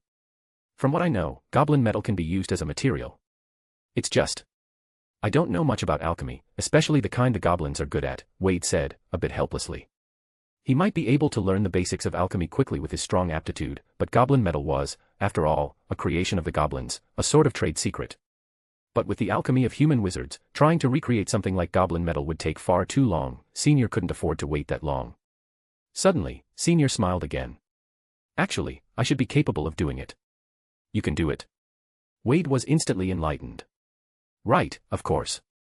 Though he himself couldn't, Senior's knowledge was leagues above his. It wouldn't be surprising at all if she could manage it. The Senior smiled again. And as for the goblin metal, our opportunity has arrived. What opportunity? These past few days, while drifting around the Forbidden Forest out of boredom, I noticed new goblins had arrived. And judging by how they're dressed, the one leading them is a very skilled goblin smith. Wade's interest was immediately piqued. A goblin smith. Isn't this just like falling asleep and someone handing me a pillow? Wade was delighted. Creating alchemical tools out of goblin metal was, of course, what goblin smiths did best. Give me the location, and I'll go capture him tomorrow night. Then I'll use something like the Imperious Curse to control him and make him craft things for me. Though it might still take me a while to fully grasp their techniques. Senior shook her head. You just need to bring him back, leave the rest to me. Right. Wade sighed helplessly. Don't be like that. Trust me. I can't just stand by and watch you work so hard for me while I do nothing, Senior said. I have nothing better to do these days anyway. Besides, I've coexisted with the residue for nearly a century. I believe no one in this world knows it better than I do. And thanks to your reminder, I've come up with many ideas for experiments as well. Wade replied guiltily, you're right. I've been too arrogant. No matter what it is, I always feel like I can solve it on my own. I've been too proud. Hey, why are you saying such things? In truth, it's not arrogance, you really are capable. It's just that you haven't fully matured yet, so you need more time. Wade, don't be so anxious. You're only 11 years old. Don't put so much pressure on yourself. And, don't underestimate me either. Even though I've been trapped for so many years, my consciousness has wandered to many places. I've even entered the dreams of many powerful wizards and learned all sorts of things. Before meeting Wade, Senior had been trying to save herself. So in all those years of drifting in spirit form, using nightmare magic to enter dreams, she had learned countless kinds of knowledge. It was just that, as the saying goes, the onlooker sees clearly. Until today, it wasn't until Wade's research that she realized the ratio of emotions in the residue could actually be adjusted. This insight gave her a huge burst of inspiration. Moreover, when it came to sensing and controlling the emotional forces within the residue, her pure consciousness was far more sensitive than Wade's. Support and read 2 weeks ahead of WN at Chapter 140, Tactical House Elf Deployment. Wade agreed to Senior's proposal without hesitation. Truthfully, even though Wade wasn't really just an 11-year-old kid, the magical knowledge he possessed still didn't seem significantly stronger than that of an average first-year wizard in Senior's eyes. I should have told you everything I knew much earlier. I should have been more humble. Having come to his senses, Wade felt deeply ashamed. His experiences before transmigrating had left him with a kind of misplaced arrogance. Because of that, he often overlooked the most important point, that everything he had learned in his previous life wasn't actually as helpful in the magical world as he had imagined. So, with his current capabilities, what he should be doing wasn't locking himself in the Wizard Tower's lab and painstakingly applying his still extremely shallow magical knowledge to research things on his own. Instead, he should be using his previous life's perspective to come up with fresh and creative ideas, then entrusting the actual experimental and research work to the Senior, who was far more knowledgeable. That way, not only could he save a huge amount of time, but the success rate of the experiments would also be much higher than if he did them himself. For example, just this afternoon, he had spent hours trying to separate the emotional forces within the residue, failing many times along the way. But in reality, that step only took Senior a few seconds. When Wade woke from the dream, the sky was still dark. Tom the cat was curled up under Wade's blanket, sleeping soundly. The other Tom, however, seemed to have been awake for a while. He was sitting on his bed, holding his wand and reading by the light of a Lumos spell. Did you just wake up, or didn't sleep at all? Wade asked. Didn't sleep, Tom replied curtly. Why are you being so diligent? Wouldn't it be the same if you just read after getting some sleep? I just want to become stronger faster, that way, I won't be so easily bullied. Tom, are you trying to imply something about me? No. If you're looking for a fight, just go ahead and hit me. No need to beat around the bush, Tom said coldly. This damn bastard had just woken up and was already asking a bunch of pointless questions. Based on past experience, what else could it be besides wanting to pick a fight and beat me up? Tom had no idea what had set him off this time. Surely he couldn't be taking out his frustrations over a bad dream by beating him up, right? If you're gonna hit me, get it over with. Don't block my reading. Tom tossed the book aside and sprawled out dramatically, looking like he was offering himself up for sacrifice. Tom, how could you misunderstand me like this? Wade sat up and, to Tom's surprise, pulled out a book from beside him and started reading too. With the aid of Eagle Eye, he didn't even need Lumos to see clearly. You're actually reading in the middle of the night? Tom was genuinely stunned. He had never seen Wade get up to read in the dead of night before. I realized how shallow I really am, so I urgently need to arm myself with knowledge, Wade said with a sigh. Wade had come to a full realization. His current mission was to quickly turn his shallow magical knowledge into something truly substantial. All his past glory, that was in another life. Now that he was in this world, everything had to start from scratch. Your knowledge is shallow. Hiss. Don't tell me something nasty possessed you. You're actually becoming humble. Was it that cat? If that's the case, we might as well toss the cat out. No. How could you even think about throwing away my Tom? Shut up. Why does that sound so wrong no matter how you say it? The next day. During a break between classes, Wade made time to return to the hidden passage that led to the site of the battle between the senior and Ranrock. At the spot, Toby was already waiting for him. "Toby, can you take me inside?" "This is what it looks like inside," Wade said, raising his wand. From the tip of the wand, a thick white mist sprayed out.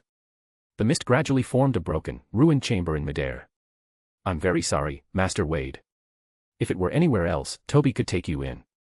But this is underground Hogwarts. Apparition magic is restricted here. If it's just Toby alone, I can barely manage to apparate within Hogwarts, but if I'm bringing you along..." "Woo-woo, Toby is useless, I've let Master Wade down." Wade stopped Toby just as he was about to bang his head against the wall. "It's all right. If I can't go in myself, maybe that's even more reasonable." After pondering for a moment, Wade pulled out a floor plan. "Toby, can you understand this diagram?" "It's a floor plan of the chamber inside." Toby nodded. "If Toby goes in for a look, I should be able to recognize it." "All right, then go have a look first, memorize the layout, and then come back," Wade instructed. "Yes, sir," Toby said and vanished on the spot. Roughly 5 minutes later, Toby reappeared in the tunnel. "Toby has memorized the layout inside." Sorry, Master Wade, Toby feels a bit dizzy because it's too stuffy in there." "No problem, this is a good time for you to rest," Wade said, snapping his fingers. Toby immediately collapsed onto the ground and fell into a deep sleep. "No, let's use the cheat code." Next, Wade directly used nightmare magic to enter Toby's dream. Toby was sleeping. Where is Toby? Oh. Master Wade. It was the first time the house elf had been pulled into a dream, and he looked a bit flustered. "Relax, Toby. It's best if you calm your mind as well. Don't let your thoughts run wild." "Oh, okay." Once Toby settled down, Wade activated the nightmare magic. Then, the scene of the chamber Toby had memorized was directly recreated. The surroundings around Wade and Toby rapidly shifted. They transformed into a dimly lit, gloomy chamber. This was lit up only because Toby had deliberately used a house elf lighting charm earlier to see more clearly. "All right. Toby, is this what you saw just now?" "Yes." Wade began examining the chamber again.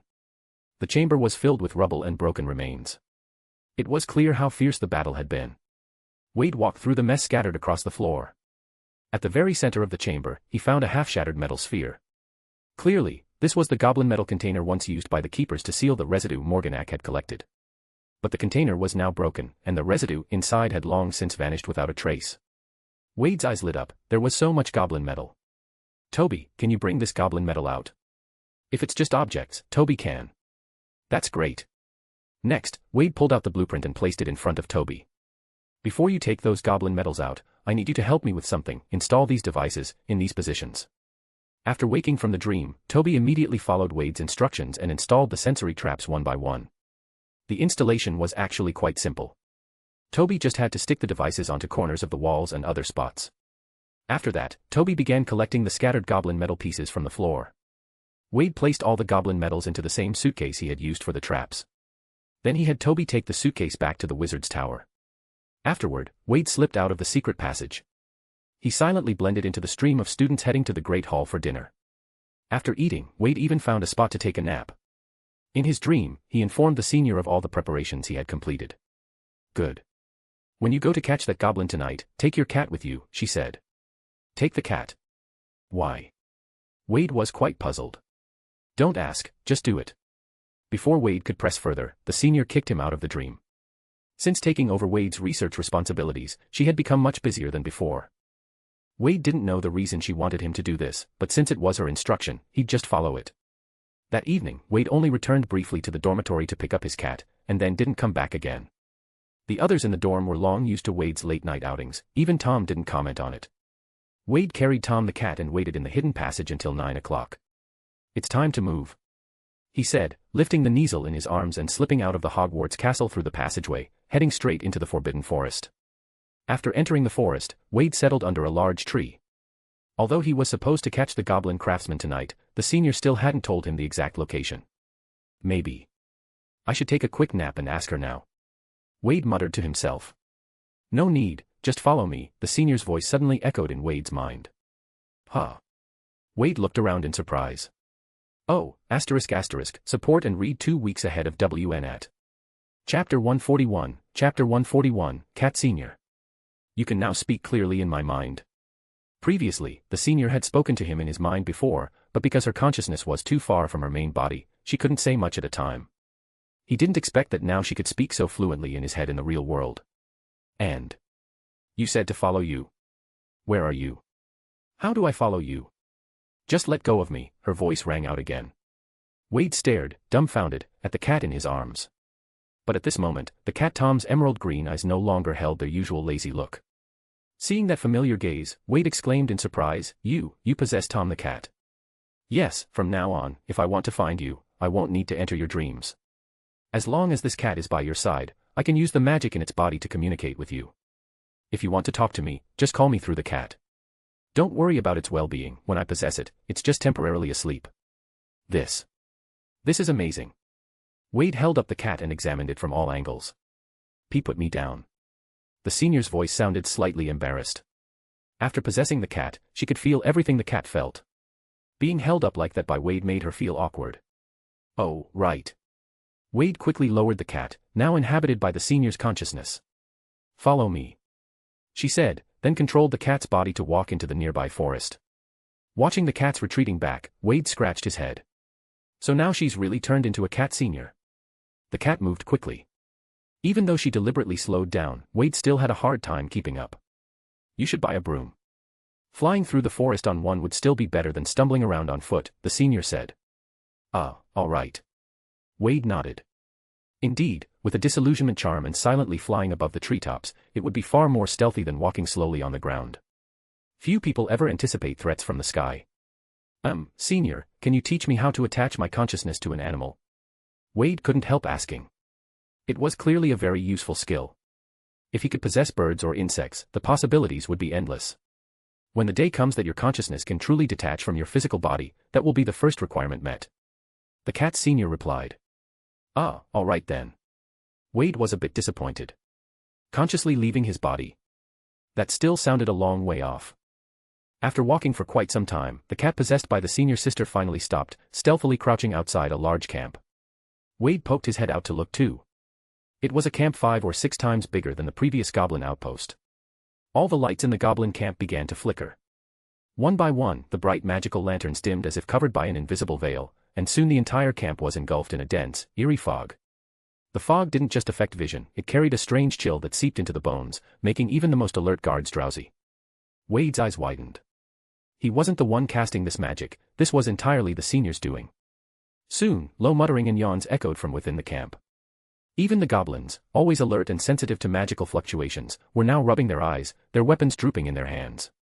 A few even slumped to the ground, fast asleep. The witches and wizards among the alliance fared slightly better, but even they looked confused, their reaction times visibly dulled. Wade turned to the cat beside him, the senior's borrowed form, and murmured in awe, This is dream magic. More accurately, a sleep domain I established within the dream realm, temporarily pulled into the real world using your body as a medium, the cat senior replied calmly. Now, go in. You'll find the goblin craftsman in the large tent near the center. Wade nodded silently and, under the cover of the fog and sleep enchantment, quietly slipped into the camp. Got him. Wade swiftly stepped over the threshold and crouched beside the old goblin. The goblin was snoring loudly, a half-finished metal device still gripped loosely in his hand. Tools and enchanted schematics lay scattered across the workbench. Wade didn't waste time. He drew his wand and murmured, Mobile Corpus. The goblin's limp body slowly floated into the air, suspended like a puppet with invisible strings. Take him and go, came the senior's voice from the cat beside him. I'll cover the retreat. Wade nodded, tightening his grip on his wand as he turned and hurried out of the tent, the levitating goblin following close behind. The fog remained thick, swirling protectively around him, masking sound and movement. He could still hear the muffled snoring of the sleeping alliance members and goblins as he passed. Once they had cleared the outer perimeter of the camp, Wade ducked into the undergrowth and pulled the goblin behind a large tree. A moment later, the cat padded up beside him. Done, the senior said.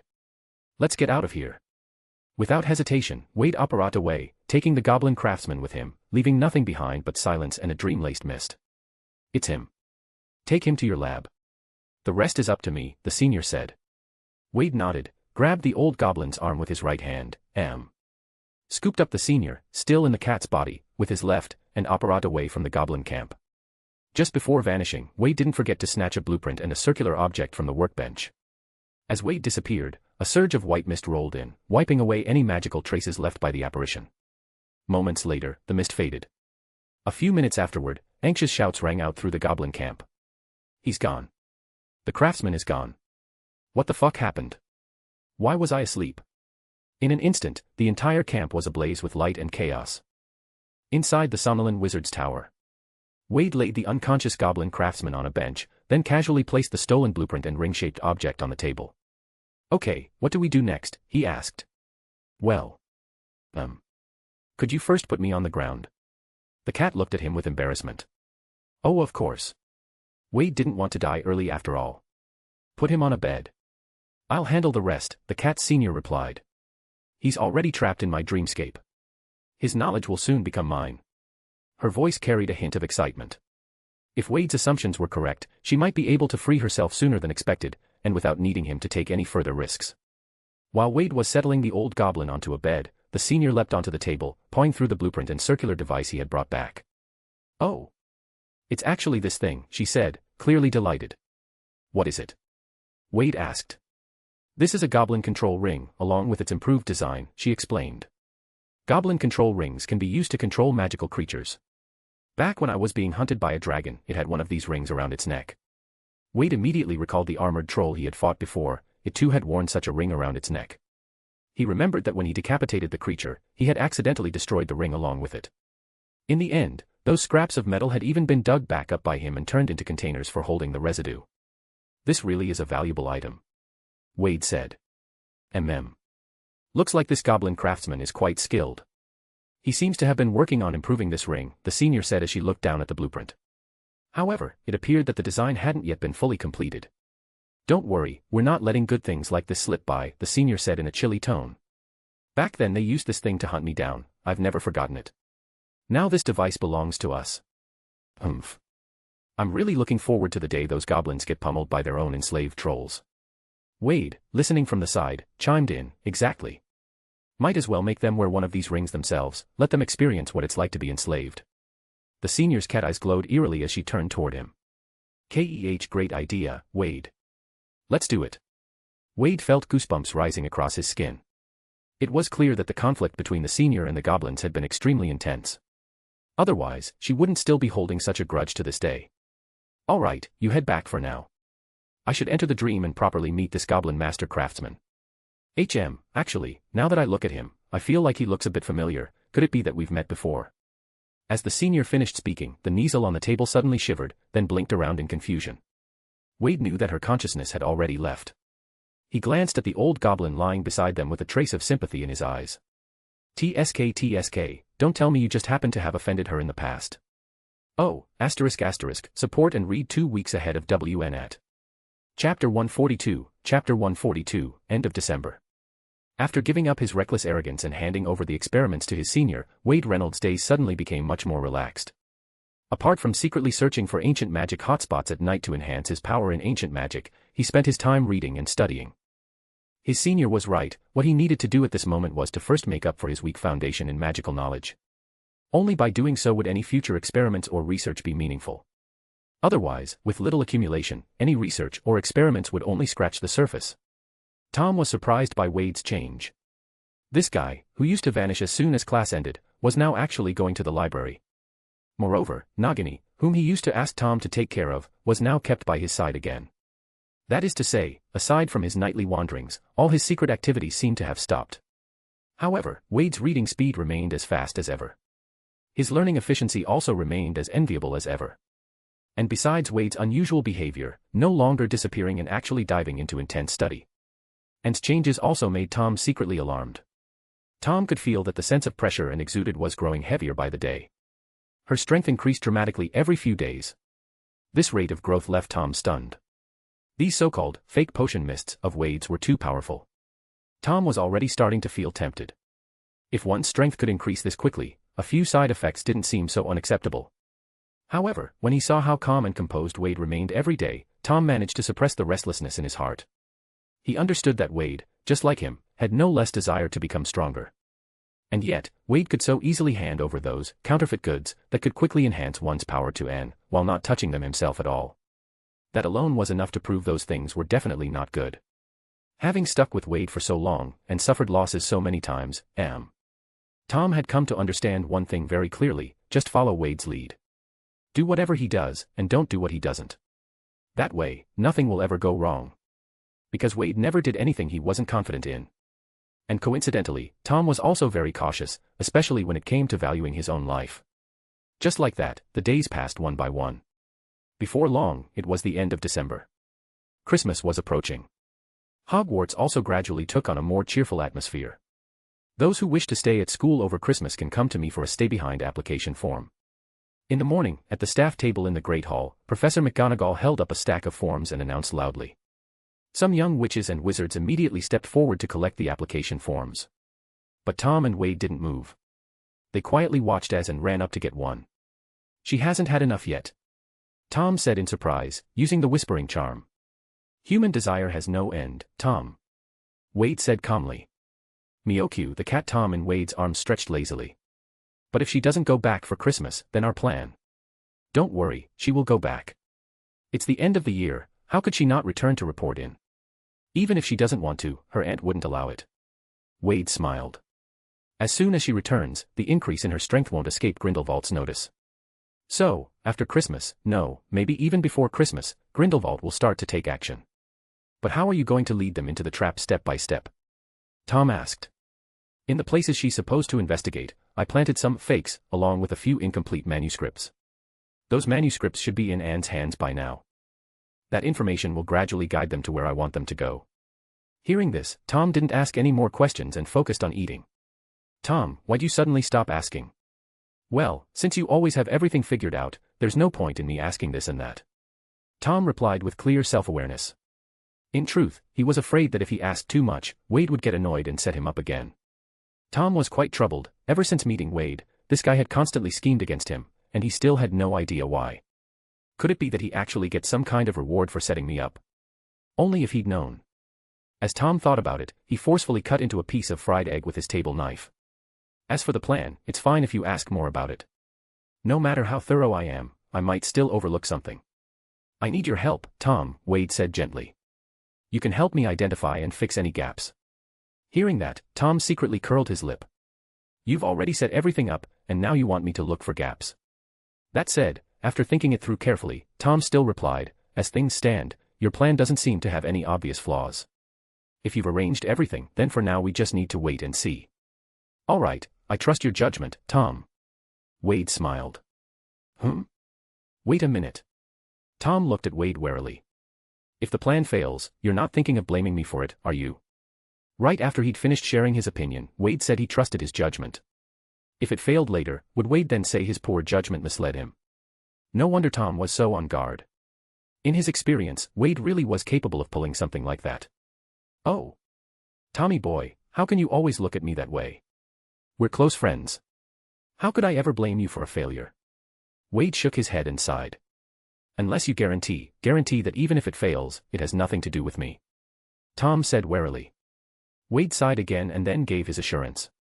"All right, I promise, even if the plan fails, it will have nothing to do with Tom. I won't hold Tom responsible." Only then did Tom finally breathe a sigh of relief. Seeing him like that, Wade couldn't help but pat the head of the cat Tom in his arms again.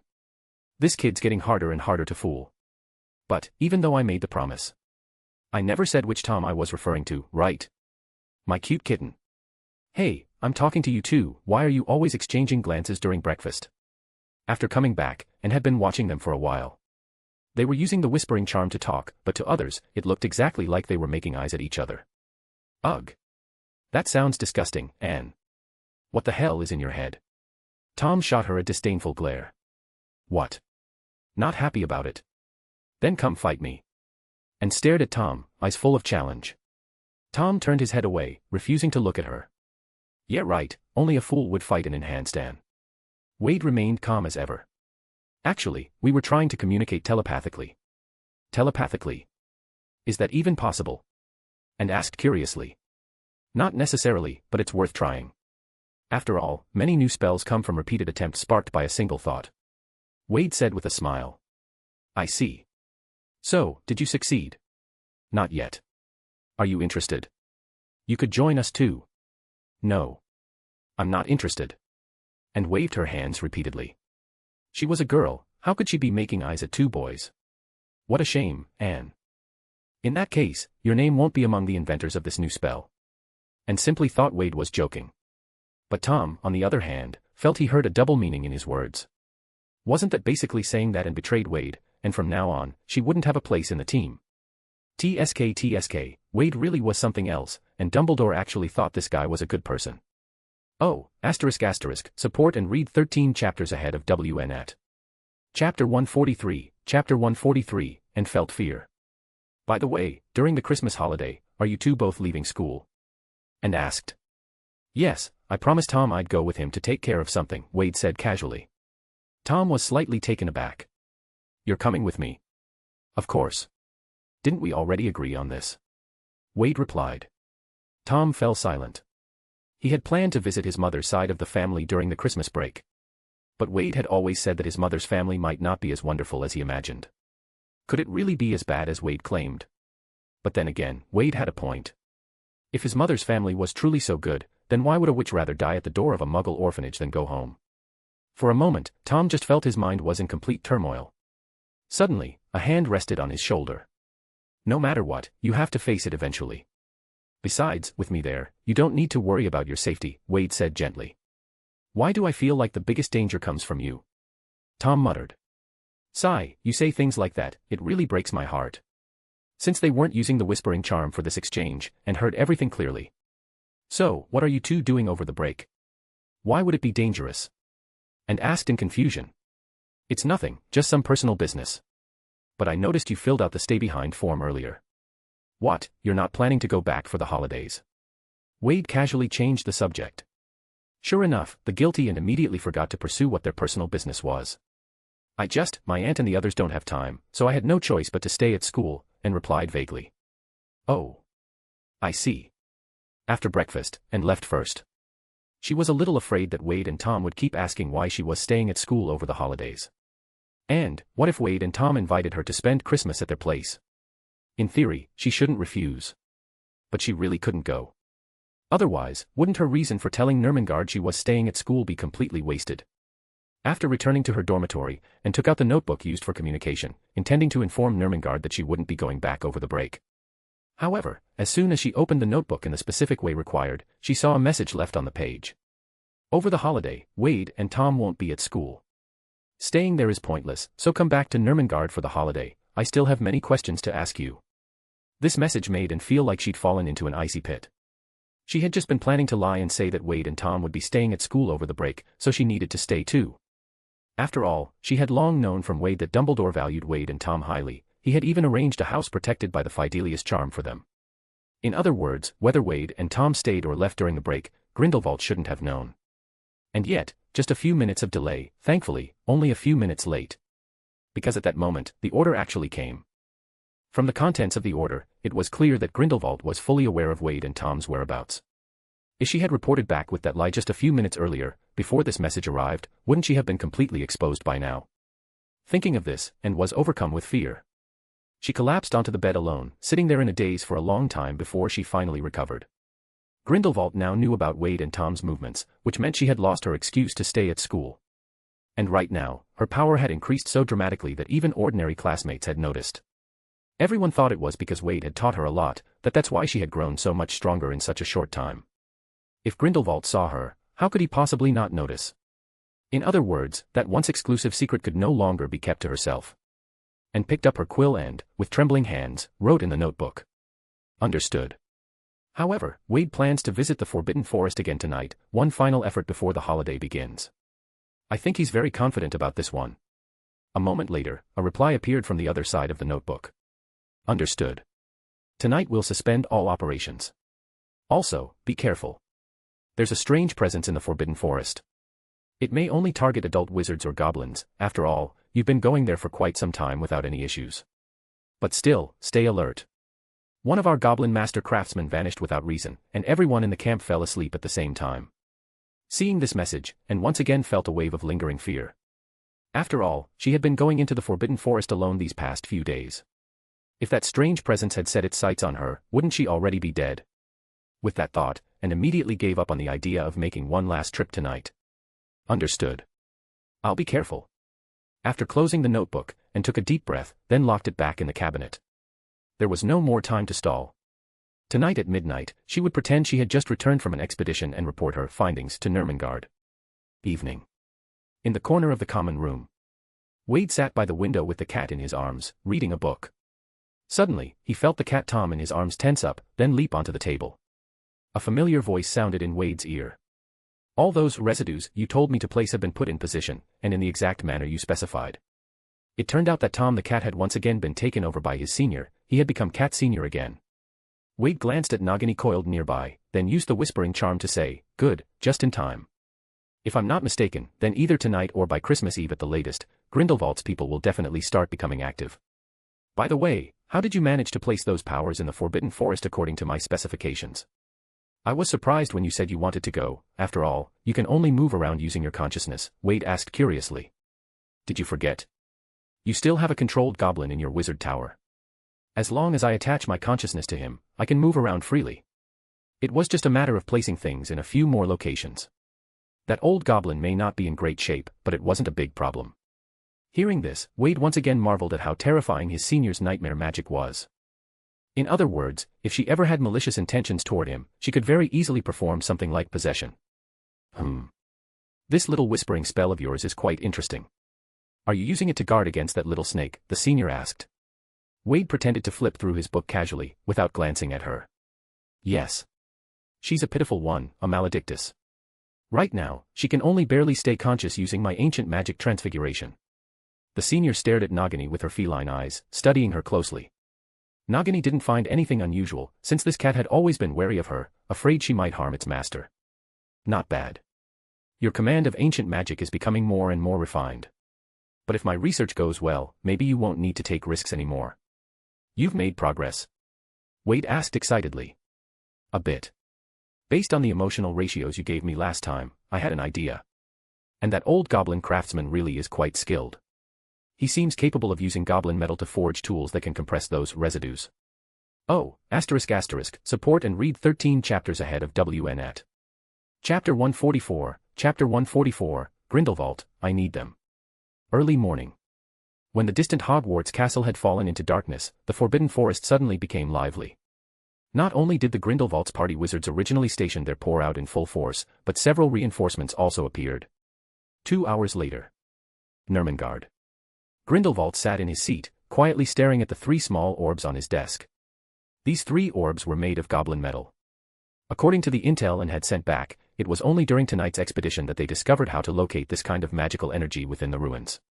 All of this magical energy was encased in goblin metal. And it was precisely because of that their previous searches had yielded nothing.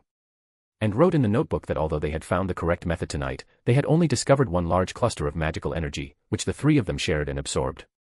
Since both Wade and Tom were present at the time, she had no choice but to absorb it together with them, and as a result, she felt a noticeable increase in strength. However, while they did find the correct method tonight, they were unable to find similar metal spheres at any other locations, only some scattered manuscripts. With no more magical energy to be found, they returned together, planning to continue the search slowly in the future. As for those manuscripts, Anne said she had secretly used a copying charm to duplicate them while Wade and the others weren't paying attention. During the Christmas holidays, she would bring these materials back to Nurmengard.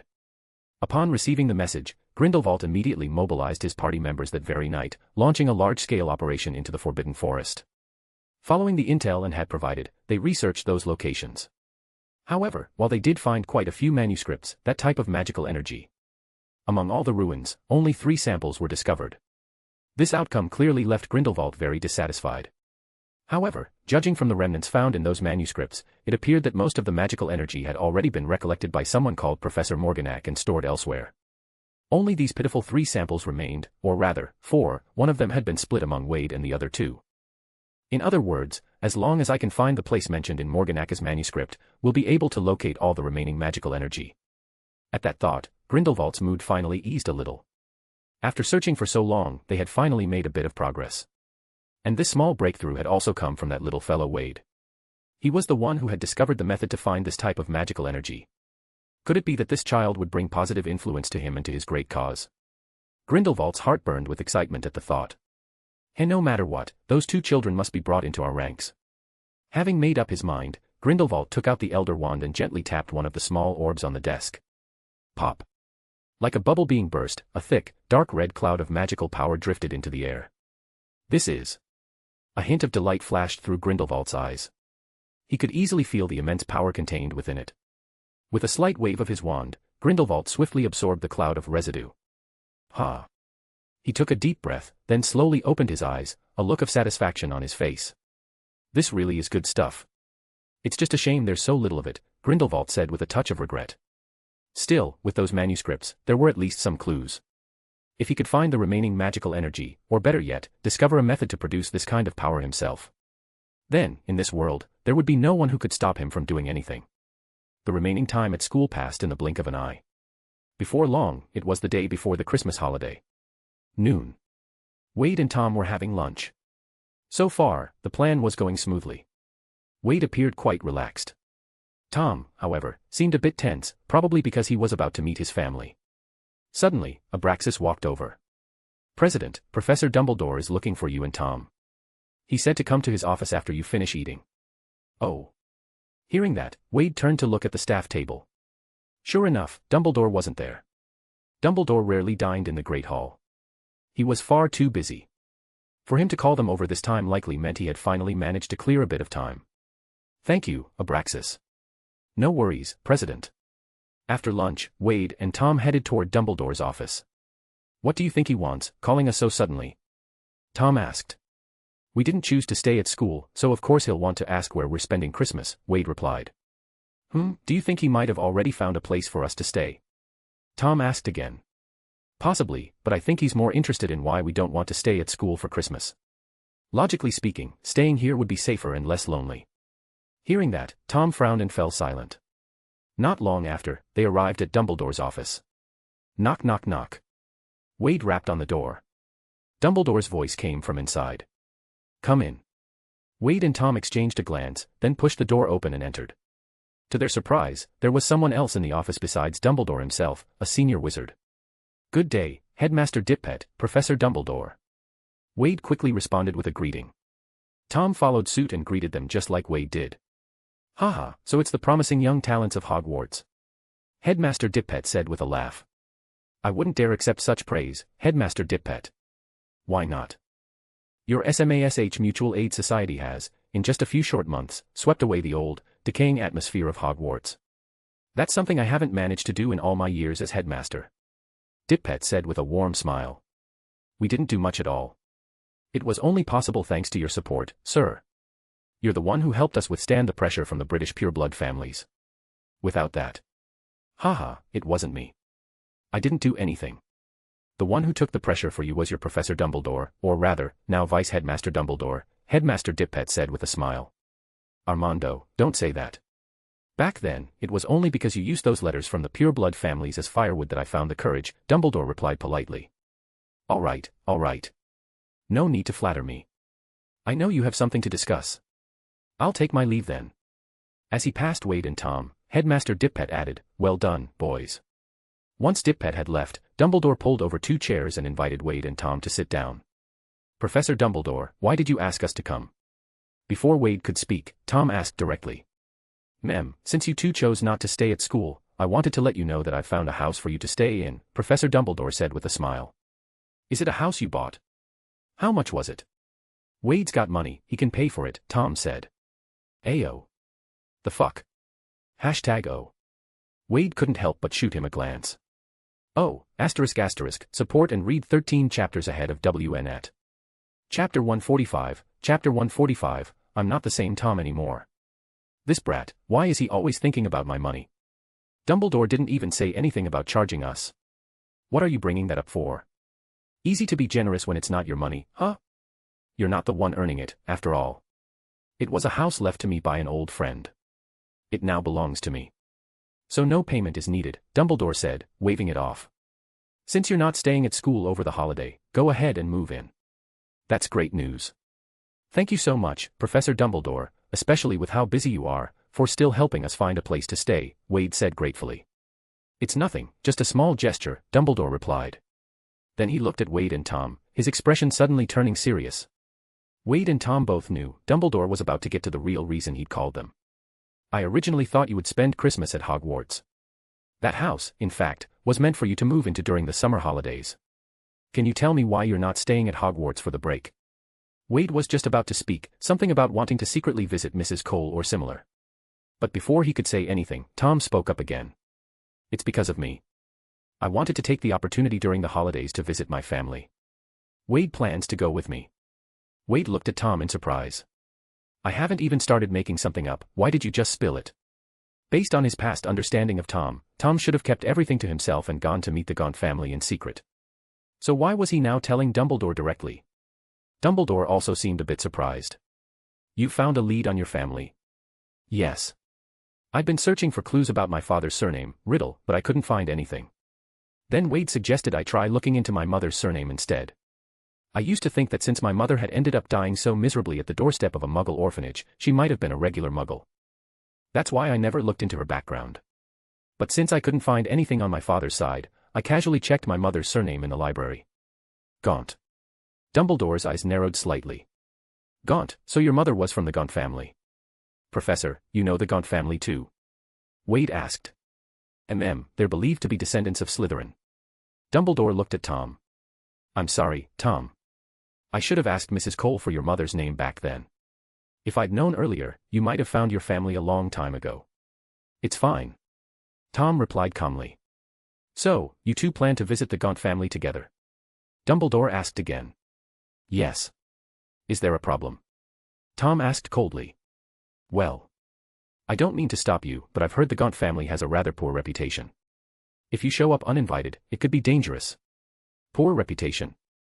Tom frowned. Yes. When I used to help out at the Ministry of Magic, I spoke with some old Aurors. They mentioned past incidents involving the descendants of Slytherin. Apparently, they often cast spells illegally on Muggles who wandered too close to their home. Upon hearing this, Tom's expression darkened. Dumbledore continued, while speaking with them, I learned that old Gaunt, Marvolo Gaunt, was sentenced to 6 months in Azkaban for resisting arrest and attacking ministry officials who came to his home. Those 6 months destroyed his health, and he died not long after returning. So, you should still have an uncle. Given the Gaunt family's reputation and the fact that your mother chose to die at the doorstep of a Muggle orphanage rather than go home, that alone is enough to suggest your uncle may not welcome you. Though you might find this unpleasant to hear, I must be honest with you. So, even knowing this, do you still wish to meet him? Tom was silent for a while, then said, I still want to go and see the Gaunt family. Dumbledore looked at Tom quietly, and after a long moment, his expression softened. I'm very glad you told me about this, Tom. I'm happy that you trust me. However, I believe it's important that I accompany you both. Why? On the way back, Wade couldn't help but ask. What do you mean, why? Tom replied expressionlessly. I mean, why did you tell Dumbledore about this? That's not really your style, Wade asked curiously. I just wanted Dumbledore to come with us, Tom said. That way, you won't have a chance to set me up. Wade. Don't take me for a fool, Wade. You're the kind of guy who never does anything without a reason. There's no way you'd offer to come with me to see my family without something in it for you. So you must be planning something. Oh, by Merlin's socks, Tom, you've really misunderstood me. When have I ever done anything only for profit? Anne, have you forgotten that we're close friends? Helping each other is what close friends do. Heh. You said you were Annie's close friend too, and still plotted everything clearly behind her back. Close friends are just people you sell out. Nonsense. A close friend is a close friend. Lock your doors, guard your gold, and guard against you. No doubt about it. All right, say whatever you like. I really don't have any hidden motives this time. Wade really didn't have any hidden motives this time. Just like when he wanted to watch Dumbledore burn Tom's cabinet, he simply wanted to tag along for the drama. He hadn't expected that after tricking Tom so many times, the kid would now be so guarded against him. Tom curled his lip. In his view, whether or not Wade was scheming, it never hurt to be cautious. Besides, having Dumbledore around did make him feel a lot more at ease. Dumbledore might not be particularly fond of him, but when it came to serious matters, he was reliable. And Wade wasn't wrong about one thing, telling Dumbledore directly this time really wasn't his usual style. But it was precisely for that reason that this was a great opportunity to earn some favor in Dumbledore's eyes. Tom wanted Dumbledore to see that he wasn't the same dark, gloomy kid he used to be. A wayward son turning back is worth more than gold. Look, I'm not the same Tom anymore. I've started to change, so stop always being on guard around me. The next morning. The students of Hogwarts were already dragging their luggage and heading for the station. They had to take the Hogwarts Express to leave the school. Wade and Tom didn't follow the crowd. They had brought their luggage early and arrived at Dumbledore's office. Dumbledore led them to the fireplace. "I've arranged a residence for you that's protected by the Fidelius charm. As long as you don't speak the location aloud, no one will be able to find you." As he spoke, Dumbledore took out a slip of paper and handed it to Wade and Tom. "This is the address of your residence. Don't say it aloud. Memorize it, then burn the paper. Oh, ***, support and read 13 chapters ahead of WN at Chapter 146, A New Home." Wade and Tom leaned in to read the note. It said, "Number 81, Godric's Hollow." Wade and Tom exchanged a surprised glance. They had been to Godric's Hollow before, and were ambushed there by Grindelwald's party. But this number 81 didn't seem to be the same house as before. Still, since it was protected by the Fidelius charm, returning to Godric's Hollow would be safe. "Have you memorized it?" Dumbledore asked. "Yup." Wade and Tom both nodded. Then Wade tossed the slip of paper into the fireplace. It instantly turned to ash. "All right. I've temporarily connected this fireplace to the flow network," Dumbledore said, picking up a small dish filled with flow powder. He grabbed a handful and tossed it into the fireplace. Whoosh! The flames immediately turned emerald green, and the heat from the fire vanished. "Speak the address, and we'll arrive at the destination." At the moment, Dumbledore's office was actually the deputy headmaster's office at Hogwarts. Visitors using the flow network to come to Hogwarts would pass through this fireplace. However, under normal circumstances, permission was required in advance. Otherwise, the fireplace remained sealed. Wade stepped forward first, grabbed a handful of flow powder, and stepped into the fireplace. Number 81, Godric's Hollow. Whoosh! The green flames roared, and Wade's figure vanished. Wade felt as if he were sliding rapidly through a long tunnel. Along the way, he seemed to pass by different fireplace exits. He could even faintly hear voices coming from other fireplaces along the route. Whoosh! Just as Wade was trying to make out what they were saying, he suddenly felt his feet touch solid ground. "Ah. I'm here, I guess." He stepped out of the fireplace and found himself in a modestly decorated living room. Next to the living room was a small kitchen, and beside the kitchen was a spiral staircase leading to the second floor. "Young Master Wade, you've arrived." Toby ran out from the kitchen and stood respectfully in front of Wade. "Oh. Hey, Toby. What are you doing here?" Wade asked.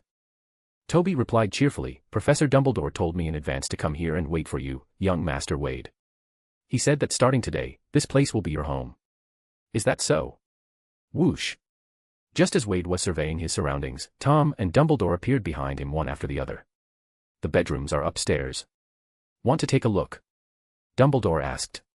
"Sure." Wade and Tom planned to bring their luggage up to their rooms first. The most important thing was to beat the other to a better room. Whoosh! Just as Wade and Tom were about to charge upstairs, suddenly, a fiery red figure appeared out of thin air. Wade and Tom immediately drew their wands. But the red figure landed gently on Dumbledore's shoulder. It was a large bird, entirely covered in bright red feathers. "Wade, Tom, this is Fawkes, a friend of mine." "Yes, he's a phoenix," Dumbledore said with a smile. The phoenix, Fawkes, tilted his head and examined the two boys in front of him. Phoenix. Wade suddenly remembered that the Dumbledore family was indeed known to have a phoenix. As they studied Fawkes, both Wade and Tom felt that this big bird looked a bit ugly. "So beautiful." Wade exclaimed in admiration. "Yes. I've never seen such a beautiful big bird," Tom added. Faced with their clearly insincere praise, Fawkes lifted his head proudly, looking quite pleased with himself. "I'll be leaving Fawkes here. In case there's any real danger, he can help you escape," Dumbledore said with a smile. Wade was quite surprised. Dumbledore was actually leaving his phoenix behind for their safety. He must really care about the two of them. Tom was just as shocked. Dumbledore's concern for them far exceeded his expectations. But Dumbledore's reasoning was quite simple. First, these two were truly exceptional talents. Second, Gellert Grindelwald was interested in them. Even if he didn't yet know why, as long as Grindelwald had his eye on them, Dumbledore couldn't let him succeed, no matter the reason. That was why Dumbledore had deliberately left the phoenix behind, to protect Wade and Tom. The first floor of the house surprisingly had 5 rooms, and each one was quite spacious. Judging by the size of the living room, it was clear that the extra space was the result of the undetectable extension charm. With so many rooms, the two didn't need to fight over them. Still, Tom instinctively chose the room farthest from Wade's. After unpacking their belongings, the two of them went downstairs to the living room. Dumbledore was in the middle of arranging a cozy perch for Fawkes above the fireplace. Clearly, Fawkes liked the warmth from the hearth. Fawkes enjoys dried fish. I've stocked quite a bit in the basement, Dumbledore said while setting up the phoenix's nest, giving instructions to Toby at the same time. There's plenty of food in the basement. If it runs out, have Wade write to me. I'll restock it for you so you won't have to risk going out. Toby can also go out to shop and apparate straight back home, Toby said respectfully. Toby was well aware of what Wade was thinking. If even buying food required asking Dumbledore, then how was that any different from house arrest? It was best to be as self-reliant as possible, to reduce Dumbledore's oversight to the minimum. That's fine too. In any case, if anything happens, you must contact me, Dumbledore reminded them once again. By now, Wade and Tom had already come downstairs. Dumbledore asked, so, when do you plan to visit the Gaunt family?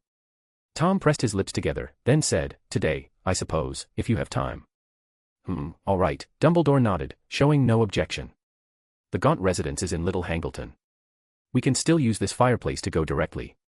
Oh, and I won't be sealing off this fireplace. If you need to go anywhere, using it is much safer. Would you like some breakfast first? Toby has already prepared several dishes, Toby asked carefully from the side. Yes, Toby, thanks for doing that. We haven't had breakfast yet. Wade didn't turn down the house elf's kind offer, which made Toby extremely grateful. Dumbledore's gaze grew even gentler as he watched. Wade even considered the feelings of his own house elf. In the wizarding world, how many wizards could truly do that? Dumbledore felt that he had indeed not misjudged him. Wade, you really are a kind-hearted child. Tom stood off to the side, watching, feeling a bit bitter. He had worked so hard to act a certain way, just to make Dumbledore slightly change his opinion of him. But this guy Wade, just one casual sentence, and Dumbledore was already full of praise. TCH, looks like I still have a lot to learn. Hiss, is there a chance that maybe I don't need to overthink it, maybe I just need to imitate that damn dog? Oh, ***, support and read 13 chapters ahead of WN at. Chapter 147, how dare you insult my mother like that? Oh, ***, huge thanks to Adam Chedatry and Trey Phillips for joining the Patreon, heart suit. Wade left the cat and Nagini behind at number 81, Godric's Hollow. Only then did he and Tom follow Dumbledore through the fireplace. The Fleur Network exit was located in a wizarding tavern. The wizards inside looked like a mixed and shady crowd. Wade and Tom both noticed several unfriendly gazes directed at them. However, with Dumbledore, a fully grown wizard, present, those unfriendly stares quickly disappeared. By the time they exited the tavern, they had arrived in Little Hangleton. It had to be said, fireplaces were indeed the most convenient mode of travel for wizards. Dumbledore oriented himself briefly, then led Wade and Tom down the road ahead. It was clear that Dumbledore had already scouted out the route in advance. This time I chose the tavern's fireplace to save time, but if you ever travel on your own, it's better to choose fireplaces that aren't so filled with unfriendly people, Dumbledore reminded them while leading the way. Wade nodded to show he understood, and Tom quickly nodded as well when he saw that. He had already made up his mind to start imitating Wade's behavior. After all, there had to be a reason why Wade could so easily gain the favor of most people. Tom followed closely behind Dumbledore, but his heart grew increasingly uneasy. After all, he was about to meet his relatives. Even if those relatives might not be as welcoming as he had imagined. Tom walked with Dumbledore for quite a while before suddenly frowning. He noticed that the farther they walked, the more remote the surroundings became. The Gaunt family was supposed to be a fairly prominent pureblood family, shouldn't their manor be located in town? Tom was full of confusion. Wade, walking beside him, noticed the expression on his face. Tom, you look a little confused. Wade asked proactively. No, it's nothing. Tom replied, his gaze shifting evasively. Wade suddenly smiled and said, in fact, many once glorious pureblood families have already fallen into decline, so.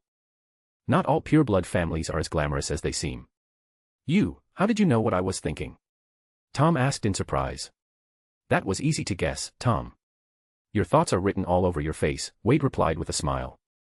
Tom quickly lowered his head, feeling like Wade's dark eyes could completely see through his mind. Damn it. Has his legitimacy improved again? I'll have to be more careful in the future. Dumbledore also heard the conversation behind him. He spoke in a rather regretful tone. Tom, the Gaunt family has indeed declined. Like many other pureblood families, they've clung to ideals that are increasingly incompatible with the times. Even as their wealth dwindled, they refused to give up their lavish appearances, and they've never been good at managing their estates, so naturally, things turned out poorly. Another 10 minutes passed. When Tom finally saw the small wooden shack in front of them, calling it a shack made of planks would have been more accurate than calling it a house. He fell into complete silence. A descendant of Slytherin, from the once glorious Gaunt family, and they were living in a place like this. To think that someone living in a place like this would dare claim to be a descendant of Slytherin. An inexplicable fury rose in Tom's heart. Wade was also examining the dilapidated shack in front of them. Aside from the dead snake nailed to the door in the shape of an S, barely suggesting that the resident might be a descendant of Salazar Slytherin, there was nothing else that reflected any connection to Slytherin. At least, not from the outside. At this point, Tom's face had gone completely dark, his expression filled with unmistakable disappointment and anger. Even though he had anticipated the Gaunt family's decline, the reality still struck him as a deep humiliation. A disgrace to the descendants of Slytherin. Dumbledore and Wade stood patiently off to the side, waiting. They both understood Tom's personality well, and they knew just how heavy a blow this scene was to someone as proud as Tom. After a long pause, Tom finally took a deep breath and said, "Let's knock." But saying those words seemed to drain all the strength from him. Dumbledore nodded. "Hold on a moment." As he spoke, he took out his wand and gently waved it through the air.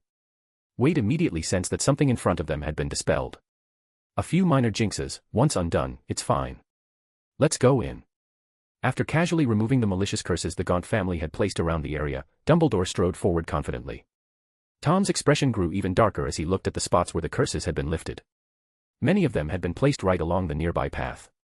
If someone unfamiliar had passed through, wizard or not, they would have suffered for it. This clearly proved that the rumors about the Gaunt family's bad reputation and their tendency to curse muggles weren't baseless at all. Knock knock knock. Dumbledore rapped on the old Gaunt house door.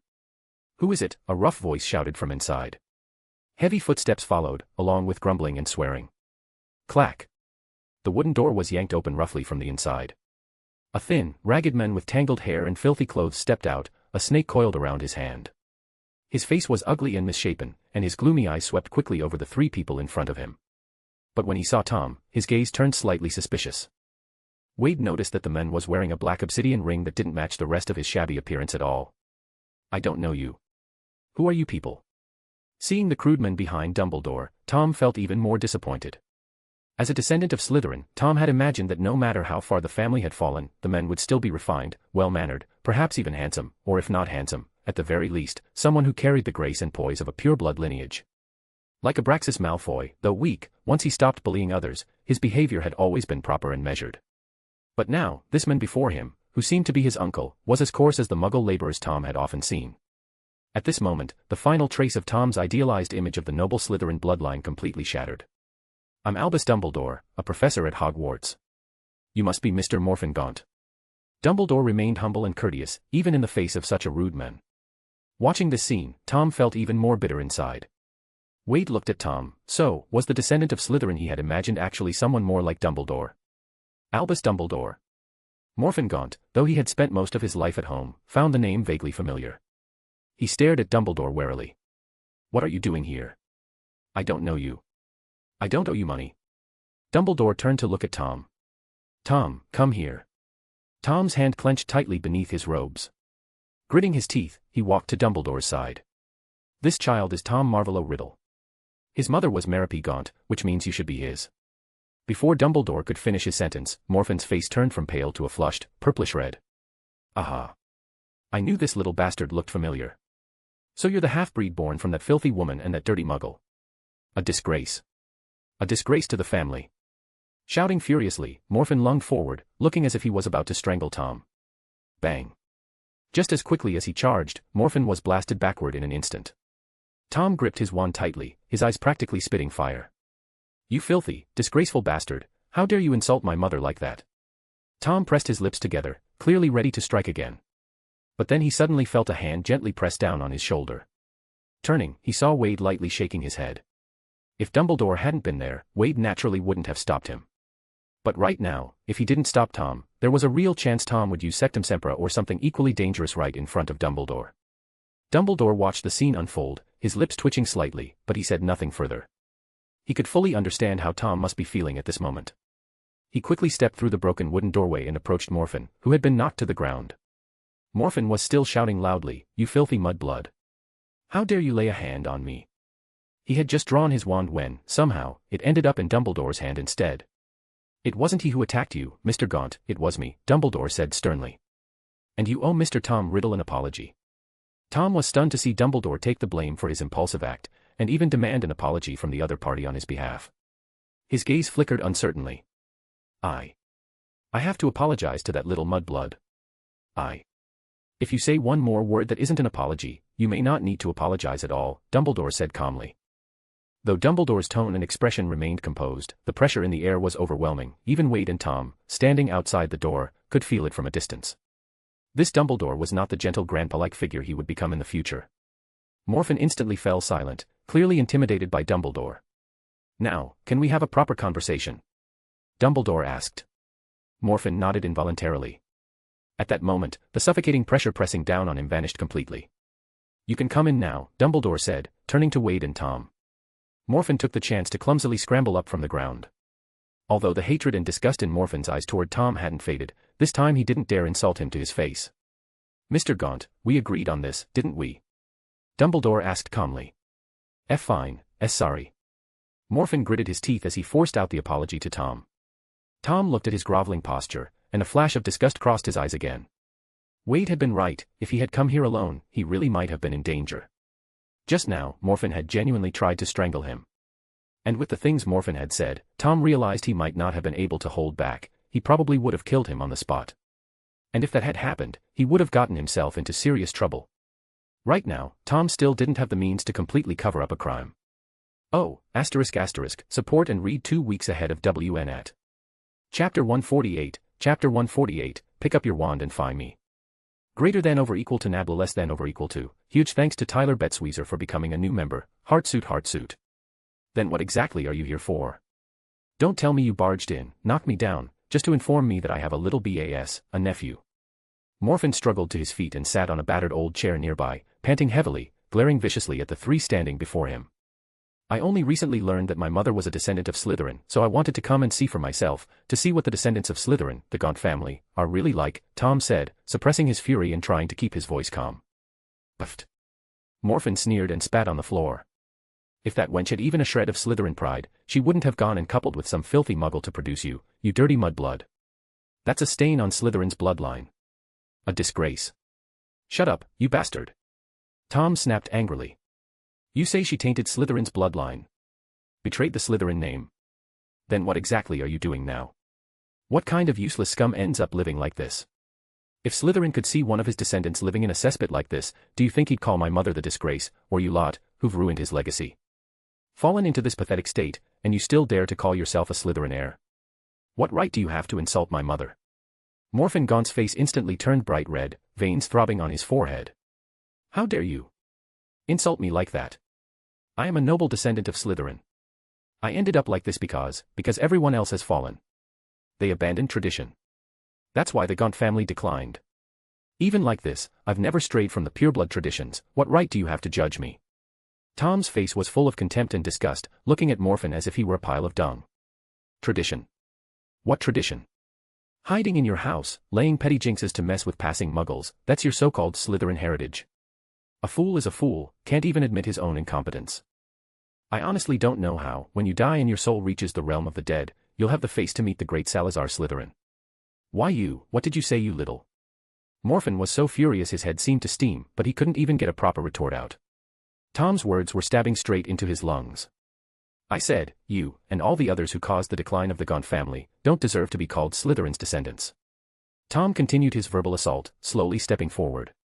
If I were you, a supposedly great and noble heir of Slytherin, and ended up in a state like this, I'd hang myself with a rope to end the shame, rather than stick around making a fool of myself. Ha ha ha, think about it. If a wizard from another pureblood family passed by and saw what the noble Slytherin line had become, what do you think they'd say? You maggots who've disgraced your ancestors, how do you even have the face to keep living? And you even have the shameless audacity to call yourselves heirs of Slytherin. Pathetic. Do you deserve that title? Morphin Gaunt was seething with rage, but his wand was still in Dumbledore's hand. He wanted to rush over and strangle this filthy mudblood, but he was too afraid of Dumbledore, who remained nearby, watching intently. Burning with impotent fury, Morphin could only tremble, raising a shaky hand to point at Tom. You, how dare you say that, how dare you? Tom's gaze was drawn to the obsidian ring on Morphin Gaunt's finger. Morphin was dressed in rags that weren't worth a single canute, yet he wore a gemstone ring. Taking advantage of Morphin's moment of blind rage, Tom casually reached out and plucked the ring right off his finger. As he examined it, Tom's eyes lit up slightly. Even Dumbledore, who had been standing to the side debating whether to intervene, had his attention caught by the ring. To be precise, not the ring itself, but the obsidian stone set into it. What are you doing? Give that back. That's the Gaunt family's ancestral ring. Morphin shouted angrily, leaping up to snatch the ring back. Tom didn't stop him. He simply sneered coldly and let Morphin snatch it away. Your family's ancestral ring. Tom narrowed his eyes. This ring was passed down from the noble ancestors of the Gaunt family. It's our family heirloom. How dare you defile it? Heh. Did I defile this ring? No. I don't think so. I think letting this ring remain in your hands is the real disgrace. That is the true insult to the Gaunt family and the honor of being Slytherin's descendants. Tom said darkly. You, what are you trying to do? Morphin was stunned, thinking Tom was about to forcibly take the ring. At that moment, he was without a wand. Even though the boy standing in front of him was only 11 or 12, he still felt panicked. Ever since the Gaunt family had been reduced to just him, his magical ability had severely deteriorated. Tom sneered coldly. This ring now represents the honor of Slytherin's bloodline.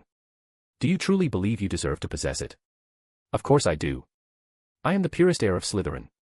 If I'm not worthy, then are you, a mudblood, supposed to be? Morphin roared in fury. Words are meaningless. Let's duel.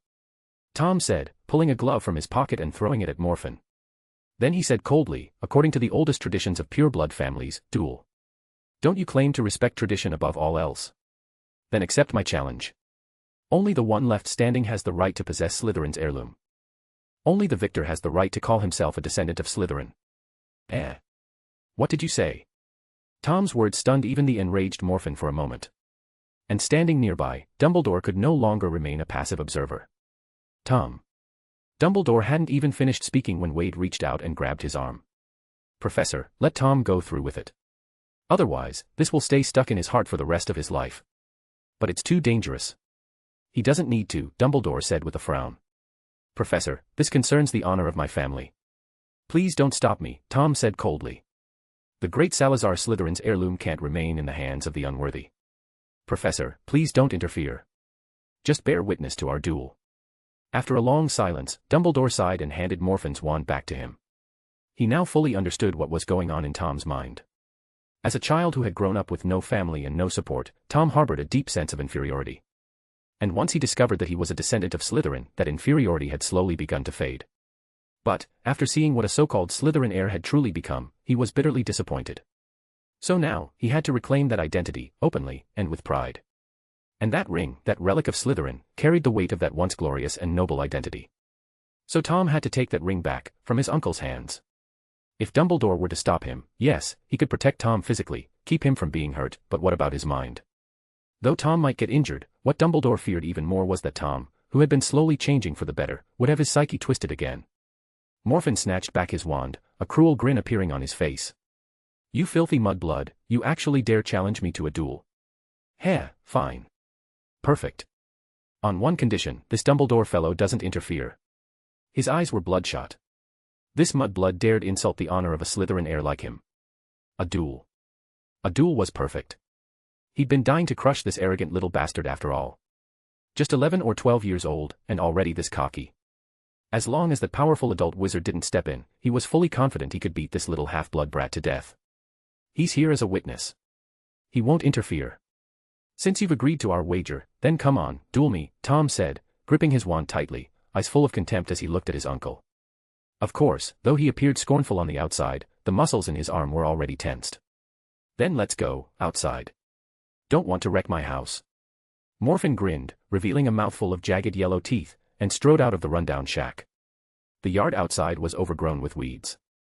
Tom and Morphin stood facing each other, ankle-deep in knee-high grass. Seeing the serious expression on Tom's face, Morphin let out a strange, wheezing laugh. Hee hee hee. Scared, are you, little bastard? If you're afraid.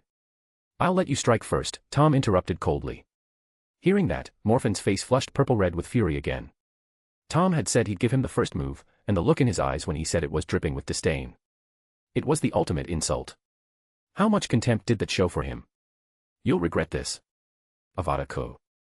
Oh, support and read 2 weeks ahead of WN at. Chapter 149, A Satisfying Day. Avada Ked. Expelliarmus. Morphin didn't even get to finish the killing curse incantation. The red spell hit before he could get the words out. Smack. Ack. Morphin Gaunt lay sprawled on the ground, eyes blankly staring at the sky. Ha. Ha. How is this possible? A shadow fell over his vision. It was someone blocking out the light. Tom stood over him, looking down from above. In truth, he had deliberately provoked Morphin further just now. In a duel, once you lost your composure, you were already halfway to losing. As expected, Morphin, easily provoked by Tom, didn't even cast a shield charm. He went straight for the more difficult killing curse. But Morphin hadn't practiced dark magic properly in far too many years. So his casting was far too slow. With such a long wind-up, how could he possibly be a match for Tom? Tom had endured several months of high-intensity training under Wade's pressure. His casting speed was nothing short of astonishing. Tin-tiding. Tom tossed Morphin's wand back beside him and said coldly, "Pick it up." "What?" I said, "Pick up your wand." You, Morphin, furious, snatched up his wand again. You, what? Don't tell me the shock of getting hit was too much for your inbred brain. Tom said in disdain. You mudblood. Cruck. Expelliarmus. Morphin got hit by the spell again, and his wand once again hit the ground. Ack. You. Once again. Pick it up and fight me. But once again, the outcome didn't change. This time, Morphin, long out of practice, was blasted away before he could even lift his wand. His body slammed hard into the fence. Tom slowly walked over again, gazing coldly at the defeated and despairing Morphin. Ah. TSK. A proud descendant of Slytherin who can't even defeat an underage wizard. Think about it yourself, Slytherin's heir. You. Are you really worthy? If you can't bear that responsibility, then I will. Tom bent down and took the ring from Morphin's hand, who no longer had the strength to fight. By winning this duel for the honor of our great ancestor, by the terms agreed upon between the two of us who share the same blood of our great ancestor. From this day on, I am the true heir of the great Salazar Slytherin. And you. Tom took a pouch of coins from his pocket and tossed it beside Morphin. Morphin Gaunt, and your Gaunt family, from now on, you are no longer allowed to call yourselves heirs of Slytherin. These 500 galleons are the price for my mother, Merope Gaunt, formally severing all ties with the Gaunt family. With that, Tom turned and walked out of the Gaunt family's decaying yard, without looking back, the ring in hand. Dumbledore glanced at Morphin Gaunt, who lay on the ground pale and defeated. After confirming that he wasn't physically injured, he and Wade followed Tom and left the Gaunt household. Tom walked silently at the front. Dumbledore and Wade followed behind him. None of the three said a word. Tom suddenly stopped. He raised his hand and solemnly slipped the ring onto his finger, a flush of feverish color rising on his face. In all the years he had lived, he had never felt a day as satisfying as this. Only then did he turn around to look at Dumbledore and Wade. Professor Dumbledore, thank you for not interfering. After the excitement faded, Tom seemed to become reserved again. Dumbledore sighed. In truth, I'm comforted by the change in you, Tom. You really have changed a lot. The old you would never have left him that money. Though everything had unfolded unexpectedly, in hindsight Dumbledore felt a measure of reassurance. Taking the ring was Tom's assertion of responsibility for revitalizing the Slytherin legacy.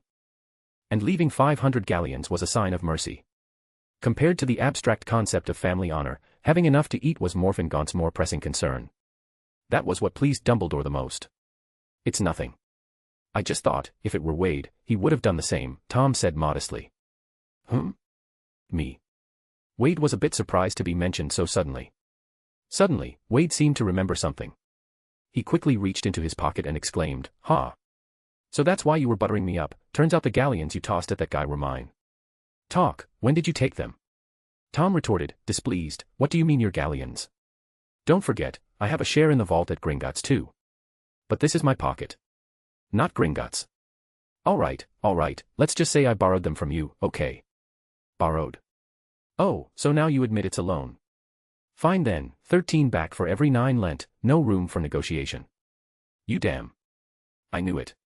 How could it have gone so smoothly? You let me take it on purpose. Save it. You already said it was a loan, no takebacks. Dumbledore watched the two boys bickering ahead of him and let out another soft sigh. Ah, youth really is a wonderful thing. Are we heading back now? Wade asked. Tom, who had just been forced into an unfair agreement, nodded slowly with a sullen face. Then Wade suddenly asked, "But, you just learned some information about your father. Don't you want to ask around if there's a Muggle family named Riddle nearby?" Tom frowned slightly at the mention of a Muggle family. Only today had he learned, from his uncle's mouth, that his father was actually a Muggle. Completely contrary to everything he had assumed before. In other words, he wasn't a pureblood. The thought left Tom feeling a bit down. "Tom, have you still not figured it out by now?" Wade said, sounding frustrated. "What does it matter if you're pureblood or half-blood? But you're a half-blood, and yet you've beaten other students from pureblood families at school. Even Morphin Gaunt, a pureblood wizard and descendant of Slytherin, was no match for you. Doesn't that prove something? Does it really take that much courage for you to accept reality?" Tom lowered his head, silenced by Wade's words. After a long moment, he sighed and said, "All right, let's go ask around." Dumbledore watched this exchange, a faint smile once again appearing on his face. As expected, his decision back then had been the right one. Wade truly could change Tom. In the Muggle world, the Riddle family was considered a prestigious household because they were wealthy enough. So it didn't take long for the three of them to find out where the Riddles lived. And to their surprise, the Riddle estate was only 5 or 6 miles from the Gaunt Shack, located in Little Hangleton. No wonder Merope had often been able to see young Tom Riddle passing by her home back then. And while asking the local Muggles about the Riddle family, they also happened to overhear an interesting bit of gossip. It was a story about the current head of the Riddle family, Tom's father, old Tom Riddle. A few Muggles mentioned that over a decade ago, old Tom had disappeared for an entire year. When he finally returned, he seemed mentally unstable, constantly muttering about witches and magic. People thought he had gone mad. Over time, he gradually returned to normal. But the incident had long since become the talk of the town among the Muggles of Little Hangleton, and it remained a popular bit of gossip for many years. After hearing this, Tom didn't look very pleased. Even if he didn't know what method his mother had used, he could tell that his father definitely hadn't married her of his own free will. As a witch, Merope would have had many ways to make a Muggle fall in love with her. In other words, support and read 2 weeks ahead of WN at Chapter 150, The Riddle Estate. In other words. This can't be. Tom somewhat understood the truth behind it all, but his young heart wasn't ready to accept it. Not only that, if he were to go see his father now, the treatment he'd receive might be no better than what he got at the Gaunt house. Tom's mood instantly sank. These two places should, in theory, be his homes. But now. He didn't belong in either of them. "Tom, what do you think?" "If you're not ready yet, we can come back another time," Wade said, glancing at Dumbledore before continuing. "It's just visiting a Muggle household, it shouldn't be dangerous. So, Professor, if you're busy, we could come back on our own next time." "That should be fine." Dumbledore replied thoughtfully, "It's not safe outside right now, Wade. I'll go with you both, no matter how tight my schedule is. Don't forget, students aren't allowed to use magic outside of school. What Tom did earlier technically broke the rules." Grindelwald was very interested in these two boys. Dumbledore couldn't afford to let his guard down for even a moment. "All right then. Tom, take a moment to think it over," Wade said, stepping aside with Dumbledore to give Tom some space. "We've come this far already, what's a little more? No matter how bad it is, could it really be worse than the Gaunt house? Professor, let's go. To the Riddle estate." Tom didn't take long to make his decision. Originally, after learning that his father had been forced into marrying his mother, he had no intention of meeting the men. He'd thought it best they never see each other again. But, after thinking it through, Tom still decided to go. Even if it was only to fulfill one last wish on behalf of his mother. Wade said cheerfully, "Then let's go. Professor, you lead the way. If the Riddles happen to pull out a hunting rifle or something, with your magic, I'm sure it'd be easy to block. A simple transfiguration spell would do, turn the gun into a snake or a rat. You could manage that too, Wade, but students aren't allowed to use magic outside of school. What happened earlier was an exception, and I won't let you break the rules again. If it comes to that, leave it to me," said Dumbledore, playing along to keep the atmosphere light. Tom understood what the two of them were trying to do. But at the moment, he truly wasn't in the mood. The Riddle estate was far more impressive. Compared to the Gaunt's little shack, the Riddle's grand manor was like comparing a palace to a dung heap. At the tall iron gates of the estate.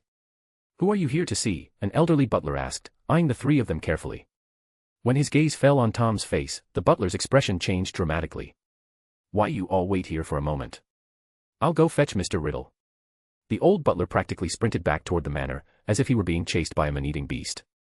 Dumbledore and the two boys exchanged glances, then had no choice but to wait patiently at the gate. "Tom, you think your old man's gonna hide?" Wade asked. "Humph, wouldn't be surprised," Tom muttered. Dumbledore said nothing, but he stepped forward and gently pulled the two boys behind him. If the other side really came out swinging or with a firearm, he would be there to shield the children. Not long after, the old butler returned. To Dumbledore's mild relief, the butler wasn't carrying any weapons. He had come back with a horse-drawn carriage. This clearly showed just how large the Riddle estate was, and that the Riddles were far from being mere modest landowners with a bit of money. The old butler climbed down from the carriage and respectfully opened the door. An elderly gentleman, hair completely white, stepped down from the carriage. He looked quite old, but still appeared sharp and spirited. What caught Wade's curiosity was that judging by this man's age, he didn't seem like he could be Tom's father. However, the man's features still bore a strong resemblance to Tom. Wade recalled that old Tom's father, at this point in time, was still alive. Which meant this man was most likely Tom's grandfather. As soon as Mr. Riddle stepped off the carriage, he looked anxiously toward the three visitors. Finally, his eyes landed on Tom. He didn't even need to ask, just from the resemblance, Mr. Riddle immediately recognized that this was his grandson. At this moment, Mr. Riddle's gaze appeared somewhat complicated. "Good day, sir. May I ask the purpose of your visit? And, what is your relationship to the woman who abducted my son back then?" Mr. Riddle directed the question to Dumbledore first. "The woman you're referring to, she was my mother," Tom answered coldly from the side. Mr. Riddle's pupils contracted slightly. He took a deep breath before speaking again. "So, that means, you people are the same kind as her, then?" "If I'm understanding your words correctly, yes, we are the same kind," Dumbledore replied. Mr. Riddle let out a long sigh. "In any case, all of you, please come in." The carriage's interior was spacious. Even with 3 more people getting in, it still didn't feel cramped. Mr. Riddle once again turned his gaze to Tom. "So, you know about your origins now?" "Mm." Tom replied indifferently. "And your mother, she didn't come today?" "She died 11 years ago, the same year my father abandoned her," Tom replied, his voice still cold. Mr. Riddle visibly let out a breath of relief. Clearly, after returning home, Tom's father must have told his own father quite a lot about Tom's mother. Judging by his condition at the time, he had likely been deeply terrified of her, and so he must have described her in very alarming terms. Because of that, Mr. Riddle had developed a strong fear of this daughter-in-law he had never met. To a muggle who knew nothing about magic, being suddenly taken by a strange woman, then unknowingly married to her and having a child. Only he himself could truly understand the fear and rage he must have felt once he came back to his senses. So upon hearing that that woman was dead, Mr. Riddle felt a wave of great relief. But in Tom's eyes, this reaction left him very displeased, and his tone sharpened noticeably. "I only came today to see my father once, to fulfill my mother's final wish. Then we'll leave and never come back. Where is he? What, doesn't he even have the courage to face me for a single moment?" Mr. Riddle sighed and cautiously said, "I don't know if you can understand, what happened back then caused him a great deal of trauma. So, he mistakenly thought that your mother had come back for him. That's why he's hiding." "Humph, coward," Tom said coldly. For a moment, Mr. Riddle didn't know what to say. He understood clearly, since these people were the same kind as that woman, it meant all 3 of them were magic casters. Wizards, the ones from legends, those dangerous, evil figures. So he didn't dare show even a trace of arrogance in front of them. Not even toward the one who was his own grandson. Now that's a tom of confusion, I mean, a ton of confusion lol. Old Tom Riddle equals our Tom's father. The person they were talking to equals old Tom's father equals our Tom's grandfather. Chapter 151, this went a lot better. That's only right. No matter what happened in the past, you're still Tom's child. You certainly have the right to see him, Mr. Riddle said helplessly. Dumbledore added, "You don't need to be so afraid of us. We mean you no harm." "I can see that," Mr. Riddle replied. "Otherwise, going by what Tom used to say about your kind, I might already be dead at the gate. I've heard bits and pieces from others about what happened back then, but never the full story." Dumbledore suddenly said. Though young Tom appeared uninterested on the surface, the moment he heard Dumbledore bring it up, he immediately straightened up. He didn't want to rely solely on gossip to piece together what had happened. He wanted the account from someone who was actually there. Back then, was it really his mother's fault? What was the real reason his father had abandoned him and his mother? Mr. Riddle hesitated for a moment, then said, "Before I explain, could you show me some of that magic?" "Yes, actually, at first, I thought all that stuff Tom said was just nonsense he spouted while he was mentally unstable. I didn't think it was real. Most of Mr. Riddle's fear of wizards came from his son's exaggerated stories. But truthfully, he had always harbored some doubt about his son's story. Had he really been abducted by a witch? Or had he simply lost his mind? It was only after his son gradually returned to normal that Mr. Riddle began to believe what he had said. That was why, upon first meeting Dumbledore and the others, he had shown such deference. After all, no one who had managed to maintain such a large estate for this long could be a fool. When you didn't know your guest's background, treating them with courtesy was always the wisest course of action. Of course, Dumbledore said, lightly flicking his fingers. The pipe in Mr. Riddle's hand floated gently into the air, then transformed into a rose midair. Mr. Riddle stared in shock at the rose hovering in front of him, then slowly and cautiously reached out to catch it. This. He examined it over and over, but without a doubt, it was an ordinary rose. How did you do that? Mr. Riddle asked in astonishment. This is magic, Mr. Riddle, Dumbledore said gently. The next second, the rose in Mr. Riddle's hand turned back into a pipe. Even the tobacco inside was still burning, just as it had been. In the past, Mr. Riddle might have complimented it as a clever trick. But now, with his son's past experience in mind, he fully believed that this was a power worthy of reverence, magic. All right, here's what happened. Mr. Riddle began to recount the events of the past. My son, Tom Riddle, was once engaged to Miss Revell from Little Hangleton. After their engagement, he would often ride over to see his fiancée. He told me that when passing a rundown shack along the way, he would always see a girl smiling at him. Out of politeness, he'd smile back. One day, as he passed by that shack again, he suddenly felt thirsty, and that girl offered him a glass of water.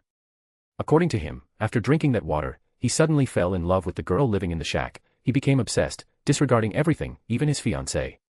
The two of them pledged themselves to each other and lived together in that shack for a whole year, until one day. He told me it was like waking up from a long dream, only then did he realize that all the affection he'd felt for that girl seemed like an illusion, a mirage. He couldn't believe what he'd done over the past year. At that moment of confusion, the girl told him she was a witch. She admitted that she had used a bit of magic to keep him by her side, but now that she was pregnant, she didn't want to deceive him anymore. So, she lifted the magic and hoped that Tom would stay of his own free will. But Tom was terrified. He ran back home, afraid he'd be controlled by that witch again. Mr. Riddle sighed. Even though he came back, he was never the same again. The old Tom had been arrogant and a bit rude, but at least he was cheerful. After that incident, he never dared go out freely. He was always afraid that witch would come after him. So, the moment he heard someone had shown up who looked just like him, he locked himself in his room out of fear, and hasn't come out since. As Mr. Riddle finished his story, Dumbledore and Wade both turned to look at young Tom. Tom's expression was complex, his hands clenched into tight fists, and he said nothing. For a while, silence filled the carriage. But that silence didn't last long, because the carriage came to a stop. The butler's voice called in from outside. Master, we've arrived. Mr. Riddle nodded toward Dumbledore and the others. Please, step down. My apologies, just to be certain of your intentions, I instructed the butler to circle the estate twice on the way back. As Wade stepped out of the carriage, he clearly saw movement inside a house not far away. With his keen eyes, he also noticed several retreating figures, each one carrying a weapon. It was obvious that if Mr. Riddle had sensed any hostility from them during the conversation, they would have been met with a hail of bullets. But Wade found that perfectly understandable. In this era, how could a wealthy man not have some form of private security, even if it was discreet? Please come in. Mr. Riddle led Dumbledore and the others to a large mansion and welcomed them inside. The house was luxuriously decorated. In the living room, a well-dressed elderly lady stood quietly beside the sofa, waiting. When her eyes landed on young Tom, she instinctively clutched her cross tightly, murmuring prayers under her breath. Caroline, don't be afraid. They mean no harm. And this child, yes, he truly is Tom's son, Mr. Riddle said. This is my wife, Caroline. Please forgive her, she, like Tom, was deeply frightened. Mrs. Riddle glanced again at the three of them. Seeing that they truly showed no signs of hostility, she finally let out a breath of relief. Mr. Riddle then had the butler serve tea to Dumbledore and the others. While the tea was being prepared, he took the opportunity to explain their purpose to his wife. That woman, is she really dead? Mrs. Riddle asked hesitantly. I'm sorry to ask that, but she really brought many years of nightmares to our family, especially to my Tom. Now that he knew the full truth of what had happened, young Tom felt much less resentment than before. What his mother had done was difficult to judge fairly. And even if he wanted to lash out, neither Dumbledore nor Wade would support him in doing so. Yes. She died, right outside the orphanage, our Tom said after a pause. She gave birth to me in the snow, and after handing me over to Mrs. Cole, the head of the orphanage, she died. Mrs. Riddle fell silent for a moment before speaking again. Child, may I ask your name? Tom Marvolo Riddle. Marvolo was my grandfather's name. It was the name she gave me before she died, Tom answered. Mrs. Riddle let out a sigh, as if something had finally become clear to her. Bring Tom out, she said to the butler. Let him meet his son. Oh, and make sure to tell him, the one who brought him those nightmares, is no longer here. Yes. The old butler responded, striding upstairs. Mr. Riddle suddenly asked, Child, since you were raised in an orphanage, what is your relationship with this gentleman? He was referring to Tom and Dumbledore. Dumbledore explained, I'm this boy's professor. Yes. Wizards have schools too. We enroll all children with magical talent and teach them how to properly use their powers, so they don't harm others by accident. So that's how it is. Mr. Riddle was clearly intrigued by the idea that wizards had schools. The two elder men began chatting, and through Dumbledore's explanations, Mr. Riddle learned much more about the wizarding world. He came to understand that wizards weren't inherently evil. They stayed hidden mostly to avoid being harmed by muggles. And that they had their own government, the Ministry of Magic, to oversee their affairs, so there was no need to fear them excessively. Wade glanced at Tom, who was still silent, lost in thought, and gently patted his shoulder. He said quietly, Hey, Tom, looks like this went a lot better than the Gaunt visit, don't you think? Oh, ***, support and read 2 weeks ahead of WN at. Chapter 152, Chapter 152, you said earlier that you're wealthy, right? Tom gave a soft snort. That's because they're afraid of us, so they're willing to talk things through. As for the Gaunts, my uncle may be useless, but he's still a wizard. Isn't that a good thing, Tom? At least they won't hit you with an Avada Kedavra out of nowhere, Wade said with a smile. But they might still shoot me instead. Oh. You noticed that, too. Good, good. Humph. Tom snorted coldly and said nothing more. His emotions were far too tangled to keep bantering with Wade. At that moment, the butler came quickly back downstairs and leaned close to Mr. Riddle, whispering something in his ear. Mr. Riddle's face darkened instantly. What kind of nonsense is he saying? I'll go get him down myself. Mr. Riddle stood up, then turned to Dumbledore and the others with a hint of apology. I'm sorry, my son is, well, a bit too frightened right now. I'll speak to him personally. If he doesn't want to see me, then forget it. After all, this whole situation was indeed my mother's fault, Tom said as he stood up. Now that he had fully learned the truth about his background, the knot in his heart had more or less been untied, especially after reclaiming the name of Slytherin's heir from the Gaunt family. If his father didn't want to meet him, then so be it. Honestly, he didn't particularly want to meet him either. In Tom's view, no matter who was right or wrong, it was ultimately the previous generation's grudge, it didn't have much to do with him. In fact, this shift in perspective was a result of how his mindset had changed.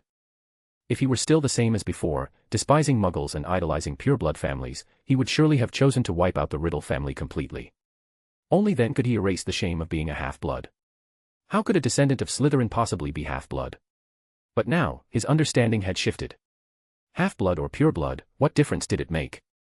As long as he was strong enough, even the purest of purebloods would have to kneel before him and lick his boots. Hadn't he already defeated his so-called pureblood uncle? In fact, this only made things more challenging and more interesting. Yes. That most pure of purebloods is you, Wade. Why are you looking at me like that? Wade asked, puzzled by Tom's strange gaze. It's nothing. Mr. Riddle, since he doesn't want to see me, I'll be leaving now. Don't worry, I won't be coming back to cause trouble. I'm not that bored. So, you don't need to live in fear anymore, Tom said coldly. He turned to leave. But Mr. Riddle quickly stepped forward and blocked his path, moving with an agility that didn't seem at all like that of an old man. Please wait a moment, young Tom, if I may call you that, Mr. Riddle said thoughtfully. Let's put aside all past grievances. If you're willing, this, Riddle Manor, can still be your home. Tom looked at Mr. Riddle in surprise. He couldn't quite understand why the old man would say something like that. Shouldn't they be terrified of wizards? Shouldn't they be eager to see him gone, hoping he'd never return? I won't pretend to speak in noble platitudes. Let me be honest with you. As you've seen, our estate is vast. And with my son in his current state, I truly can't entrust it to him with peace of mind. If I were to die someday, this entire legacy would inevitably fall into ruin in his hands. Young Tom, from the very first moment I saw you, I knew you were far more capable than your father. So, I would like to. Sorry, I'm not interested, Tom said flatly. For a fleeting second, he had hoped. But facts were facts, who would truly feel affection for a grandson who appeared out of nowhere? Mr. Riddle, having lived this long, was no fool. At a glance, he could tell what young Tom was likely thinking. Maybe what I said makes you uncomfortable, but I didn't want to lie to you. I'm simply speaking the truth. You can't expect there to be some kind of instant familial bond when we've only just met. Emotions can be nurtured, I just hope you'll give us the chance to try. At this point, Wade could fully understand Mr. Riddle's reasoning. It was nothing more than a case of, the main heir was a failure, and now that he'd found an outstanding alt account, of course he wanted to hold on tight. And what if he was a wizard? After learning so much about the wizarding world from Dumbledore, Mr. Riddle no longer felt that same fear. After all, the loss of his massive fortune to old Tom would be far more terrifying than a bit of magic. Really? Tom's gaze toward Mr. Riddle was sharp. Don't forget, the way your son turned out is all thanks to my mother. What's done is done, it can't be changed. People must look forward. Clinging stubbornly to past grudges is the most foolish thing of all. Besides, what do those past events have to do with you?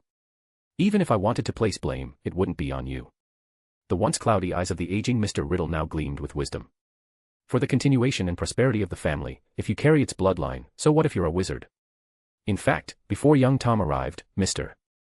Riddle had already nearly given up hope. Dumbledore and Wade didn't speak. They simply stood silently, watching Tom. And Tom had fallen deep into thought. What he was wondering was, if it were Wade, what would he do? It was a question he reflexively asked himself whenever he faced difficult choices. After a moment, he raised his head and asked Mr. Riddle, "You said earlier that you're wealthy, right?" "I should say, very wealthy." Mr. Riddle replied with pride. "Whether you're rich or not doesn't matter. I'm only curious to experience what this family affection really feels like," Tom said expressionlessly. Tom's response brought joy not only to Mr. Riddle but to Dumbledore as well. To Dumbledore, familial affection was one of the most precious emotions in the world. In his view, if Tom could begin to experience what family meant, he would gradually come to understand what love truly was. And with that, the changes in Tom might surpass even those brought about by staying around Wade. 10 minutes later, Dumbledore was walking happily with Wade and Tom on the road back. Tom glanced at the pleased look in Dumbledore's eyes, then at the large check in his own hand, and couldn't help but sigh softly. Then, using the whispering charm, he said, "As expected of you." Wade. Wade, suddenly mentioned again, looked at Tom in confusion and asked using the same charm, "What is it?" "I haven't said anything this whole time. I just wanted to say, as expected of you. Whenever I run into a tough decision, if I just think the way you would, everything suddenly becomes much simpler."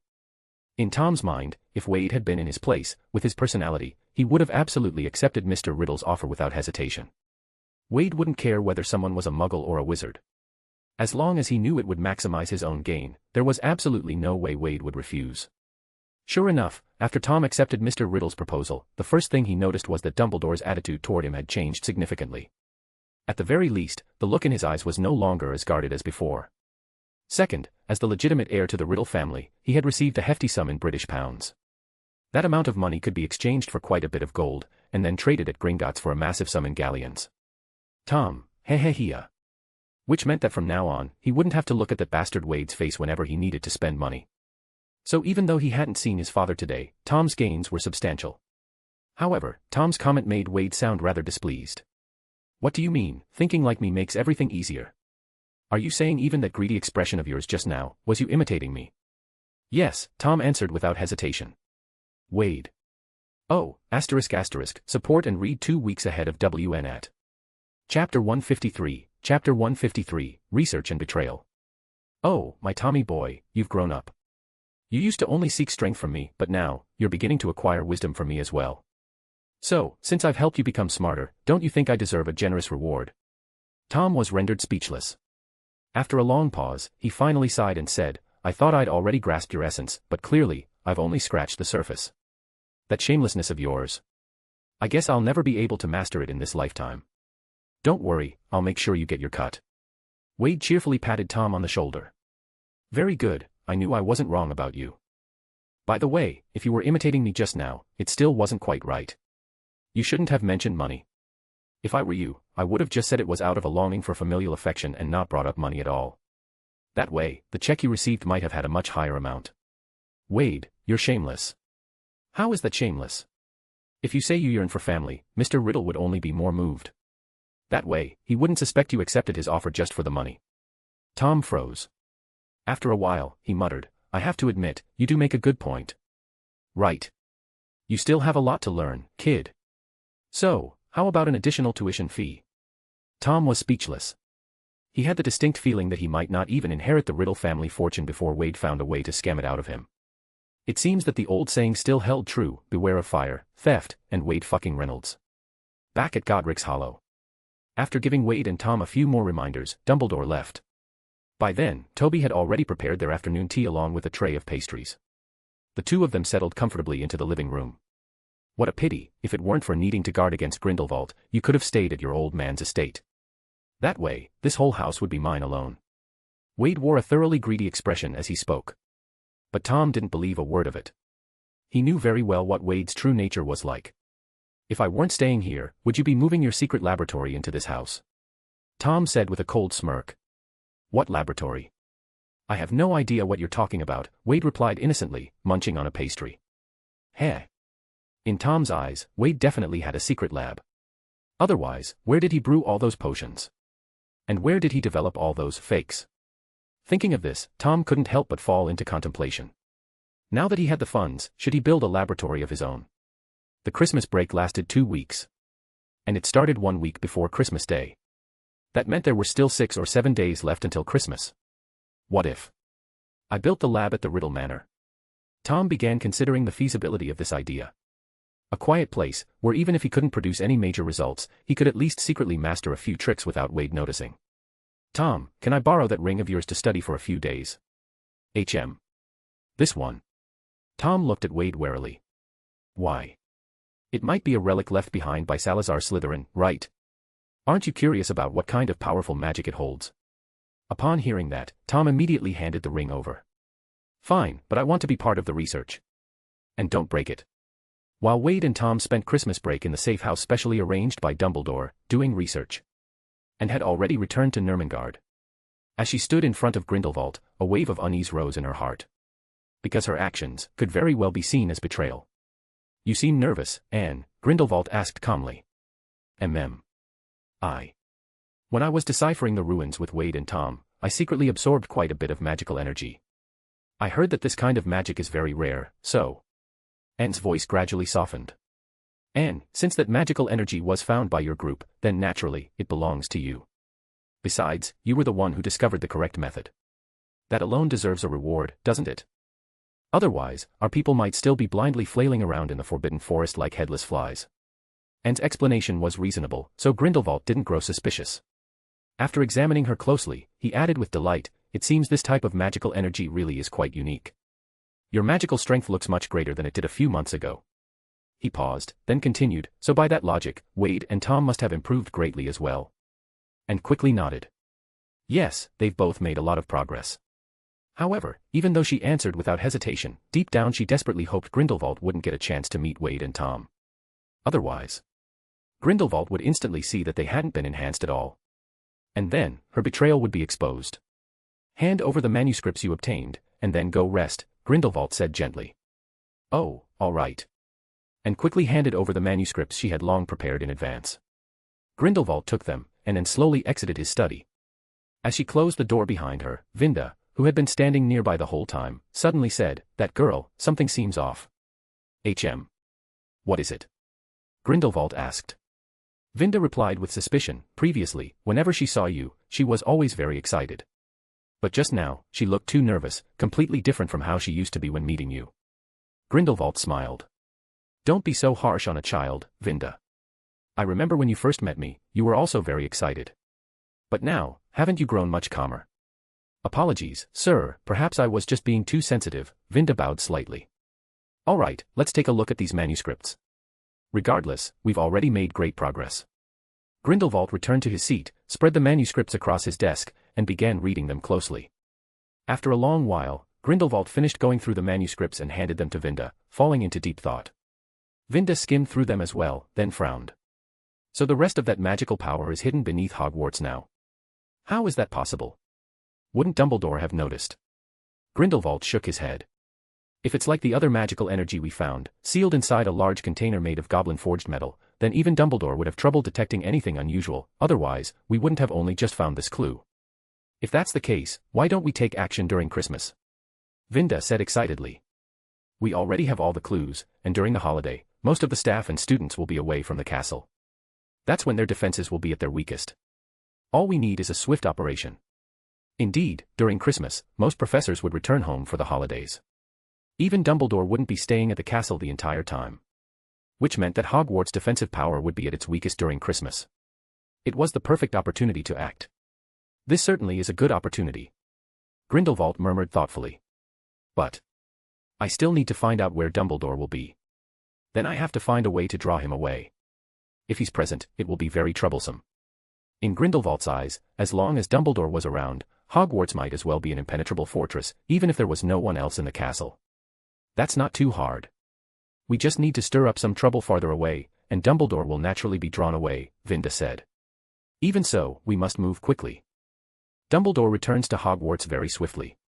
Grindelwald said, deep in thought. So we must first pinpoint the exact location of the magical power. The longer we delay, the more dangerous it becomes.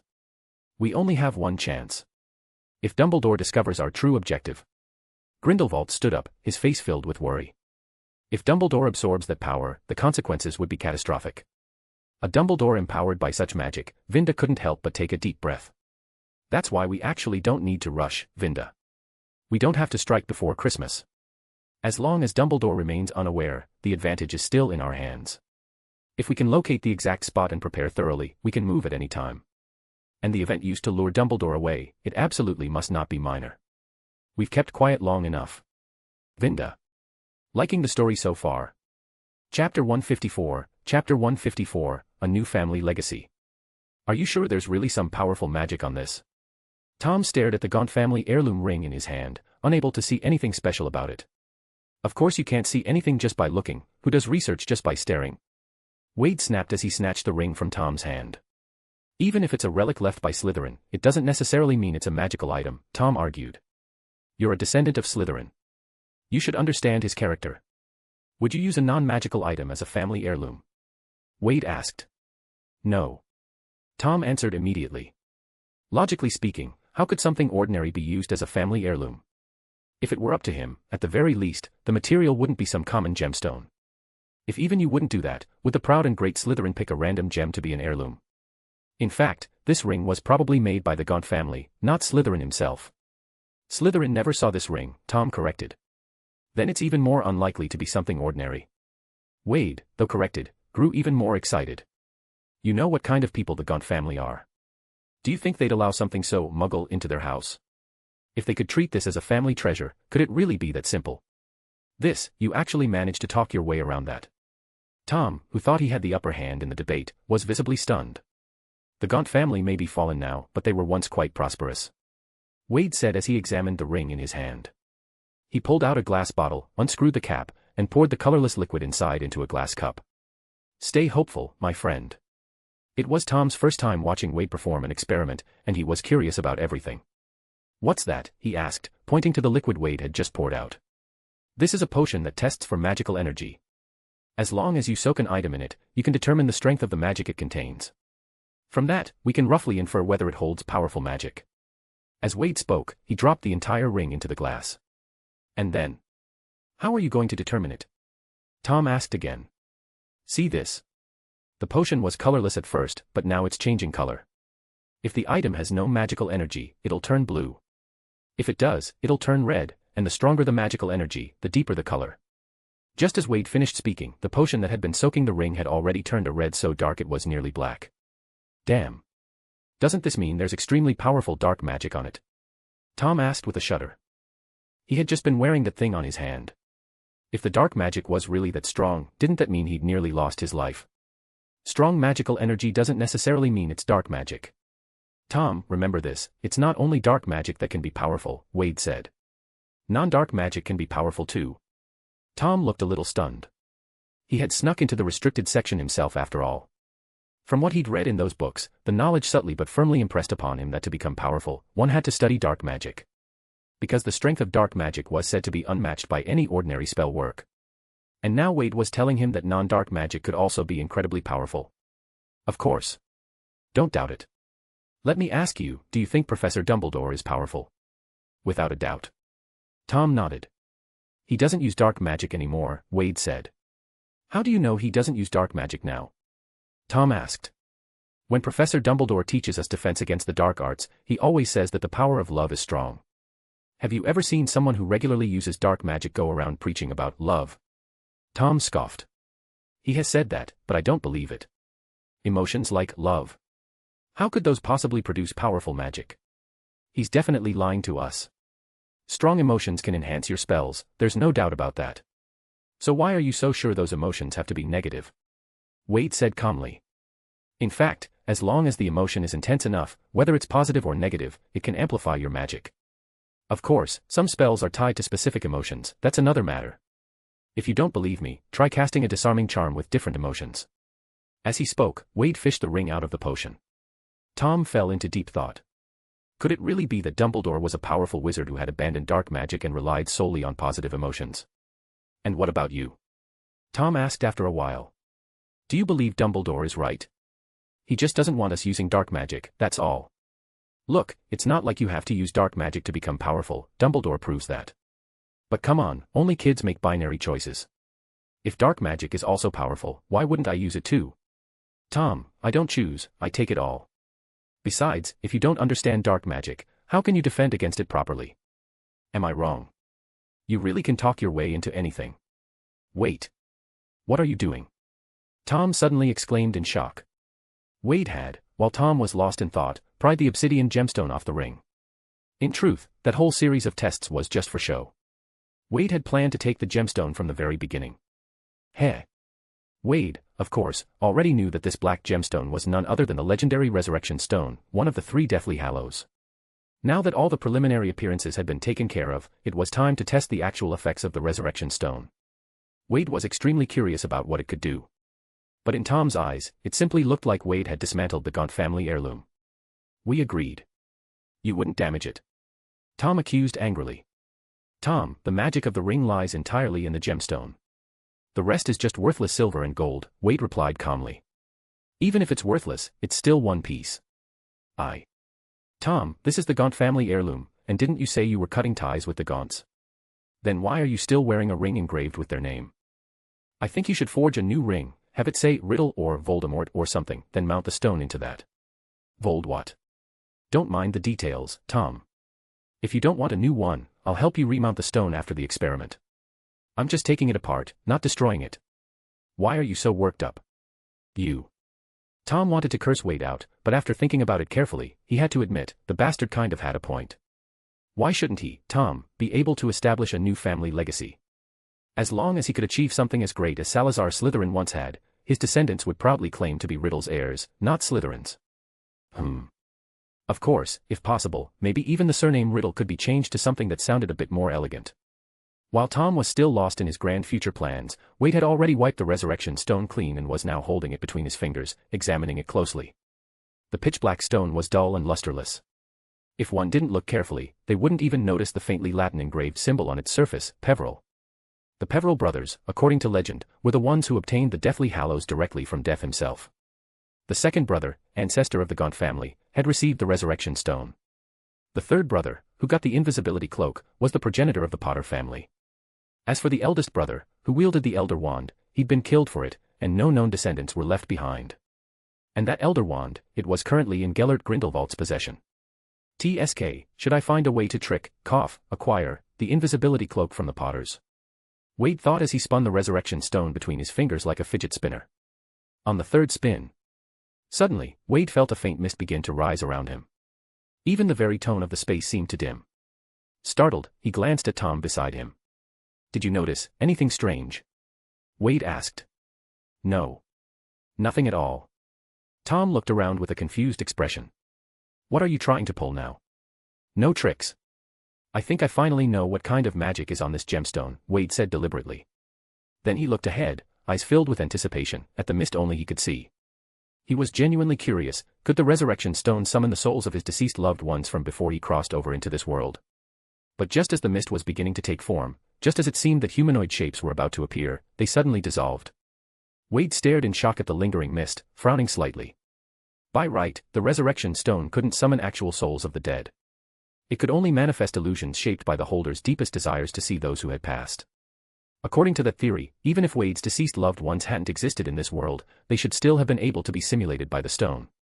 But now, the simulation had failed. Could it be that the spirits summoned by this thing weren't purely illusions? Or perhaps, it really did have some faint connection to the world of the dead. Which meant that those who had never existed in this world simply couldn't be called forth. While Wade was lost in thought, Tom was growing increasingly frustrated. This bastard had just said he knew what kind of magic was on the gemstone, and then said absolutely nothing else. Damn it, at least say something. You can't just dangle a mystery and then go silent. So, what exactly is the magic on that stone? Tom forced himself to ask calmly, swallowing his irritation. Yelling wouldn't work, at least not openly. Wade's payback was always brutal and merciless. Try it yourself, there's a surprise, Wade said, handing the resurrection stone over to Tom. Hold it in your hand, turn it 3 times. At that moment, Wade was feeling rather excited. Lately, the amount of merit points he'd been gaining from Tom had been decreasing steadily. So if he lent the resurrection stone to Dumbledore, would that perhaps earn him a lot more merit points? Liking the story so far? Chapter 155, Chapter 155, Why did you give birth to me?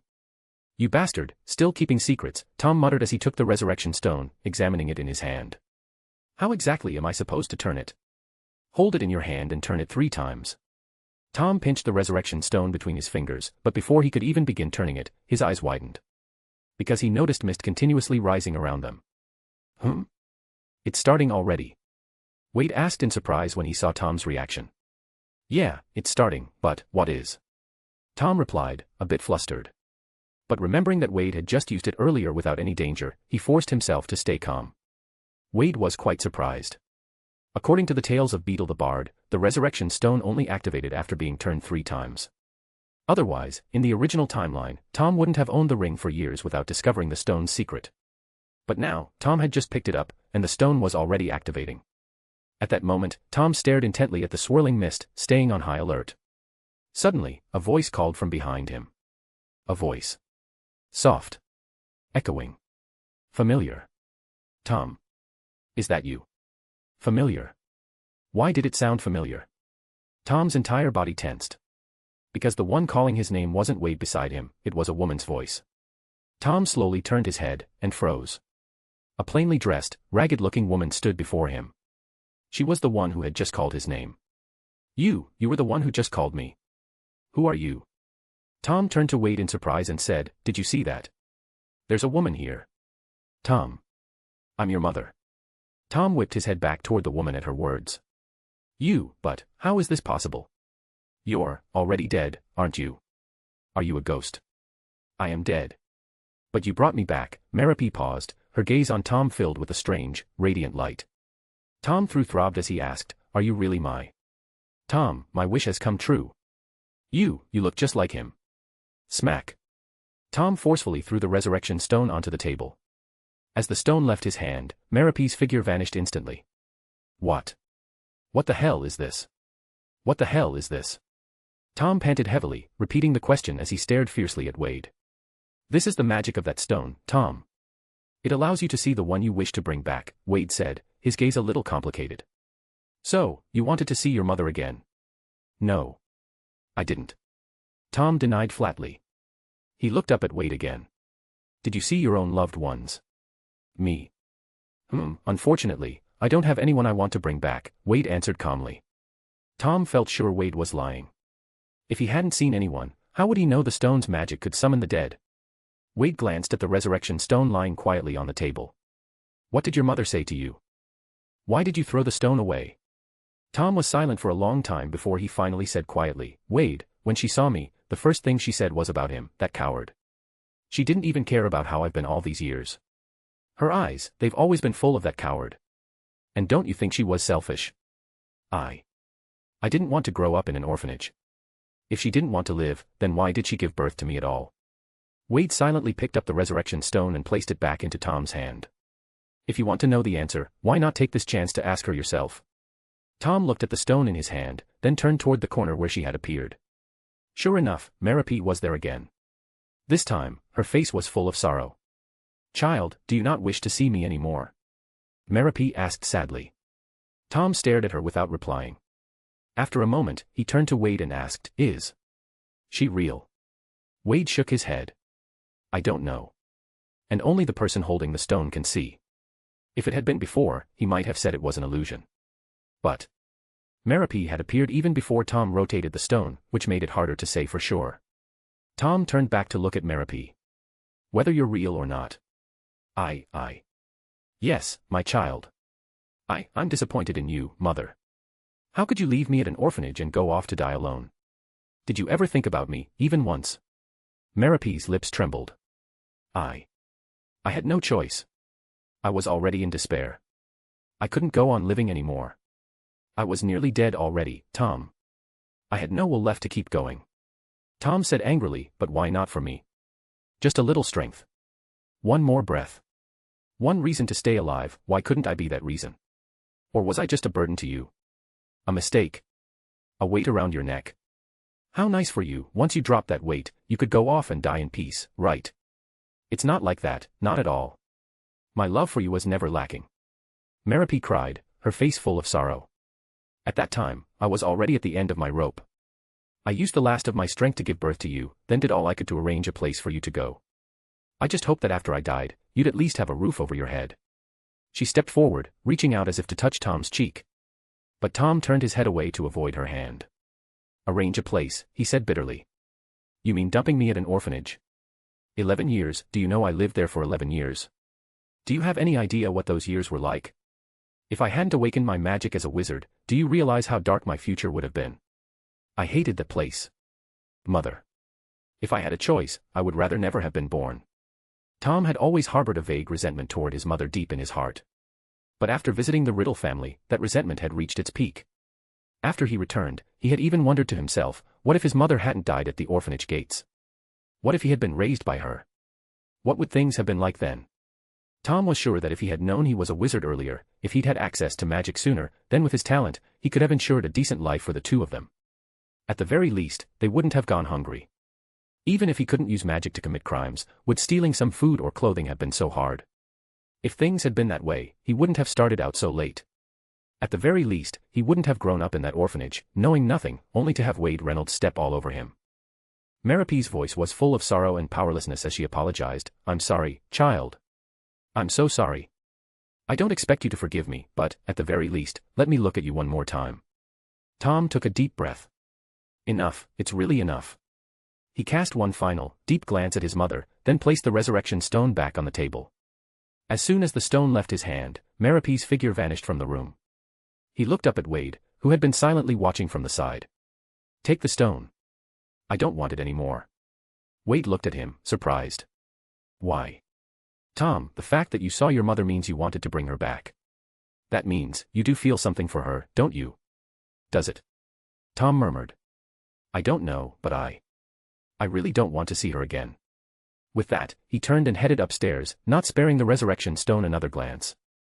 Tom, even if you don't want to see your mother again, what about the Gaunt family ring? Isn't that your heirloom? Wade picked up the resurrection stone and asked. I don't want it anymore. That's the Gaunt family's thing. In the future, I'll have heirlooms belonging to my own family, starting with me. Tom said, not looking back as he went upstairs. TSK, still a bit hot-headed, this kid, Wade muttered to himself, then turned his gaze back to the resurrection stone in his hand. He still wasn't sure what had caused the strange reaction earlier when Tom held the stone, but one thing was certain, this stone was a treasure.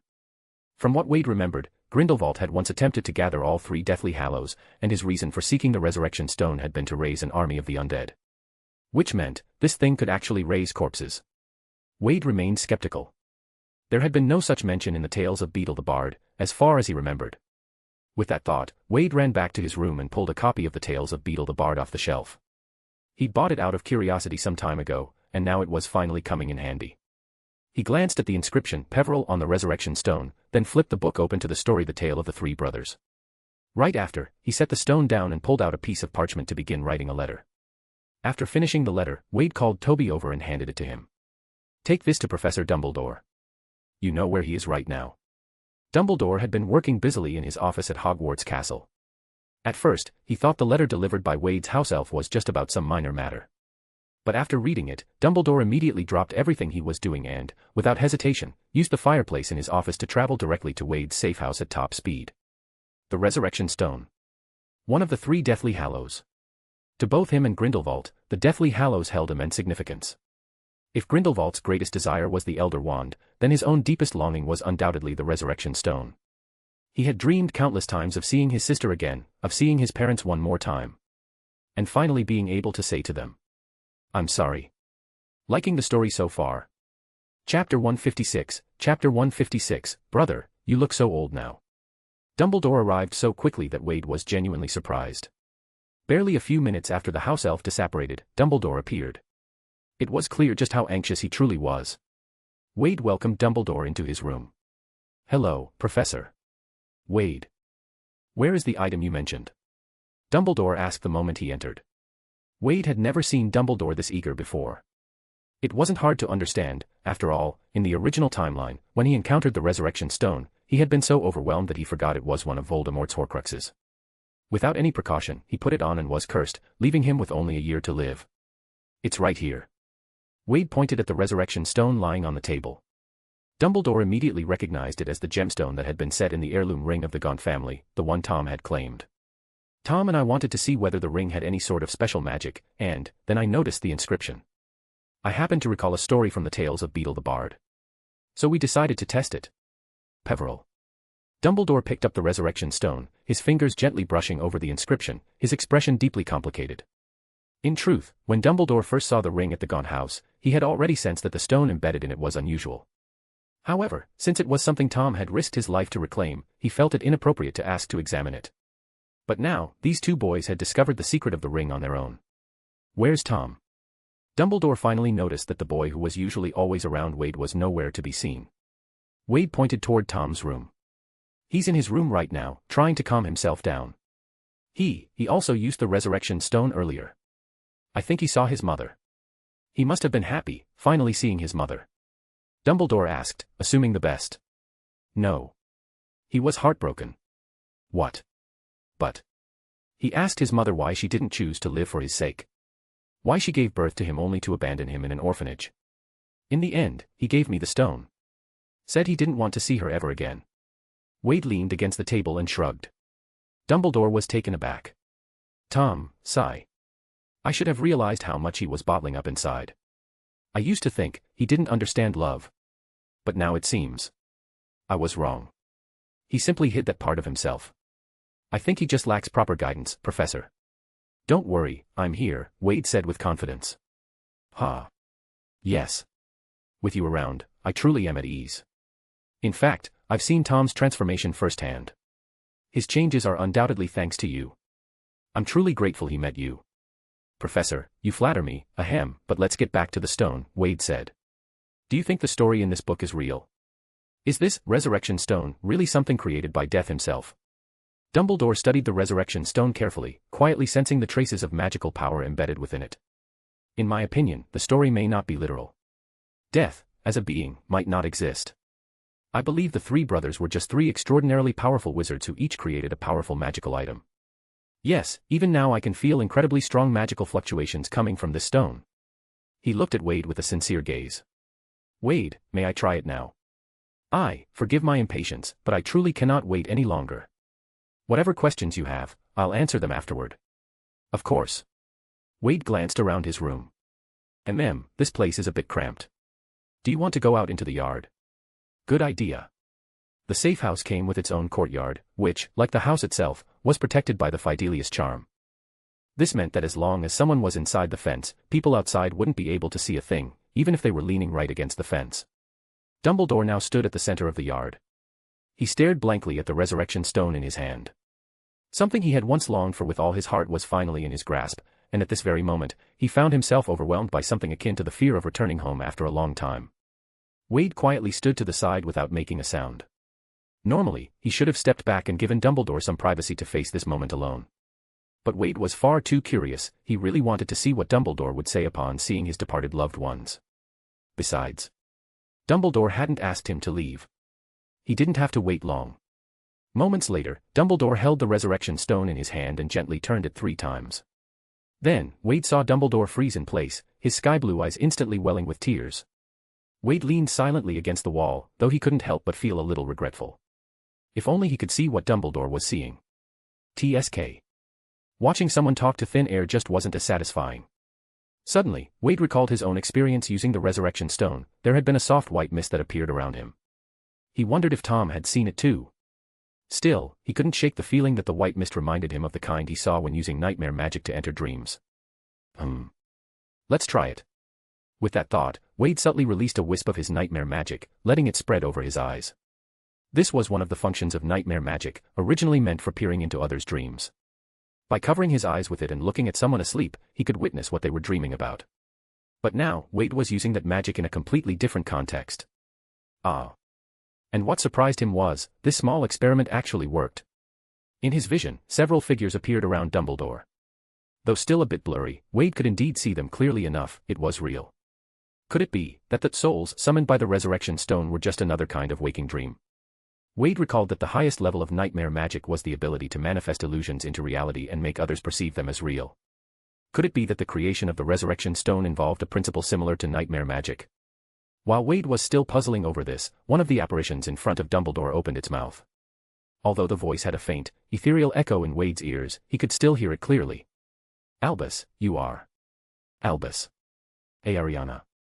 A tear dripped from Dumbledore's eye as he called in a shaky voice. Brother, you look so old now. Dumbledore stared at the figure of Ariana, his younger sister, tears brimming in his eyes.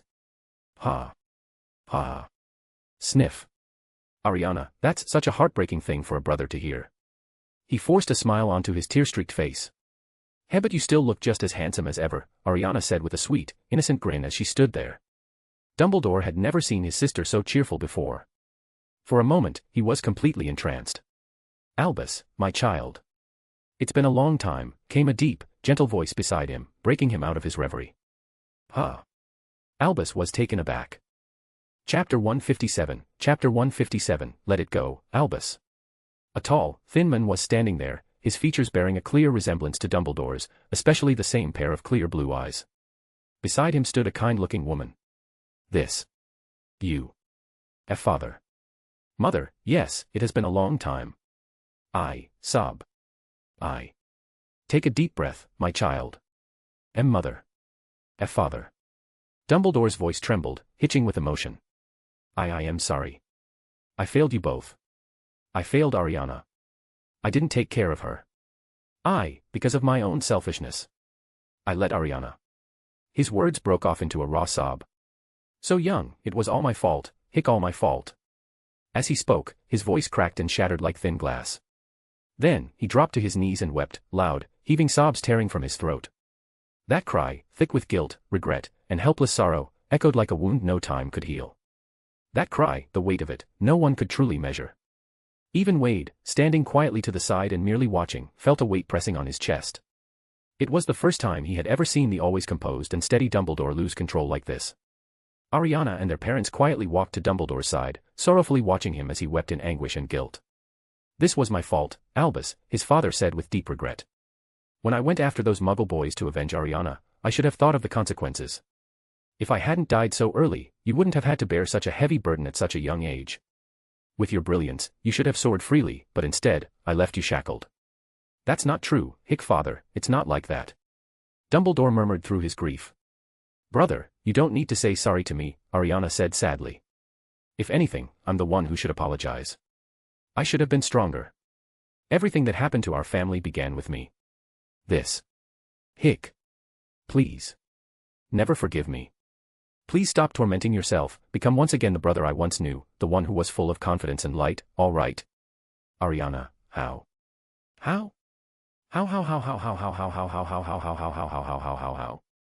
How can you forgive me? How can you forgive someone so pathetic, so selfish, so despicable like me? It was my fault. It was all because of me. That you died so young. Albus, please. I never blamed you. Not even your dear friend. Death, for me, for you, for Aberforth, it was a kind of release. No. Ariana, don't say that, how can you say that? I was an obscurial, brother. Even if that incident had never happened, I wouldn't have lived much longer. Ariana tried to place her hand on his shoulder, but it passed right through. Please, stand up, brother. So many years have passed. We all hope you can let it go. Let it all go. Yes, my child, let it go. Don't hold on to guilt or sorrow. Death is just another great journey, we've only begun it before you, Dumbledore's mother said, her hand hovering gently over his head. Don't despair. You are the pillar for so many people now, and you have your own mission, don't you? Live well, and carry the love in your heart. Dumbledore slowly raised his head, gazing through teary eyes at the three figures standing before him. Ariana and their parents stood together, smiling at him with encouragement and warmth. Brother, it's time for us to go. Remember what we said. Ariana's voice was soft, and then, with her parents, she turned and walked into the distance, fading slowly into the mist. Wade, who had been quietly watching from the side, was once again stunned. According to what was written about the resurrection stone, the summoned spirits should only disappear when the holder released the stone, so why did they leave on their own? He began to suspect something strange. Earlier, when Tom hadn't even rotated the stone and still saw Merope, and now, with Dumbledore's family leaving of their own accord, both situations seemed to defy the resurrection stone's established rules. A wild thought struck Wade. Could it be that the spirits Tom and Dumbledore saw weren't just illusions conjured by the stone, but real? Dumbledore sat slumped on the ground, silently gazing at the place where his parents and sister had vanished, his hand gripping the resurrection stone trembling slightly. No one knew how long passed before he finally felt someone gently helping him up. Professor, are you all right? Thank you, Wade. I'm fine. I just still have a hard time letting go. Dumbledore spoke while looking down at the resurrection stone in his hand, his expression filled with conflicting emotions. After a moment of silence, he returned the stone to Wade. Sorry, could you give me a moment alone? Wade nodded and turned to leave, holding the resurrection stone as he headed toward his room. As he passed through the living room, he spotted Tom standing quietly by the window. Clearly, Tom had also seen the moment Dumbledore lost control of his emotions. Wade waved at him. Come on, Tom. Professor Dumbledore needs some time alone. Tom walked over without a word and followed Wade up the stairs. Is something like family really that hard to let go of? Tom suddenly asked. Wade was a little surprised by the question. I suppose so. You don't know? Tom asked again. Only those who've truly experienced the beauty of family would understand. Someone like me right now. I'm not really qualified to say, Wade replied, feigning a heavy tone as he walked toward his room. Tom looked at Wade's retreating back and couldn't help but let out a quiet sigh. Although you have a family I envy. I didn't expect you to be the same as me. Thinking this, Tom suddenly called out to Wade. Can I borrow the resurrection stone again? This was yours to begin with, Tom. Wade placed the resurrection stone back in Tom's hand. As soon as Tom held the stone again, Merope reappeared before him. His expression grew indescribably complex once more. Come. Mother. This time, let's have a proper talk. Watching Tom's silhouette as he walked back to his room, Wade sighed inwardly. Tom, he didn't understand love. Maybe that was true before, but now, he would understand it soon enough. About an hour had passed. Dumbledore finally knocked on Wade's door. Come in, Professor, Wade said, inviting Dumbledore inside. The house elf Toby brought in the desserts, candies, and drinks that had already been prepared. At this moment, aside from slightly red and swollen eyes, Dumbledore had mostly returned to his usual self. Have some dessert, Professor. Something sweet can lift your spirits a little, Wade said with a smile. Thank you. Dumbledore accepted the small cake Wade handed him. I'm sorry you had to see me like that. It's perfectly natural, Professor. Family is one of those things that are hard to let go of, isn't it? Wade said as he placed a cup of pumpkin juice, extra sweetened with double sugar and honey, in front of Dumbledore. Dumbledore took a sip of the pumpkin juice. The rich sweetness did improve his mood quite a bit. That resurrection stone, please be sure to keep it well hidden. And of course, remember the lesson in the story. Don't lose yourself in it. Dumbledore said with a sigh. Wade smiled, then glanced in the direction of Tom's room. Rather than hiding it away, it seems more meaningful to use it to teach someone what love really is. Dumbledore looked toward Tom's room in surprise, following Wade's gaze. You mean? Okay. This chap was too heavy for my young heart, loudly crying face. Chapter 158, The Purpose Behind Wielding My Wand. Yes. After seeing your genuine emotions just now, Tom seemed to gain some new understanding. He came back to take the resurrection stone again and said he wanted to have a proper talk with his mother, Wade said with a smile. That's wonderful. Dumbledore said with delight. The sorrow stirred by seeing his departed loved ones had now faded a little more. By the way, I promised earlier that if you had any questions, you could ask me, Dumbledore said, setting down his cup with a smile. Well. I'd like to ask, just now, you personally used the resurrection stone. Do you think the souls it summons are real? Wade asked cautiously. I originally thought they would be illusions, just like the story said. But, when they appeared, they weren't as cold and emotionless as the tale described. So. I'm not sure anymore, Wade, Dumbledore said with emotion. When it comes to family, I can't tell what's real and what's not. Was it like dreaming? Wade asked. A dream. Dumbledore sighed. That's a good metaphor, Wade. Yes, it felt like a dream, and even after waking, I was still lost in it. Professor, if I may ask, in that dream, what did your loved ones say to you? Wade asked. They encouraged me to live well, and generously forgave my past mistakes. But, how could I be forgiven? Dumbledore said bitterly. How could they possibly forgive me? I made such grave errors. Haha. Yes. It must have been just a beautiful dream after all. Wade was silent for a moment before saying, I don't think it was a dream. They're your family. You love each other deeply. What kind of mistake would be beyond their forgiveness? To put it bluntly, think about it from the other side. If you were the one who had passed, would you continue blaming your surviving loved ones? Would you keep condemning someone you once loved dearly, just because of a mistake, possibly even an accident? Dumbledore fell silent. He stared quietly at the cup in his hands, and a trace of gentleness flickered in his eyes. After a long pause, he finally smiled and said, No. If it had been me and my sister in reversed roles, I wouldn't even have the thought of blaming her, let alone needing to forgive anything. Because, between family members, even if there are disagreements, love is always there. Wade, inwardly, wasn't entirely convinced by Dumbledore's words. There are always exceptions, there are plenty of families who betray one another. But perhaps the Dumbledore family wasn't like that. Still, even if that was what he thought, he wouldn't say it aloud. After a moment of thought, he said, So, if you can make that choice when imagining yourself in their place, why assume your departed loved ones would blame you? As you just said, maybe they never blamed you in the first place, so there's no need to even talk about forgiveness. Professor, maybe what you saw just now wasn't a dream. Maybe all those years of guilt and self-reproach were the real dream, no, a nightmare. And now, perhaps, you've finally woken up from it. Dumbledore fell silent again, and this time, the silence lasted far longer than before. By the time Wade had drunk several cups of pumpkin juice and was starting to feel like even his pancreas was protesting, Dumbledore finally let out a long sigh. You're right, Wade. I used to think my loved ones could never forgive me. That was narrow-minded of me. They were right as well. One day, I'll embark on the same great journey they have. Sooner or later, we'll meet again. And if it's not a final farewell, what is there to grieve? As Dumbledore spoke, Wade suddenly felt a strange magical wave emanating from him. It was very similar to what he had sensed when and absorbed that residue before. Professor, you seem to have become stronger. Wade asked in shock. The power of love is the most powerful force in this world, Wade, Dumbledore said with a gentle smile. It's not that I've become stronger, but that my understanding of love has deepened. And that's thanks to your reminder, Wade. The fuck? Wade was stunned. Ayo. That's the shit that happens in those shitty cultivation novels. No, don't tell me, was enlightenment a thing among wizards too? He didn't know exactly how much stronger Dumbledore had become now, but, without a doubt, the Dumbledore before him was indeed more powerful than he had been earlier. It was something he could feel, instinctively. Could it be that gaining a true understanding of certain emotions could actually make someone stronger? Then what if Tom also came to understand the magic of love? Wait a minute, a Voldemort who doesn't use dark magic, but uses the magic of love to redeem others. Why does that sound so bizarre? While Wade's thoughts were drifting off in every direction, the system notification sound he had previously muted unexpectedly rang in his ears again. Ding. The host has significantly altered Dumbledore's fate. Dumbledore's strength has greatly increased.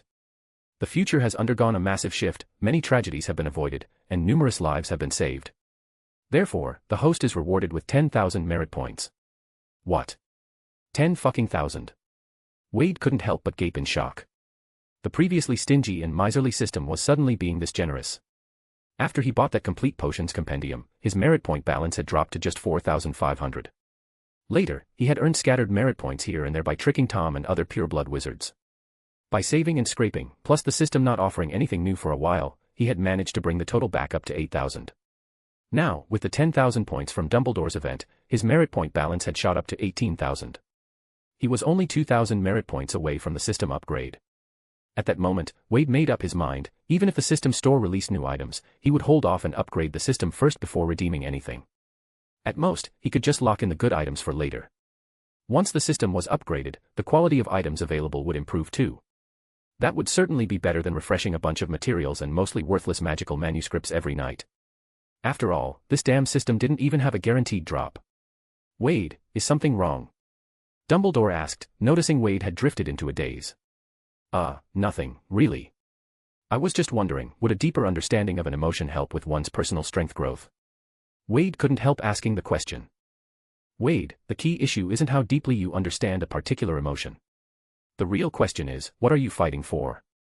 Dumbledore smiled. As long as you figure out the purpose behind why you wield your wand, you'll naturally become stronger. Wade carefully pondered Dumbledore's words. In them, he seemed to grasp something, and yet, perhaps nothing at all. It had to be said, Dumbledore's current level of insight was a bit too advanced. Too philosophical. Yes, the essence of magic really is rooted in the mind. By dinner time, Tom finally came out of his room. Wade glanced at him but didn't notice any signs of improvement like what he'd seen with Dumbledore. Tom handed the resurrection stone back to Wade. This was yours to begin with. You keep it. He didn't refuse, as he sensed that the magic within the resurrection stone had some similarities to nightmare magic. He planned to ask his senior when she had time. Where's Professor Dumbledore? Tom asked, looking at the table full of desserts in Wade's room. He just left not long ago. I have to say, he really has a sweet tooth. But now I know exactly what to get him for Christmas, Wade said with a smile. Christmas, huh? Tom fell into thought for a moment, then asked, are you planning to go back and visit? Back where? Tom opened his mouth but didn't say anything. 3 days later, in front of Wool's orphanage. A beautiful carriage came to a stop. The old butler of the Riddle family stepped down and opened the carriage door. Wade and Tom, both dressed in expensive new outfits, stepped out of the carriage. Tom.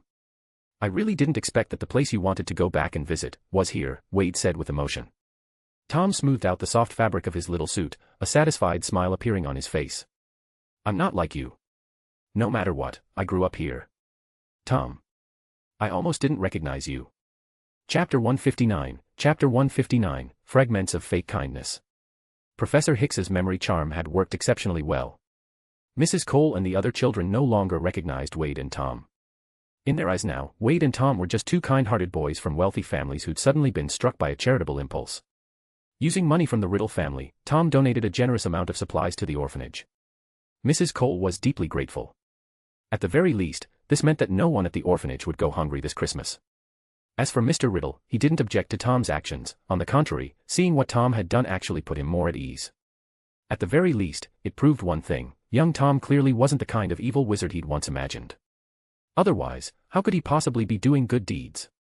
After they finished distributing the supplies, the two of them said goodbye to the old butler and returned to the safe house. Toby, as usual, had already prepared dinner and was waiting for them. Even Tom the Kneazle and Nagini had their favorite foods set out, thanks to the house elf's thoughtful attention. Wade and Tom each sat down and quietly ate their meals. After finishing, Tom got up and prepared to head back to his room to read. Tom. Wade suddenly called out to him. Are you calling me, or your cat? Tom turned and looked at Wade. This time, I'm calling you, Wade said calmly. What is it? Tom sat back down at the table. Did you know? After hearing about your good deed today, both Professor Dumbledore and Mr. Riddle were really pleased, especially Professor Dumbledore. In his letter to me, I could feel his relief in every word, Wade said with a smile. Tom wasn't sure why Wade had suddenly brought this up, so he just gave a vague response and waited for him to continue. Tom, you've really grown. You've truly learned something from me, Wade went on. Learned what exactly? You've become better at pretending than before. What do you mean? Tom suddenly looked a bit nervous. Professor Dumbledore thinks you've finally started to change. Did you think I believed that too? What exactly are you trying to say? I'm just saying, this time, you imitated me very well. You almost fooled everyone. But you can't fool me. You mean to say everything I did for the orphanage was fake? Tom looked furious. I never said what you did was fake. Wade replied with a faint smile on his face. I know what you mean, Wade. You're saying everything I did was just an act. Aren't you? Wade didn't answer. He kept smiling, silently watching Tom. Tom suddenly felt like he'd punched a pillow, soft, frustrating, and completely ineffective. Even Nagini and Toby off to the side thought Wade was being a bit too harsh. What Tom had done today was truly impeccable. Giving back to the orphanage where he grew up wasn't just an act of gratitude, it showed genuine kindness. No matter how you looked at it, it was a good deed. They couldn't quite understand why Wade would say something like that. "I don't care what you think. I didn't do any of this to get your approval," Tom said, then stormed away from the table and marched up the stairs. "You see. There you go, getting all worked up again. Tom, it's one thing to fool your mates, but don't end up fooling yourself." At those words, Tom's steps abruptly halted mid-climb. Then he quickly disappeared around the stairwell. Nagini lifted her head. "Hiss. You were a bit too harsh. Nagini, I won't deny that a person's nature can change drastically. But usually, that takes some major life-altering event. And Tom? I'd say he's just in too much of a hurry." Nagini tilted her head, flicking her tongue thoughtfully. Wade propped his cheek on one hand while slowly stirring the coffee in front of him, a faintly amused smile playing on his lips. "Tom, you're becoming more and more interesting." He didn't deny that Tom had changed compared to before. But the change this time was too abrupt, so sudden that even those who knew Tom well found him almost unrecognizable. When something's off, there's always a reason, and in this world, no one knew Tom better than Wade. Tom had always been someone skilled at pretending. In the original timeline, his act won over the entire school's faculty and students, everyone except Dumbledore, who alone wasn't fooled by it. So why did Dumbledore believe it so easily this time? Keep in mind, Dumbledore hadn't even witnessed Tom's actions firsthand, he simply heard Wade's account and immediately accepted it. In that case, it wasn't so much that Dumbledore trusted in Tom's change, but rather that he trusted Wade's judgment. "Tom, you've really grown, huh? You've even made me a piece in your disguise."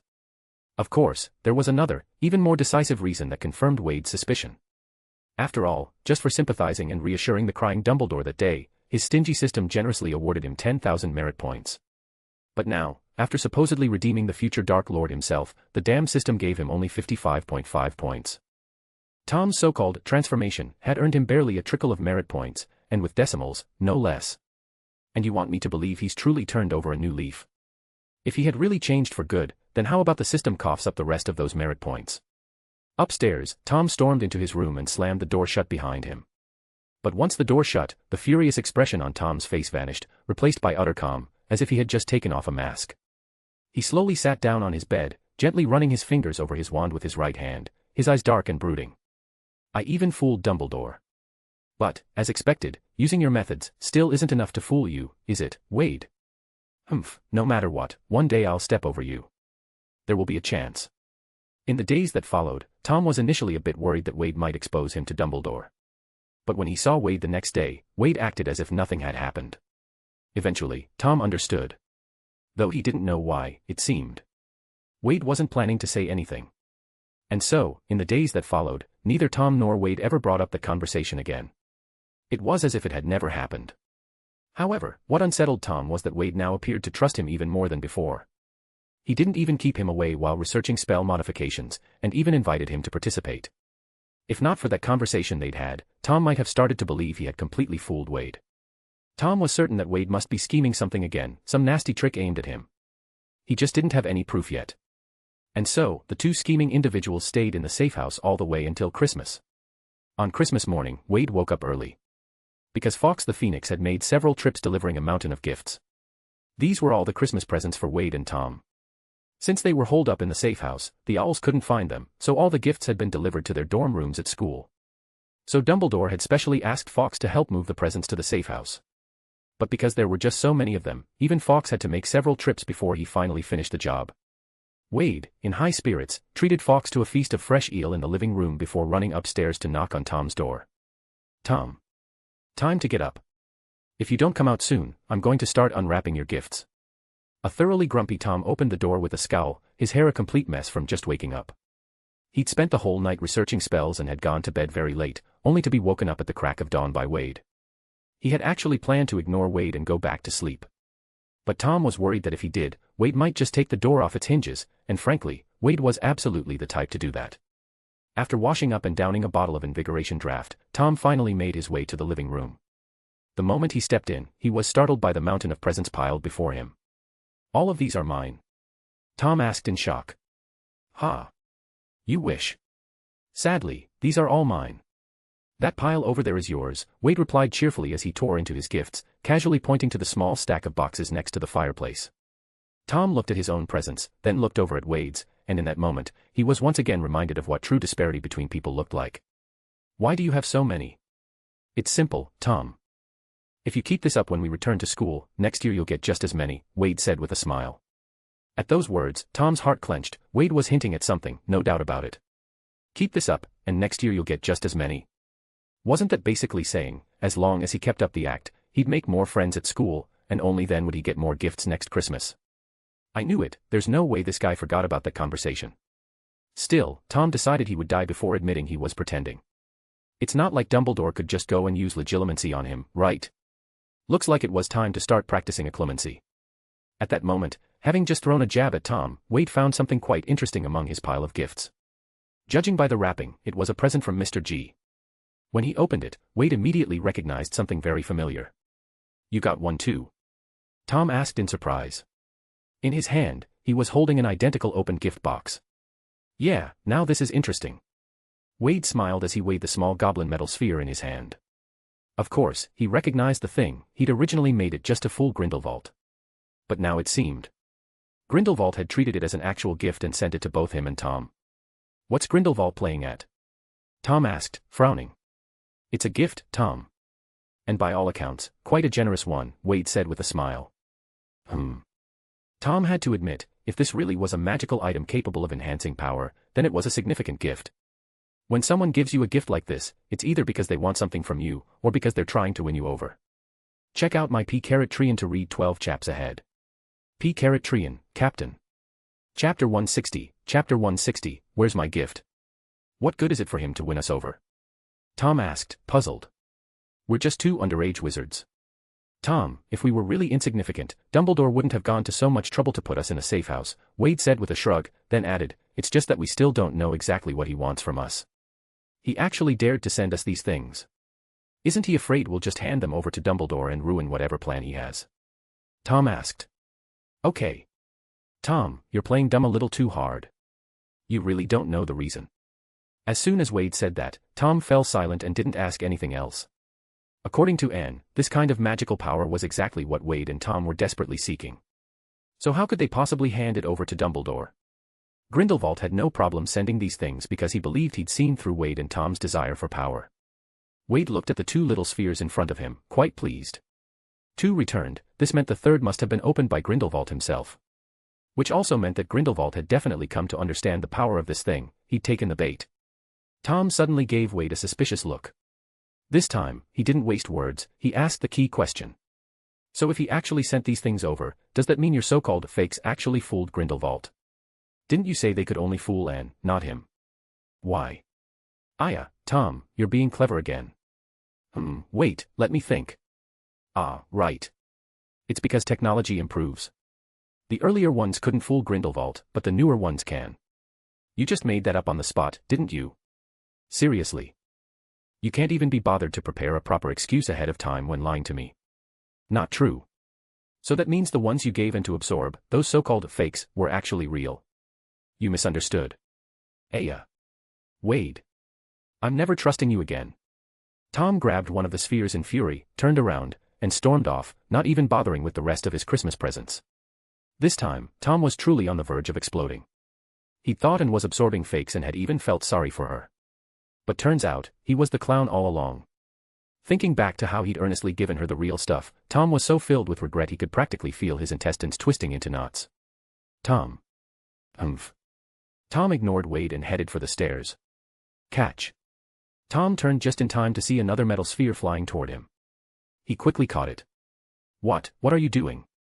Tom stared in surprise at the extra sphere Wade had tossed him. What if he'd dropped it? That would have been a complete waste. Take it with you, Wade said casually. You're not keeping it. Tom's suspicion flared instantly. Now that his rage had cooled, he began to notice something off again. Wasn't Wade supposed to be obsessed with gaining power? Why was he showing no interest in something that could clearly boost his strength? Not only had he generously given all the earlier ones to Anne, now he was handing over his own share to Tom too. Could it be that he already absorbed enough of it during the times I secretly investigated him? No, that couldn't be it. Tom immediately dismissed the possibility. Wade's strength, while still formidable, hadn't shown any signs of a sudden surge. Tom remembered very clearly how Anne's power had skyrocketed right after absorbing this kind of magical energy. If Wade had absorbed it, and in large quantities, there was no way there wouldn't be any noticeable change. Why don't you want it? Does this magical energy have some kind of side effect? Tom asked in a low voice. Wade let out a cold chuckle. True strength never relies on external things like this to grow. Humph, I knew it.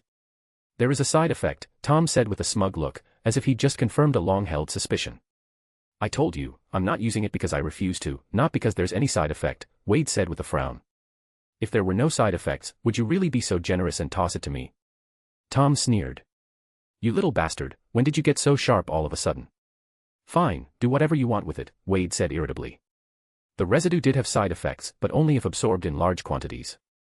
Just this small amount wasn't enough to cause addiction, on the contrary, it could even boost strength. If Tom didn't want it, so be it. But when Tom saw Wade's expression, he grew suspicious again.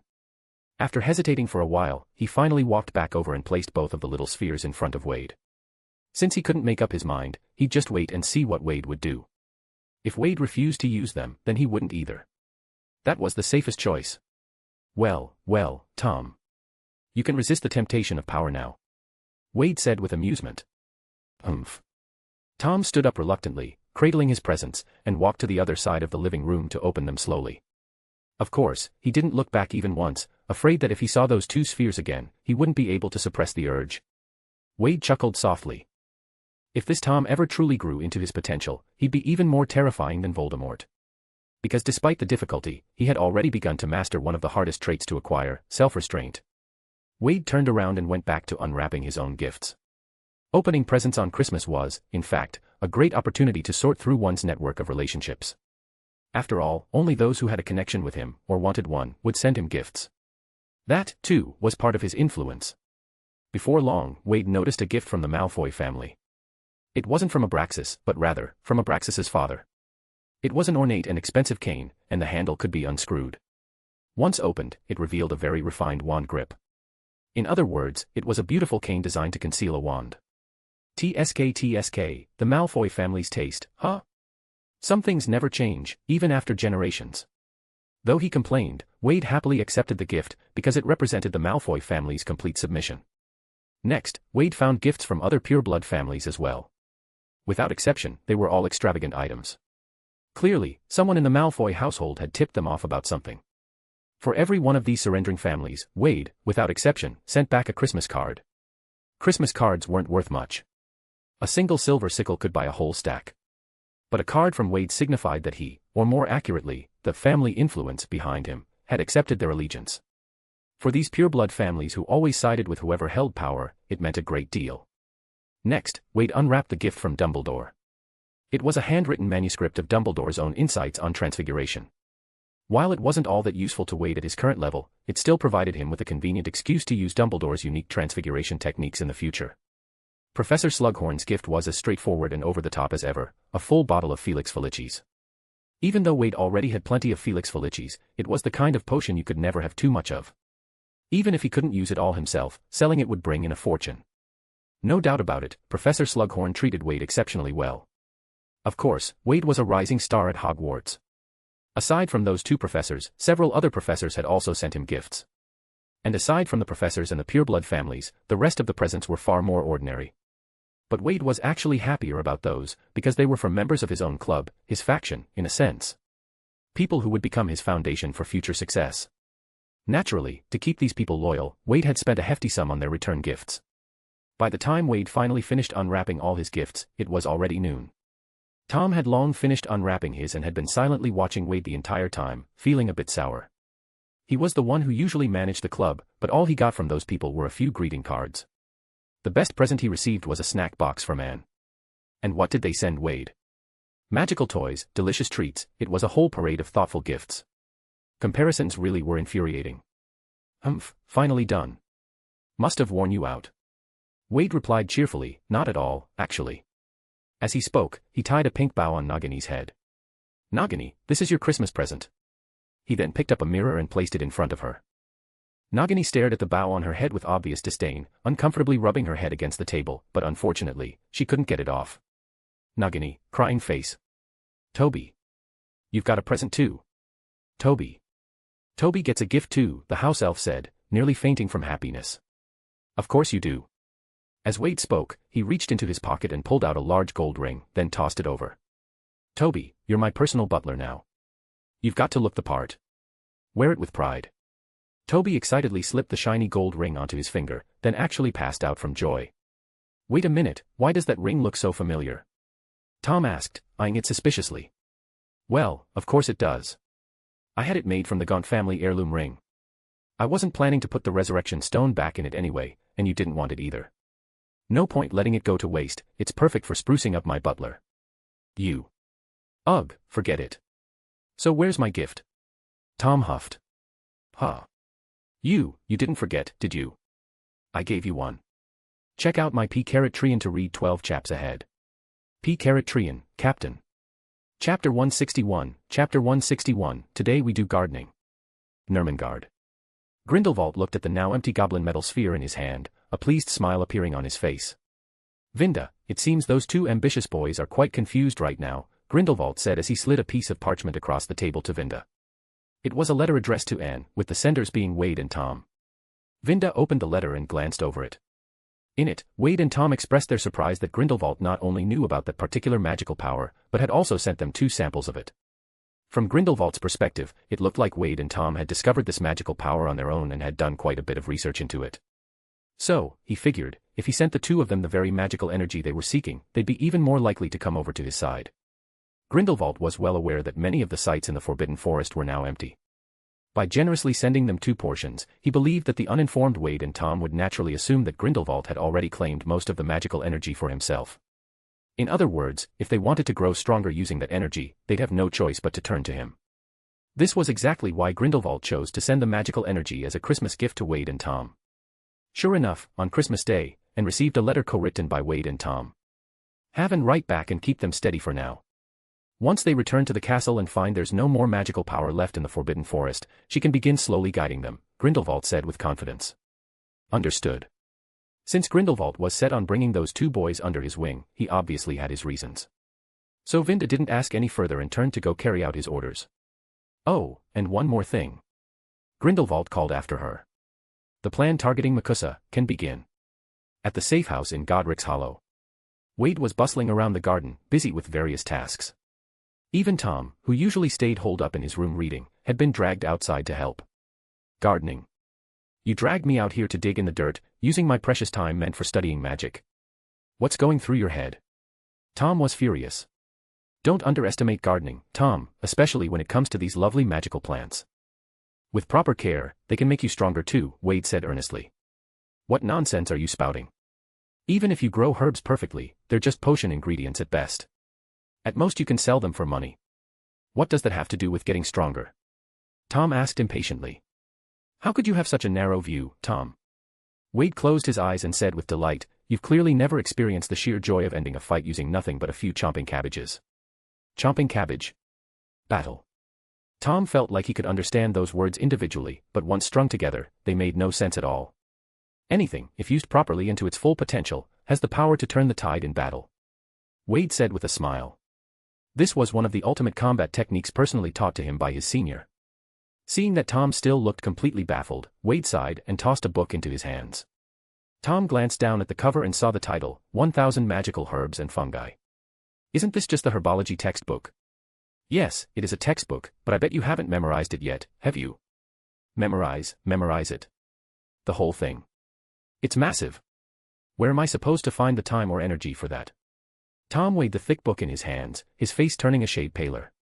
Time is like water in a sponge, there's always more if you squeeze a little. Are you talking about yourself? Think bigger, widen your perspective. Don't assume that the only way to grow stronger is by mastering more spells, Wade said as he waved dismissively and bent down again to dig and plant. By the way, I've already memorized it. Tom closed his mouth and stopped talking. If someone had a memory that good, they could pretty much do whatever they wanted. Don't just stand there like a statue, go bring over that bucket from over there, Wade started giving instructions. Tom looked over and saw that the bucket was filled with crystal clear water. Why carry water? A simple aguamenti would do. Tom muttered as he pulled out his wand. If I needed spells for that, I wouldn't need you. That bucket over there contains a special nutrient solution I personally mixed. It speeds up plant growth and makes them just a bit stronger, Wade explained. Careful, don't spill it. That stuff's expensive. It was a recipe he picked from the complete potion compendium rewarded by the system. Who knew whether the system had copied it from the past or the future? Not that Wade cared much either way. It was meant for gardening, after all. As long as it worked, who cared where it came from? Tom could only bring the bucket over with a sullen face. When Wade saw Tom bring the bucket over, he pulled out 2 large watering cans and handed one to Tom. "I've been meaning to ask." Tom narrowed his eyes, eyeing Wade. "That massive book, and now these giant watering cans, where exactly are you pulling all this from?" "Tom, that look of yours is a bit rude." "Obviously, I'm pulling them out of this pouch enchanted with an undetectable extension charm." "What else did you think?" Wade said, patting the small bag at his waist. "Oh, I see. I thought you were pulling them out of your A." I mean, did you buy that pouch yourself?" "No, it was in that spellbook Professor Hicks gave me. The charm was in there, so I figured I'd give it a try." "Wait, wasn't that an advanced spellbook?" Tom asked in surprise. He had received the same spellbook as a gift. It was identical to Wade's. "It is. But for me, it wasn't all that hard. I'd say I've more or less got the basics down."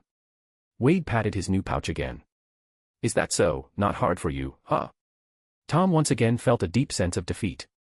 "I couldn't even manage the first spell in that book. My talent really doesn't compare to yours." "What was the first spell in that spellbook again?" Wade suddenly asked. "Ah, the Patronus charm." Puffed. Wade glanced sideways at Tom. "Is it possible that the reason you can't cast a Patronus has nothing to do with talent?" "Huh." Tom didn't quite catch his meaning. "Tom, you're a dark wizard. Dark wizards can't cast Patronuses." You're the dark wizard." "Bah. Nice joke. But Tom, lie to your friends if you must, but don't lie to yourself." Tom looked indignant, but deep down, he was already starting to consider the possibility Wade had just raised. With a sullen face, Tom began filling his watering can with the nutrient solution, grumbling, "You're the great white wizard, right? Then how about you show me a Patronus? Since you've mastered the extension charm, the Patronus charm shouldn't be a problem for you, huh?" Wade paused mid-pour. "Well, yes, of course I've mastered it. Such a simple spell, but, just because you say so, I should perform it on command. Wouldn't that make me look like I'm showing off?" Tom scoffed. Looks like you're not all that white either. "Tom, do you believe I won't plant you in the ground like a mandrake?" The reason Wade suddenly got the urge to start growing magical plants was because Professor Beery's Christmas gift had been a selection of magical plant seeds. Although the seeds she sent were all very safe, they gave Wade an idea. Looking out at the empty yard, Wade immediately decided to send Toby on a trip to Nocturne Alley. He bought a few seeds that, at a glance, definitely didn't look very safe. To prepare, he even consulted his senior and received some valuable gardening advice from her. He was confident that by summer break, he'd have a whole batch of plants capable of turning the tide in battle. After finishing with the nutrient solution, Wade began using transfiguration to construct greenhouses for the plants. By the time he was done, it was already evening. Wasting no time, Wade scarfed down dinner and headed straight back to his room to continue studying the undetectable extension charm. If he wanted to make full use of these magical plants, a proper container was absolutely essential. Just like Newt's suitcase, with its vast internal space. Wade hadn't been in this world for all that long, but the wonders of the wizarding world had almost made him forget he was once a biologist. Even though the magical creatures in the wizarding world were vastly different from the organisms he used to study, there were still commonalities. And in this world, in addition to magical plants, there were also powerful magical beasts. When it came to making use of these biological weapons, he was actually quite confident.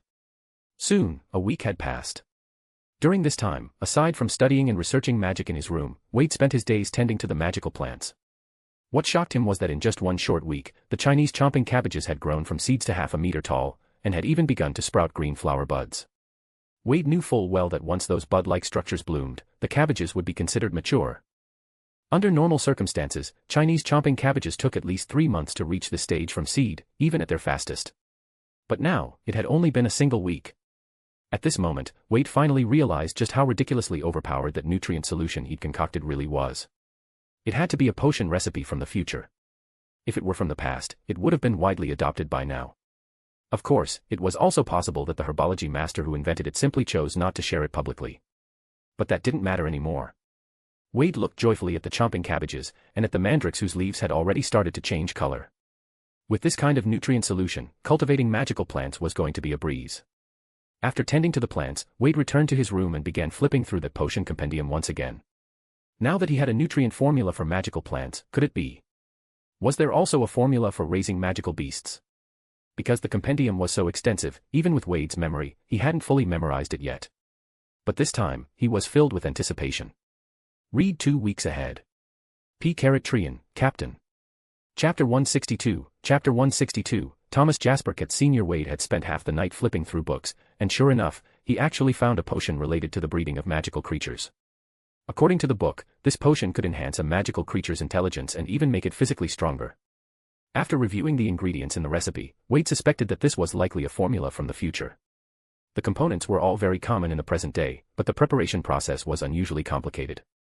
Wade guessed that in the future, many potion ingredients might have become extinct, forcing potion masters of that era to use whatever was available and refine them through various processes to replicate the effects of once existent magical materials.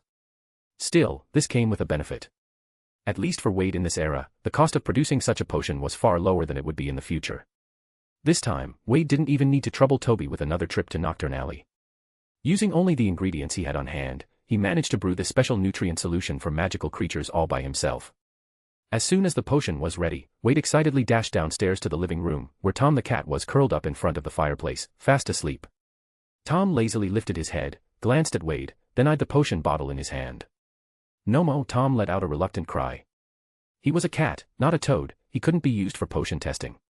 But the moment Wade opened the potion bottle, Tom's eyes widened, and he immediately leaned in. Tom leaned in close to Wade, gently licking the back of his hand, then stared longingly at the potion bottle in his hand. Wade lifted the bottle and gave it a sniff. There wasn't any particularly strong scent. "Does it really smell that good?" he muttered, then turned a stray cat hair on the floor into a dish and set it in front of Tom. He poured just a small amount into the dish and pushed it toward the cat. Tom gave his stingy owner a resigned look, then crouched down in front of the dish and licked the potion clean in just a few seconds. "Meow. You want more? But I'm not sure how much is safe." "Meow. All right. It's all yours." Wade poured out half the bottle this time. Tom happily settled next to the dish and began drinking the potion with great enthusiasm. Lick, lick, lick, lick, lick. It looked like this stuff tasted even better than the dried fish Toby specially prepared for him. After finishing off half the bottle, Tom still seemed unsatisfied and licked the dish a few more times. Seeing this, Wade simply poured the rest of the potion into the dish. "If you can't finish it, just leave it." Though he said that, Tom still licked the dish completely clean. After drinking his fill, Tom rubbed his head against the back of Wade's hand, then sauntered back to his favorite spot in front of the fireplace and curled up again. By the time Wade leaned in to check on him, Tom was already snoring. "Damn, that was something else. Looks like this potion makes magical creatures drowsy. But who knows how effective it really is." Although the book provided by the system didn't mention any side effects, Wade still watched the sleeping Tom with a bit of concern. Partly out of worry for Tom, and partly out of curiosity about the potion's effects, Wade didn't return to his room. Instead, he lay down on the living room sofa, reading a book while waiting for Tom to wake up. Finally, at midnight, Tom the cat stirred from his sleep. Wade immediately put down the book and moved closer to examine the cat carefully. But he didn't seem to find anything unusual. Wade rubbed his chin, pondering. It seemed this potion really didn't have any side effects. As for the drowsiness, well, a lot of healing potions had that, nothing unusual. As for the effects, maybe it was just too early for them to show. Just as he was thinking that, he saw Tom the cat smile at him and then raise a paw to point at his mouth. Wade stared, wide-eyed and full of question marks, at the cat. Seeing Wade completely unresponsive, Tom looked a bit disappointed. So, he walked over to the cupboard where the dried fish was stored, opened it, and took out a can of dried fish. Maybe I'm still not fully awake. Wade rubbed his eyes hard and looked again at Tom.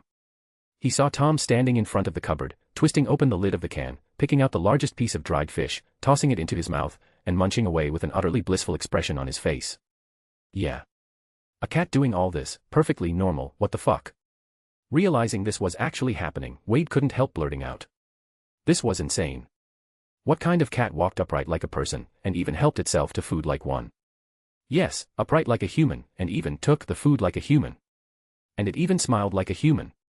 Tom the cat was startled by Wade's outburst, nearly dropping the can of dried fish in his paws. He turned to see Wade's unsettled expression and seemed to think his owner was scolding him for stealing food. Immediately, he gave an embarrassed grin, put the can back where he found it, then clasped his hands behind his back and casually used his foot to nudge the cabinet door shut. Tom the cat, foo foo foo. It's over, he's really turned into Tom Cat from Tom and Jerry. Because of Tom's unusual transformation, Wade stayed up all night brewing another batch of the potion. He had to test it again. Was this potion effective on all magical creatures? If it really worked universally, then it far outclassed that previous nutrient solution. At that point, building a magical creature army wouldn't even be out of the question. To that end, he even made a quick apparition trip to the Forbidden Forest and caught another Kneasel, then fed it the potion. Back in his room, Wade quietly observed the Kneasel. Meanwhile, Tom sat sulking in his bed, puffed up and glaring at Wade. Because last night, his owner had actually brought home another cat. And he'd even fed that other cat the delicious sweet water. Humph. So unfair. Only after Wade explained that it was all for an experiment did Tom reluctantly hold off on staging a rebellion. But that just shocked Wade even more, because now, Tom seemed to fully understand everything he said, no matter how complex the sentence. By early the next morning, the extra Kneasel he'd brought back finally woke up. Under Wade's expectant gaze, the Kneasel simply looked around warily, then hissed at him. It clearly remembered that this awful human was the one who had captured it. Wade spent quite a bit of effort, and even had to call Tomcat over to help, only to helplessly conclude that although the Kneasel did seem a bit sharper, it hadn't undergone any drastic changes like Tom had. In other words, some unknown factor had caused Tom's transformation. Could it really have been just a one-time, unrepeatable accident? After that, Wade locked himself in his room and ran several more tests. Read 2 weeks ahead. Trian, Captain. Chapter 163, Chapter 163, Cat Brewing Potion Like a Person. He tried all sorts of small magical creatures, but without exception, they all just got a little smarter, a little stronger, yet none showed changes anywhere near Tom's. In other words, Tom's transformation must have been the result of some accidental step Wade had taken. To figure out what the key factor was, Wade deliberately entered the dream realm to consult his busy senior. Oh. Let me check. After hearing about Wade's discovery, she took a keen interest and examined Tom's body in his dreams. She even once again possessed Tom Cat's body with her consciousness to experience it directly. It's the power of ancient magic and nightmare magic. Wade, she finally concluded. Ancient magic and nightmare magic. Wade was a bit surprised. I did use transfiguration enhanced with ancient magic on him, and I also used nightmare magic. Could that be it? It wasn't you, it was me. The senior replied. When I possessed his body, I had to use his brain. So, intentionally or not, my power ended up strengthening both his brain and his soul. If you check, you'll find that his brain capacity is now far more developed than that of any other Kneasel. Really? Then this potion. That's the most fascinating part.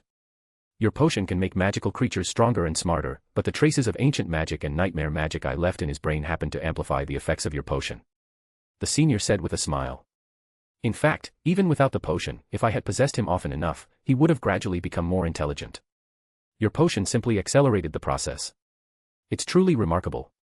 Wade, it seems you've accidentally created a miracle of life. Wade observed Tom Cat's consciousness, now asleep within the dream realm, and noticed that his soul really had become much more solid than before. Then him walking upright, opening cupboards and jars like a human. You did enhance his body with ancient magic through transfiguration, didn't you? And when I possessed him, I also left traces of ancient magic, his senior said with a smile. Which means his body was strengthened as well. It took a while before Wade jolted awake from the dream. He stared blankly at the ceiling, still feeling a bit disappointed inside. So it turned out that Tom's brain had gradually taken on his senior's structure from repeated possessions, making him smarter over time. Then, under the effect of the potion, he'd reached his current state. Which meant Tom's situation would be very difficult to replicate. After all, it wasn't like he could ask his senior to go around possessing every magical creature one by one. Wade was sure that if he dared to even suggest such a thing, his senior would have no problem making him suffer through 10 years of nightmares. My magical creature army. Meow. At that moment, Tom also woke up, staring at Wade with a face full of longing, as if asking for more potion. I'm not in the mood. Go brew it yourself. You've watched me do it so many times, you should have learned by now. Wade said offhandedly. And then, he stared in disbelief as Tom efficiently set up the cauldron, lit the fire, prepared the ingredients, and started stirring the potion. Wade fell silent. What the fuck? I was just saying that offhand, you're actually doing it. Just then, the door to Wade's room opened, and Tom walked in. Did you die in here or what? School starts tomorrow, have you even? Tom's words began to trail off near the end. Because he was now staring at a cat brewing potion like a person. Tom turned to Wade. So, did you do something to me again? What? Don't play dumb. I'm hallucinating already. Early the next morning. Wade had already packed all his belongings. Of course, all of it, when placed in front of Toby, amounted to nothing more than a small suitcase. Wade's recent practice with the undetectable extension charm hadn't been for nothing. Although he wasn't fully proficient yet, expanding a suitcase's interior to about 1 cubic meter wasn't a problem. Because of that, even after stuffing all his books inside, the suitcase still had plenty of space left. All right, Toby. Once school starts, you'll stay here. Take care of the plants in the yard for me. I've already taught you all the methods. As you command, Master Wade. Toby will definitely carry out all the tasks you've assigned. Toby responded loudly, wearing a large gold ring on his finger. Wade nodded in satisfaction, then looked once more at his compact suitcase. At the very least, he no longer had to drag a massive trunk to school. Tom, off to the side, rubbed his chin as he glanced at Wade's little suitcase, then at his own large trunk. I think I heard somewhere, the undetectable extension charm is strictly regulated by the ministry. Private use by a student isn't exactly allowed. Wade glanced at him. What? You planning to report me? Well, you never know. Tom said, hinting at something. Tom, you're just trying to provoke me into enchanting your suitcase with the extension charm too, aren't you? Wade smiled. You think that if you say something like that, I'll be worried about being reported and just go ahead and cast the charm on your trunk? Right. The smug grin on Tom's face instantly disappeared. Really now, was all that necessary? You could have just come up to me and said please, and I might have considered helping you, Wade said with a smile. Humph, childish. Caught completely, Tom couldn't bring himself to admit it. He stiffened his expression, pushed his suitcase, and walked straight toward the fireplace without looking back. Tom, it's really not that hard to say please, you know. Why don't you give it a try? I'd rather be burned alive by the fireplace flames, smashed to death by my trunk, or splattered in a flu powder accident than say please to you. Tom snapped, both embarrassed and annoyed. This kid sure is stubborn. Wade shook his head and sighed, then sat back down at the dining table.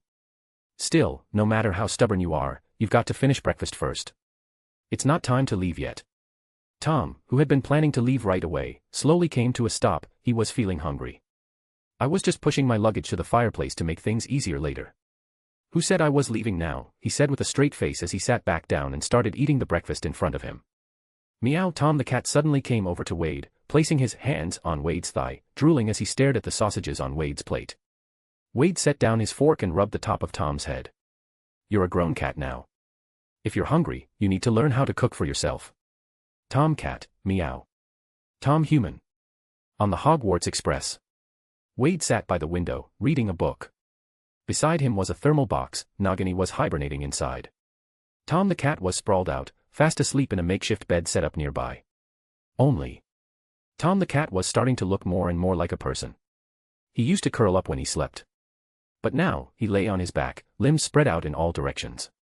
Tom had been keeping an eye on this cat's behavior for a long time. So, what exactly did you do to it? Tom finally broke the silence. A little experiment, though. Well, there was a slight accident. A slight accident. Tom sneered. The way it is now, it's practically human, only thing it can't do is talk. Wade set down his book and replied helplessly, it was a one-time, unrepeatable fluke. Otherwise, I'd have already given it a few companions. He glanced at Tom and added, after all, most of the time, animals are far more trustworthy than people. At that, Tom put down the quill in his hand and grumbled, do you always have to talk with thorns in every word? Can you blame me? Writing a report to turn me in is one thing, but writing it right in front of me. I may be reading, but I'm not blind, Wade said calmly. You're slandering me, Tom muttered, silently crumpling the letter on the table into a ball and setting it on fire with his wand. No, seriously, I'm not blind. Before Wade could finish, the compartment door slid open. And strode in quickly. I need to talk to you both. Hello to you, too, Anne. What is it? Wade asked. And hurriedly sat down beside him. Aren't you even the least bit worried? Wade and Tom exchanged a glance, then asked, worried about what? Didn't you both write to me earlier saying you received a gift from that man? That gift is exactly what we've been desperately searching for. It is, yes. Wade nodded. Though we have no idea where he got it from. I suspect he found it in the Forbidden Forest. And said urgently. We've searched several locations before, but we only ever found that thing in one spot, didn't we? What if that man took everything before we got there, and only a few places still have some left? Hey, look at her. That's definitely possible. But more than whether he took everything, I'm more curious how he even knew we were looking for that in the first place, Wade said calmly. Anne's previously eager expression froze. Read 2 weeks ahead. P. Trian, Captain. Chapter 164, Chapter 164, has he made a move again? Could it be, he didn't know we were looking for it, but he did know you two craved power, and so, he decided to give it to you. And offered, a little guiltily. Yeah, that's possible too, Wade nodded. If that's the case, then it's a shame. Looks like that thing just wasn't meant for us. What? Wait. And looked a bit stunned. You're just giving up. What else can we do? Storm Nurmengard, kill Grindelwald, and steal it back. Tom scoffed from the side. I would love to do that, but do you really think we're capable of that? Do we deserve to? What Tom said isn't wrong. Since he's taken that kind of power, we've lost our chance, Wade said. And quickly added, then, maybe we could actually. Wade cut her off. What, go to Nurmengard and try to join him? What if he doesn't accept us and just kills us on the spot? Even if he does take us in, what if he never shares that power with us again? Wouldn't that trip be for nothing? Seeing Anne's shifting expressions, Tom laughed in his mind, while Wade still continued, forget it. Right now, we've got peaceful lives, and we can grow stronger little by little. Why take a risk going to Nurmengard? So we missed our chance, so what? Life's full of regrets. And was completely speechless. According to Grindelwald's orders, she was supposed to use the kind of magical power to lure these two boys, hungry for strength, into gradually joining Grindelwald's cause. But she hadn't even gotten the chance to begin her pitch before Wade and Tom shut her down in perfect sync. And after that, and didn't get another opportunity to persuade them, she couldn't exactly come out and admit everything. What if they turned her over to Dumbledore the moment her identity was exposed? And had no desire to be thrown into Azkaban. Hogwarts Castle. In Dumbledore's office, a guest had arrived.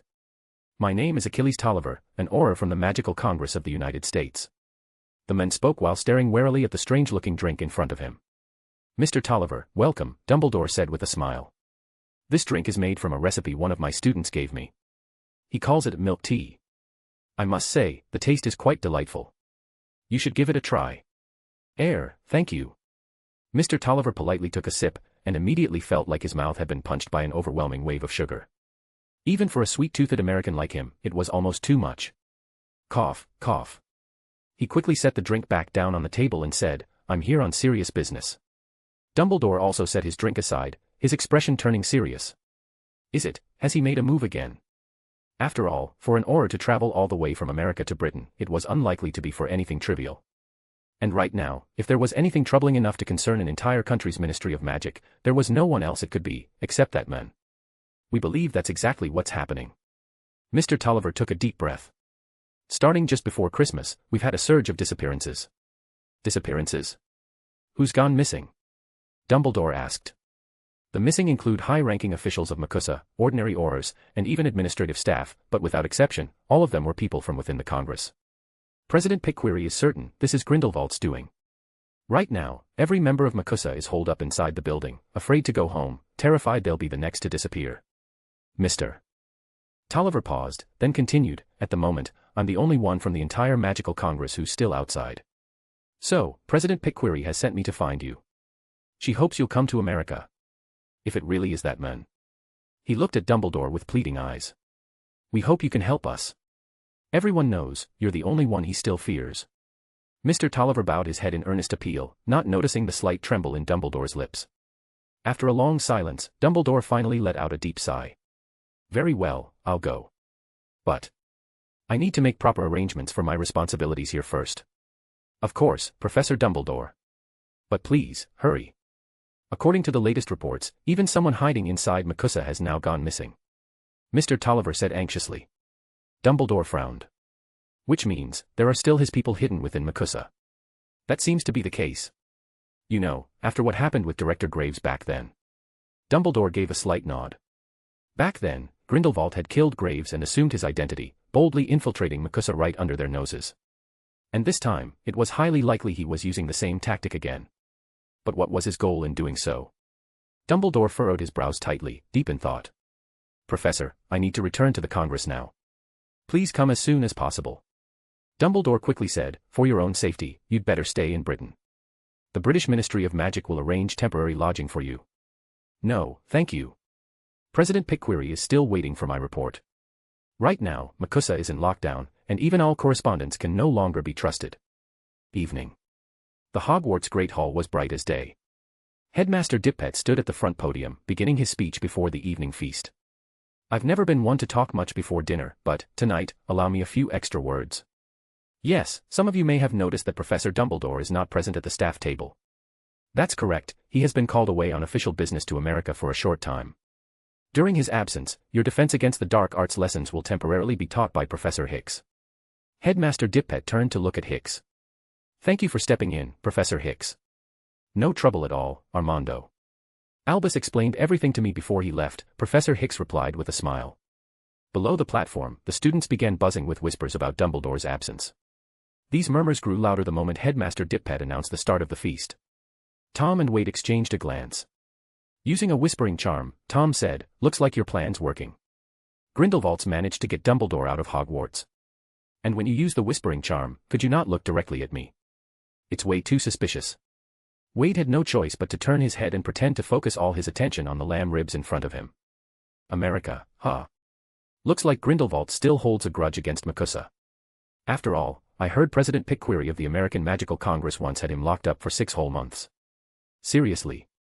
Tom asked in surprise. To him, someone as powerful as Grindelwald shouldn't have been captured so easily. Of course. Then why was he only locked up for 6 months?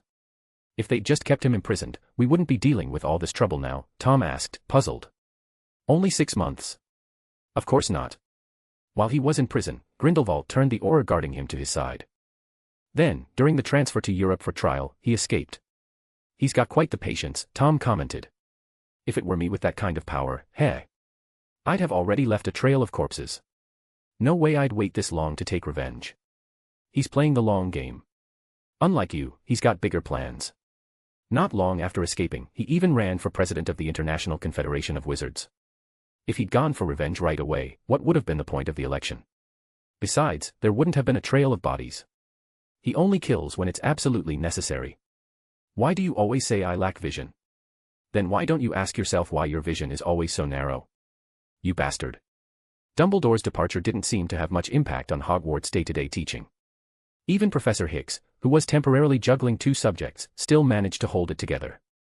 Before long, news of the events in Makusa reached Britain. The Daily Prophet finally received word and published a report on it. A string of disappearances. And even after Dumbledore's arrival, the situation hadn't calmed down. Instead, the disappearances spread from Makusa staff to ordinary witches and wizards. Just from reading the articles in the Daily Prophet, Wade could already imagine how overwhelmed Dumbledore must be right now. And it wasn't just Dumbledore. Makusa had also sent requests for aid to ministries of magic in other countries. For a time, auras from various countries, along with several powerful wizards driven by a sense of justice, began gathering in America. Greater than over equal to nabla less than over equal to, subscribe to my P-Caratrian, Captain. To read 2 weeks ahead of WN. Chapter 165, Chapter 165, The Choice to Choose Everything. Unlike the bustle at Makusa, Hogwarts remained as calm as ever. This is the calm before the storm. Are you really ready for what's coming? In History of Magic class, Tom gritted his teeth as he begrudgingly helped Wade copy notes, muttering the question under his breath. Relax. He won't make a move so soon. How can you be so sure? Haven't you noticed Anne's movements lately? She has been acting pretty secretive. Don't tell me. Grindelwald hasn't confirmed the exact location yet and plans to use her to scout it out. Tom. You're getting smarter again. That's right. If Grindelwald had already confirmed the location, why would Anne still be snooping around? But what if Anne never finds the place? Then wouldn't your plan be stuck indefinitely? Don't worry.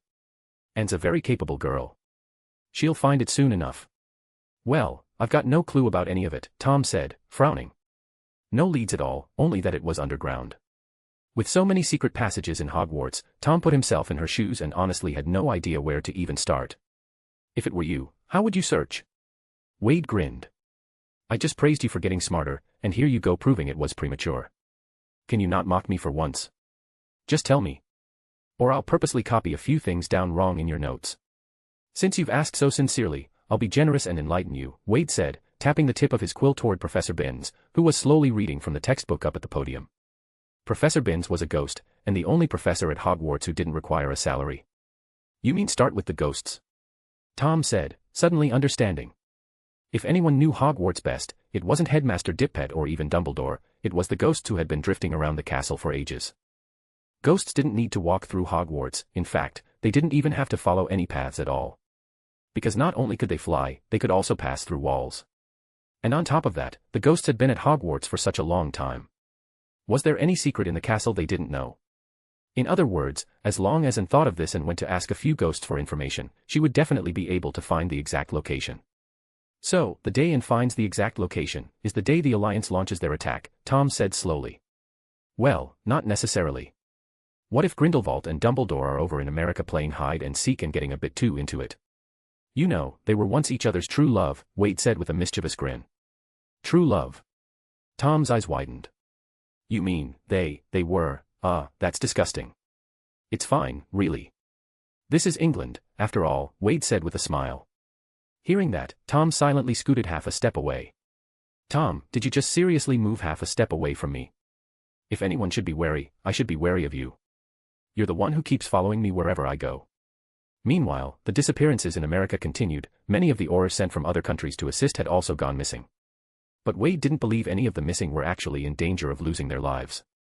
Because even if Grindelwald was waging a wizarding war, he wouldn't go so far as to recklessly murder that many wizards. He would only kill innocent muggles. So those missing wizards either had been captured and hidden away, or were members of the Alliance movement to begin with. Time quickly passed, and soon it was mid-March. The disappearances began to decrease, and Dumbledore finally located Grindelwald, who had been hiding in the shadows. It was said the two had nearly clashed in a fierce duel. Unfortunately, their magic was so powerful that once they met, the wizarding journalists trying to follow them couldn't even keep up.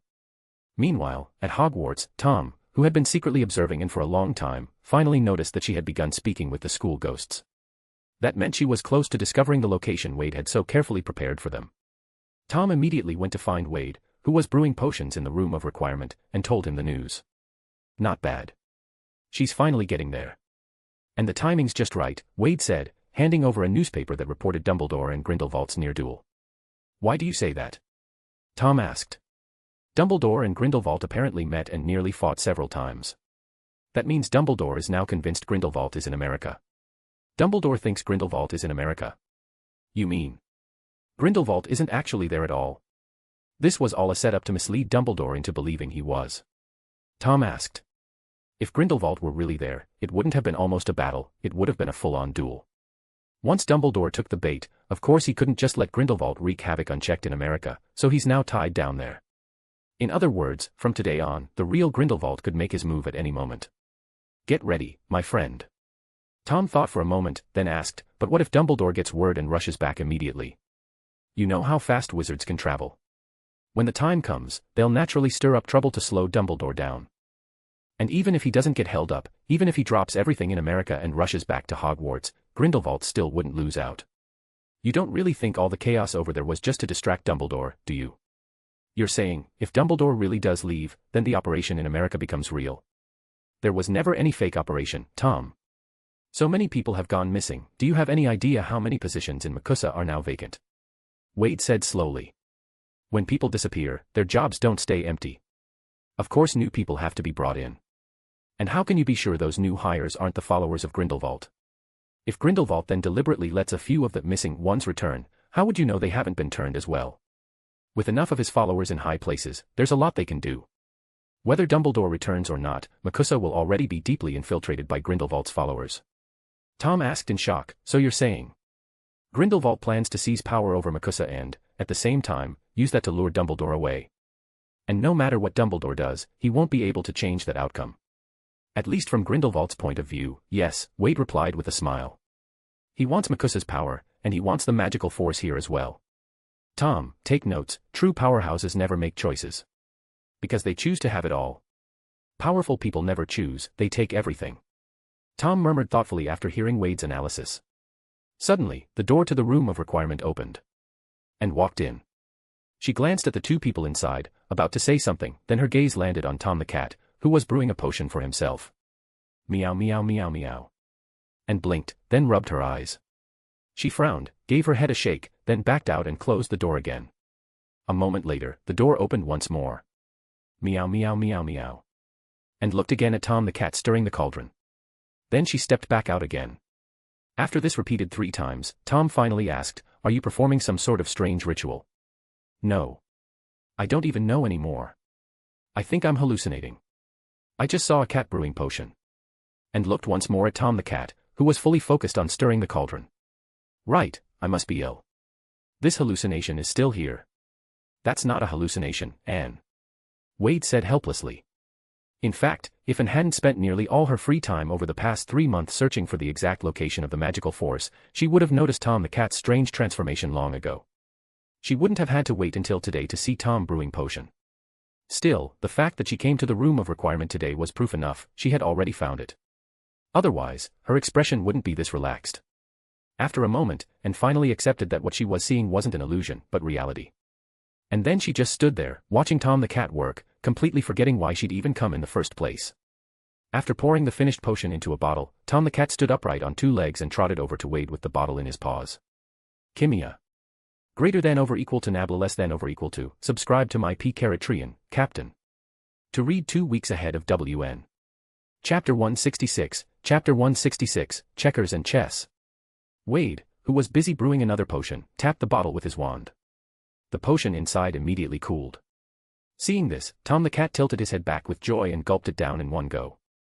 Then he ran back to his bed and sprawled out on his back, snoring loudly within seconds. And had watched the whole thing unfold, then turned to look at Tom, who was calmly reading his book nearby. Tom, do you think this is normal? Tom shrugged. A lot of bizarre things, once you associate them with Wade, somehow don't seem all that bizarre anymore. By now, he was completely used to all the strange goings-on around Wade. Besides, having grown up in an orphanage and only recently come into contact with the magical world, his reaction to such strange, even downright illogical magical occurrences was far more subdued than Anne's, who had grown up in a wizarding family. Well, as long as you're happy. And was now beginning to understand exactly why Grindelwald found these two so fascinating. So, why'd you suddenly show up? Is there something you needed? Or did you just come to practice magic with us? Tom asked. Oh. Right. I almost forgot why I came. Only then did Anne remember her actual reason for seeking them out. I really did come for something important. Wade and Tom exchanged a glance, then quietly turned to Anne, waiting for her to continue. It's about that magical power. Grindelwald didn't take all of it. There's still a lot of magic hidden in places he hasn't discovered yet. Anne said excitedly. Wade and Tom, in perfect sync, put on very interested and enthusiastic expressions. You mean, there's still a lot of magical power that Grindelwald hasn't found? But how is that possible? There's barely anything left in the Forbidden Forest. Wade asked urgently. I've been investigating that very thing lately. And said. You both gave up hope, but I just couldn't let it go. Then it hit me, if all that magical power is hidden in ruins inside the Forbidden Forest, then what about the largest structure near the forest? Hogwarts Castle. Why wouldn't there be some here too? Maybe that Professor Morganac left a portion hidden in the castle as well. So you started investigating Hogwarts Castle? Wade asked.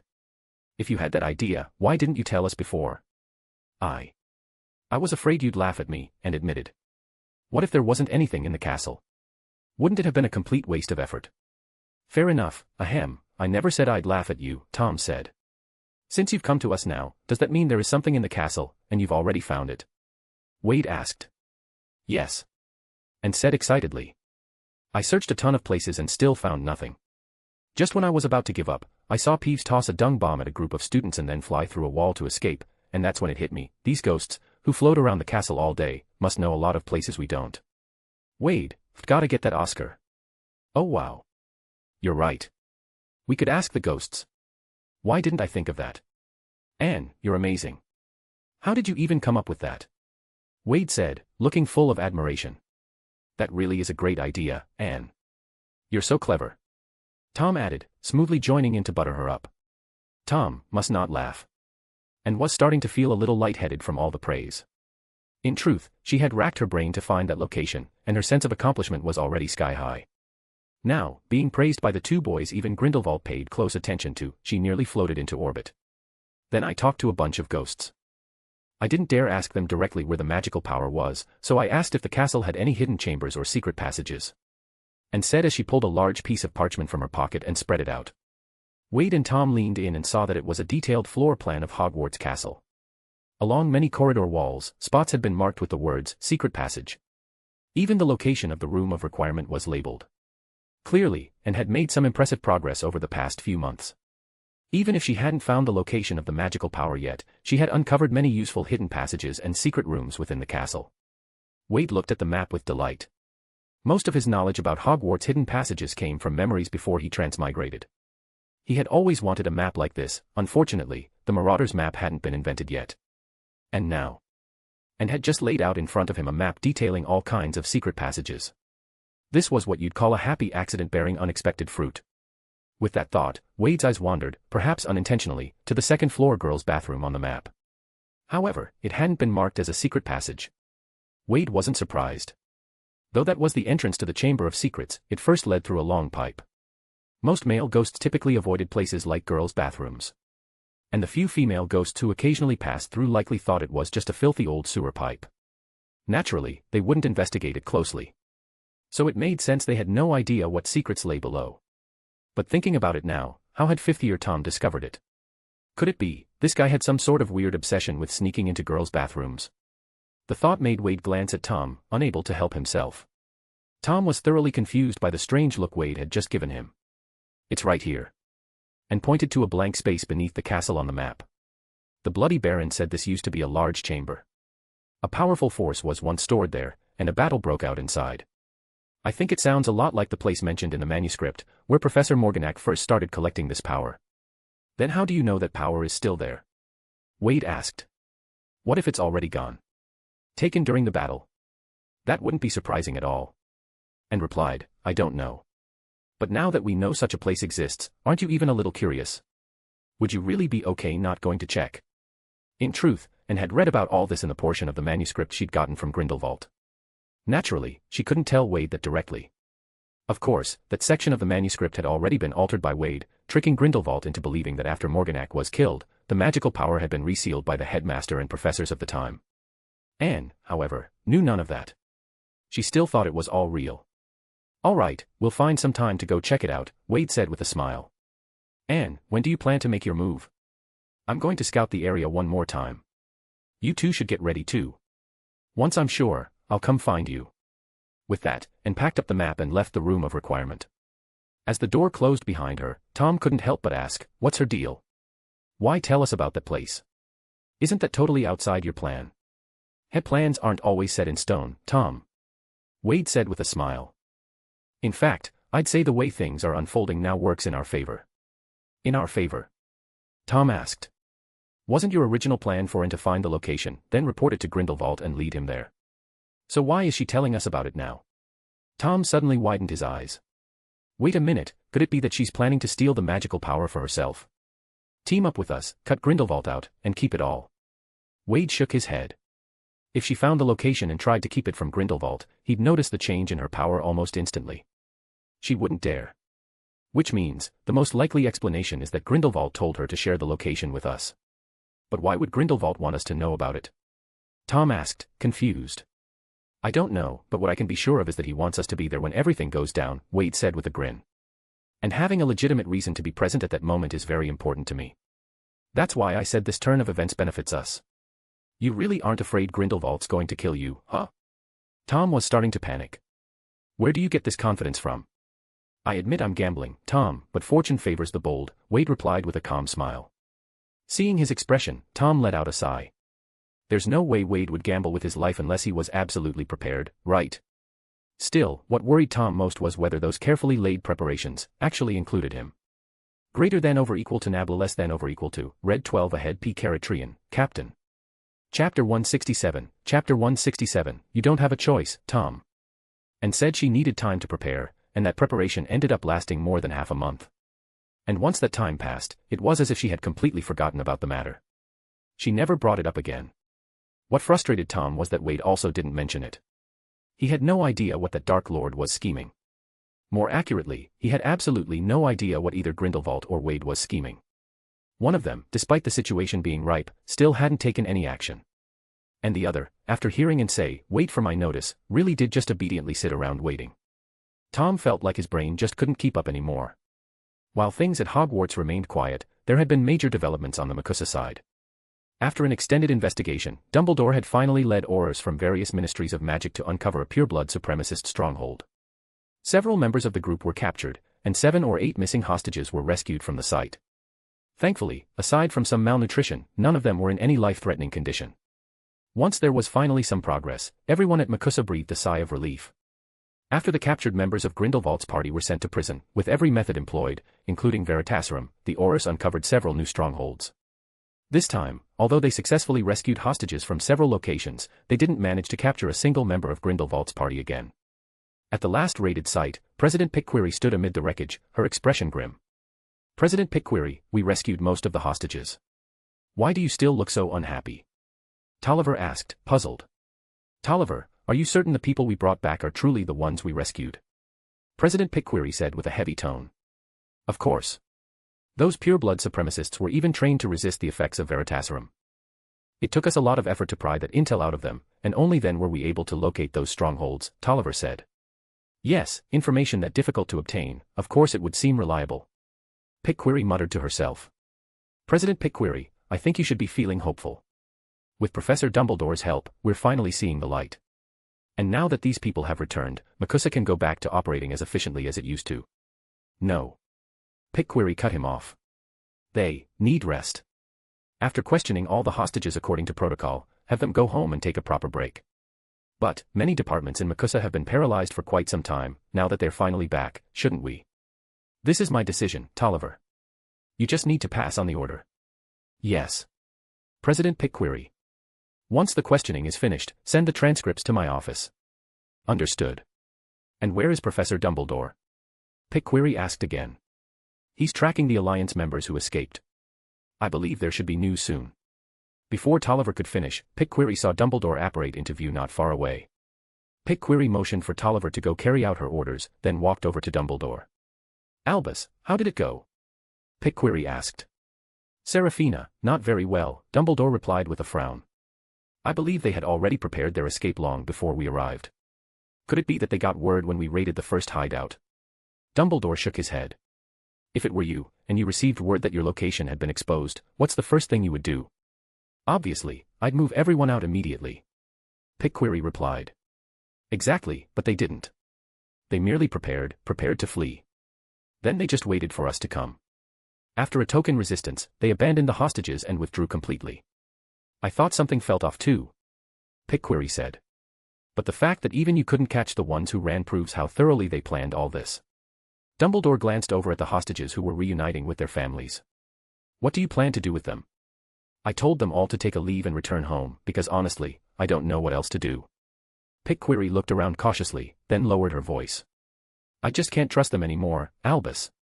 I'm grateful they're safe, but it's because they're all safe, and because Grindelwald released them, almost deliberately under our very noses, that I can't tell whether they've been turned, or if they were his Alliance members from the start.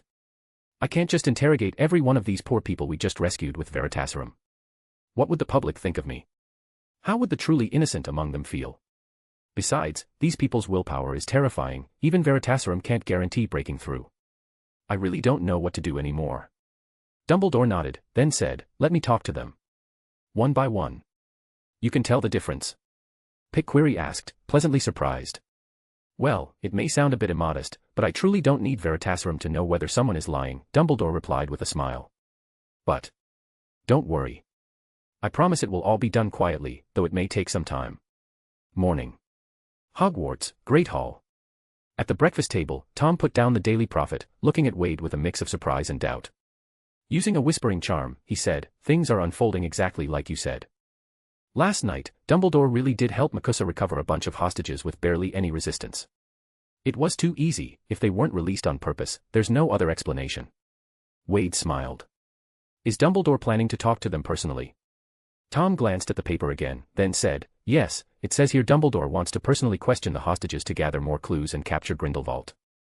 Based on your earlier theory, this must be his way of filtering out any Alliance members hiding among them, right? That's right, Tom. Are you ready? If I'm not wrong, tonight is the night Grindelwald will make his move at Hogwarts, Wade said calmly. How do you know that? Tom asked in shock. Because this kind of questioning, to avoid drawing attention, can't be dragged out. Dumbledore needs to question all of them in one go. Otherwise, it'll become obvious to others that they're actually being interrogated, something MACUSA desperately wants to keep under wraps. So for the next couple of days, Dumbledore will be extremely busy, completely focused, too preoccupied to watch anything else. Just as Wade finished speaking and hurried over from a distance, she leaned in and whispered, tonight, 9 o'clock. Meet in the common room. Upon hearing that, Tom looked at Wade again in disbelief. And delivering the message confirmed it, Grindelwald's operation was happening tonight. And once again, Wade had predicted it. And left in a hurry, not noticing the expression on Tom's face. Tom, are you ready? Yeah. Just like you told me, I've prepared everything, Tom replied. That's good. So does that mean, as long as we're prepared, Grindelwald won't be able to kill us? Tom couldn't help asking. No. If he really wants to kill us, we won't be able to stop him. The sense of reassurance Tom had just felt instantly turned to panic. Then what's the point of all this preparation? It's useful, it'll help us die with a bit more dignity. You've got to be kidding me, I'm out. It's too late to back out now, Tom. It's not too late. I just won't show up tonight. You don't have a choice, Tom. Why not? Because if I'm going to die, there's no way I'm letting you live. What the hell, what did I ever do to you? It's for the good of the world's future. What? Am I some kind of catastrophic menace or something? Tom, do you really have no idea what kind of person you are? Fair enough. 8:40 p.m. Wade and Tom sat by the window in the common room, quietly waiting. Tom's face was dark, and he looked completely defeated. Here. Drink this. Wade handed him a small bottle. Tom's eyes lit up when he saw it. Felix Felicis. When else would be a better time to use it than now? As he spoke, Wade pulled out another small vial of Felix Felicis, opened it, and let 2 drops fall into his mouth. Tom didn't hesitate either, he let 2 drops fall into his own mouth. Maybe those 2 drops of Felix Felicis would be enough to spare him from death tonight. Seeing the look of grim resolve on Tom's face, Wade couldn't help but laugh. The truth was, he'd only said all that to mess with Tom.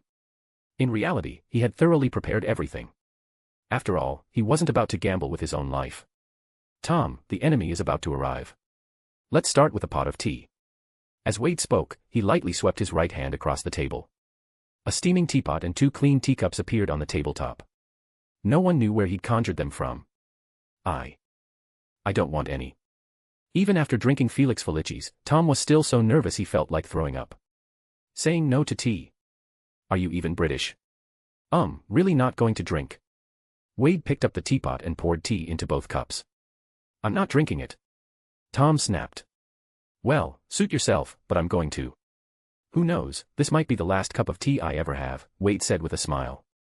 Damn it. Wade, you absolute bastard. Tom grabbed the cup in front of him and downed it in one go, Fucking hell, only to burn his mouth and roll his eyes in pain. Kakik. Greater than over equal to nabla less than over equal to, red 12 ahead p Caritrian, Captain.